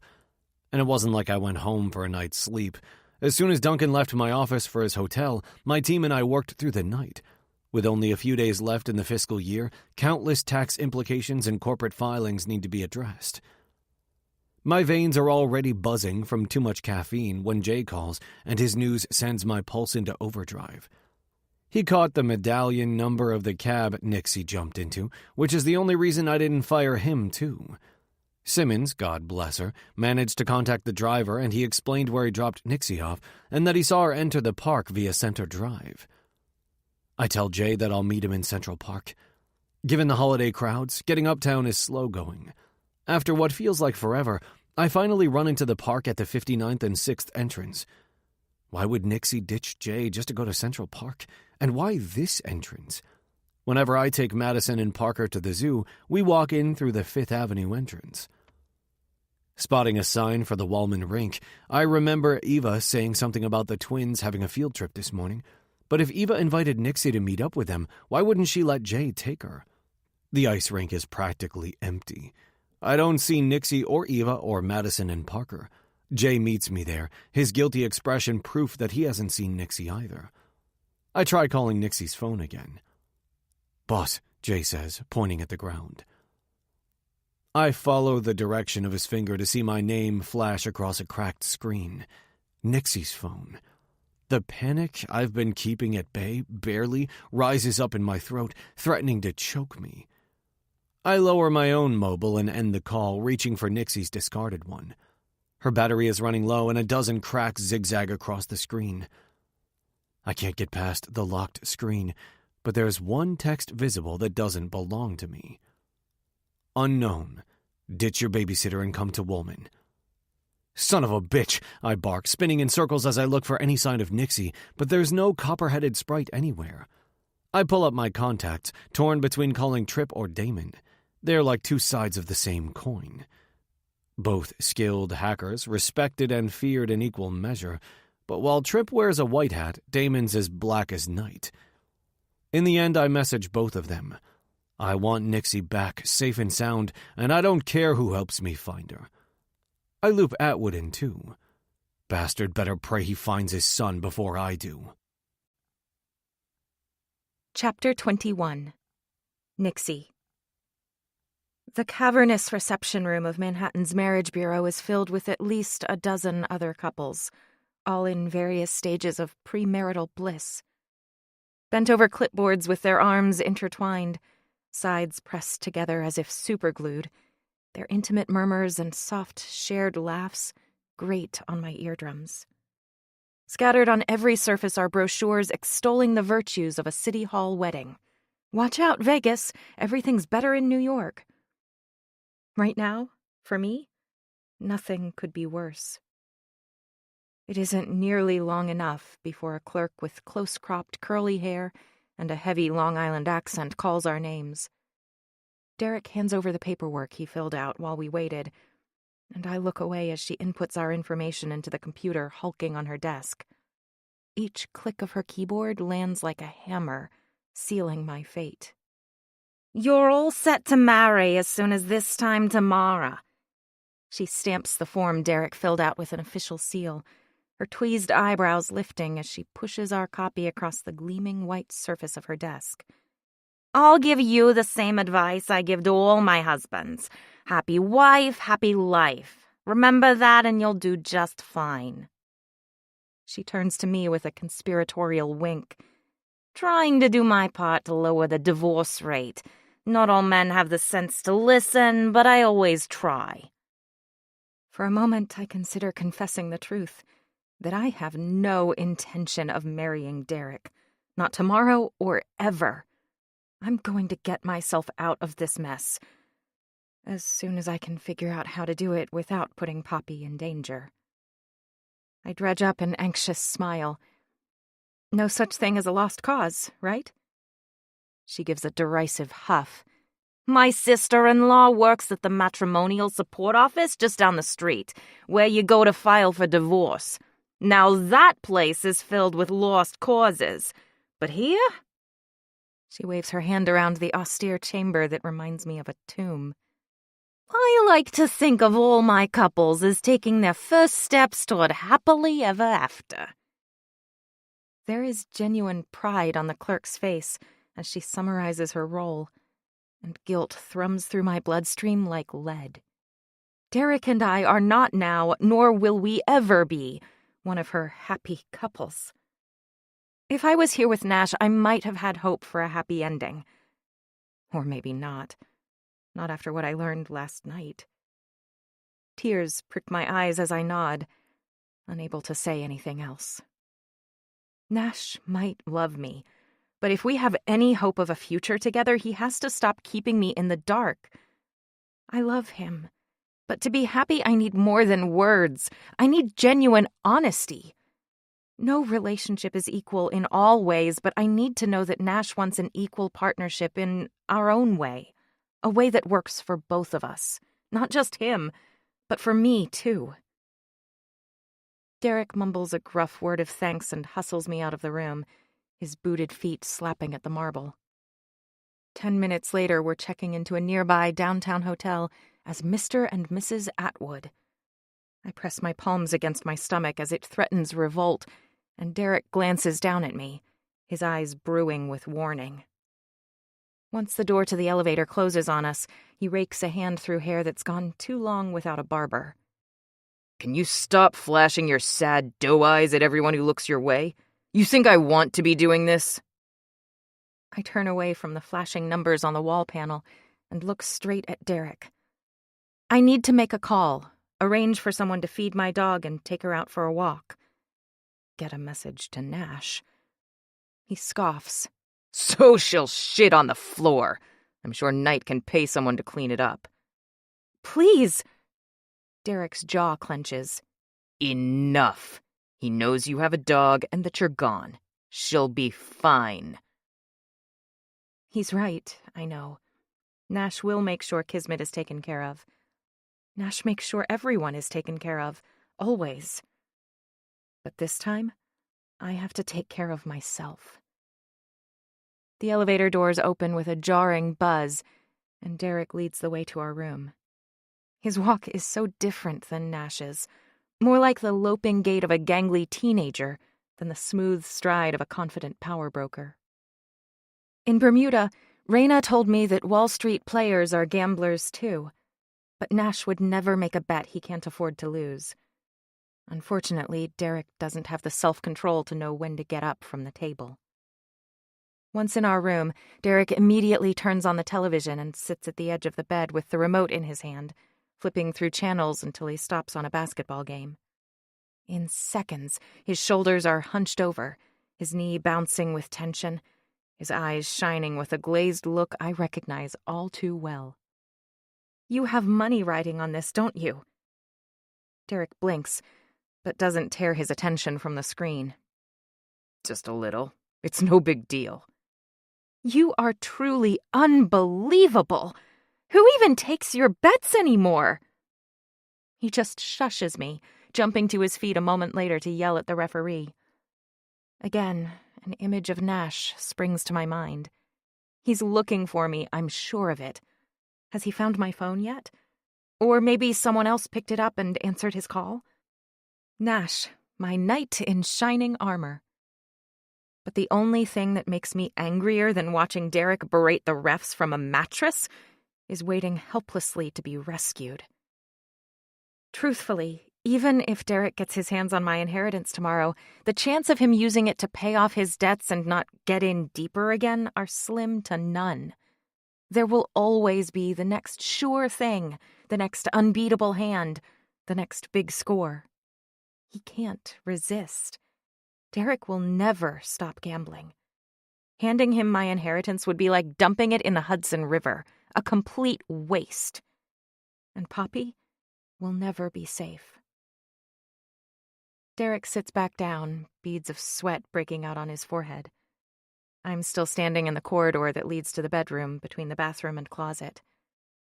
Mind if I take a shower? I ask, careful to keep my tone nonchalant. Go ahead, he snaps, not even glancing my way.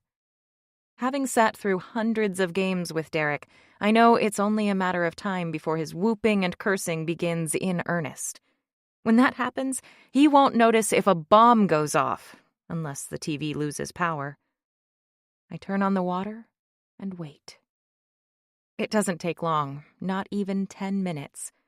From what I can tell, a fight breaks out and a key player from the team Derek bet money on is ejected. Derek goes ballistic, ranting and raving at the wide screen attached to the wall just 2 feet from his reddened face. I am out the door and down the hall in seconds, Derek's unbroken tirade still ringing in my ears. Choosing stairs over the elevator, I sprint down the dozen flights, my footsteps pounding faster than my heartbeat. After speed walking across the lobby, I dodge cars and cabs and cross the street to Columbus Park. Once inside the gates, I increase my pace and blend in with the joggers running along the footpath.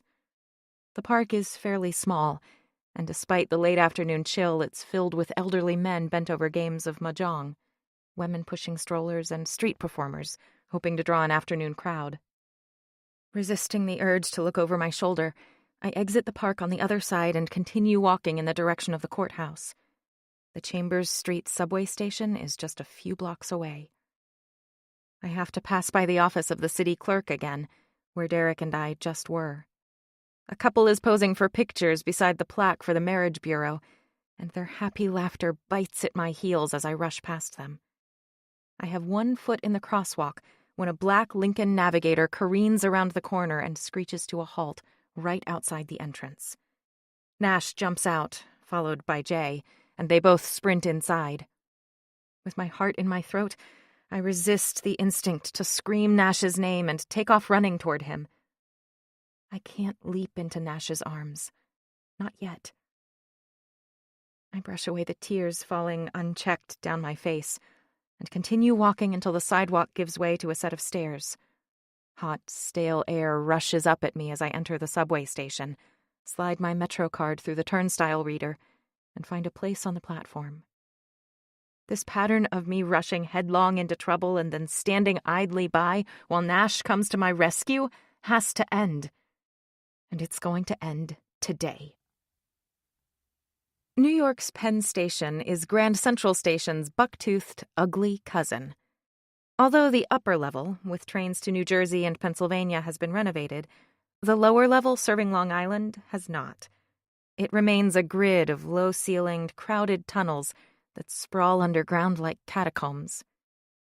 I spend the time until my train blending in with larger groups, occasionally ducking into tiny storefronts hawking overpriced souvenirs and snacks, checking for Derek's face in the sea of commuters. 40 minutes after leaving Penn, I arrive in Manhasset. Poppy lives just a mile from the train station, but I'm shivering by the time I reach his white clapboard colonial with black shutters and a red front door. I wasn't much older than Madison and Parker when I came to live with Poppy and Derek. But now, standing on the sidewalk, chilled to the bone, I'm not sure I can go in.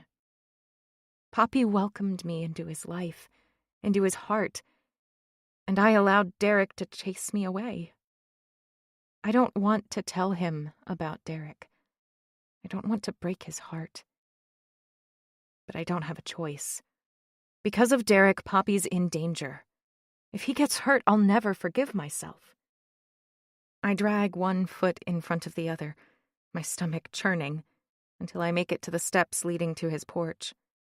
My hands are tucked into fists inside my pockets, my shoulders hunched forward against the gusting wind.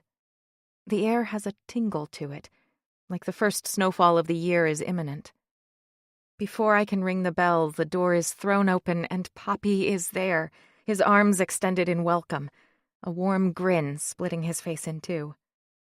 I throw myself into his embrace, my hands wrapping around him as I nudge my forehead into his rounded shoulders. Without a word exchanged, Poppy closes the door and draws me into a warm hug. "Shh," he finally whispers. "Come, I want to hear about all of your adventures." Tears blur my vision as I pull away. "You must hate me." I've been gone for months. I sent letters, but I never gave him a real explanation. He sets his palms on my cheeks, thumbs swiping at the rivers running down them. "You know I can never stay mad at this face." I choke out a laugh. No matter what teenage prank I pulled, usually at Derek's urging, that was always Poppy's response. Which isn't to say he let me run wild. There were always consequences, but never anger. "What do you say I make us some hot chocolate?" He raises bushy eyebrows. "Maybe with a shot of Kahlua?" Nodding, I follow him into the living room, the desk facing the window strewn with paperwork. I wave a hand in its direction. "I take it you saw me from here?" "Yes. For a minute there, I thought you were going to turn right around." I duck my head sheepishly. "Sorry about that. Nerves." He steers me toward the overstuffed chair closest to the mantel, logs crackling in the fireplace. You park your nerves right here while I go make our drinks. I sink down into the paisley velvet, running my hands over well-worn fabric that has seen many a wintry afternoon marked by hot chocolate and s'mores. When I stare into the hearth, it's not just flames that dance in front of my eyes. It's memories.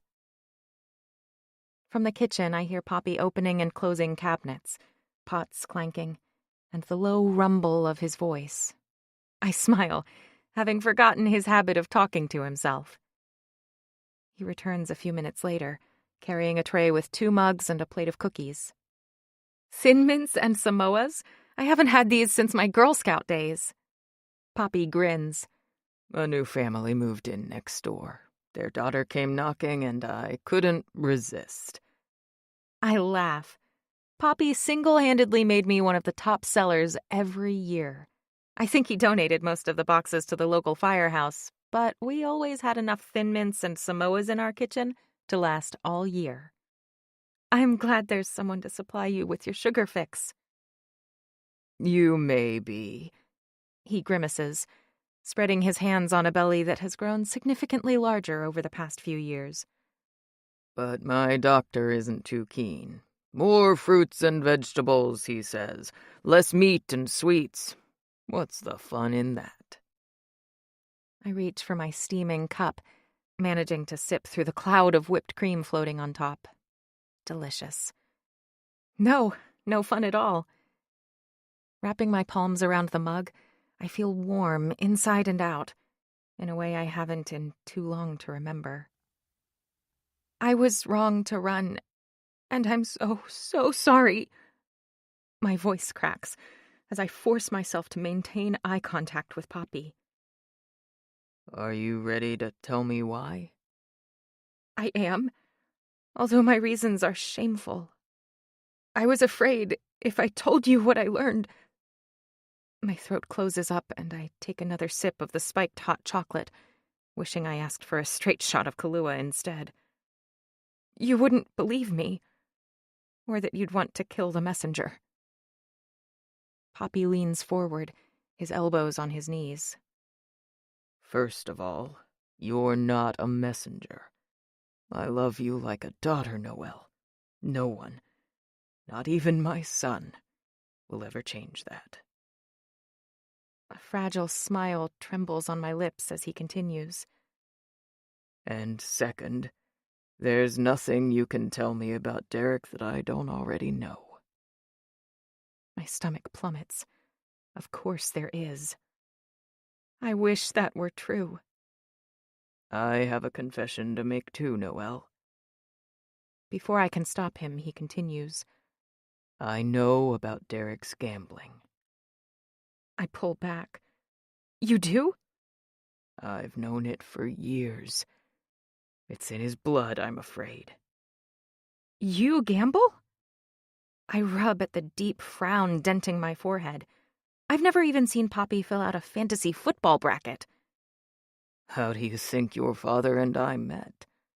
He shakes his head, eyes staring unseeingly at the fire as his tone becomes introspective. We met at the tables in Atlantic City, back when the place was a real hot spot and traveling to Vegas wasn't nearly as cheap or as easy. We both liked to play blackjack and were pretty good at keeping track of the cards. Your father and I became friends and then business partners. I had no idea. We turned our skill at the casinos into the initial bankroll for our business. Mostly we were day traders. We had our ups and downs together, nearly went bankrupt in the early 90s. Got into tech when the craze was just beginning. We rode that wave right until the end, putting all our eggs into the NASDAQ basket. Didn't realize it was a bubble until it burst. When 9/11 hit, we were nearly bankrupt again. My wife had already left, but your mother, may she rest in peace, never complained. Said she had complete faith in us that we'd right the ship again. Even when your dad and I couldn't see the light at the end of the tunnel, when I was about to lose this house, she never let us think of ourselves as failures. Poppy turns his eyes on me. They are a rich chestnut, like his son's, but edged in a softer, lighter brown that shines with warmth. I figured Derek would outgrow the destructive side of his gambling addiction. Learn how to put his appetite for risk to good use in the markets like we did. And I hoped he would have a woman by his side who would love and support him, like your mother did for your father. I didn't want him to be unlucky in love like I was. I look down at my lap, lashed by guilt that I couldn't give Poppy the peace of mind he so dearly deserves. I wish that things could be different. Don't. All I want is for both of you to be happy. And as much as I would have liked to see you and Derek together, he is not the man for you. He lifts my chin so that I meet his gaze again. Did you know that your mother used to do our books? I shake my head. I know so little about my parents. Well, she did. And even when we weren't sure how we were going to pay the rent on our office or the mortgage on our houses, she made sure we paid our taxes and our insurance. When your father died, that insurance money let me pay off our accumulated business debt and start with a clean slate. I didn't take as many risks, but over the years I did all right. After you left, I decided to do the same thing for Derek. Give him a clean slate. I paid off his debts and sent him to rehab. It didn't work, though. The second he got out, he was right back at it, even worse than before. But this time I didn't step in. I wanted Derek to learn his lesson and finally realize that small-time bets can become huge disasters practically overnight. And that owing money to the wrong people is a terrible, terrible idea. He takes a shuddering breath. I just never anticipated that he would try to elope with you to get his hands on your inheritance. I'm sorry, Noelle. I sit back, stunned. Poppy wasn't blind to his son's gambling. He'd simply been biding his time, hoping Derek would grow up. It never occurred to him that I would get caught in the crossfire. But then I refocus. Poppy, it's you I'm worried about. Derek's debts, the men that are after him, you're not safe. It's all been taken care of. You don't have to worry about... But he's still gambling. That's how I left without Derek noticing. He was losing and I slipped away. My voice trails off as I read Poppy's expression. You already knew? I found out about it a little while ago. How? A friend. And now Derek's on his way to a different rehab facility. A better one this time. But what if he signs himself out again? He can't. Not at this one. There's a sad, resigned look on Poppy's face. I don't want to know what it took to get Derek involuntarily committed. I reach out a hand, giving Poppy's shoulder a gentle squeeze. Wherever he is, at least he's out of harm's way. It's no way to live, looking over your shoulder every second. A look of understanding passes between us. I'm ashamed you felt you had to run. But in a way, I think it was good for you. I'm damn proud that you struck out on your own, took a risk and carved your own path. His mouth pushes into a half smile. It took a few days, but I've been keeping tabs. Keeping tabs? Of course. The police were no help since you were of age, but I had a private detective hot on your trail within hours. I would have gone crazy otherwise. He shoots me an aggrieved father look. Although letting you stay in that rat trap apartment in Brooklyn was the toughest thing I've ever had to do, let me tell you. I slept a lot easier after you moved to the Holtman. The jarring ring of the doorbell has me swinging my head toward the window overlooking the front of the house. A familiar black Navigator is parked at the curb. The friend you mentioned earlier. Was that Nash? Yes. I went to see him after learning of your engagement. We had a long talk about Derek, and an even longer talk about you. He didn't say anything. I asked him not to. Poppy sighs as he rises from his chair, knees creaking. We've both kept our share of secrets, haven't we? I offer a chagrined nod, and Poppy walks to the foyer, hating that he's right. So many secrets, so many lies. I can't live like this anymore. I won't. There's a rush of cold air as he opens the front door, then a swift handshake as Nash steps over the threshold, his gorgeous face coming into view. My heart, swollen with sadness, pounds in my chest. Derek is no longer a threat. Mac Duncan has probably already signed the sales contract for network tech, and even if he hasn't, judging by how well our dinner went, he'll probably sell his business to Nash whether we're married or not. There's no reason for us to marry anymore. Whatever we had, whatever we were, is over. Nash is here to say goodbye. Chapter 22. Nash. Nixie rises from a chair in front of the mantel, light from the fire setting her hair ablaze like an angel's halo. The sight of her safe and sound, and so damned seductive, nearly makes me stumble. No matter how many times she accused me of rescuing her, Nixie is my white knight, saving me from the empty life I'd resigned myself to. After Tripp sent me a copy of the marriage license registered with the city clerk's office, Jay and I raced downtown, but Derek and Nixie were already gone. And I nearly lost my mind when Damon said that he'd tracked Derek to a nearby hotel and that Nixie wasn't there. I was on my way to rip Derek limb from limb when Paul called to tell me that Nixie was sitting in his living room. By now, he's probably told her that Derek is no longer a threat. I might owe Damon my firstborn, but he had his guys throw Derek in a van and drive him to a place he won't get out of until I say so. It's called a rehab facility, but it's basically a prison where the rich and well-connected send their low-life offspring after they've fucked up too often or too badly to be allowed to roam free. Derek won't be getting out of there for a long, long time, which means that there is no reason for Nixie to marry me. The thought sends a jagged crack down my center.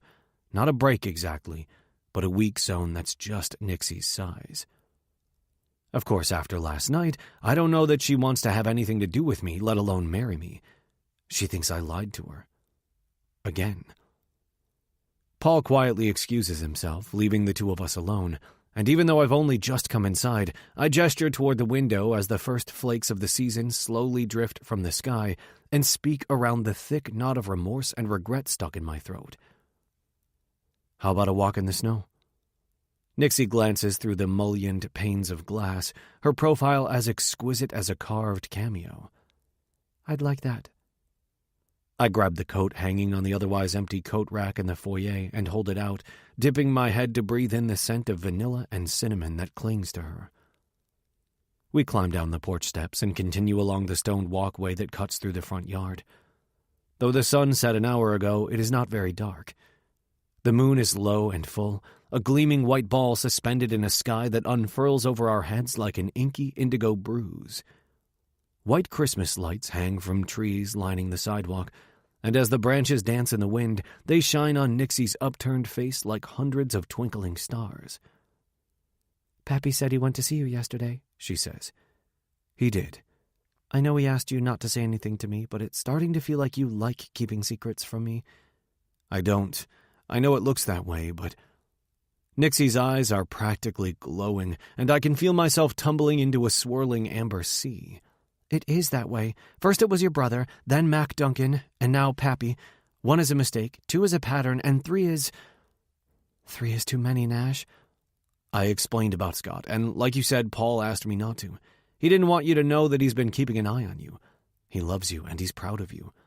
And Mac Duncan? My exhale forms a mini storm cloud of vapor between us. You're right. I should have told you about him when we were in Bermuda, but by the time we had dinner last night, I had another option in my mind that would work, if not as well as network tech, then nearly. But Duncan was exaggerating, nothing more. And you should know that I told him about us when we got to my office last night. Confessed that I was less than honest about our relationship, that I lied actually, just so he would take my offer seriously. Nixie makes a small sound, like a strangled cough. Oh. She stares at me for a long while, unsure whether she can trust me. I don't look away from her scrutiny. I deserve it, after all. Let me guess. He's still going to sell his company to you? Yes. A stray snowflake catches on a ginger fringe of lash, suspended for a moment until a blink sends it on its way. One tiny movement is all it takes for something beautiful to disappear, lost forever. I can't let that happen to Nixie. This extraordinary chemistry between us is a crackling, live thing, and yet so very fragile. Okay. She looks down, away from me, and though she hasn't gone anywhere physically, I feel her absence as deeply as if she dropped through space and disappeared entirely. And with her, a part of my soul. Thanks for coming all this way. I should get back. I grab for her hand, desperation knifing through me. Nixie, wait. She stays, but the desperation does too. I can't lose her. I can't. And then I notice her naked ring finger, and my heart sinks like a stone. You took it off. Oh, right. She digs in the front pocket of her jeans and pulls out a ring, offering it to me on an open palm. I didn't want Derek to see it. I thought he might make me pawn it or something. I take it from her and do what I should have done to begin with. I drop to one knee, the cold, damp concrete pressing into my trousers. Mac Duncan gave me a reason for marrying you, and Derek gave me an excuse, but it wasn't the reason, and I don't need an excuse. Not then, and definitely not now. A confused frown pulls at her eyebrows as she stares down at me. What I'm trying to say is, we may have started out ass backward, but nothing in my life has ever felt so right. I don't care that we've known each other for months instead of years, or that I fuck up over stupid shit and you run first and ask questions later. I don't care about any of it, as long as you forgive me, as long as you let me chase you wherever you go. We still have the church booked, the venue reserved, and there is nothing I want more than to wake up with you every morning of my life, to make babies with you and grow old with you and live the rest of my life with you. Nixie, will you marry me? Nixie. Snow swirls around us now, the heavy flakes stinging my skin. I hope Poppy isn't at the window watching this ridiculous display. Nash has clearly lost his mind. You don't have to do this. We don't need to have a marriage of convenience anymore. Nash's bark of laughter takes me by surprise. Convenience? Hell, you are the most inconvenient woman I've ever met in my life. I suck in a breath of cold, damp air. I might be inconvenient, but you are the bossiest, most bullheaded...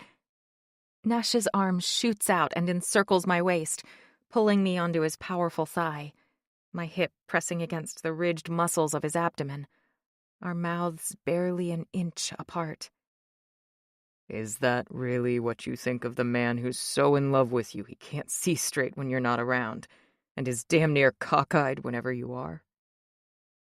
Nash's hands run along my spine and settle somewhere between my shoulders and neck, his thumbs finding a sensitive patch of skin behind my ears that sends goosebumps rising to attention like tiny white flags of surrender.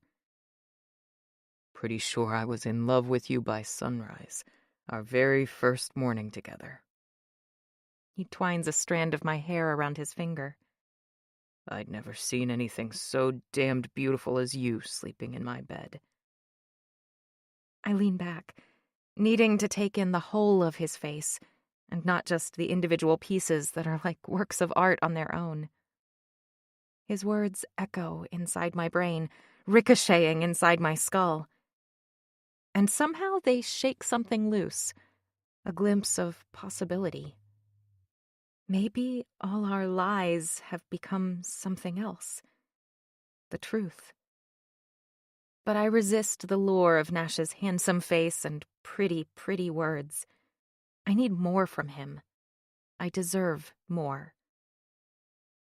Love isn't enough for me, I finally manage, Not if you're going to love me with lies. I want a true partner, someone I can count on to tell me the truth even when it's hard. I can't love you if I don't trust you. You can trust me, I swear. This is entirely new for me, but I've learned from my mistakes. They won't happen again. I won't lose you. A faint spark of happiness sputters to life, the flame catching and spreading warmth throughout my soul. Is this really happening? A surge of optimism washes over me, a lightness of spirit. But the embers of hope dim as familiar doubts rush in, threatening the seductive glow. No more lies? No.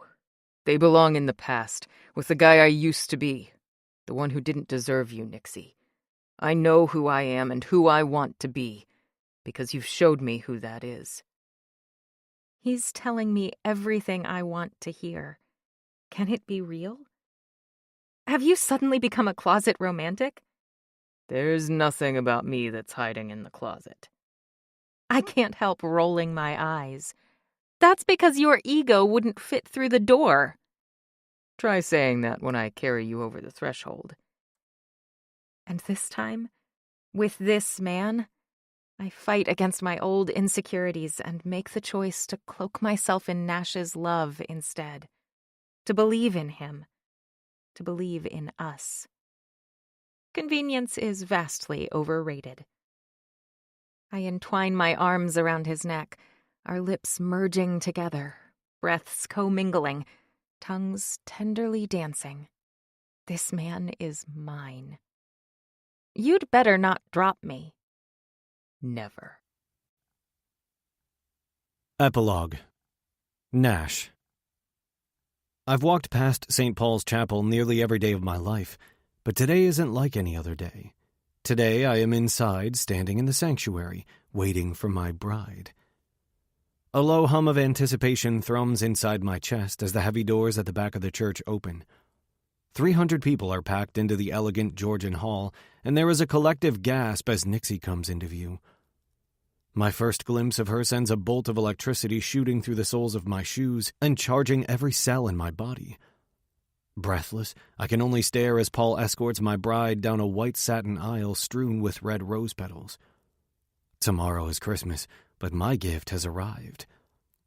Radiant prisms of light shoot from Nixie's glittering headpiece, streaking through the nave and infusing the 250-year-old house of worship with a palpable energy. We're only a few blocks from the alley where I first got a glimpse of her, a few blocks and a world away. She sparkled as much then as she does now. Finally, Nixie and Paul stand before me. The buoyant notes of the choir reach a crescendo as I lift the veil over Nixie's head, revealing gleaming copper hair cascading down her bare shoulders. A riot of emotions trek across Nixie's flawless face. Love, passion, excitement, and in her eyes I see everything I never knew I wanted, but now can't live without. My throat turns to dust as I realize how close I came to losing the best thing that has ever happened to me. Before Nixie, I never knew what it was like to smile for no reason at all, just because I'm happy. Nixie makes me believe I can conquer the universe with one hand, so long as I hold on to her with my other. It physically hurts to tear my gaze from my beautiful bride, but I do, shaking hands with Paul and mouthing a silent thank you for the precious woman he's entrusting to me. I crook an elbow, and Nixie threads her arm through mine. Together we climb the final steps to the altar. The service itself is a blur until it's Nixie's turn to speak her vows. A single tear slides down her cheek as she promises to love, honor, and cherish me. I lift a hand to brush it away, then echo her words. This fighter will spend the rest of his days fighting to be worthy of my bride. Parker comes forward, solemnly carrying a green velvet pillow, 2 rings held in place with red ribbon. And now you may kiss your... I pull Nixie to me and claim her lips as if they're mine, as if they have always been mine. Through a dense, lovesick fog, I vaguely hear the Reverend announce us as man and wife, Mr. and Mrs. Nash Knight. There is a rumble of applause and I pull away just slightly. Well, Mrs. Knight, would you like to take a walk with me? I'd love to, Mr. Knight. Together we turn to face our guests and take our first steps down what will be a long path toward forever. I see my parents in the front row, looking so happy. Behind them sit Reggie and Lucia, Tripp and Jolie, Raina and Tristan, Holt and Celeste and Lance, and several friends Nixie hasn't even met yet. There is Catherine and Greta and Jay, and so many others from Night Ventures. Across the aisle, Mac Duncan and Mrs. Dwyer sit beside Paul Atwood, who is smiling even as he wipes at his eyes. I even thought I saw a glimpse of Damon King. Every pew is full. There are people missing, too. Besides Bryce, who is at the hospital for special surgery on the Upper East Side, recovering from shoulder surgery. My brothers, Nixie's parents. But here in this church, I can feel their presence, their approval, their love. Eva stands to the side, between Madison and Parker, our flower girl and ring bearer. I'm not sure if she still believes our relationship is merely temporary, but it doesn't matter. Nixie and I are meant for each other, and Eva is sure to realize it soon enough. In the meantime, I'll be what I have been to Eva for years now, a good friend. Last night, in lieu of a bachelor party, the past decade has been one long bachelor party as far as I'm concerned, I asked for an intimate family dinner. Me and Nixie, my parents, Paul Atwood, and of course Eva and the twins. Rather than book a table at a formal restaurant, I called up a local Italian place well known for family-style dining and ordered heaping platters of food for delivery. It was casual and festive, and my previously sterile bachelor pad was filled with delicious smells and happy laughter, and so much joy. My parents and I sat down together and had a long overdue talk. It turns out that I've been so wrong about so many things. The heartbreak I saw on their faces wasn't only because they lost Scott and Wyatt, it was because they believed they'd lost me too. I've been living as if I have a finite amount of love in my heart and doling it out like a miser. But if Scrooge can change his ways, so can I. Through her tears, my mother whispered, "Tomorrow I won't just gain a daughter, I'm going to get my son back too." I thought I was so strong, so invincible because of my financial success and the time I spent training and fighting. I wasn't. Terrified of loss, I never risked more than money or a few bruises. What I really needed to fight was my own fear. There are no guarantees in life, but I still have to get in the ring. My bride came into my life against all odds, and spending the rest of my life without her is unthinkable. One day, hopefully soon, Nixie and I will fill our home with children of our own.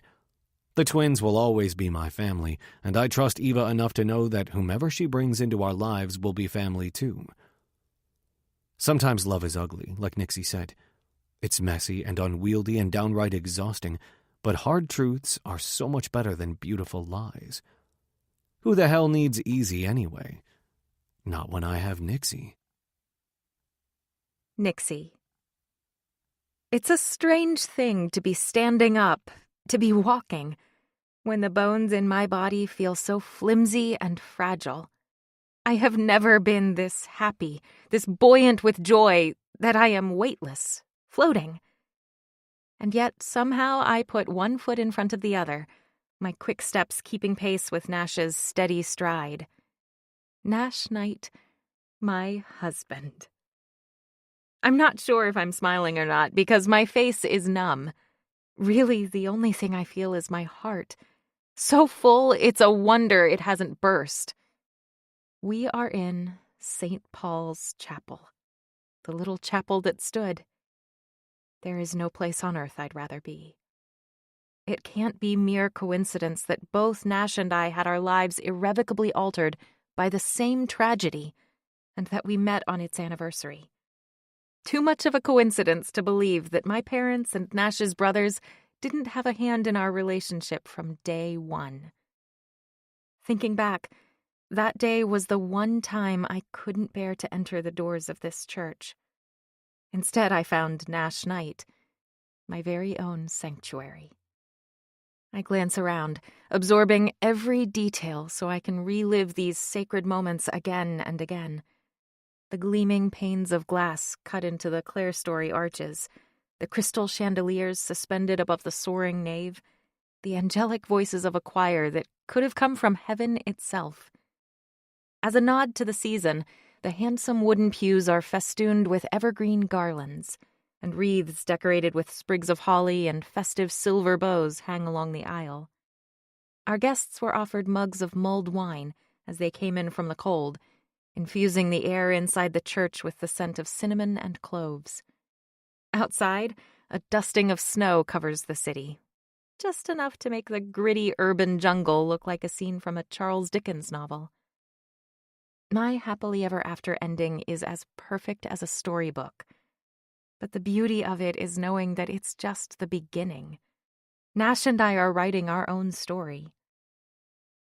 After we make it back down the aisle, Nash leads me into a small room in the narthex of the church so that we can have a few moments of privacy before heading to the reception.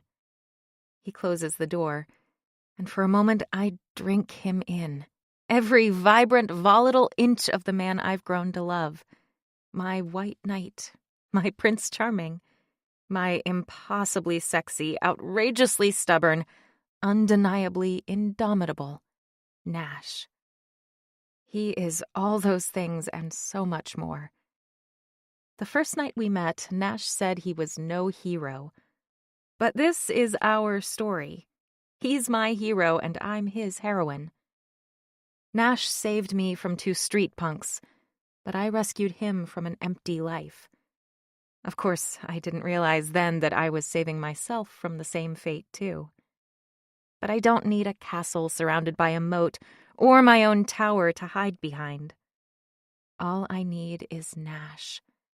He's swept away all those tenacious feelings of being unwanted and unworthy, leaving behind a sense of wonder at the endless possibilities of our future together.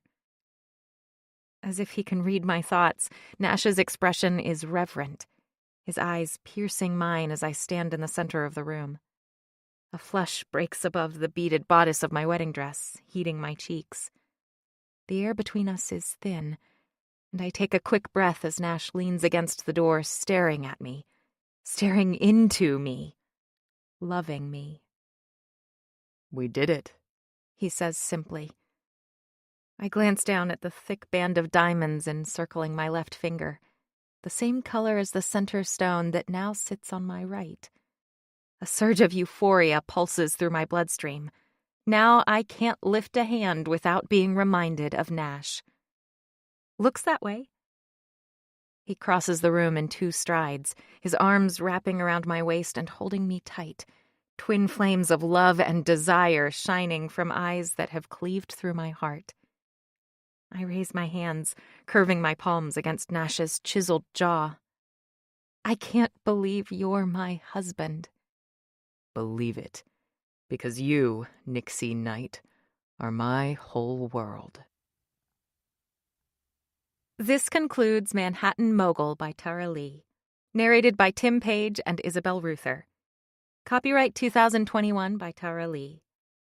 This unabridged audiobook is published by arrangement with Bookends, LLC, and was produced in the year 2023 by Tantor Media, Incorporated, a division of Recorded Books, which holds the copyright thereto.